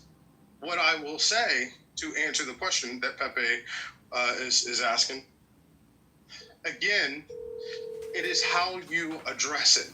And one of the things about the way Charlie addressed things, especially when he cut it up for, to make it to real or publicity so that it would trend on social media, is he made it argumentative and he made it belittling to a lot of people. So it's not always what you say, but a lot of it is how you say it. And if it's a conversation from a place of the heart, as opposed to winning an argument, that's where the difference is. I don't agree. I agree with you on that part, Trent, because I think we all have an inner troll in us, so to speak, right, Trent? So I think that, at times, of course, Charlie went down that road and did his inner troll. I mean, it'd be no different. He could be on the stage right now, and he would do his troll piece, a little bit probably. But he always had a message at the end of the day, and I think obviously that, to your point, it might have been overshadowed by that trolling that I mentioned. You know what I mean? Yeah. Hello. Hello. Yes, hello. Okay, so yeah, I disagree. I think he kind of dished it how people gave it to him. I would see videos and there were a lot of assholes that came up and they were belittling first. And so I thought he was actually kind of nice in his responses most of the time. They made themselves look stupid. And he spliced it that way. So would you say that it's really no different than a clubhouse conversation, right? When you say where you'll get somebody that comes up on stage that we've seen all day today, and you'll have to call them dumb, the usual stuff. I mean, he just did it at a greater scale. You know what I mean? He had a lot more people that were listening. She left anyways, but that's kind of where I've been going with my angle. I don't know if I'm off in some weird land, but to me, at the end of the day, it was just a clubhouse conversation with a little bit extra ears and eyes, so to speak, Matt, you're exactly right. And I'm going to mention them because you just came in here, the PhD. Y'all know PhD, right? Me and PhD are not from the same worlds, right? We look the same, but we're not from the same worlds. PhD, as many of you know, you've been very public about, right? I had some private conversations, and I'm not the only one. I'm not going to sit here and only be like, I'm the only one. I was the one who spoke to him. No, I'm not trying to do that. But the way I hit the man, I said, hey, man, if this is where you want to go, this is what you got to do. And you're going to have to hit that knife at this point. At 45, it's unlikely that you're going to do it any other way. And, he was worried about doing it. But I didn't belittle him.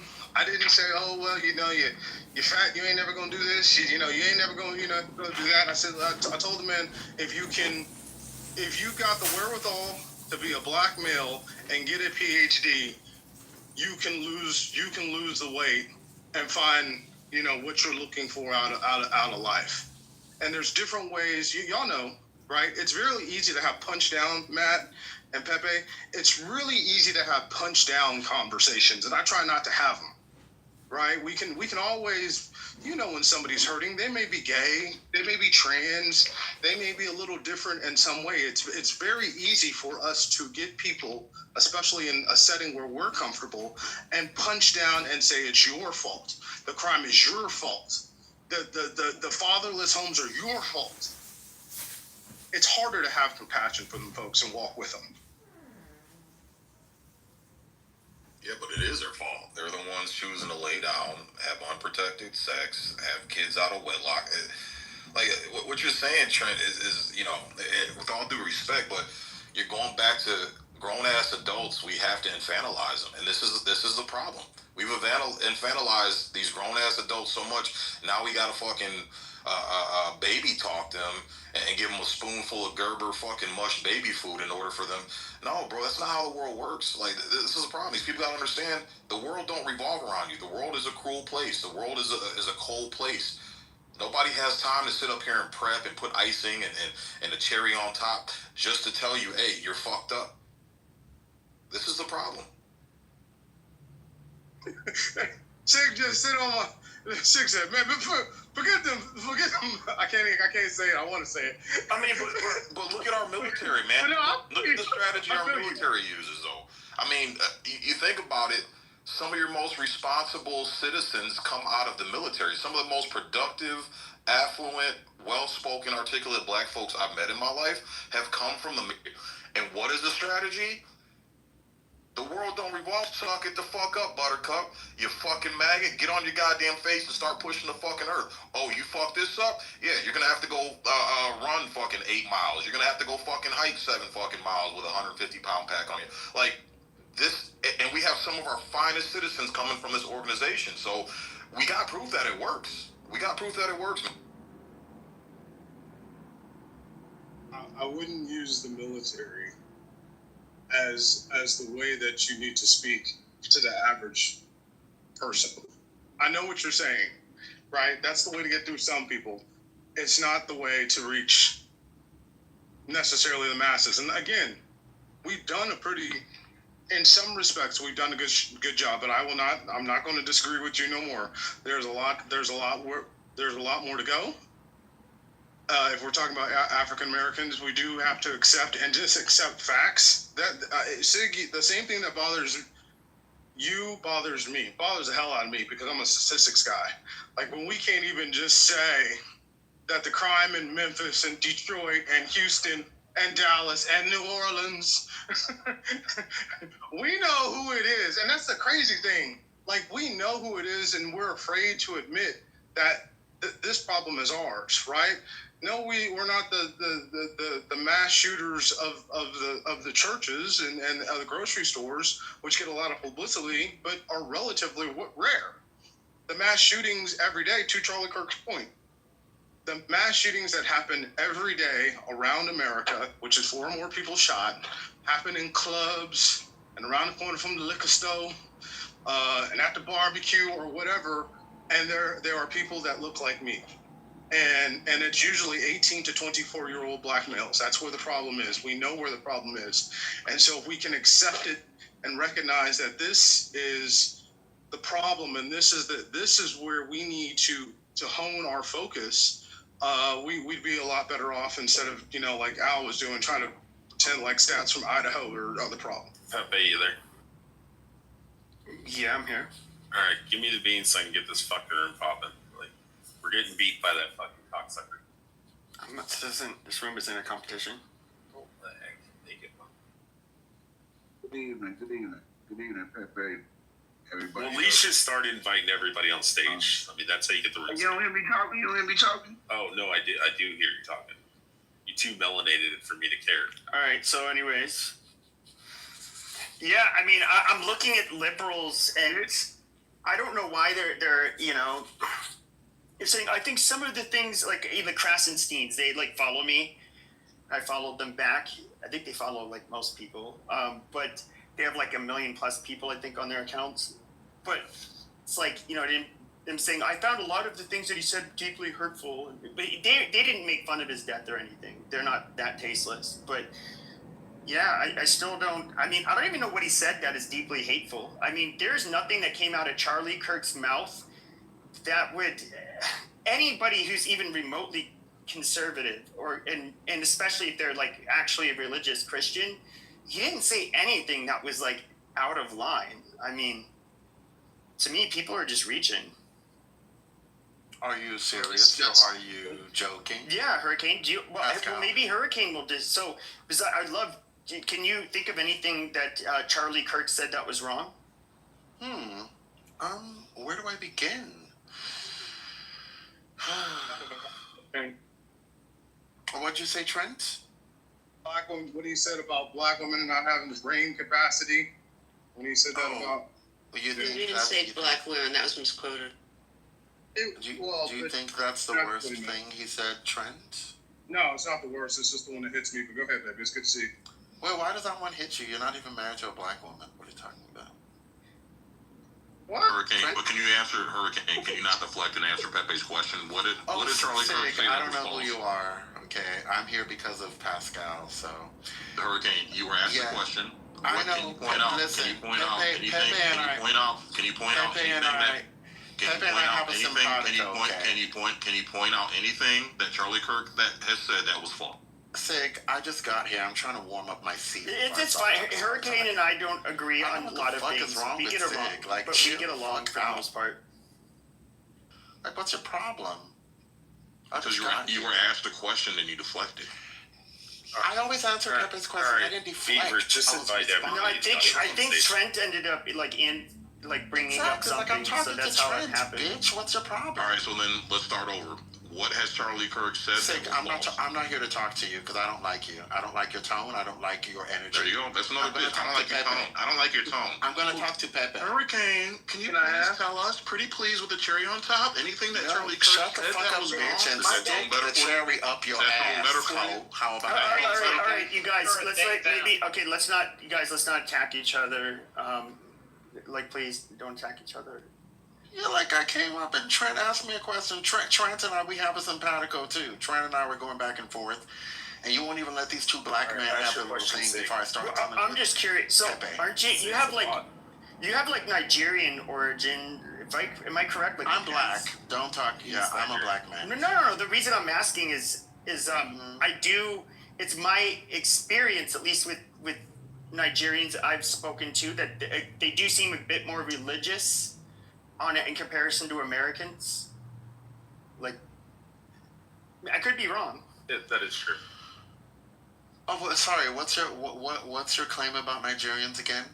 Oh, the ones at least that come here to the United States, they seem to be a little bit more religious than Americans. Super.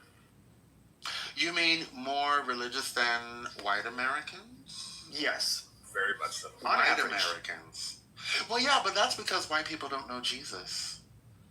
Amazing. Well, neither do you. Yeah, you guys are infidels, But I mean, do you think that for example, Christian the Christian Nigerian diaspora would find anything wrong with maybe his views on, let's say, the LGBT stuff? Is it I think Charlie Kirk, he was a religious person, that was his main ideological bend. And I don't really, I can understand how some people might think it's offensive when he says only, I don't know, I don't even know if this was his stance, but maybe he thought committing a homosexual act is a sin. I mean, that's just kind of standard for. Okay, so let me tell you a few things. So, are you familiar with Central Park 5? Yeah. Okay. Are you familiar with Yusuf Salam? No, I'd have to look him up. So he's a member of the Central Park 5. He is now a New York City councilman, and Charlie Kirk accused Yusuf Salam of rape repeatedly.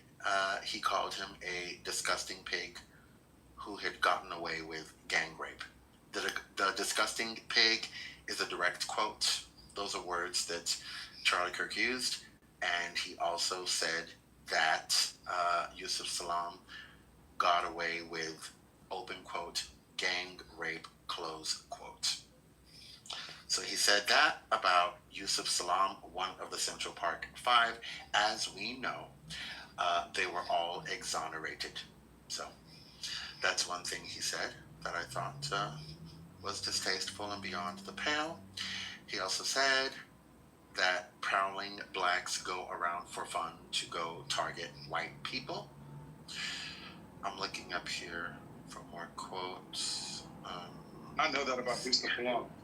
He also said, no, well, he was not found guilty of.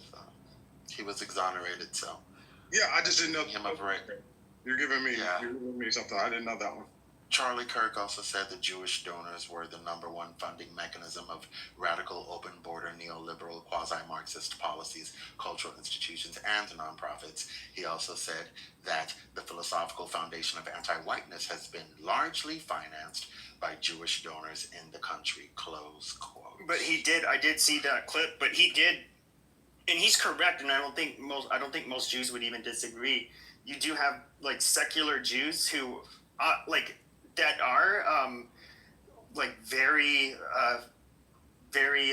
left wing, and that you have Jews on both sides that are kind of the philosophical foundation of anti-whiteness has been largely financed. Hurricane, are you gonna let that country talk? Wait, who's talking to me? Because if it's Sig, I'm not talking. Go ahead. No, it's not Sig. You're a fool. I'm not talking to you. Well, I would say that there is, if I can go back into it. I would say. The Jewish leftists always kind of if you look at a lot of the anti-whiteness shit that would, even going back to the 60s, that you would get more in academia, he's not incorrect. A lot of Hold on. Well, if that's the case, then let's just go ahead and say that let's just go ahead and say that you are happy to be an anti-Semite. Okay. Yeah. Because that's what that statement. No, I don't think that's anti-Semitic because it is. Absolutely not. Because it is. No. Because I'm picking out Jews. Yeah. One second. Right after this, I would clarify that. First of all, he's saying what kind of Jews. He's not saying Jews in general. He said Jews with money, Jewish donors. Jewish donors. Well, who else is going to do it besides the ones with money? Well, yeah. So you say he's specifying a certain type of Jew. Well, he's talking about secular Jews specifically. No, he didn't talk about secular Jews. He said Jewish donors. He didn't say. Okay, I'll play the clip. He didn't say Jewish donors who are secular. That's not what he said. All right, I'll play the clip. Please play it. Okay. Perhaps there's a context that I'm missing, but go ahead, play it. All right, hold on. Let me pull it up.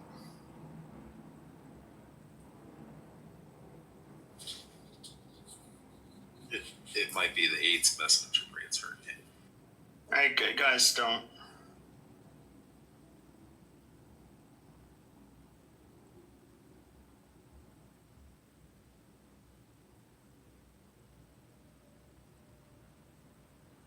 All right, so.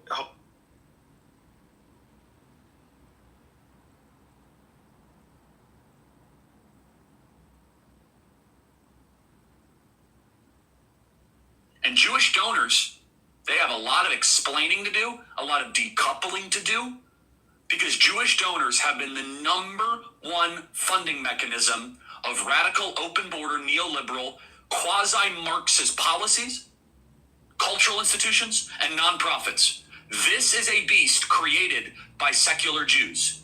And now it's coming for Jews, and they're like, what on earth happened? And it's not just the colleges. It's the nonprofits, it's the movies, it's Hollywood, it's all of it. It's like time for you guys to wake up and say no more, draw a line in the sand. I don't care if you... So, and that's interesting. He said secular Jews, and now it's coming for the Jews. So it sounded like, and this is where I'm 100% correct. And you actually saw, let me put my headphones back in. You actually saw post October 7th, you saw that Jews, a lot of lefty Jews, we're still funding these, giving endowments to these campuses. They were funding a lot of this far left bullshit. But then you saw something change after October 7th. They were riding that dragon. Hold on. Are all secular Jews leftists? Oh, well, hold on. Are all secular Jews if they don't let this black man control you? Yeah, but no, but those are, it's the secular Jews that tend to be left. Yes. Are they so secular and leftist, those two words mean the same thing when No, but the religious Jews tend to be more right wing. That's just kind of like religious in general. Well, he said secular, he didn't say leftist. Well, yes. So he just talked about how secular Jews were funding all of these things that in the United States we would consider far left. And he said that basically they went around and started attacking, and now they're coming for the Jews, which is what you did. You had the people that were, I'd say most of the people that were doing the pro-Palestine shit, I would say most of these people were not like anti-Semites, they're not racist, but they were, I would say they looked at Israel kind of through the same lens they might look at the United States or Great Britain as this white settler colonialism, Marxist, all that crap. Pepe, I got the answer for you. It's 77% of secular Jews. Mm-hmm. Bro, I was giving you the statistics. Okay, what is it? 77% of secular Jews are on the left. That's amazing. Yeah, well, but he didn't say left. He said secular Jews. So the secular Jews that were supporting that stuff. So I suppose they did start kind of going after Jews. It's okay to target secular Jews, right? No, he's saying he said that they had a lot of explaining to do, and basically was saying like, look, now they're coming now. These people that you were supporting, like I'm guessing he's referring to Palestine or some shit. Now these people, these leftists, are coming for they're coming for all Jews, And so I think that's perfectly reasonable. That's not anti-Semitic. I disagree, but it's fine. We don't have to agree. All right, Pepe. You know how you have house niggers? Now you have a house Jew. You can ask them. Do I think that it's that Charlie Kirk was going against Jews? No. He was stating the facts that people like George Soros and Larry Fink, who are fucking piece of shits, are fucking indoctrinating all these fucking young kids, and that we need to wake up and smell the fucking shit and see that these leftist fucking Jews need to be fucking stopped. It's so strange, Ken. I'm his house kike. Yeah, Ken. I don't agree with yourself. No, I do. Yeah, you sound fairly like well. you sound like you have bile running through your veins. I do. A lot of it. All right, well, let's not do the personal attacks. Vile or vile? Yeah, simply vile. No, vile with a V. B as in boy. Okay, all right, this is boring. All right, B as in boy. That's what I meant. Okay, all right. Faggotry is wild, bro. Yeah, who wanted to speak? Just try. Okay, go ahead. Go ahead, it's your room, babe. Go ahead. No, go ahead, Trent. You got it, bro. I'll go ahead, Pete. Okay, Pepe, like, I had heard that comment before, and now hearing it, even in the context, that it's a bad comment to make, right? Yes, a lot of, if you want to call them secular Jews, a lot of Jews do vote Democratic. I mean, we obviously know that just from the congressional, with Schumer and Bernie Sanders and congressional leaders. But I think that's a terrible comment to make. And going back to the 60s, the reason I stopped is going back to the 60s, Jews were very, very helpful in the civil rights movement. A lot of those freedom riders were actually Jewish that went that went down to the South to help blacks in the civil rights movement. So my family, especially, we have an affection for Jewish people because they helped us when we was down. And I think there has been, and it's been broken over the years a bit, but there always has been a kinship with black folks right after the civil rights because of the Jewish. Yeah, but blacks and Jews during that time were both conservatives majority. I mean, so yeah, they were politically aligned. That's not true. They were not conservative. No, black people were not conservative at that time. You don't know. Oh my God. You don't know what you're talking about, Ken. The word conservative, as used in application to whites, doesn't even apply to Okay, Republicans, you fucking piece of shit. No, I'm not listening. Right-leaning. You have bile. Majority of Jews. No, they were Democrats. Black people were not right-leaning, please. Black people are not conservative the same way whites are conservative in this country. If you conservative values. Know that. No. Conservative Judeo-Christian values. That's conservative means. You're an idiot. I mean, I would say blacks are somewhat more socially conservative on average than whites in the United States. If you guys did any reading, you would understand that the word conservative doesn't even attach properly to black people when you're talking about politics. Yeah, that's not how I'm applying. Not the way that you guys define conservative and apply it to white people. It does not apply to black people the same way. It is a useless word if you're talking about how black people operate politically. It does not mean the same thing for us. But if you understood black people and knew them, you would know that. I agree with her. We do use it. When we're talking about African Americans, and they use it. Yeah, Trent, I'm not here to fight with anybody. I'm here to talk to people and just fight with all these other bitches like the Well, I just disagree with her. Okay. So you want to call me a bitch, which is your right. You want to go off and call you a fucking faggot, and you sound like you wear liquor stores. You got to fucking do. I heard that. You have a baby carrot dick, hoe. You have a baby carrot dick. Your dick doesn't even work. All right, that's fine. Trent, this is exactly what I was talking about. She says it's the women and these niggas with sugar in their fucking tank. This is the fucking problem. So the motherfuckers sit up here and cried and boo-hooed and whined about your tone, and all I did was ask them a question. But you want to come off the mic and call me a fucking bitch, and I never disrespected you, you fucking black faggot. That's the fucking problem. This is the problem. I would hope that you would use correct pronouns and say she.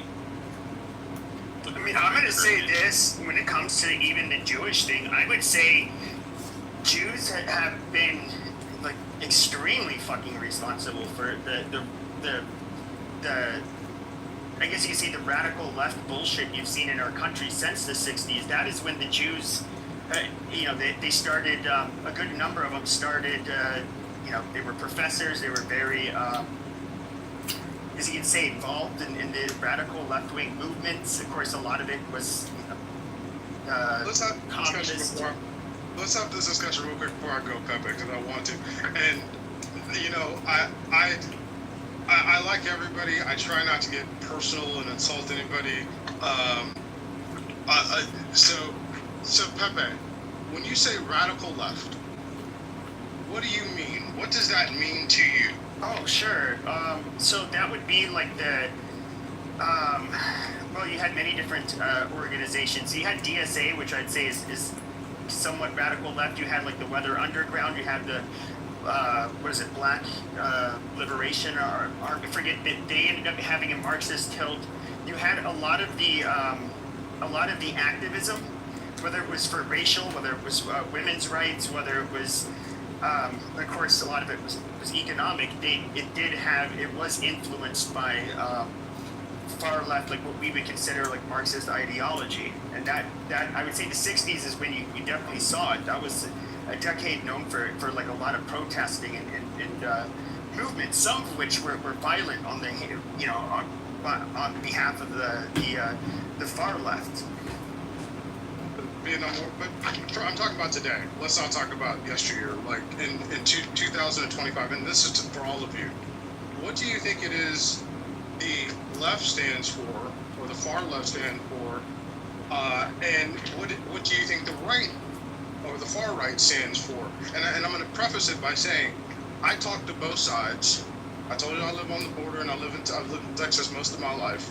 I spent a lot of time in Ohio, California, all over the country.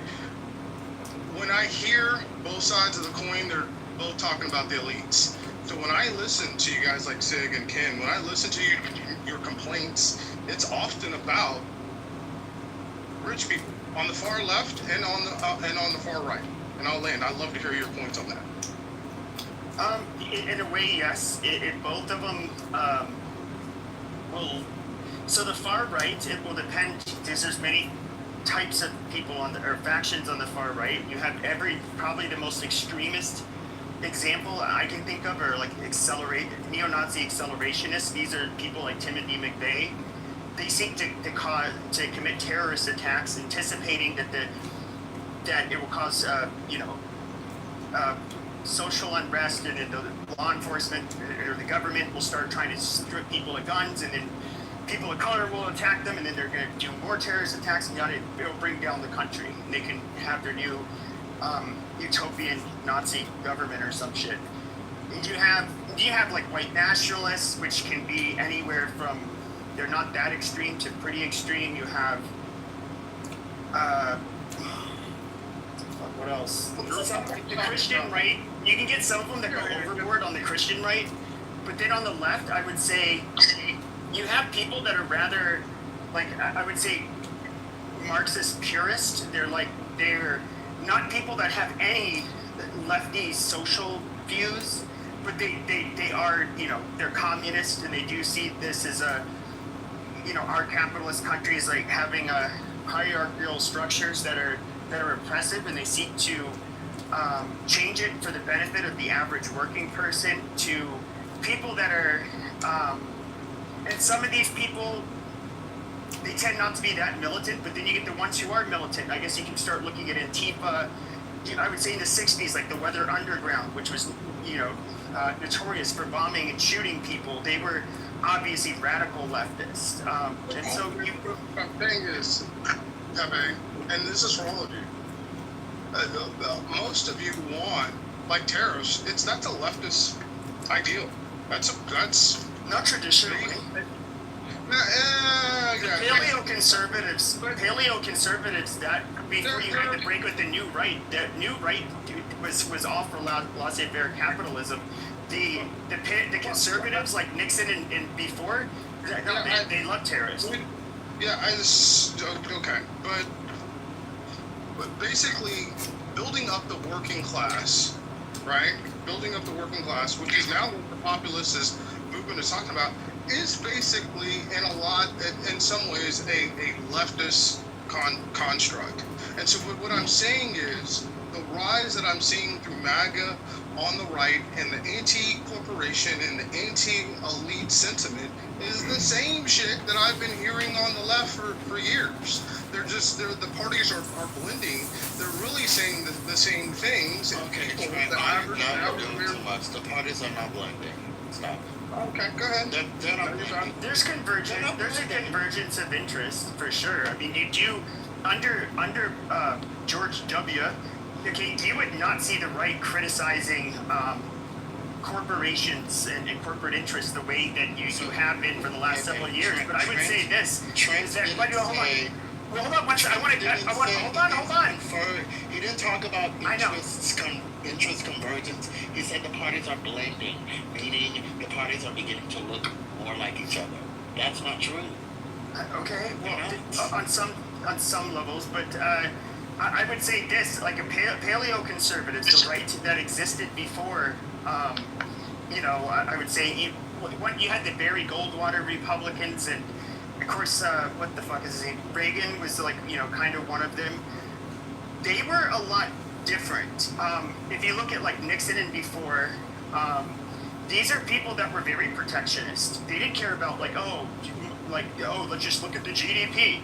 But their focus was on the American dream, the everyday American worker. These are people to be taken care of.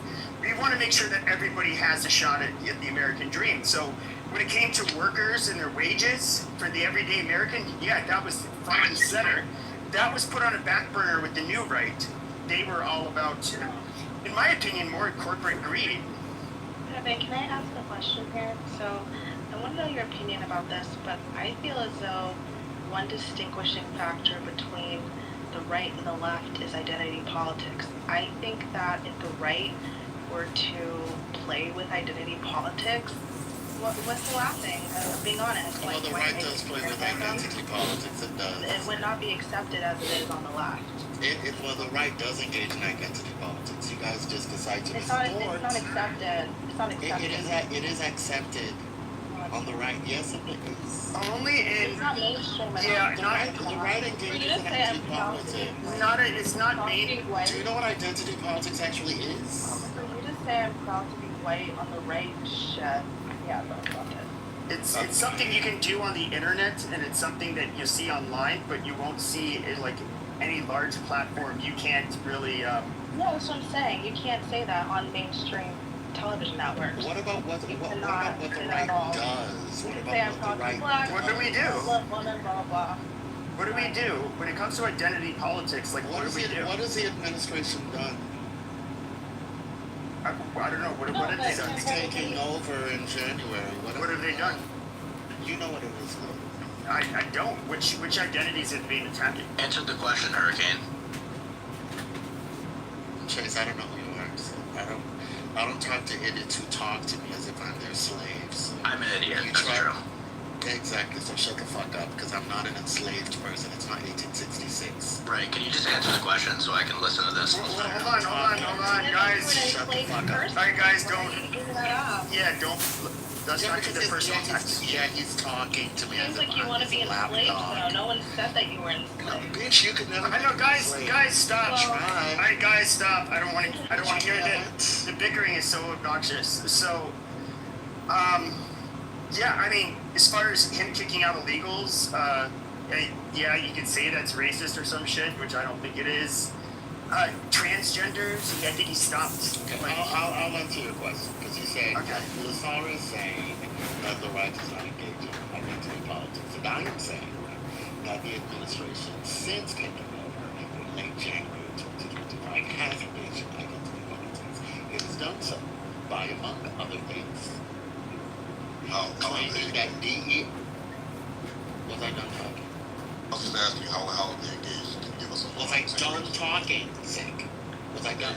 Can you say it to me nicer, please? I'm just asking you a question. Can you just give us an example of how You are rude by interrupting me. The fact that you cannot concentrate for more than 5 seconds is your problem, not mine. Can you pretty please just give us some examples of how they feel like use identity politics, please? Shut up. Please, Otis? Alright, guys, let's shut up. I was talking and you interrupted me.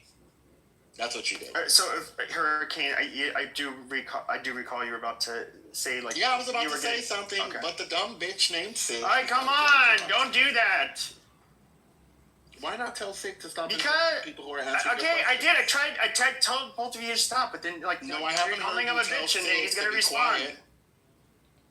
Holy shit. When the administration said that it was going to do everything that it could to get rid of DEI, because DEI in the workplace is taking opportunities from white people and giving them to less deserving, less qualified non-white people. It was engaging in identity politics. That's just one example. It's called identity politics. Now, we can disagree on whether it's good identity politics or not.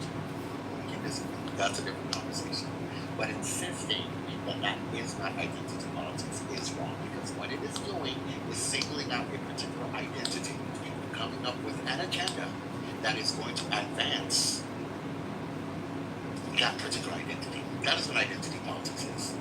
Coming up with ideas, with initiatives, with policy measures that are going to work for the benefit of a particular identity. That is what identity politics is. Oh, I get what you're saying. It is simply incorrect to argue that the left is the only side that engages in identity politics. That's the point I'm making. I'm not making that point. Do it. I'm saying that the identity politics on the right is not accepted like it is on the left. Oh, wait, That's but it what I'm definitely is making. accepted because all of you are happy. All of you are happy with what the administration is doing. You're happy about it. You celebrate. I think Lasara's point is different. Lasara's not really making a point, actually. No, I'm making a point. My point is that identity politics exist on both sides, except one is accepted and the other one isn't. That's false. That's not true. That's false. I think the point is, like, if you think about how Democrats apply identity politics, they literally go out of their way to make sure that they always mention minorities as, you know, the most oppressed, and if you're black and a woman, you being downtrodden is due to your race, basically. So it's far more likely that you're going to hear a person at the DNC proclaim that we need to end the oppression of black people and women than a person at the RNC saying that white people need to rise up, basically. Like, you're not going to hear those things. Yeah, so don't, like, here's the lie that you're telling. And it's a lie that you're telling by omission. There are many people on this side who say today that white people, particularly white men, are the most oppressed in America. There are people on the side saying that. That is identity politics. And my only point is that people on both sides engage in it. What folks on your side do, however, is pretend that you guys do not engage in identity politics, and then you turn around and make identity politics a boogeyman and accuse the folks on the left of doing it all by themselves. That is the lie. Hold on a second, because I actually want to push back. We spent like a decade at least of, you know, white people bad, especially white men, toxic masculinity. Oh, look at how horrible that your guys' history is. White supremacy is like the biggest thing. In fact, it's everywhere. You can't stop it. You're just basically demonizing the fuck out of white people. And then, of course, there's all this DEI shit gets instituted. But then all of a sudden, it's like, well, yeah, now they're kind of stripping it away. I don't consider that identity politics. I see them like literally stripping identity politics from institutions in terms of like hiring and universities. They're not implementing pro-white, discrimination. So that I think that if anything, all they're doing is stripping the identity politics from everyday America as opposed to adding it. Yeah. So Pepe, the problem with this conversation. Yeah, but Pepe and I were having a back and forth to the top. I'm not done. And then you can speak once I'm done. So the problem with this, Pepe, is that you've decided to distort reality for your ends, and that is fine. I will listen and maybe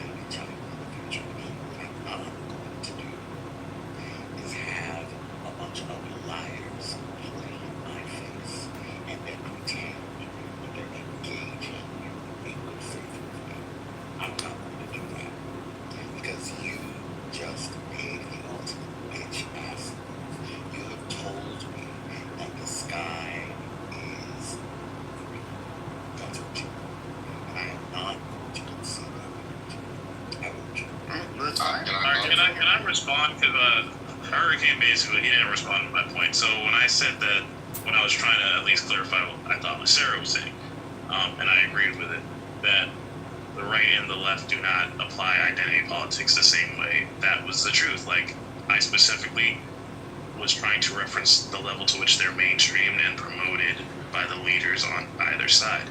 And it's factual. You can say there's people on the right that say that white men are the most oppressed ever, or at least today. But you're not going to hear those same people being propelled to the same level that someone like Ketanji Brown, what the fuck her name is, or Ilhan Omar is. Like, you're not going to hear them give those same talking points in the same fashion at the same level. You're just not. And you could say, well, oh, they're hiding it. Okay, well, they're hiding it for a reason, because they can't say it in the open according to your own logic. So that's my point. That's the point that I was trying to make. Yeah, I was going to add in too real quick. I just put a link in the chat. And typically, you know, whatever Otis is referring to as the right utilizing identity politics, what you're talking about is action response. I put a link in the chat to a clip of Don Lemon broadcasting to the entire world, quote, saying, white men are the biggest terror threat in this country. So it's typically a response to the left that is the one that starts Can first. you repeat that again? What did Don Lemon say about white men? The link is in the chat, so you can I'm not watching get it. So He said we're the biggest threat. He said white men on the right are the biggest threat to the United States. Oh, that's right. What he said. So typically. Did he say that recently or? Typically, hold on, Hurricane. 4 or 5 years ago. Okay. So typically, what's going on is the left makes these types of claims, and then the right responds to it. So it's not fair to say that the right uses identity politics when it's literally a response to the bullshit that the left is pointing out. He said that's not. Don Lemon said that after the Buffalo shooting. I believe it was either the Buffalo or the El Paso Walmart shooting that killed 29 Hispanics down here. But like, look, I don't necessarily agree with that. But my point was, at the end of the spectrum, y'all are talking about the same thing. The only real, like, dividing point when I'm looking at your politics is, like, abortion. It's really, like, the last... Are you talking about between the far right and the far left, or the right and left in general? Yeah, just between the parties, right? There's not really, like... And I'm being serious about this. There's not really, like, significant differences between the parties. We feel like there is, but like, I look at the issues. I mean, when I look at Trump's platform, it looks like the 1992 Bill Clinton platform, and that's basically what it is. Trump's like a 90s Democrat, right? And so it's that's why I don't disagree with a lot of policies at all. How is Trump a 90s Democrat? Trump, what are you talking about? Look, again, some shit's gonna be over your head. You just gotta keep up. No, it's not over my head, please. I know what was happening in the 1990s. Yeah, well, if you look at the 92 platform, it looks a lot like Trump's current platform. That's not true. Not in every way. That's untrue. But the point of it's untrue. Okay. Anyway. Untrue. Thanks, Hurricane. And you can't prove it. Okay, that's fine. My larger point is, when I'm talking to folks, they're angry at corporations, they're angry at billionaires, they're angry at an elite and executive class on both sides of the aisle, and they feel underpinned by these things because they can't afford what they want, especially when we get to younger folks that can't afford things, and I do think that is a problem. So I see a changing of the guard. I actually think one of the great things about the Republican Party is expanding it. It is bringing in more African Americans. I actually think that's good for America. I do not think it's good to have one party that's got all the African Americans in it. I think that is a bad thing. I think it's good that we're able to have conversations without cussing out each other and calling each other names, right?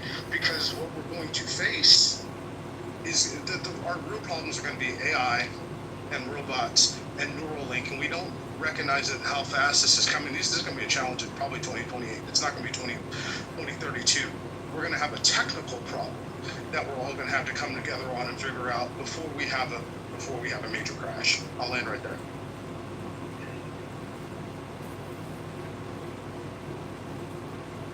Yeah, I mean, I would say that, you know, the whole race politics shit, that didn't really start until, what was it, maybe around 2012, it started getting, you started seeing the momentum. Wait, what started, what do you believe started in 2020? Oh, well, we can look at, actually, I'll fast forward just a tiny bit. You said you believe something started in 2012. Sure. Sure, Trayvon Martin, and then of course there's Obama's smartass comments regarding it, kind of politicizing it himself. Then you had the Black Lives Matter with what is his name? Devin, I forget the name of the guy shot near St. Louis. Then that's when you saw BLM. They're doing their like kill them, fry them like bacon, whatever their stupid chant was. And you saw that's when you started seeing, you know, riots occurring. And I remember 2014, 2015 is when you started seeing riots in different cities all over the country in response to whatever shootings. And then I started seeing these racial narratives, and there's a lot of theories behind this. Like most people had, by like 2012, 2013, they had smartphones. People were getting their information in different ways, and they were, you know, prior to that. So people were kind of like getting radicalized. But yeah, I definitely. Nobody denies the fact that race started getting into politics a lot more in the 2010s. I mean, and the views on race actually took the shitter.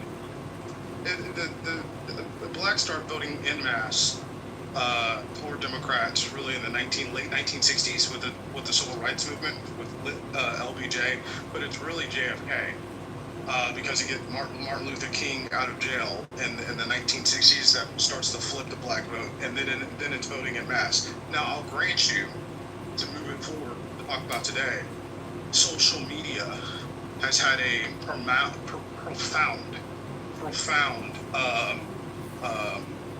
impact upon the world, especially the United States, and how we are able to view certain topics and certain things, going back to George Floyd, and now going to this incident with Charlie Kirk that we were all able to see, and it wasn't, we were all able to see the shot instantly, without it being edited and cleansed by the media. And so it's had a profound effect on how we communicate. But I'm coming back to that because when I look at chats and I look at the generation that's coming, and by the generation coming, I'm talking about people that are 35 to 40 years old. They are much more interracial. They're much more integrated. Where we have a high number of homosexuals and LGBTQ, and in Gen Z, it's up to 20%. 1 in 5, it's mainly women, but 1 in 5, 1 in 5 of those individuals in Gen Z are reporting to be LGBTQ. We have a record high interracial relationships of all types of relationships. So the world is actually coming together. It's just hard for a lot of the older people here to see. Oh, I just wanted to correct things and Trent. Your timeline. I got to go watch football. Yeah, your timeline is wrong. Black people started voting in large numbers for the Democratic Party in 1956, not in 1960. The shift began earlier with FDR. He first started voting for the party of Bill. That's when it began. It's not the 1960s. It started earlier. Like I said, 1936. Yeah, he's actually right. It's just that during the 60s, with Barry Goldwater reshaping the Republican Party is when he started pulling votes away from the Democratic Party. So they had to flip and really hit heavy on the civil rights movement to gain those black votes back and the Great Society Act.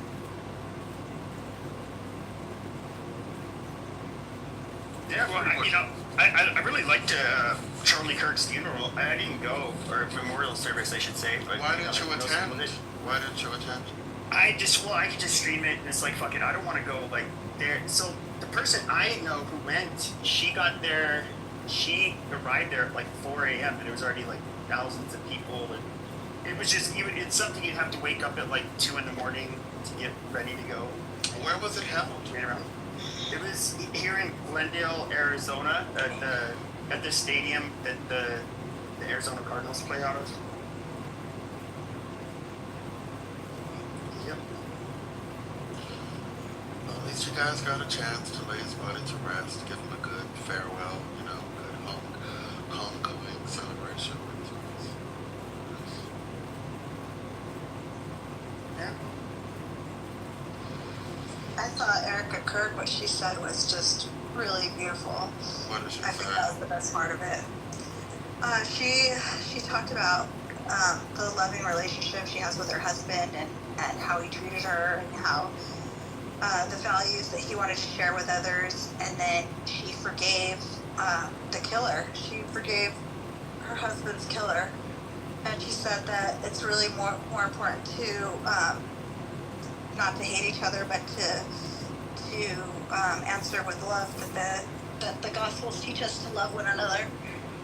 And anyway, I mean, I'm super paraphrasing, but it was just really beautiful and moving. And yeah, anyway, that's what I thought. Did you attend? No, I streamed it. I'm not in Arizona. I'm not gonna get a flight. And besides, I feel like watching it at home and streaming it and being able to pause and rewind is probably better than being there in person anyway. Well, I didn't watch it. So. This is all I've heard.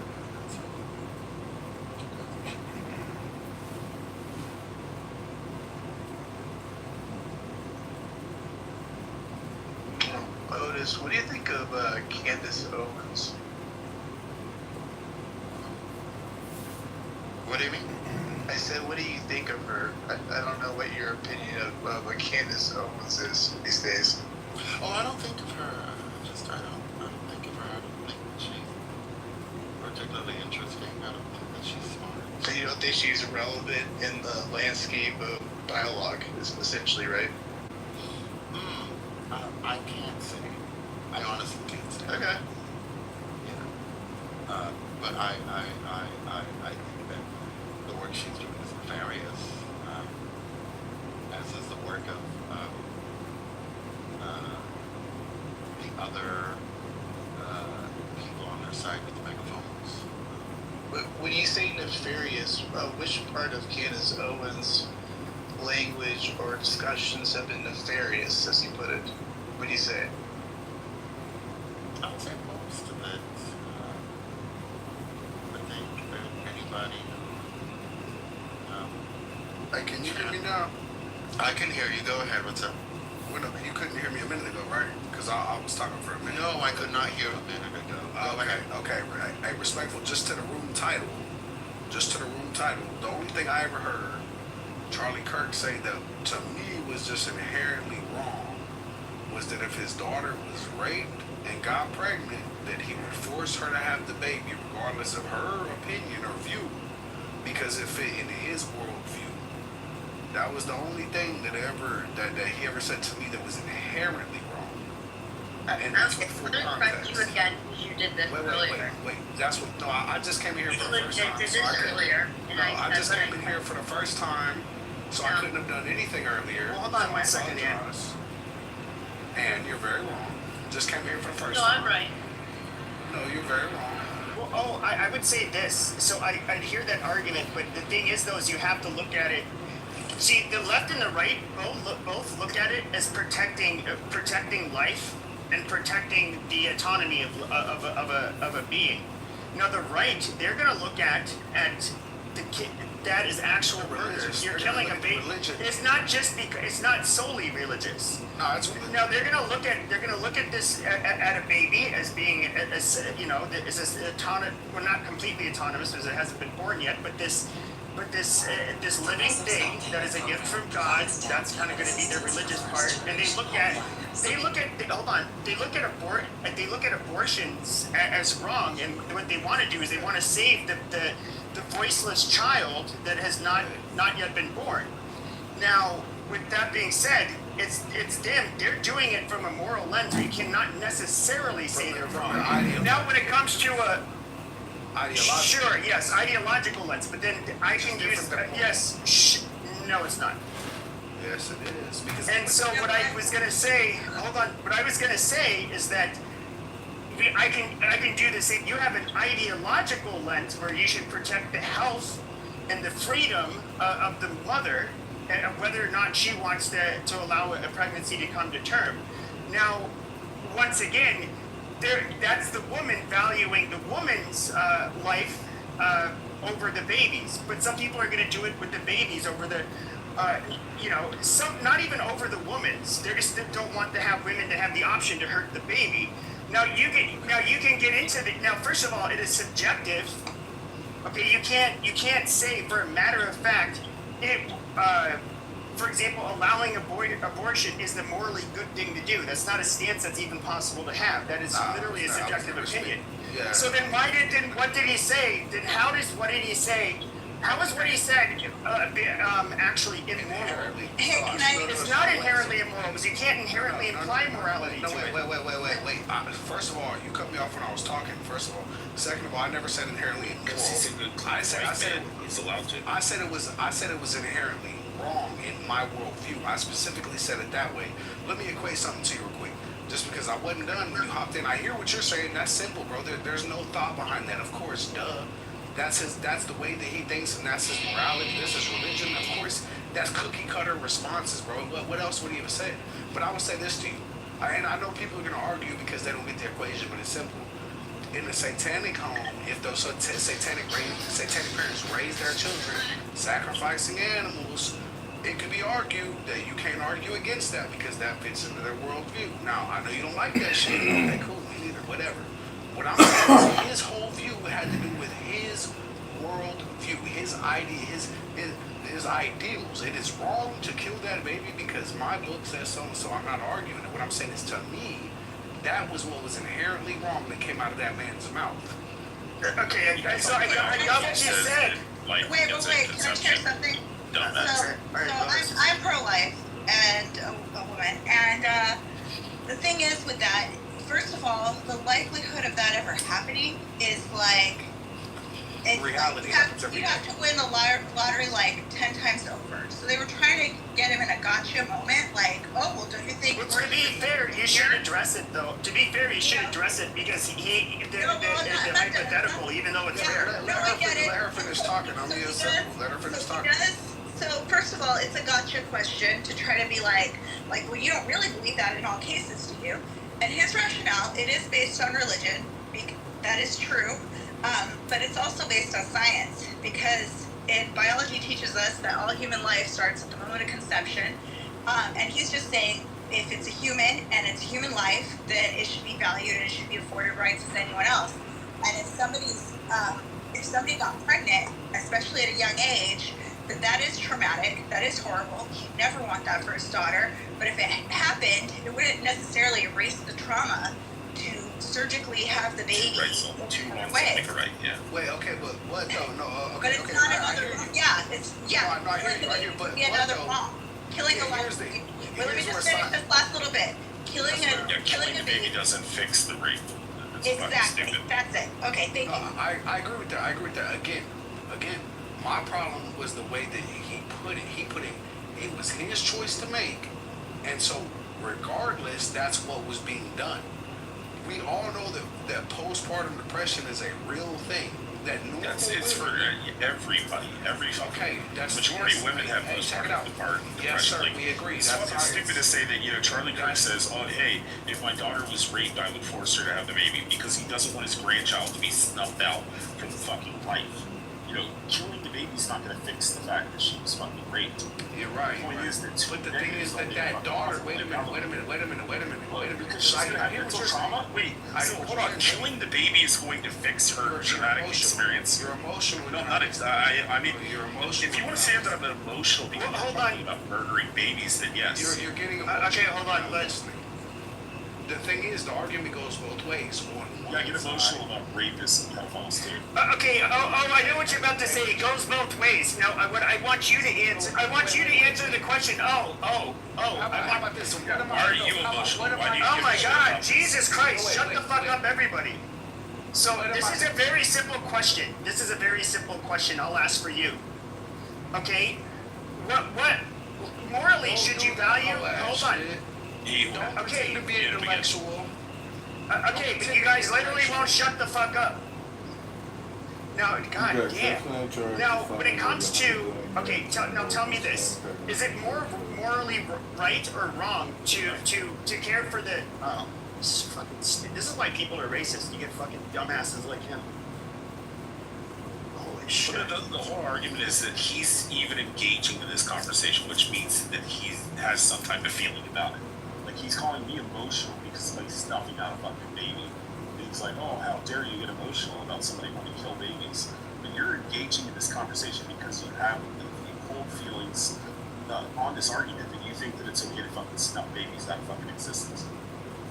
And you know what else is that the whole abortion industry, at least a big part of it, with Margaret Sanger, it started off as a racist movement. It was a eugenics movement trying to weed out black babies and kill off black babies specifically. We don't want it to be heard that we tend to exterminate the Negro population. Yeah, exactly. And so, I mean, just the fact that, especially if black people are like against abortion, it's just funny to me because the whole reason it started was to kill off black people specifically, and at least Planned Parenthood anyway. I don't know about all of them, but Planned Parenthood and Margaret Sanger, that was definitely the case. Hey, but so abortion. Wait. Let's get a new voice. Let's get a new voice. Oh, shut up! Oh, shut up! Let Joe talk. You're a whole ass nigga. You shut your fucking monkey mouth if you want to go back and sit in the monkey cage, bitch. Shut the fuck up. You a pussy, boy. And you got a wrong faggot ass, boy. Stop all the hate with you. Yo, go ahead. All yelling at each other are showing your emotional maturity. You'll start just stop with the hate. Yeah, we don't want babies to be burnt down. Can't even have a rational, legitimate conversation right now. Let Joe go. Every room I hop in, Joe, just always like, quick. Let the clean white man talk. Go ahead, Joe. I look, I appreciate the mic. Y'all talking my favorite subject right here is, exposing the murder of children.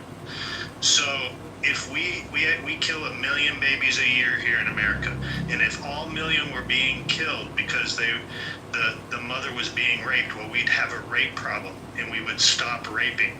Where we'd stop people from raping. That would be the issue. The problem we have in America is that we have a baby killing problem, and we need to stop killing babies.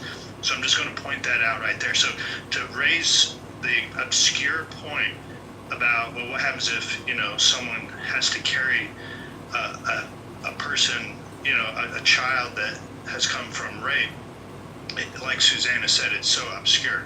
Well, Joe, we kill 1 million babies. Let him finish. I know, I'm adding on to what you're saying. Joe, if you murder the baby at home. No, it's fine. I like to hear from it. I was just going to end it with the largest threat of human,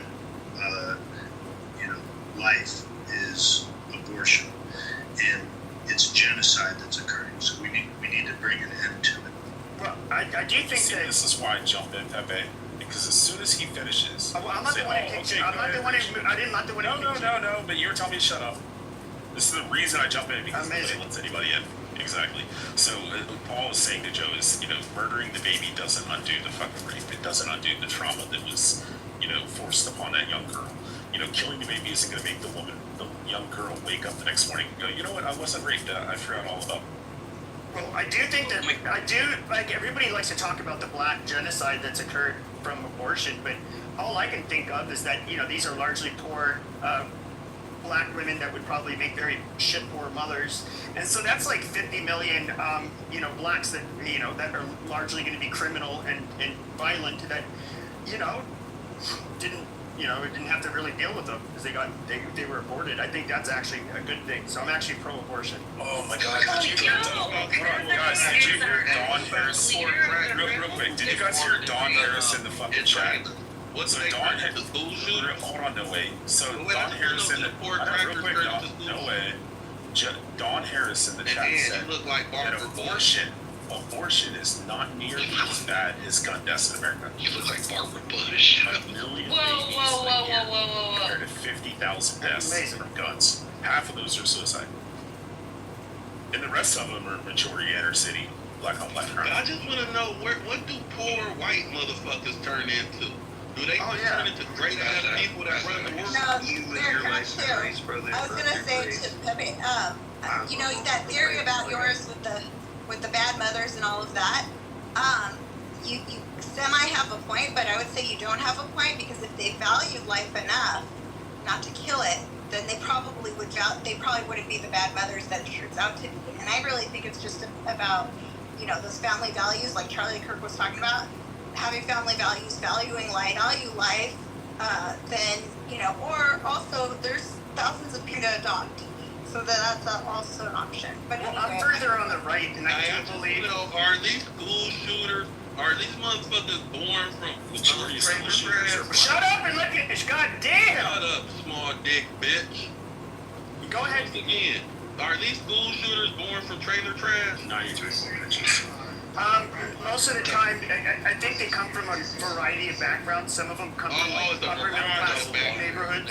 It's a variety, huh? That's worse. But you know what's but I would say the big difference is that these poor, these white school shooters, no, they make the news because what they do is pretty horrible and disgusting. However, they're actually anomalous. If you think about it, out of the millions of children, you hear of a couple of these, I don't know, the frequency. We may hear about it. And so, this is rare, but you know what's rare? Turning on the news Monday morning, we've had 80 shootings in Chicago this weekend. Who were the victims and who were the suspects? Blacks. That's just a statistical fact. In fact, more than half the homicides in the United States are committed by blacks. So, I don't know. It seems like blacks have a problem. 50. Okay, that's cool. Most of the homicides, most of the crime is considered committed by crackers. So that, I get the arguments. It's cool when you throw people in the ghetto, you take away resources and also systematic racism, but y'all don't think that's true. So I can understand, how poor people killing each other. Now you so-called civilized motherfuckers. Like the motherfucker that knocked off Charlie K. We no longer gotta say you got JFK. We can upgrade it now so you got. What about the guy who shot Charlie Kirk? I'm saying we no longer. I know, yeah, amazing. JFK. You got amazing. Amazing. So why are white? All right. Okay, you're being a hood rat. Yeah, you're being a hood rat. Stop. Okay, do I need to start? Okay, monkey, shut your fucking mouth. Shut your fucking mouth. Why are you? Okay. Come on, Pepe. Don't use a stupid slur. You're I have to. Your argument. You're degrading your argument. Okay, well, hold on a second. No. I'm not Charlie Kirk. I'm not going to tell you to go. Hold on. All right, now I got to mute you fucking monkeys. You fucking apes. Can't control yourselves. You fucking monkeys. I have to mute all. Mute all. Wow, he's coming through the mute all. Wow, bad ape. Holy shit. No banana for you, buddy. Now, please. See, he can't help himself. Now, if we look at the shooter, Charlie Kirk, he's an upper middle class background in southern Utah, around an all-Mormon family. They don't do drugs in Utah. They don't believe in drinking. You get looked down upon even for doing coffee, yes. And so, see, these people... Okay, you dumb... Okay, you gotta go... See, and... I see you have an ape in your PTR, so it figures. Now you gotta go to the audience. Holy shit, that was so rude. They can't control themselves. Can't we just all get caged and they all started screaming? Can't we just all get what happens when you don't live your life through grace and you would rather live it through race? And that's why you see different color. I agree. Who else watched the 10 Hour? Who else watched the 10 Hour revival today? I watched all of it. I'll tell you what, man. I watched. Just a sidebar here, but dude, I grew up in the church. We're a strong Christian man. I don't go to church enough. Once every 2 months, right? But man, I didn't go this Sunday because I wanted to watch it. But man, it's like, okay, I want to, don't need to, because I want to make a difference. And what can I do for the church, which would be what can I do for the people? Church is not a building, church is people. What can I do with the church to help the people, regardless of color? I don't give a shit what color you are. What can I do with the church for the people that will also preach and teach Christian values and conservative values? It's like, man, I don't want to be the guy looking at the top of the mountain, saying, bottom of the mountain, saying, hey man, you're going in the wrong direction. I mean it, man. That was a fucking moving day. And I don't care if you're a Democrat or Republican. I don't if you've watched the 10 hours of that and say, well, the Republican Party, no, then you're not being serious. I just want to say violation of Well, I mean, this should, and that should show you. You know, you had tens of thousands of these people, these Republicans in one place, and it was all kumbaya. Everybody's behaving. It was, you know, everybody. It was so peaceful, and like, you know, this is what I want to tell, you know, these lefties, these spiteful mutants that are just mad and angry at the world. And maybe they don't believe in God because they were born ugly, and I'd probably hate God too. And you know, they're unhinged with mental illness. I understand your plight, not really. I can pretend to. Now, you all know that if you went into that place, being the most radical, you could be a tranny, but just like, and definitely not pass. You know, nobody's gonna put a finger on you. Nobody's gonna be mean to you. See, that is the difference between the left and the right. We are not the same. Occasionally, you bait the right into reacting, and they do, because the right tends to be far more orderly. They're so much more predictable than the left. Because the left, you're just like, oh shit, oh god damn it, this is in the news. Oh, see if they fucking chimp out, because they can't control themselves. Do you They're think angry, people spiteful people. How much do you think? A serious question. After what I saw today and what I've seen over the past couple of weeks, obviously all of this is going to die down over the coming weeks, and coming months. But man, don't you think that the Democrat Party has a huge freaking problem on their hands? midterms. I do think so. Doubt. I think it's such a monumental. It's like climbing Mount Everest. How can you overcome a Supreme Court justice that cannot tell me what a female is? You can't. That's a DEI hire gone wrong. And I would say this. You saw you've seen the hate, like, look, if some lefty, you know, like, I don't know, Ezra Klein or something like that, you know, he was just shot, well, in the same fashion, shot in the neck, and he just died, and his family was there, and there's thousands of people watching, and a bunch of liberal students were watching. I would feel really sad. In fact, and if any right-winger made fun of the fact that he got shot like that, I would totally talk trash to them, and because I think they're a piece of shit.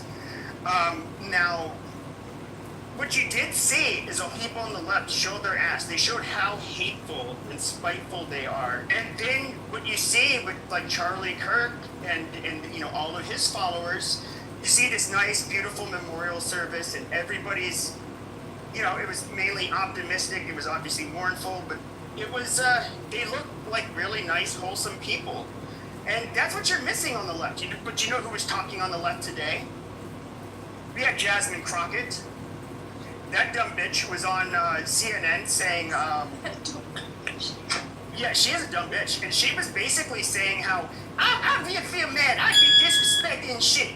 You know, there was only two white people, members of Congress, that ended up voting against the Charlie Kirk remembrance. Like, what, only two white people? It's like, holy shit, you nasty, smug bitch. This like race politics is still a thing, and yeah, you're gonna get pushback from the right. Why wouldn't you? You just inject it into everything. Matt, just I'm sorry, Matt. If I promise that he'll behave himself, can John have a take if he actually speaks and not tries? Maybe, but let Matt. Okay. No, I was just saying, I just wonder how much more, like, with the left, like, today was a good day. I don't give you, you can't, no one can convince me otherwise. You're full of it if you tell me that today's 10-hour revival is just racist slurs. And so when the left, which is the mainstream legacy media, they're already starting to work out well. Do you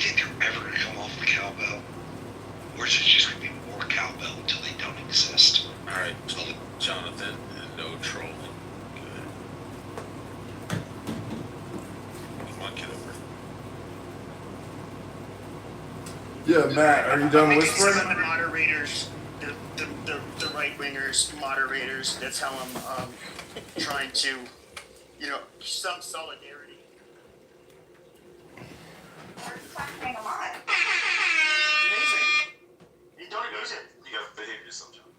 Yeah, everybody on this app and all these politically correct libtard rooms who have been calling Charlie Kirk a racist and that he got what he deserved, they've never presented any evidence. They have no receipts. They're just a bunch of screaming, insane, psychopathic, homicidal ideation losers who have no political power. They're just a bunch of crying, complaining little babies, and the gay African American ones are generally the most toxic and sociopathic, psychopathic amongst us. You all know it. It's here on this app. You can hear how homicidally ideated many of these black African American homosexuals are. They call white people the enemy.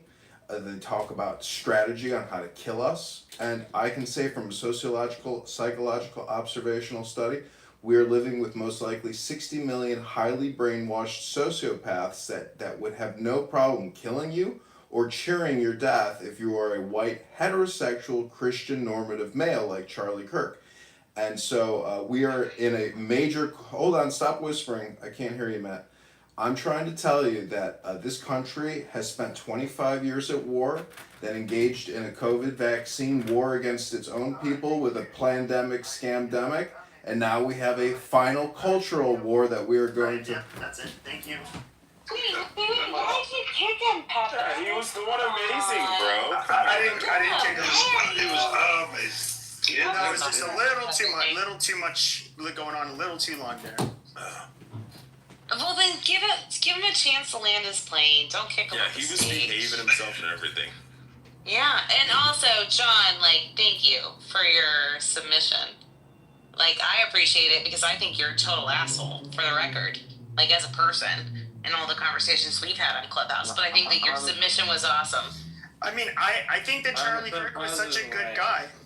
Thank you, David. I think that Charlie Kirk was that's what offended me is I'm somebody who has more extremist views than him in some ways. And I was like, oh my God, he's such a nice young man. If you had a daughter... No, I said he doesn't have any. And so I was just saying, if you had a daughter and Charlie Kirk with his goofy smile was to show up, you'd be like, oh, he's going to be such a good guy. Yeah, of course. Have fun, buddy. If it was me picking up, your daughter when I was in my 20s him, I would have a shotgun out. I'd be not happening. And I tell my daughter she's not leaving. So this is me looking at the genuinely good guy who I don't think he has a hateful bone in his body, but just how quickly people are not only making him out to be a monster, but then celebrating that violent, horrible murder that the whole world had to see and his family had to witness. It's just so disgusting of people. Can we talk about the elephant in the room really quick? Yes, we move Kitover down, and we're gonna let David be the drunk talker. All right, don't tell me how to moderate the room. No, I'm asking if... I want to ask an honest question. Can I ask an honest question? I wasn't talking to you. Go ahead. Can we talk about the fact that Trump should have not made that horrific speech? Amen. Praise Jesus. He ruined everything about today. He tried to turn it into a political rally. Erica was trying to get hugs from him. He was completely shut down. All of that. It was disgusting. Why did you even watch I totally agree, though. It was horrific. It was so awkward. He could not. That hug I was watching, I was like, man, he has. I think that's just the way Trump is. He doesn't. I'm not justifying it. What I'm saying is, you could just tell he has no emotional intelligence per se. He is. Agreed. With all due respect, I actually didn't watch. That's fine that you didn't watch, but what we're talking about is what actually happened, and what actually happened is that Trump went on for an hour political speech and tried to follow, and I literally said to my husband, Trump's following Erica. There's no fucking way he's going to be able to do this. Yeah. And he proved me right that he has no social, emotional skill to actually handle a situation like this. And it was a fucking disaster. Let me ask you a question, though. Guys, we have. Let me ask you a question. Hold on a second. I know who he is. God damn it, dude! Stop being an autist. Just get. I know you can't help your autism, but just stop your autism for at least while you're in my room. He's being cured tomorrow, by the way. We're told today he's being cured tomorrow. Autism will leave. But when it comes to, and I'm not the one who moved you down. I will say this. I do wonder though, because here he is. He's at a public event. He is the president of the United States. Somebody else has to invite him up, because I already did it twice. He is the president of the United States, and he is making a address. I get it. It was kind of. I didn't know how to feel about it, but it's like, as a president, is he supposed to kind of give a political speech? I don't know. He's not. I obviously didn't think. No. I didn't think he was going to give one. Nobody else and if he did, I don't think he was going to be the great uniter. I think he's going to, humble brag and talk trash like he always does. But I'm so glad you said that. To be completely honest, it was a complete misstep of a beautiful day, honoring Charlie and what he did and what he stands for, and bringing people to the idea of being a man and getting married and having a family to progress the American idealisms. That was what the day was. And Trump came in and he literally tried to turn it. Oh my God, it was so horrific. And then whenever Erica tried to hug him, he kept on almost pushing her off. It was really awkward. He didn't push her off. Yeah, he didn't do that. You know what? Push her off. I agree with embrace her. He didn't Did he embrace her? I agree with you in part. I feel like, I don't think it was as bad as all that. I think he did say a lot of good things about Charlie Kirk. And he said about him being an Eagle Scout and all this stuff. And a lot of it was about him. But two things I didn't like. One was him starting to talk about Maha and the announcement he has tomorrow and all this stuff that has nothing to do with Charlie Kirk, but that he tried to tie Charlie Kirk in by he would love it. And then the other thing I didn't think he should go last. Erica Kirk, hers was so beautiful and so well spoken. And a third thing I didn't like, just one last thing. I didn't like how he's like, I hate my opponent. And I'm just kind of right after Erica's speech, when she literally was saying the answer is love, and then. But you don't think that was a good thing, because he's being correct. At least he's being honest. No. She came up and she forgave her husband's killer on live television.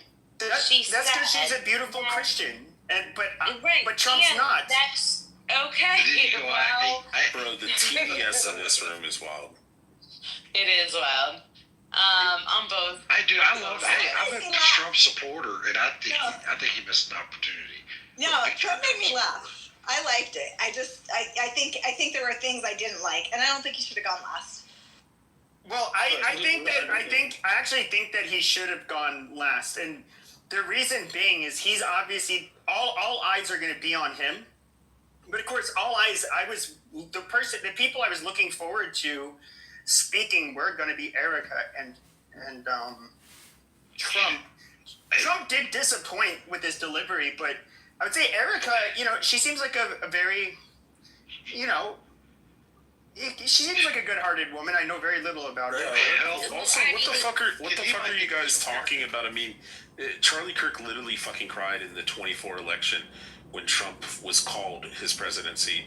If it wasn't for Trump, there would be no fucking turning point.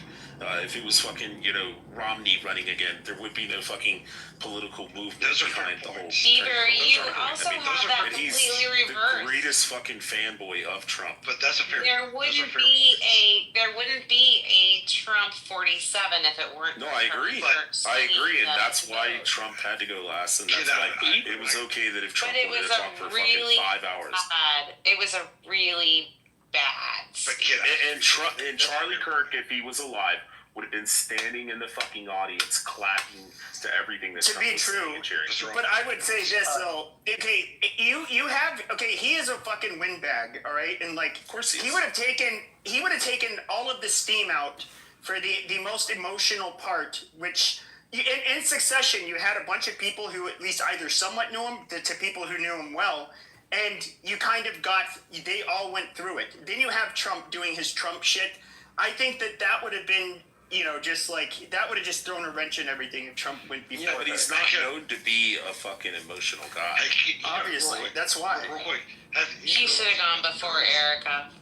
Hey girls, women on the stage, have y'all ever been on a first date and it's like it didn't go very well and he comes and gives you a hug? Like that was Trump. That was so true. Bella, the side hug. The side hug to the widow. He's got it. He's got it. Better than the creepy shit. Yeah, I know exactly. Biden did. Yeah, he gave her a full on hug. He hugged her and he hugged her. Hold on. But he gave her a full-on hug at first. Hold on. Because I remember, he gave her a full-on hug at first, and then he kissed her on the cheeks like 4 times. I remember I was like, oh, he's doing it again. I want the full he did the cheek kisses, and then the full frontal hug. So we got. I do have a question. Can I just chime in? I want to know, why do we expect Trump to be anything more than what Trump is himself? Amen. I agree. So the thing I was going to mention is that Charlie Kirk's wife, and Trump. Well, he is the president. Had he said, "Hey, I'll go before you and you go last," so she would have fucking said, "No, Mr. President, you go last." That's right. She 110%. She was the one that wrote how this funeral service. Yeah, I was about to say this was obviously these people. First of all, and I do think that when it comes to the people that we're putting all of this together, they have a lot more experience than we do. When it comes to planning these kinds of events where you have speakers, I'm sure this was incredibly deliberate. And I think Charlie would as soon as Trump started speaking, I felt like he moved the somber, emotional feeling I was getting throughout the whole thing. It kind of just went, and so that's why I think it's good it ended on her. All right, No, let me jump in here. That's the problem. Look, it's ridiculous to think that a sitting president would not be the keynote speaker at any event. Turning Point Action is a political event for Trump. It's not just for Trump. Yeah, it is. It's not. Dude, really. shut up. It's a Republican, conservative one. Yeah, it's not for Trump. Turning Point isn't for Trump, but this was a political event. This was all about galvanizing Christians. You got to understand that these people work in politics. So when Trump gives his explanation of when Charlie was shot, he ended his meeting in the Oval Office with some very powerful people. That was a little bit inside of how influential Charlie was in politics. Look, I think y'all are being a little too hard on Trump. I thought he tied it in very well. Isn't that all right? Look, we've heard you, Bella. We've heard you. Let me finish. All right. I think Trump tied it in very well when he did raise political talking point, tying in Charlie and how influential Charlie was in their, being a person builder or people builder, as Trump said. He was responsible for mending the relationship between him and RFK Jr. He was the first one that told Trump about J.D. Vance, and I think exposing this at a political event was proper to. Yeah, Joe, I agree with you. I think it ended with levity, and so that's good. I just didn't like everything he said, and I guess I would disagree with you somewhat because I think his funeral isn't a political event. It's a funeral for him. Susanna, do you think Charlie would have wanted it to be? We need this to be clear. This was not a funeral. There was a private funeral. Yep. It was not open to the public. This was a memorial. However, it is a political event. Okay, it's Turning Point's political event in remembrance of of Charlie Kirk. And look, it's a memorial. If you're going to continue on with his message in politics, you're going to turn his memorial into a political message. And like it or not, it's all about galvanizing Christians. Charlie right now. would have loved it, Joe. That's the thing. So I do see Abraham is on the stage. I'm guessing he's more than willing to point out something that Charlie Kirk said was wrong. Abraham, do you have something, being the black scholar that you are, anything that you could point out that he said that was wrong? Mr. Abraham. Guess not. All right. Abracadabra. If I can adjust the title. Yeah, I'm guessing that's why you came in here. Sure. Yeah. So one of they says, can you point out anything Charlie Kirk said that was wrong? Absolutely. And for one, I'll point out when a young man, a young black child, asked him a question and said that, hey, I heard you want to repeal the Civil Rights Act, and he said, no, that's a lie. I never said that. And he pointed at the little boy and put his finger in his face and said, I said it was a mistake. And then he walked off, which I found to be incredulously disgusting and offensive and unnecessary. He could have expounded more to the young man, but he didn't. Why is that offensive? Stuck his finger in his face and walked off. And him being against the Civil Rights Act is disgusting, right? Why is it disgusting? But do you go the... Hold on, David. To be against something that made Black Americans full citizens of this country and remove the barriers that have for generations taken away our rights as citizens in order to be able to participate in the fullness of what it is to be an American citizen, to which the birthright that was guaranteed to us. Okay, all that jazz. Okay, sure. Absolutely. And sure. Using the woke right. Using the woke left as an excuse on why the civil rights movement was a mistake is amateur and quite disingenuous. Sure, but I haven't made that argument yet. So, but what I'm curious about is that amazing. And so when you have the Civil Rights Act, do you remember why, like, for example, when the New Right was really starting to get into motion? See, I kind of more or less favored the old, the paleo conservatives that came before Barry Goldwater. Damn it, David, you're drunk and you're just fucking like, how can I shit on Pepe's stage? Like while he's fucking talking, like, Jesus Christ. Now, poor you, buddy, poor you. So I would just say, holy shit. So, okay, we'll just start like with the New Right Republicans, which were. They were not this. They didn't really have that kind of ideological lens. They were against the Civil Rights Act for a reason. Do you know what it was? By the what they at the time, I forgot his name. He ran for president during the Barry Goldwater. What was Goldwater Republicans? Their argument was that it violated states' rights. No, there's another one. That's not why they were against conservatives have made for the last 60 years. No, these are the New Right. No, this was the New Right. See, he was a lot different from the last 60 years. It's been because the civil rights movement violated states' rights. No. It was because what they first saw is that with the Civil Rights Act, you were going to start seeing things like quotas, and they were staunchly against it, understandably so. And so what you did get was affirmative action, and you did in a way get like quotas, which, basically you're going to have people like what the fuck is his name? Jesse Jackson and his Rainbow Coalition, and they're going to say, you ain't got to have enough brothers working in your company, so you need to write out this check, $200,000. We going to go ahead and give your employees the best training program available so you have more black folks. And, that's basically like, basically people had to try to quote unquote, get fill a quota system for a lot of people. So he was right. Charlie Kirk's argument. And a quota system, once again, is disingenuous because the Supreme Court ruled that quota systems were unconstitutional.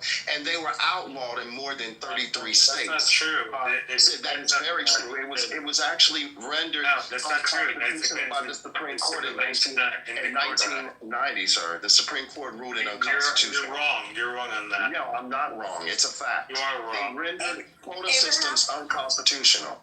Abraham, so I didn't see the one where he points at a kid and says it's a mistake, but I saw at least two others, maybe three, it's like an where he talked about the civil rights thing, and his argument about it was he said that the intent was good, that he agreed with it wholeheartedly. That he agreed with it wholeheartedly, but the reason why he had an issue with it is because we're broad, and it did things like, for instance, today people are declaring the Civil Rights Act and saying, you need to ask for, we shouldn't have voter ID because the Civil Rights Act, and that's prejudice if you ask for voter ID. I don't think it's prejudice to expect someone to have voter ID just because of the color of their skin or not the color of their skin. Everybody should have voter ID. I don't think that's a big deal. This is the disingenuousness of conservatives, the disingenuousness of conservatives when they make that argument. So Title II of the Civil Rights Act makes sure that states didn't put on undue process on people as a means of discrimination. So what conservatives have done in conservative states is they'll say things like, oh, we're requiring ID, but what they do is in predominantly black counties where there's one that's not D&B, so you don't even know what I'm saying, you just automatically saying somebody bring Abby up. All right, hold on a second. So I did. Where'd she? Oh, there she is. Serendipity. You said you wanted to play a clip. Is it like related to this? Yes. Yeah, you can play it. That means everybody has to shut the fuck up. Go ahead, Serendipity. All right. Had to say about the Civil Rights Act. If you had the opportunity, you would get rid of the Civil Rights Act? No, I think you should have a one-page bill that says that racial discrimination based on race is illegal and will not be tolerated in the United States of America. Most black Americans don't support men and female sports. Would you agree? Yeah, I know. No, for sure, right? Believe it or not, the Civil Rights Act is now being used to keep men playing in women's sports. So the Civil Rights Act was used to help black America originally. Totally get that. But now the way it was written is that any claim of identification, someone says, I'm a woman, therefore I can compete in your volleyball team, they come with a civil rights claim. And so what we're saying is, no, it should be specified to racial, not gender, all that other stuff. And there were all these other provisions as well. Now do you get it? That makes sense to me. And in the cookie jar, bro. Reigned racial discrimination was in our system.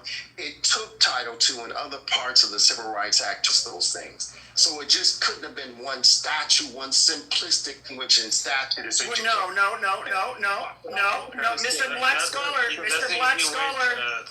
Mr. Black Scholar, no.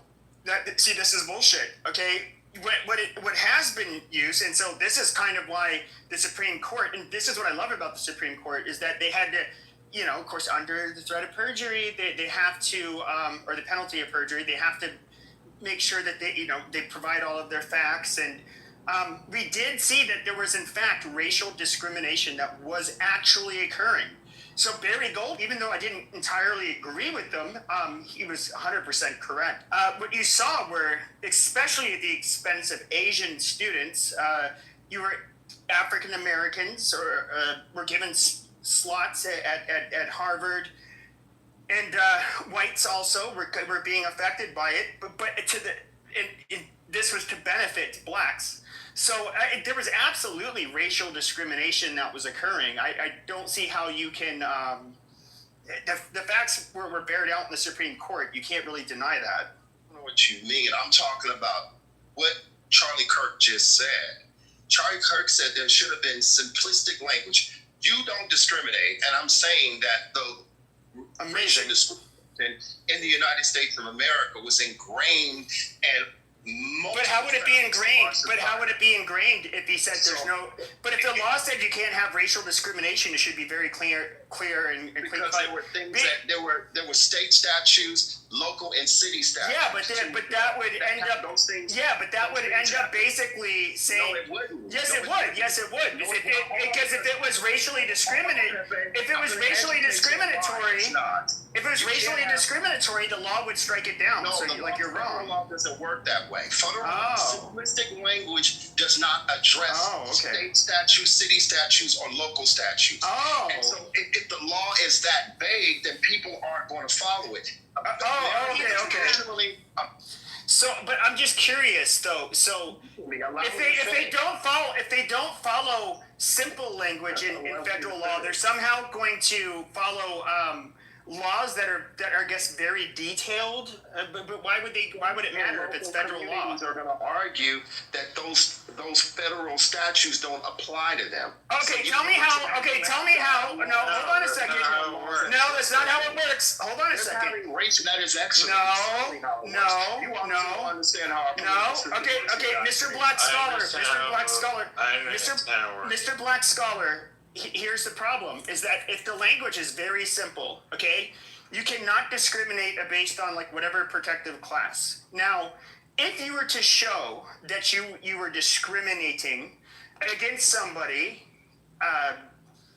you're violating law. Like, what more details do you need? According to your logic, how many amendments to the Constitution are there? There are many. I don't have the exact number off the top of my head. I'm just being honest. I didn't go to law school or anything.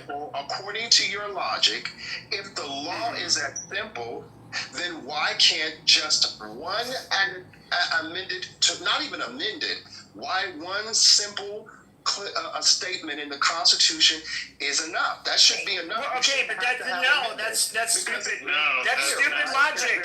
That's dumb logic. That's not how it works. That is dumb logic because the Constitution. Okay, no, bad scholar. Okay,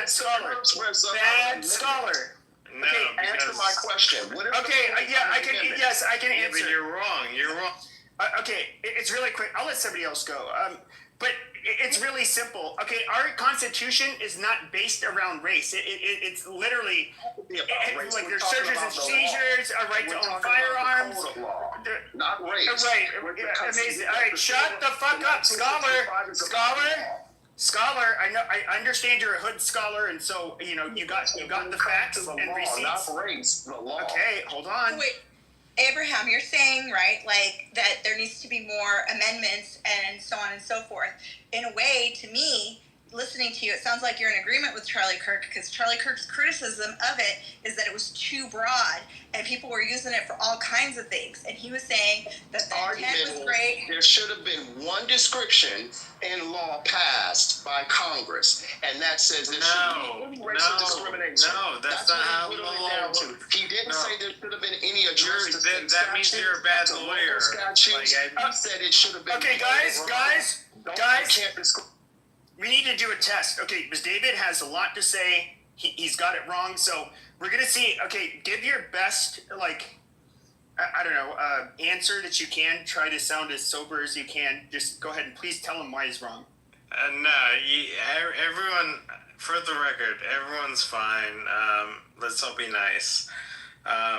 There's some person, I'm not going to name names, but there's somebody in this room who is trying to be somebody who understands law. Amazing. But they're wrong.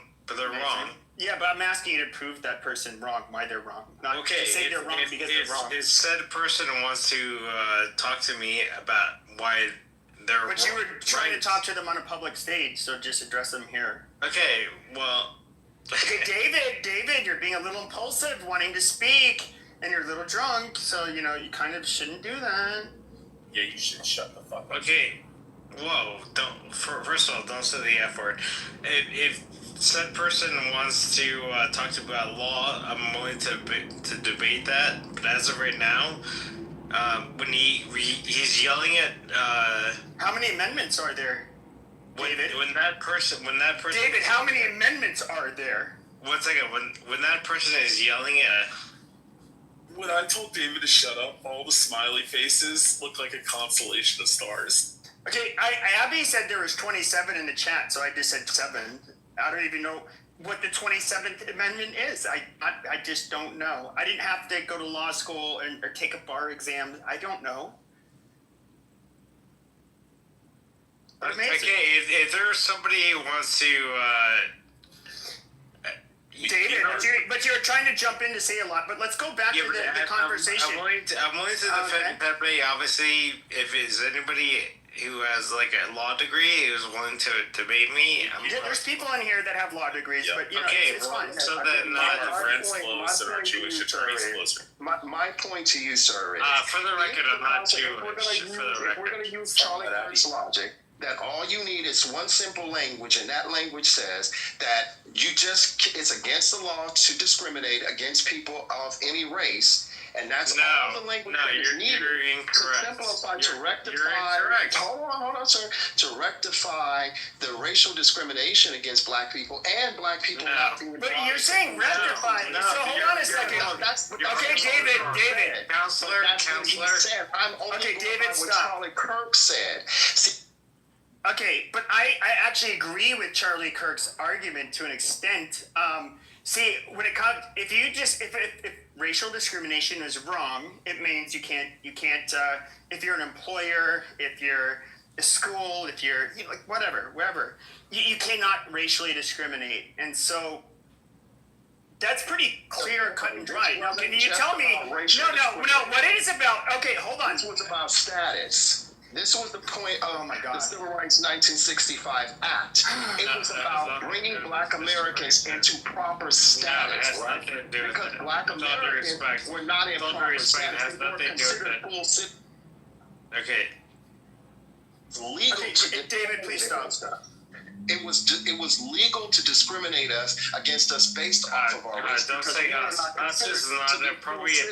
Like as an attorney, like the way when you say. Okay, between the two of you, like, holy shit. This dude talks every time. Counselor, you're wrong. You're wrong. The way you said that, it was wrong. Have effective arguments. No,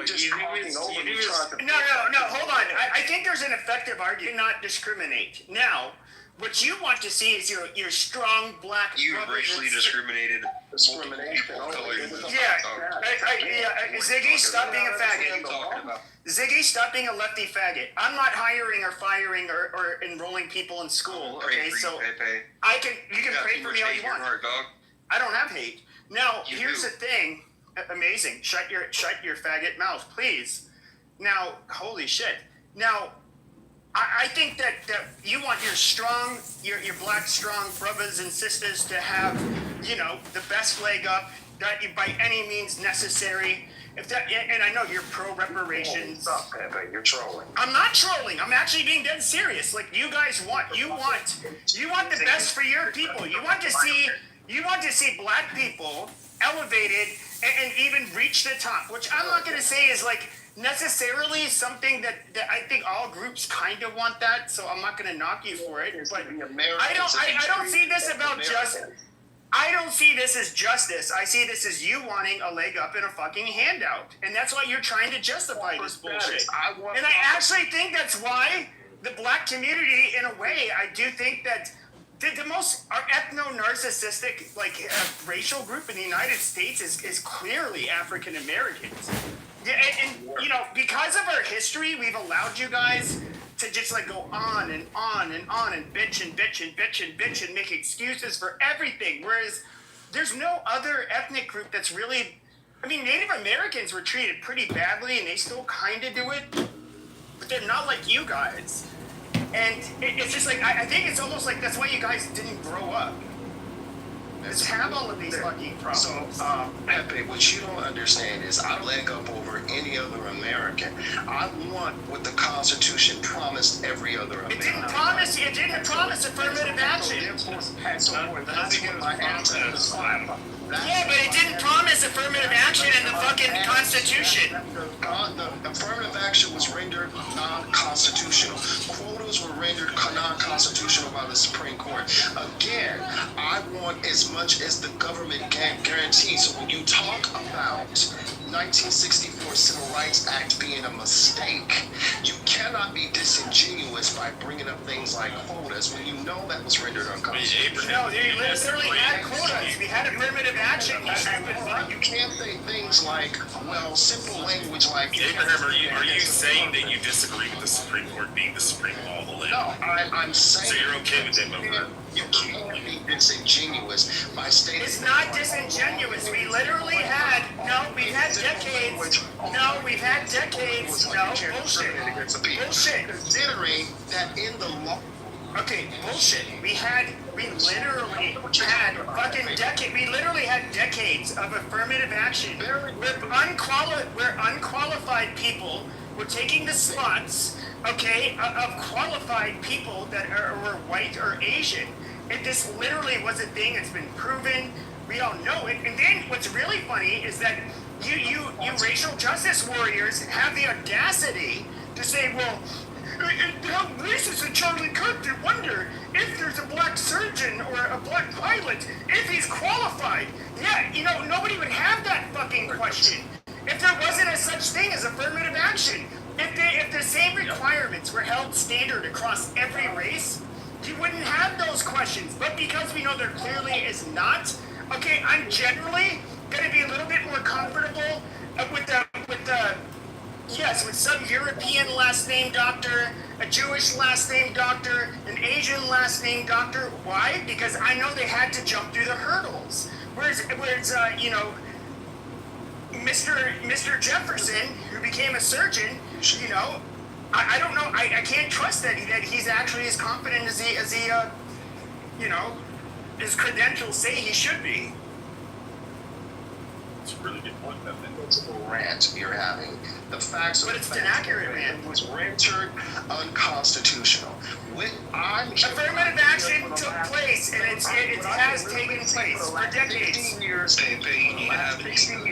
what the last 60 years conservatives have been arguing is nothing to do with quotas. What conservatives have been arguing is for the past 60 years is that the Civil Rights Act violated states' rights. Now, Charlie Kirk... That wasn't the argument, you stupid fuck. That was not the goddamn argument. Argue quotas, right? Charlie Kirk... Where did Charlie Kirk say that the Civil Rights Act violated states' rights? He never made that fucking argument. I'm not even talking about Charlie Kirk's arguments. Charlie Kirk was actually a fucking gentleman.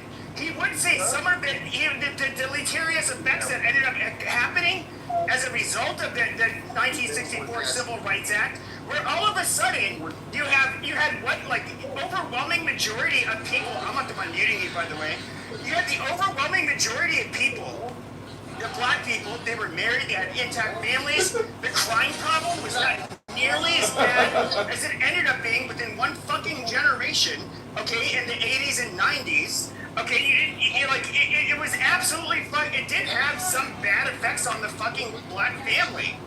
Like, you can't fucking deny that. I just want to applaud that. He didn't like the fact that the Civil Rights Act was being expanded to other groups. That's what came out of his mouth. So he didn't like the fact that the LGBTQ community, as well as the trans community, asked for the Civil Rights Act of 1964, as well as the 14th Amendment, to be expanded to them. He had a problem with that. I've heard him say it a million times. And all I'm saying to you is Charlie Kirk said that is wrong. His surmise is disingenuous and it's rooted in white supremacy. This is the argument that the right has been making for the last 60 years, is that the Civil Rights Act should have never happened because it violates states' rights and it extended rights to other groups that they find irreprehensible, that they don't like, that they find morally objective. Well, we have a lawyer in the audience, and she did, kind of just shit on your whole thing about affirmative action not being a thing. Well, I invited her up earlier. She can come up if she wants. I invited her too, and the messages, she said that she's on the phone and that's why she can't right now, but hopefully he'll be off the phone soon. So, with Abraham, do you think him not wanting the 14th Amendment in the Civil Rights Act to be expanded to like trans people, do you think that's indicative of white supremacy? Yeah. Or do you disagree with it? That's a better question. Do you agree with it at all? I wouldn't have an issue with that, but to say that it was a mistake and it shouldn't have never happened, yes, I think that's indicative of white supremacy. And not only that, how is it indicative of white supremacy when it's about gender? Human being, that Dr. King was a terrible person. He was. He's actual. That is a fact. He was an actual piece of fucking shit. He was actually a lot more radical than he let on. And he is somebody that would. The FBI files have been released on him. He did a lot of. Yeah, he was a gross person. And I would say I'll compare him to a white guy like hold on. Wow. I'll compare him to a white guy like Bill Clinton, who's by the way he's been accused of rape several times, and who it's my understanding was getting head from Monica Lewinsky, a Jew, while talking on the phone with Yasser Arafat. I mean, amazing. You can't make this shit up. And so I like it. Yeah, he was a philandering, womanizer, very bad person. He was definitely no. Dr. King I would say he did not have the behavior of a good pastor. He definitely did not. He's not the same people made him out to be. I was going to say Zacharias. Part of it too was dipping into socialism, and that's the stuff Charlie Kirk was talking about too. So he was a socialist. Yeah, he has reasons behind his criticisms of Martin Luther King Jr. It's not just because he was a black leader who helped black people. That wasn't why he didn't like Martin Luther King Jr. Abraham, you're asking me. Let's go. Real quick, Abraham, if you ever watched the movie Malcolm X, like even Spike Lee knew that's why that part the FBI was tapping into Malcolm X's terror when he was talking to his wife. In that little clip, that little segment of the movie, the FBI agent said, damn, this, what do you say, Dr. King or Martin Luther King makes this guy, this guy makes, King makes this guy look like a saint. So everybody knew what the fuck MLK was up to. He was not really a moral guy behind the scenes. Second thing. What evidence? Zero evidence. What evidence? What I'm saying is that's why they put that little small excerpt in that movie. That was a little jab. Abraham, we're actually intellectually honest because we can say the same thing about Robbie Zacharias. There is no evidence that Dr. King was philandering. There's no evidence that you can provide other than anecdotal that he committed any crime. He was observed, literally. He was observed with a bunch of men. Bullshit. He was observed with a bunch of men. No. You were. Okay, I understand that you're right or die for your people, but he was observed. He was observed with these women, like, getting freaky in front of these men. And then he ended up taking one of the sex toys and inserting it in her and showing her how to do it. Like, I'm sorry, but this is not a man of the Lord. I mean, no offense. Jesus would be like, he wouldn't say, hold on. He wouldn't be like, let me show you how to handle thou dildo. Here, my sister. Like, that would not happen. Like, this guy is a creep. We're gonna go by this moral standard that Dr. King, because let's just say for a moment he was getting ahead of white women, right? If we're gonna go by that, then let's look at the founding fathers, right? Let's look at their moral standards. Yeah, we're okay with saying that they were doing bad shit too. Yeah, No, because that's a lie. Because one thing about the right is when you talk about the evilness of the founding fathers, they start to virtual signal and talk about what great men they were, and how they were divinely chosen by God, and how God had ordained them and had anointed them. When we talk about Jefferson and the fact that Jefferson was raping, Mr. Jefferson, you can't say rape. That was an affair. You can't say that. Was forcing a girl into sex, you can't say that. To which he fathered 5 children with. Okay, Sally Hemings, amazing. Go ahead, Sig. Yeah, so let me finish. Abraham, please, let me finish. What is the moral standard behind? Abraham, let this black man speak. That's an operation. This is crazy. So, Abraham, the difference is we can separate the two. We can say in this department, yeah, he was a piece of shit, but then he also did good things. With Martin Luther King, okay, Abraham, can I finish? Can I just finish, bro? Matt deeper on it, bro. So Abraham, the difference is when it comes to MLK and his bullshit, you guys want to totally deny it. It's okay to say, hey, in this arena, MLK was a great guy, but then in this arena, he was a piece of shit. But my second point I wanted to make was that I had a room the day before yesterday, and I played a clip. Malcolm X was on record for being against the civil rights movement. He wasn't in approval of it. He said, quote, that the Constitution was enough. You don't need a civil rights movement. It's fucking overkill, and it's not going to change shit. So He was a what's that? Go ahead. nationalist, and he didn't believe that the Civil Rights Act was going to work. That's why he didn't support it. And again, you have the claims that you make against Dr. King. That's the difference. We know that. Hold on, you got to answer this question. What else did he say? What else did he say? Abraham, answer the question. Abraham, you have to answer the question. What else did he say? Don't just take that little soundbite. What else did he say alongside it? Because I just played the clip in front of a room full of people the day before yesterday. What else did he say besides it? He's a black nationalist. He didn't know that it was going to work. He didn't believe that it would give black people the full capacity and rights in this country that we deserve. And what did he say alongside that? He said we already have the Constitution, and all they had to do was enforce the Constitution. And he criticized the fact that desegregation was ruled on by the Supreme Court in the 1950s, and 10 years went by, and they didn't fucking enforce the ruling. He said if all they had to do was enforce the Constitution, there's no need for a fucking Civil Rights Act because it's not going to change nothing, brother. So he was in the same boat as his that was the problem, because what you had in America, and this is what he was He just got bodied, bro. and this is why I say that he was being disingenuous, was because you had the Dred Scott case that literally said that no white man was compelled to respect the Negro or the rights of the Negro. So that was the issue. In the Civil Rights Act, even though you had a Civil Rights Act of 1870, which is what he was talking about, obviously it didn't work because you had generations and over a century of racial discrimination and black Americans not being considered full citizens. So you had to have a Civil Rights Act in order for us to rectify the status of black. So then, okay, so if that's not true, then why would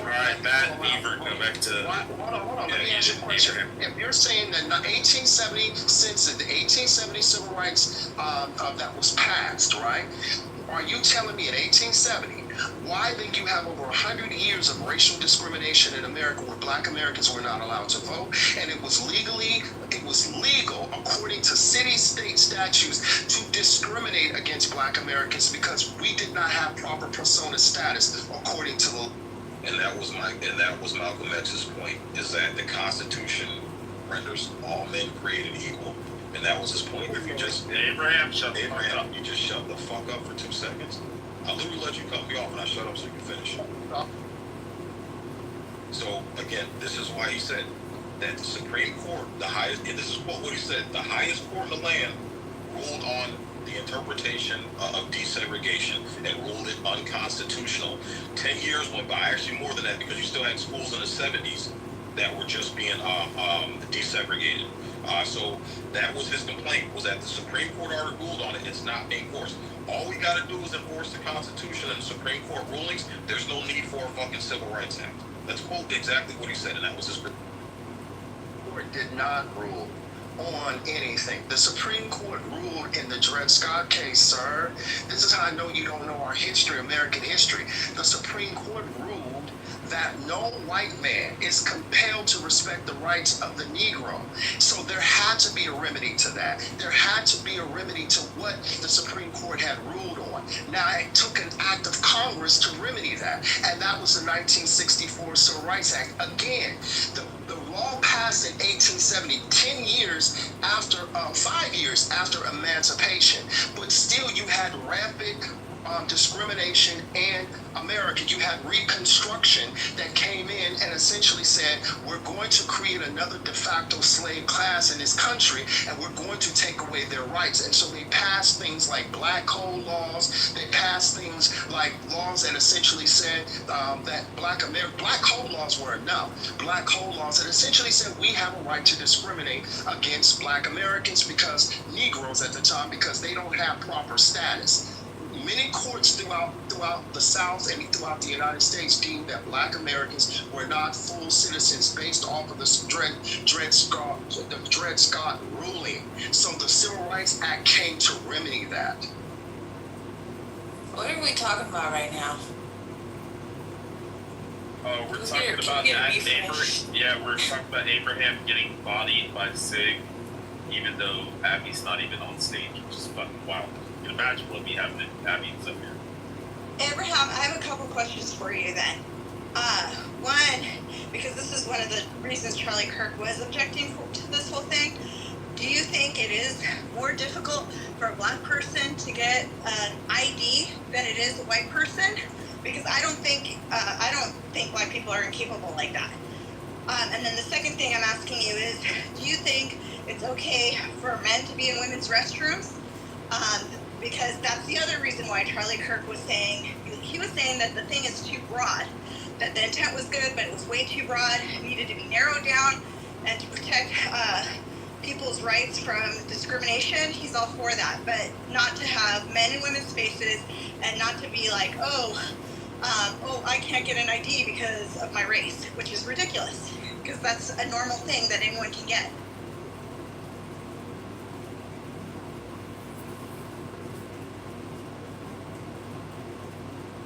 Go ahead, Abraham. He's got to chat GPT. Abby, come up. I know you're busy. She's on the phone or something. Hey, this is Aaron. Go ahead, Alan! You harmed it already. Go ahead, Alan. Yeah, okay, I'm in a public space, so I'm just going to say this and then I'll be listening. You know, the biggest thing that Charlie Kirk said that was wrong, according to everybody else, it was that he told conservatives that they could feel good about being conservatives. He told young people that they could feel good about questioning the messages of the left, and that they didn't have to believe they were bad people because they were conservative. That's the thing that the left hated the most about it. And now that he's dead, you see the left, you see the Democratic Party going into overdrive, trying to convince us that we shouldn't feel bad that he was assassinated, that we shouldn't feel bad about what he said. In the House of Representatives, there was a bill that said that would have condemned the assassination of Kirk and that condemned political violence. 58 Democrats voted against it. Fuck them.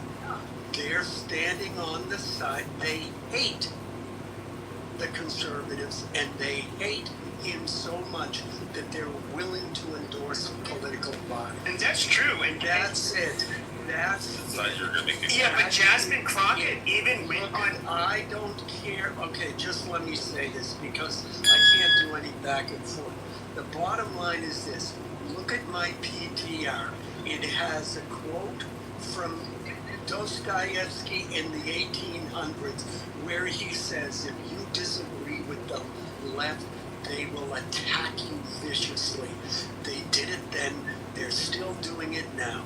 Charlie Kirk was a good person, and guess what? I got a special message for black Americans. If you are a black liberal, okay, you're not going to convince us that he was a bad person. You're not going to convince us that we are bad people because we are conservative. So talk about Dred Scott, talk about the 400 years, piss and moan, do anything you want. It ain't gonna work. We are good people. Already you're anti-black. That's like Charlie Kirk. we're not No, hold on. Okay, hold on. I'm done. So Abraham, you want to bitch and say, you see, here's the thing. Charlie Kirk He believed in the Constitution. He was a Christian man. He went to church. You know, I can't say I do that. He was a much better man than me, a much nicer man. I think he had a better man than a kind, gentle man. Now, I personally, he would pray for you people. Maybe he would, I don't know. But he would want civil discourse with you guys. That's what he'd want to do. But, like, I'm somebody who would want to take you, Abraham, and put you in the gulag and make you eat snails and make you your life a living hell. Why? Because I understand how you people think, and you people hate us. And I personally would want to do horrible things that I cannot say on this app to you people. And when I say you people, I'm talking about you people on the left. I don't really grant you much of your because hate. Any of the shit that you say. No, it's not hate. It's not hate. It's not hate. No, it's because you. How do you deal with hateful people like you? You just fucking gulag them, make them face a wall. It's just they get rid of them. I mean, you're talking about hateful, Abraham, and you make justifications why it's okay to Charlie. Well, I was actually just joking. I don't want to do any of those things. But there is a part of me that does. Okay, shut your fucking faggot mouth. Okay, thank you, Mike, whoever's leading it. Okay, I don't actually. That was me just like being edgy, but I will say this: like at the end of the day, I do think people like you are just hateful, rotten pieces of fucking shit that we have to deal with. And there are obviously hateful, unreasonable people on the far right, and you have them on the left.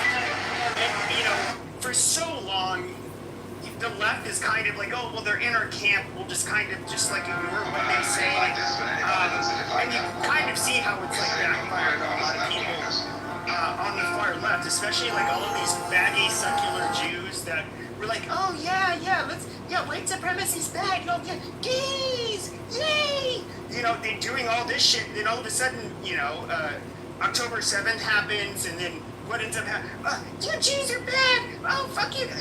Oh my God, why are they doing this to me? It's like, I don't know, why did you stupid faggots fund them? And you know, now you have to deal with the consequence, and now your faggot sons and daughters have to deal with, you know, getting harassed in college. Well, why did you do it? Like, you retards wanted to ride that dragon and bitch about anti-Semitism afterwards. Amazing. But no, I mean, and this isn't all Jews. It's like, I'm talking about the secular, faggy, left-wing Jews, not the other ones. But, you know, you do get this, you get people like you. There is no reason why a moral person should ever have an alliance with somebody like you. Like, you're, and I mean this, and I'm being sincere when I say this, like, you are a piece of fucking shit. You will, I've never heard you have like a good faith debate the whole time I've been on this fucking app. I mean, even, you know what's really funny is that as pro-black as you are, you're somebody who end up, whatever black room you're in, you end up getting moved to your gets shouted out. There's a difference. Okay, so let's just put a name on it, like Blue Fax. You can go into his room. Not a Pan-African. And he's mostly... He's amazing. A Pan-African. We don't share the same political ideology. But a lot of the FBA's amazing. But to be fair, that's why they don't rock with me. You laws of Caribbeans, you know this. Okay, amazing. The FBA's don't fuck with you either. You're acting like you're acting like I don't, because I'm not black. I don't understand all of these nuances, and I don't see how the other black people that are even FBA, how they treat you. They think you're an obnoxious, hateful piece of shit too. They love what I say. They love my rhetoric, my political ideology. I don't. Absolutely. You and Dr. You and Dr. Articulate. I support freedom. Okay. You and Dr. Articulate are people that are way. Okay, all right. Amazing. Blue Fax is a Pan-African. Amazing. But you and Dr. Articulate are both people that the blacks, whether they're Pan-African, whether they're FBA, they'll let you in the room because you're a very loud, squeaky chew toy, and they just want to bite on it, and it's entertaining, and people watch. But they don't like you.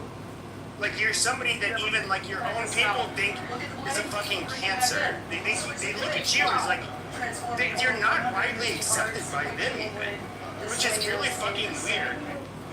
And this has been the case for years. Like you act like I don't know who you are. You know who I am. I have a different name, but we all know you know who I am. But you're not. You're somebody who just like. Why is it that your own people, the FBAs and the Pan Africans, but the majority of blacks, they listen to you and they don't like you? Alright, can I get in the queue?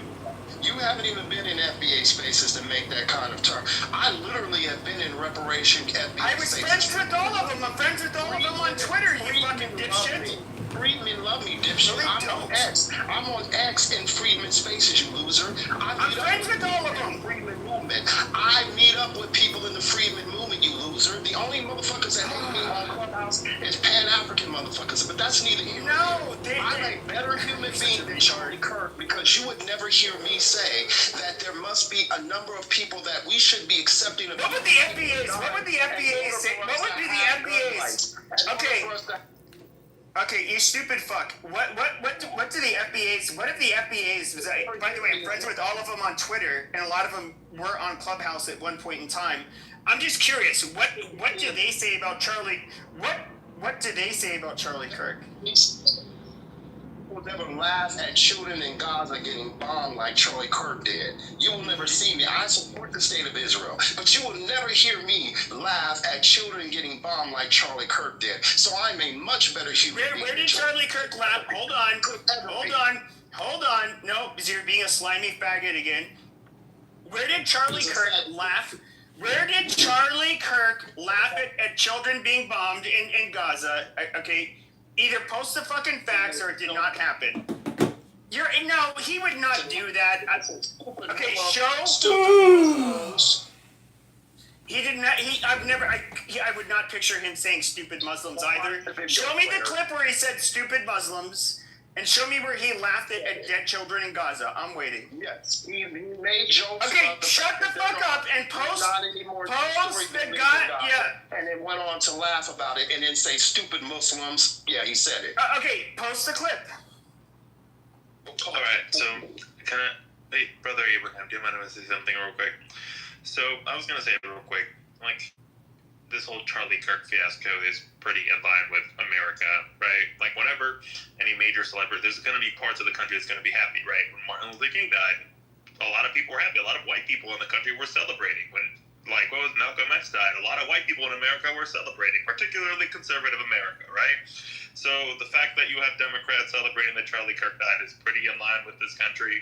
And I also was like, he's an irrelevant white boy. Who the fuck cares? Like, we're only making this He's not irrelevant for now, and someone will replace him next week, and we'll keep it moving. This is just normal in this country. He's not irrelevant. I don't think you understand. Maybe it's because you're a writing person, but he's actually. I'm somebody who made fun of Charlie Kirk. Okay, I'm admitting this. I made fun of him. Now, I thought we may agree on like 70% of things. The one thing though that I would say about him is that he's not a bad person. He had beliefs that I did not share, but I did not see him. I didn't see those differences in beliefs as making him a bad person. It could be that I'm the bad person because of where my beliefs are different from his. But I genuinely believe he was a good person. And, listening to him, he's first of all, you say he's a nobody. No, he was definitely a somebody. When it comes to the under 30 crowd in the United States, he's somebody that all conservatives knew who he was. But it's also how he died, how visible it was, how violent it was. That had such a lasting impression on us. And I see such a sweet soul like him being killed like that. And it's like, this is not a guy that's on the far right. He's not a mean person. And it happened to him. Like, why? Just because he's on the right? He's not even he's not even a hateful or divisive person, in my opinion. So you asked why? Because this is the norm in this country. Like, this has happened over and over again. Nobody cares. It's gonna happen again. Oh, I fucking care. This is an American problem. Who cares? We acknowledge that some people have to die. You say it's an American problem. When's it? No. You say it's an American problem.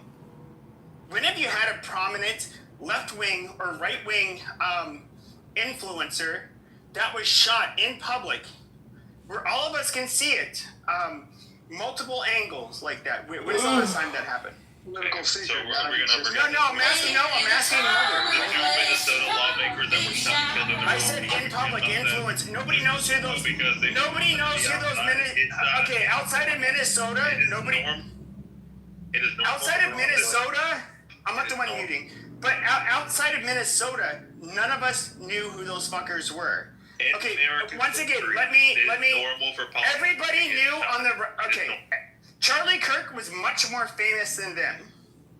Now my question is, when have you seen a prominent influencer on the left or the right that was shot publicly in front of an audience like that? You can't answer the question. Well, here's the thing, right? This is a stupid question. Killed. I'm talking about the America's structure we have a consistent pattern of shooting politicians. This is normal in this country. This is the thing. Okay, when is the last time? Want it to be in public or not, that's a you problem. But Trump getting shot. Trump getting shot at, and not getting killed was the last time I can think of in a couple decades of that happening. Yeah, where it was actually on camera. Now we can look at the baseball game with the Scalise and the Republicans that got shot, but that was not on video. But I can only. Charlie Kirk is the only one. Like, that is not an everyday occurrence. It's laughable to hear this. He was at a political event and shot in broad daylight. No, I understand you're from the Dominican Republic. I'm not trying to be racist. I'm not saying it happens in your country, but in Mexico, that kind of shit can happen. That is not something that happens. We actually we don't really have the stakes on that like Mexico does. No, I know. That's why I said I wanted to make that clarification. But I also will say, like, I get it. We want to go into the semantics, but like in general, right? Like, lots of people die in America, get shot every day. It's just like we turn. There'll be someone else tomorrow. Yeah, but unfortunately, like, if I get shot, people die every day. Okay, but if I get shot, like, let's just say I'm driving and this person next to me, he's like, you cut me off. I said, no, you go fuck yourself. And then he just like shoots me in the face. I will make maybe a headline in the local news, not a headline, but I'll be a story in the local news. But if I was like, I don't know, Charles Barkley or I don't know, somebody who's like not even like famous at this moment, but people still know, it would make headlines even nationally. Now, Charlie Kirk was somebody who was well known, and what makes it very unique is not only how public it was and how violent it was, but he was engaging in political debate while it happened. That is super abnormal and rare in America. It's not something that happens every day. Murders happen every day, but murders to people like that, while having political discourse, is absolutely rare. I mean, some could argue that it's his own fault he got shot. They gave him a warning to put bulletproof glass up, and he ignored it. He made a decision to take the risk. Okay, no, that's fucking retarded. That's like saying that. Okay, should I make, if I had daughters, should I have them wear fucking chastity belts or whatever the fuck, and so they can't get raped because penises can't penetrate steel? Charlie Kirk was terrible. He was a father. Watch Abraham justify. He was a husband. No, he was a father. He was a husband, right? So what happened to him? And I condemn all political violence, right? There's no place for political violence, especially as a foundational Black American. So many of our leaders have been killed due to political violence, from Medgar Evers to Dr. King, Malcolm X. Abraham, didn't you say last time that you understand why people were angry with them? Malcolm X, but what I'm saying is I can separate and I can say what happened to him was diabolically immoral and wrong. He should be here with his children right now. If God gave me the power, I would give his wife Erica back to him. But that doesn't mean that I will not protect. Hold on. That doesn't mean that if God gave me the ability, I would give him back to Erica. However, that doesn't mean that I would not stop criticizing his racist, anti-black rhetoric. There you go. That's why Charlie got shot right there. Because the fucking lies. No, it's not why he got shot. No, because it's of not the why he got lies. shot. Shut the fuck up, Ken. That's not why he got shot. Literally, this guy, from what we can only go by the limited information that we had. The district attorney there said that people are asking him, including his own family and friends, for more information. He's refusing to give it because apparently, he wants this person to have a fair trial. Abby may know a lot more about that. I don't know all the details of why that would be the case, but what limited information we have, he said he was hateful. He didn't really describe. I haven't heard any details about what he thought was hateful. We know that, okay, he's involved with a person that's like, quote unquote, transitioning that looks like a dude. I don't know. If he really there's a lot of avenues we can go. He would have taken the protections that were needed. Fascist. No, what do you mean he would have taken the protections that are needed? No, Nicholas, that is so fucked up and stupid. Like you're somebody I like on this app, but for you to say this stupid shit, I mean, first of all, the amount of money. That's true, Pepe. Okay, but the amount of money. Okay, Nicholas. first of all, the amount of money that it takes to get this level of protection, and of course, he's not a politician. He doesn't have like a counter sniper team with scouts that are looking on rooftops, and where obviously he would have been shot before he would have been able to do it. Or at least hopefully, it's just like a lot different scenario. I do think that this is an event that unfortunately because it happened, I think a lot of these influencers are going to have to. Yeah, they're going to have to make the necessary adjustments. And you have to look at it like this. I mean, like, presidents have been shot, and you have the first class professionals that just train. Their job is to preserve the life of the president and protect the president and his family. And they fucked up. But when things go wrong, they end up changing their strategy to basically include what went wrong and make sure that doesn't happen. With Charlie Kirk, I mean, that was a whole new level. I've never seen a political influencer shot like that. I can't think of one. You guys obviously can't name one. And so, I mean, this is a whole, especially like with the phenomenon of like copycat shooters and so forth. I think, Ben Shapiro said he wanted to go back to debating college kids, which he that's kind of where I remember him getting his start. He said he's going to do that. I'm sure he's probably going to have like protections now that Charlie Kirk, because of what happened to Charlie Kirk, you're going to have, really, even Talking Point USA, I'm sure they're going to do it. But at the end of the day, what I find really weird is like, he was a pawn. We have it like these debates where we even have to somehow assign guilt to the person getting shot. Like if Sam, and I've always bring up these two names. Like Sam Cedar, I think is an annoying, whiny faggot. He might have kids and a wife. I don't know. He gives me the vibes like he would. Ezra Klein, he's smart, but he's kind of smug. I don't really like him that much, but I don't think he's a bad guy. But like, if I would have seen these guys get shot and their family was there and it was talking to a bunch of liberal students, I would feel really sad, honestly. And I don't think that I would say like, well, that piece of shit Ezra Klein, he should he should have, if he really cared about his life, he would have had bulletproof glass, he would have done all this other stuff. I would have never done that. I would say no. Like, the fact that anybody would justify or downplay violence towards Ezra Klein getting shot in the neck is like a really horrible fucking person. You should, there's no reason to shoot somebody like him in the fucking neck. Even though I really disagree with him, I don't think he's a bad fucking person. Like, that is just wrong on every level. I just want to point out that Pepe would cry for 2 Jews if they got killed. Just saying. You guys all remember. I guess, high verbal IQ, and so a lot of, yeah, they're not Muslims. I got you. There's no reason for him getting shot because it was all planned. Like, there was no reason for him getting shot. Exactly. Oh God, here we go. This fucking dumb shit. It's the truth. It's the truth. He wasn't a hero. He wasn't no type of hero. Dumb faggots like this. You said he's not a hero, Ash. But you said he's not a hero.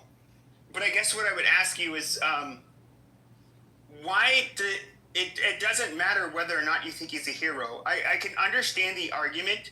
He didn't put on his duty belt. He wasn't a cop. He wasn't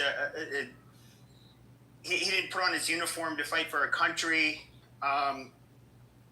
In other words, he's not somebody who was deliberately and heroically put himself out there to put himself in a position where he's going to be fighting for his people or his country, where he would end up getting killed. Now, but with that being said, I don't look at him as a hero personally.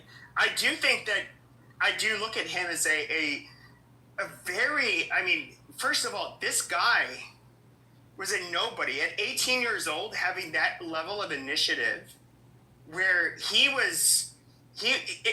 had this spark in him, this initiative where he ended up forming this the Turning Point USA. He was getting these donors. He was passionately traveling throughout the country. He made a fucking name for himself. He became a very relevant person who I think, and definitely not in an immoral way, was trying to influence people and impact people, especially young people, to look at things differently, especially on college campuses where they are obviously captured by the left. I think that what he was doing was a good thing. I don't call him a hero, but there's absolutely nothing he did that was wrong. And he is somebody that there's no reason to look at him. I'm not trying to make him a martyr or a hero, but I look at him as That's exactly what people are saying. Yeah, but Pepe Ash's argument is that it was all conspiracy and that it was framed.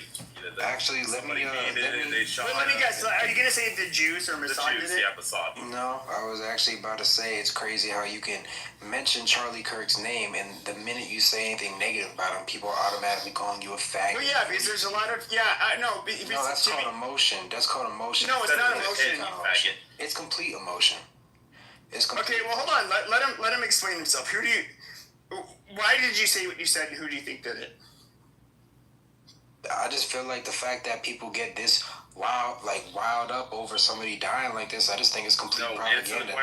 Yeah, that's because a lot of people liked him. Shut the fuck up and let me hold on. Emotional, man. Shut the fuck up, Ash. Ash, shut your faggot mouth. He got killed. Bye-bye. Yes. Your man's got killed. You got smoked. And I'm white saying this too. This is how emotional you are. You don't sound white. You're either black or you're a person who wants to be black. So,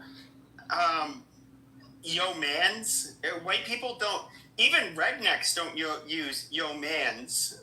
So I'm sorry, but that is not, something's going on here. You're not, He's a black Jamaican, if you look at his profile. Okay. Yeah, I always think that's like the most faggy thing black guys say to like my mans. And I'm like, are you okay or something? I was at first. I was listening to and a lot of people don't understand this, but this is yes, it's a bias, but the nasal cavities and the nose shape are what are part of what makes your voice unique. Now, because we have different, our sinus cavities and our nose shapes tend to be different, especially amongst people of West African descent, which have more of a bell pepper shaped nose, and their nasal cavities are a little bit different. How the reverberations that come out every time they speak, it does give off like somewhat of a unique signature that you'll tie to, let's say, Black people. People with big noses like myself will often have a nose that sounds like, or excuse me, a voice that sounds like you have a big nose, and it does because I have a big nose. You know, it is what it is. I don't know, but I mean, he was kind of giving off all of these hallmarks, and then he was definitely Black. He went off with "Yo Mans," and it's just like, okay. Oh, I love when people start screaming at me. They're like, "You're a Black man. How dare you say this shit?"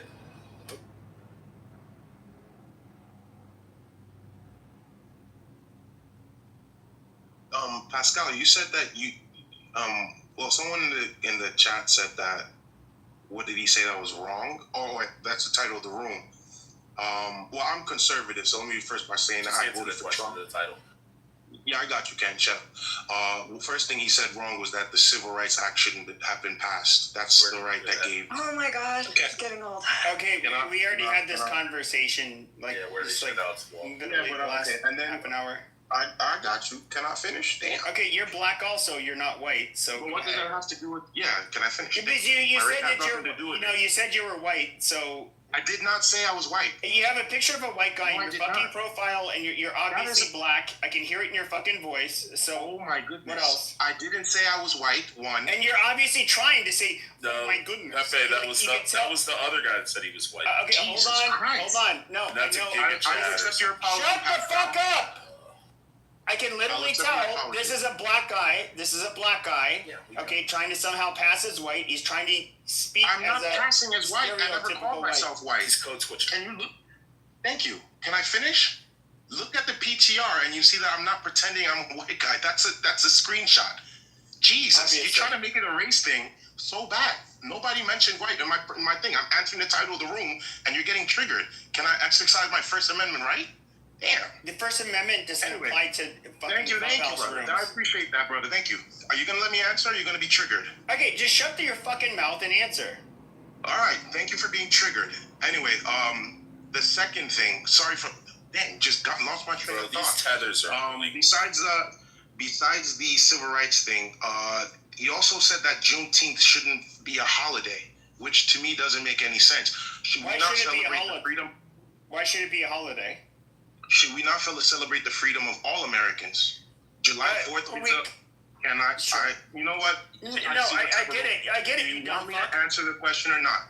You just asked why should it be a holiday. What is it celebrating? What is it celebrating? Do you want me to answer the question or do you want to answer your own question? What is it celebrating? It's celebrating the freedom of certain Americans. And what better to celebrate freedom? Why not celebrate the freedom of all Americans? White Americans, Black Americans, Native Americans. What's wrong with that? Amazing. Yeah, 4th of July. Okay, so you had to say that. Mm-hmm. You got it, bro. So you had a civil war where was it like 600,000 or so Northerners, lost their lives fighting so that Black people would no longer be farm equipment in the South, and they'd have to then, actually, I won't even say anything beyond that. But, it took a couple years for it to spread. And then, some of the last slaves and I don't know, it was like Texas or some shit. They ended up realizing, oh, we free.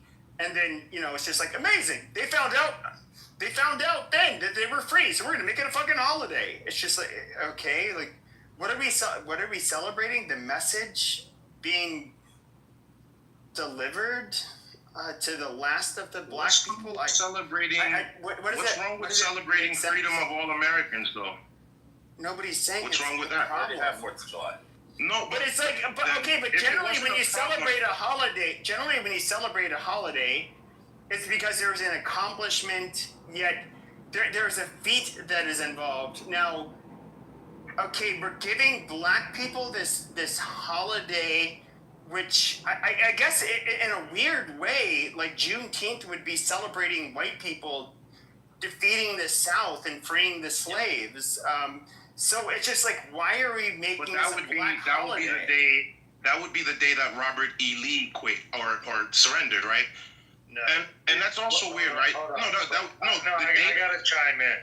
Paul, look, the day you would want to celebrate would be January 1st, when the Emancipation Proclamation was declared by Abraham Lincoln. That's ultimately what led to the freeing of the slaves. No, it didn't. However, that ultimately the Emancipation Proclamation is what led to it. Did you hear what I said, Autumn? Led to it? The passing of the 14th Amendment ultimately did it, right? So why are we celebrating? The 14th Amendment Juneteenth? The 14th Amendment just gave black people the right to vote. It didn't. But anyway, why are we complaining about the freedom of the 14th? We're not complaining about the freedom of black people. Are we going to have no, a conversation? yeah, we're having the conversation. But you ask a question, and every time I answer, one sentence, you no, because you said, I listened to what you said, to what Joe said, and I. No, you dipshit. Literally said you had a war fought by whites that freed the blacks. The last blacks that were to get the message that they were free on behalf of a war that was fought by whites. We're celebrating the day that these black people were free. Now, at the end of the day, who is responsible for the liberation of these blacks? Well, not the blacks that heard the message the last. It's going to be the white men who ended up shedding their blood, shedding the blood of others, and 600,000 of their lives were lost, in order to free them. So, with that being said, in a weird way, it's this pro-black thing, but it's honoring the literally the blood of white men. Now, and I forget what the other point was, because I keep on getting distracted by how you keep on having to be muted. You know what?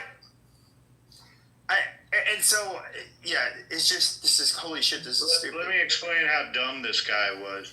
He said the 14th Amendment was only for blacks to gain the right to vote. When we just had the argument about the civil rights had to be passed for blacks to be able to vote in all states. The 14th Amendment is very clear. All persons born or naturalized in the United States and subject to the jurisdiction of are citizens of the United States in the state wherein they reside. It's such a waste of time to argue with dumb, ignorant people.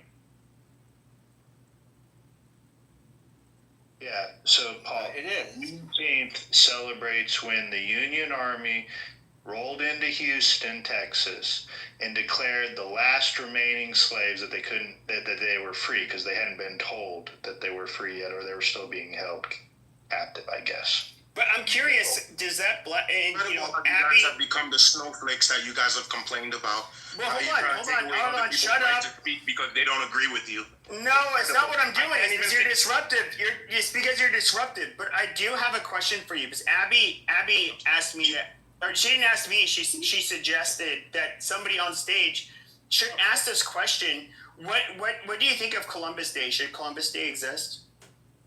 Are you going to interrupt me, or are you going to finally let me answer the question? Will you answer it? Yeah. If you'll answer that question, sure. Now, if I answer it, can I give a submission? Why don't you interrupt me? Yeah. Thank God. Because I thought. Go. I think conservatives. Oh my God! Shut up. I think Columbus. Don't. I'm trying to answer snowflakes. I think Columbus Day should exist. Now, can I give a submission without snowflakes interrupting? Yes. Tell us why it should exist. Thank God, snowflakes. No. I answered your question. I said I want to give a submission. So you're going to listen to my submission unless you want to be a snowflake. No, I thought you said you were going to answer. I answered the question already. Now I'm going to give my submission, which you interrupted. All right. Let this mentally ill scholar give his. Are you going to get me canceled? Are you acting like a snowflake? You're going to get me canceled now? Jesus Christ. Someone says something. Okay, just quit running your bitch mouth and just say, okay, say what you're going to say. I'll give you 30 seconds. Okay, listen, you fucking retard. I'll give you 30 seconds, okay? Literally, just say what you're going to say, and then, hold on, let me get my timer ready, because I actually have to bring out a timer, so hold on, timer. 30 seconds. Go ahead, go now. He's in the Oh. I don't know why he's in the goat, but I didn't put him there. Nah, he left actually. Amazing.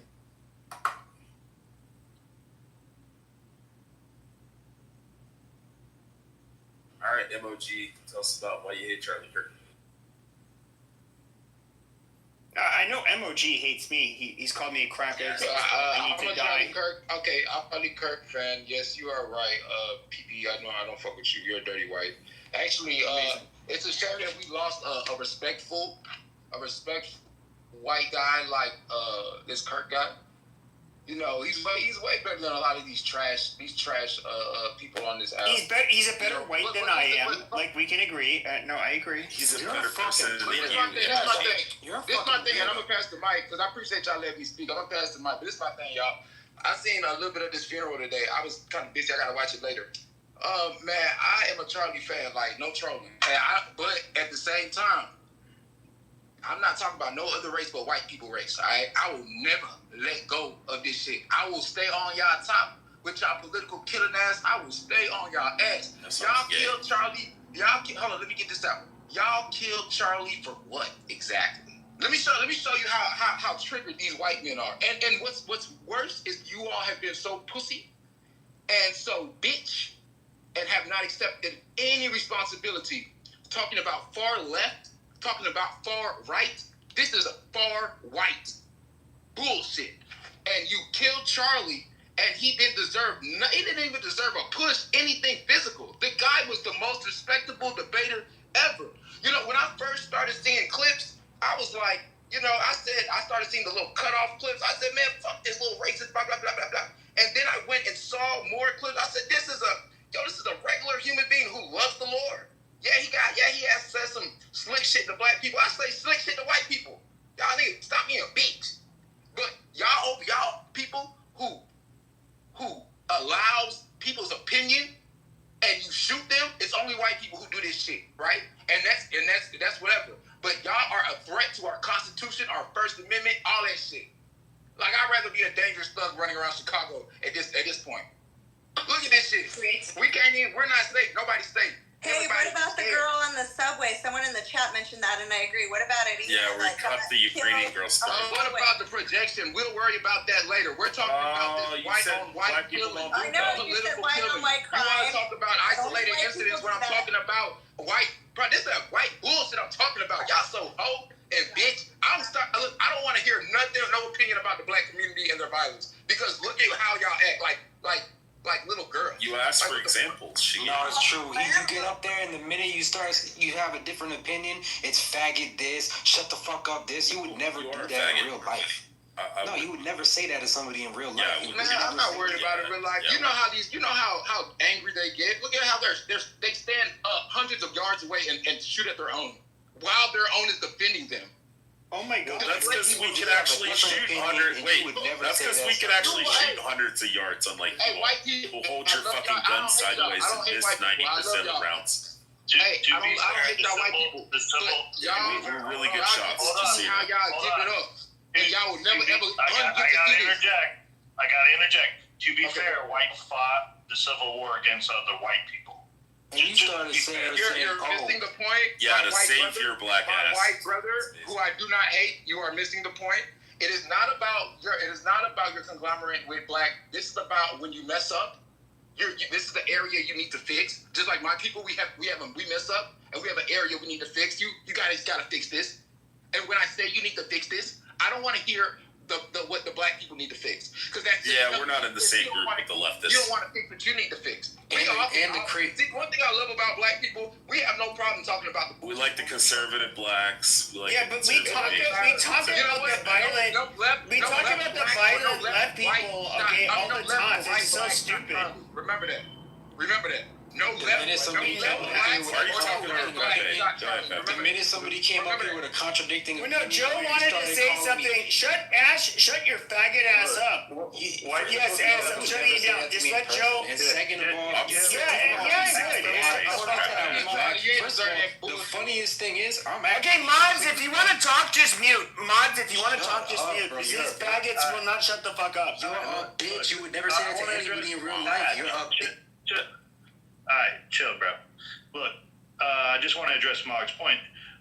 White people have a fundamentally different way we look at ourselves. We don't have this collective mentality based on race. So, what's that? I was telling Henry. God damn, will you shut the fuck up again?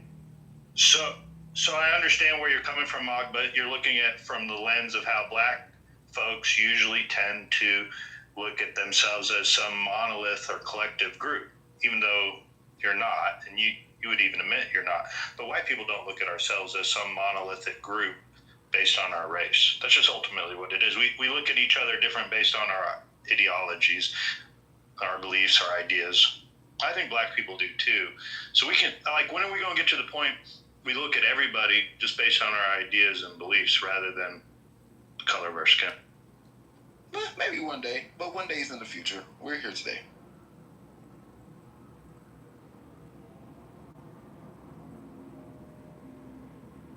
But what's obnoxious about that statement is you said maybe one day because we're here.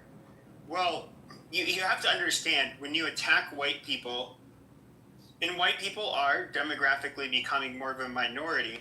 And I love how black people think this works in their favor, which I think it actually,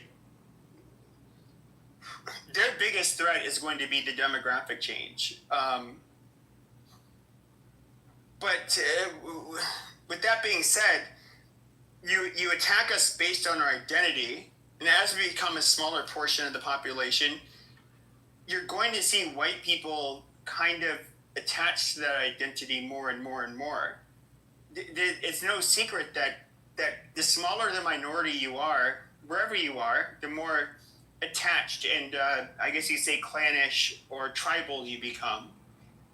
It's not much different, and I don't know. It's just weird having to hear this bullshit. Well, but you know what? I don't even think about it. We gotta hear it all the time. It is weird. It is weird. I don't know. I agree. Well, people are talking about, oh, black people kill more people, white people kill more people.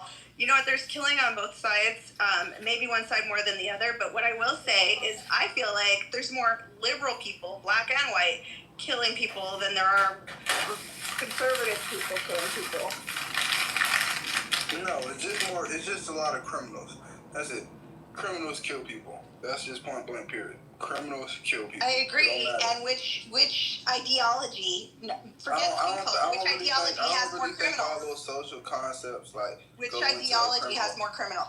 I don't know. Trap, why are you not allowing her to finish what she was asking? No, I get what you're saying. Like, what social construct do they fit? If you get it, why not allow for her to what finish? concept do they fit in? But I don't think criminals really fit into too much concepts. I mean, if you ask them, then maybe they might do the shit and just tell you some shit. Democrats maybe I'm a Republican. Yeah, Democrats cities have more crime. It's the leftists that are doing these shit. I don't know. I just think people do crimes. Young black males are doing a lot of the shootings and killings. Not politically, though. And not if you're gonna. You cannot say that. That was the dumbest shit I ever. You can't say that. That's the white guys. Males going in schools and churches and like events. What's up, G's? Let me know when I say something here. It's a shark. You can't say that shit. It's killing on both sides. Young black males don't. Oh God, time's you don't go inside church. You know what? I'm tired of this both sides bullshit. I'm tired of this both sides bullshit. Okay. Black people, the leading cause of death for black men, young black men, whether teenage boys or adolescents and young adult male blacks, it is homicide. It's not the same in the white community. To sit here and pretend like, well, it's a both sides issue. No, it's not. Yes, white people kill white people primarily. Bro, I'm gonna be real. What you just black people too. What's the leading cause of death for black males is heart disease and cancer. No, I said young black. I said young. I said adolescent. No, stop. No, I'm not. No, you fucking retard. Yes. We know that heart disease. And talk like an adult. Shut the fuck up. We know that. Okay, we know that. Say one thing because I gotta go here. Okay, who's it? No, shut the fuck up, whoever it is. Okay, let me finish my fucking point. Now, we know that heart disease affects black men at a much higher rate than it affects white people. They are likely to die earlier of that, generally middle-aged and of an age. But when it comes to, once again, adolescent and young adult men, they absolutely are far more likely to die because of murder at the hands of another black male. All right, dude. Literally, other black males are the leading cause of death for young black men. I think we just gotta start running for office. I think if more black men get into politics, there'll be a lot less black on black violence. Because we don't bother black politics. We don't do political killing. That's what white people do. So black males too busy killing each other. That's totally fucking bullshit. That is the dumbest thing. That is the dumbest thing. That is the dumbest fucking thing I've ever heard. You guys literally enslave each other. What the fuck are you talking about? We don't do political violence, dude. No, you stupid faggot. I literally said that the number one cause of death. You said that. He didn't say it. Amazing. You said that. I know. The number one cause of death for young black men and black boys is murder. It's not for white boys. No, it's not. It's diabetes, it's stroke. No. It's heart disease and diabetes and all that shit once you get into advanced age, you fucking retard. How you know White people don't have a drug culture. It's suicide. That's the number one kill case in schools, dude. The number one causes to like younger men dying is diabetes. Still, I know you think that it's only fucking older people that got diabetes. No, diabetes, strokes, and fucking suicide is the leading causes for young. No, it's not. You fucking retard. Yeah, I know, man. Come on, dude. Have an actual conversation about something instead of this shit, dude. Come on, dude. No, Pepe, I agree with you. Do something different. Also, isn't there a correlation with more black people being a part of the Democrat Party? So that's the point I was trying to make. There's a correlation of Pepe's statistics and hating black people. How about? Okay, how about you stupid goddamn cracker. Somebody move that filthy fucking cracker back to where he was, the fake billionaire. Amazing. Fuck you, Pecker. So, Pepe, I have the exact numbers. Why do you have to call people so many names, man? Pepe, can you hear me or no? Yo, I got the exact numbers if you want. Okay, where's the number? All right, 15 to 24-year-old males are significantly higher. It's the leading cause for 15 to 24-year-old. Black or white or all?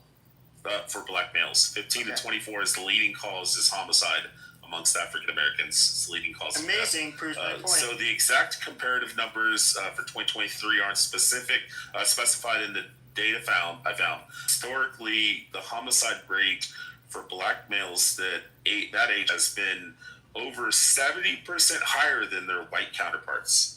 And for what is the leading cause of death for white males? 15 to 24.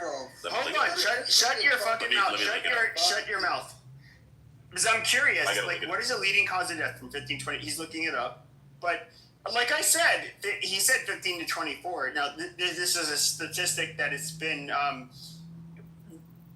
it's been solidly trending. It hasn't changed too much.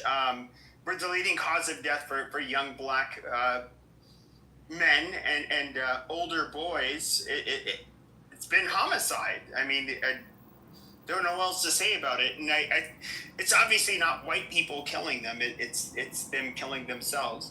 Bro, where did y'all find this nigga Ken from, bro? Niggas need to beat Ken ass. What the fuck is wrong with this dude? Like, Ken, bro, this shit was just embarrassing. Yeah, I know that. I found the stats, bro. Okay, I got the answer. So it's hold on. It's unintentional accidents, like motorcycle accidents, car wrecks, all that type of stuff. Secondly is a suicide, and then number 3 is homicide. I thought sucking cock was number 1.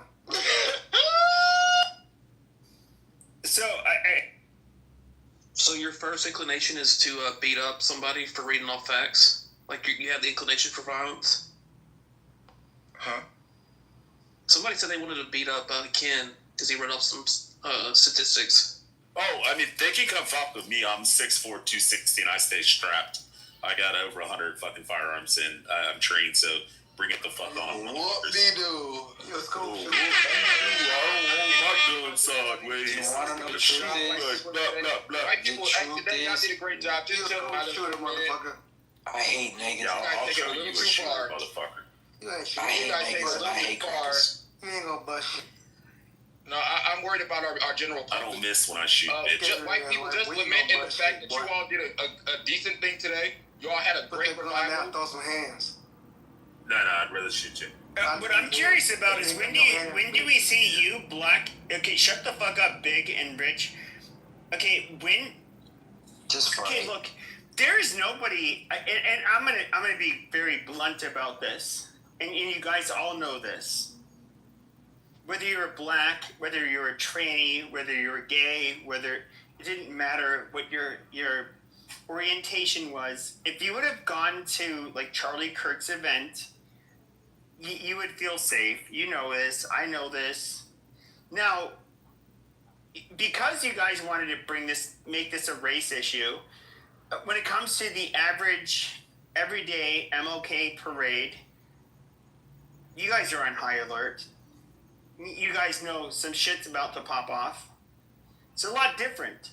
I mean, dude, like when it comes to like conservatives, we're so much different from you people. And I'm talking about blacks and whites. We're so much different. And it's and like hearing a lot of the black people on here, which I would consider radical. You guys know what would go down on the average MLK day or parade in whatever black part of town you live in. There's going to be some ghetto drama, which involves gunfire and deaths. Why did you guys call me black when I was speaking? What the fuck is this nigga talking about? Yeah, no, I agree. That's that trailer park shit that these niggas done picked up and then inherited. I just have a question. It's a lot of white demons. It's a lot of white demonic energy that came from the 60s and beyond.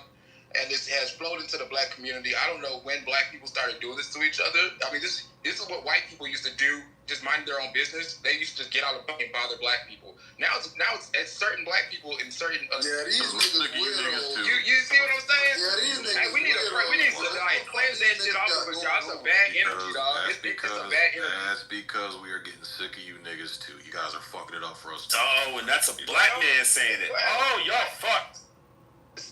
Be black like that. I don't know what niggas you think We're tired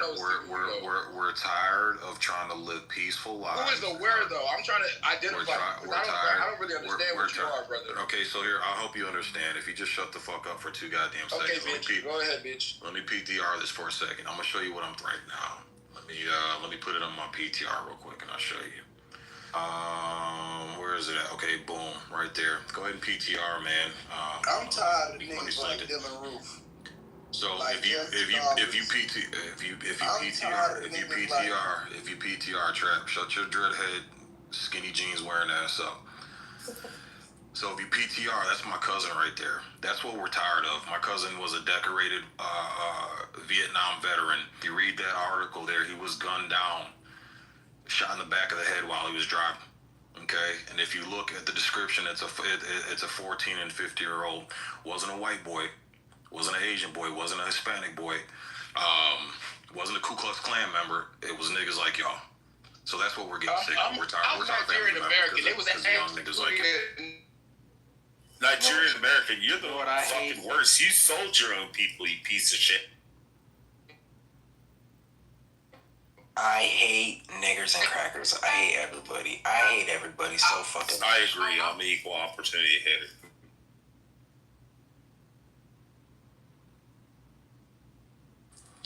So do we not think that these same crimes are occurring inside other communities? They're not at the same rate, Trent. Not at the same rate, Trent. Fuck the rate. Because if we talk about rates, more white people are in poverty. More white people are doing this and that. So fuck the rates. 13.5% of the population. It's actually 3.7. Hold on, let's see. I got this real quick. It's actually 3.75% for 14 to 40-year-old black males make up 54% of all homicides in America. 3.75% of the fucking U.S. population makes up 54% of all homicides. So that means if black men decided to go back to fucking Nigeria tomorrow, we would have 54% less fucking homicides in America. And if all the Hispanics went back, we would have an additional 24%. We'd be down fucking 78% lower in homicides if blacks and Mexicans fucking just left. Like just 14 to 40-year-old men, or they could just stop killing themselves, or they could just stop killing themselves. Oh, the Holy Spirit hates you, got you in the Matrix. Bro, listen, y'all you in the blender, bitch. MOG, you in the Matrix. Shut the fuck up. Right talking points, you automatically join the club or something. No, I'm saying just stop killing each other. That's what Charlie Kirk was literally saying. That's literally what Charlie Kirk was saying. When a black man came up and said, Charlie Kirk, why are you racist? Why do you hate black people? And he said, I love black people. I love gay people. I love Hispanics. I love everybody. I want them all to come to Christ, and I want black men to stop fucking leaving their fucking kids. I want black women to stop aborting their babies, and I want young black men in the inner cities to stop killing each other. That's all he's saying. And they're like, oh, he's such a white supremacist. Okay, so hold on. Shut the fuck up. Shut the fuck up. So the question I would ask is this. Okay, we saw the memorial for those of us that watched this. Do you think that whether or not you were white, let's say you're a black person who ended up going into the State Farm Stadium, do you think that if a group of white people were to fuck with a black man, that anybody in that crowd would have been okay with it, that they would have not stepped in? I'm just curious. I have my answer. Wait, say it again. Okay, Charlie Kirk's memorial service. You had anywhere from 100 to 300,000 people that were there. But in the arena, I don't know what their capacity was. Do you think that just in that company, that if I or somebody else or anybody was going to prey on a black person because of the color of their skin, that we would be able to do so without any kind of pushback? We would all beat your ass for doing so, Pepe. Every white person, every black person, every Hispanic person who follows Charlie Kirk would beat your ass for fucking with a black person at any of Charlie Kirk's events. I mean, they've had it before. They've had it in multiple situations where a black person comes up and says, fuck you, you racist piece of shit. And then, everybody stays calm. They boo him and shit. And even Charlie Kirk would say... I was asking this guy. I know, but here's the thing. Charlie Kirk would tell the entire crowd, hey, let's be nice. Let's be kind to this person. Allow this person to speak. And they shot him for it. Yeah, but so this is the thing, though. It's like when it comes to Charlie Kirk... any of it, if I was to fuck with people and, let's say really racist shit, I cannot see myself being welcome amongst that crowd. Like, they're not those people. Bro. Stop that shit, bro. Y'all niggas be acting like, bro. Stop that just shit. By listening to Trap, you've never watched a full Charlie Kirk video. Any motherfucking ways, but stop that shit. You'll be perfectly fucking Trap, can you be intellectually honest and tell us right now that hold on, Trap. Can you tell us? Hold on, everybody, hold on. So I'm somebody. Pepe, as racist as he is, you guys would love to call me like Hitler and all of that stuff. If I saw like a black guy being picked on because he's black at something at like a Charlie Kirk remembrance event, I would say, like, dude, like, you guys go fuck yourselves. Like, leave this dude alone. He's on our side. He's showing his support. I would not allow it, and I would disavow any. Like, look, I voted thought like the racist thing is kind of like funny because I've always thought that people overreact to it, but at the end of the day, like my identity as far as being white, it's not really existed so much, except for like when I hear the left just like demonize us. It's like, okay, well, fuck you. I'm just gonna go ahead and say I'm proud to be white and amazing. I'm gonna piss you people off, but like on this app, even like most of the people that I'm cool with and that I'll mod up, they're not. A lot of them are not white. A lot of them are black.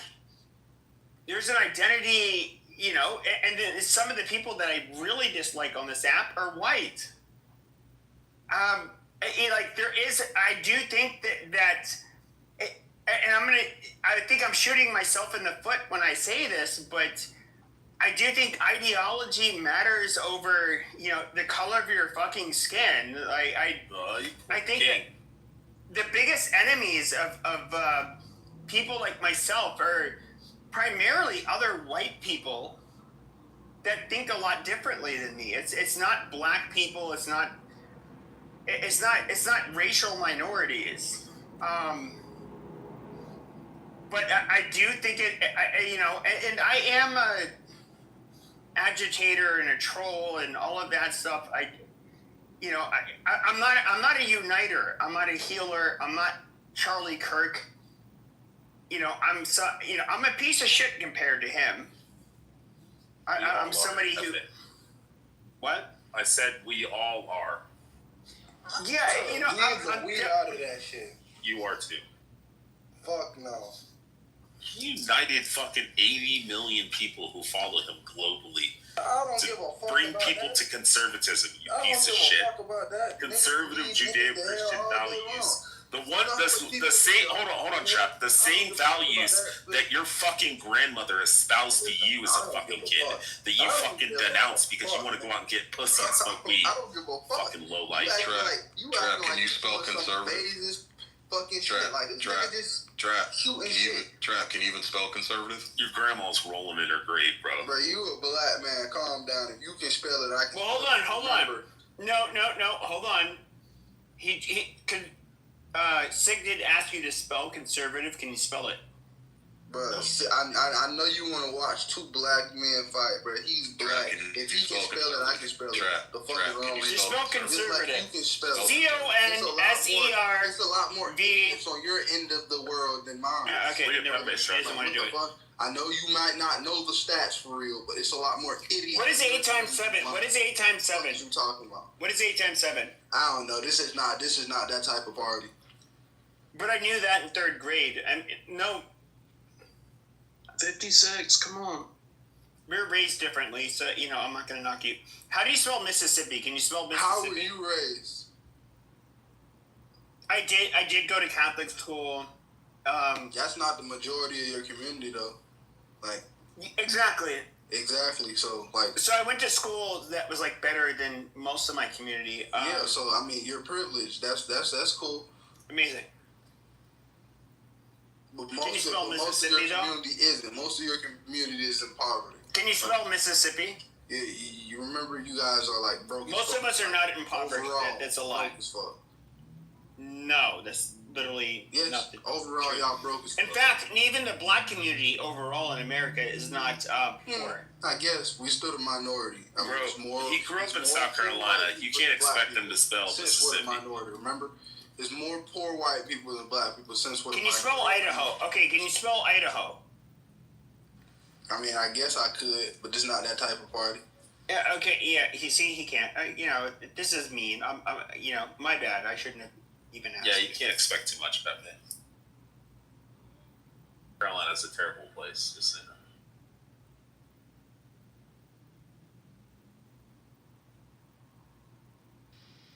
So you see, that's what I was talking about ideologies and which commit more crime. Even if somebody doesn't follow an ideology, look at which cities and how they're governed, and the cities that are governed by the left, those are the ones that tend to have more crime because the people are just reaching. And the people that are being governed by the left, well, it's because usually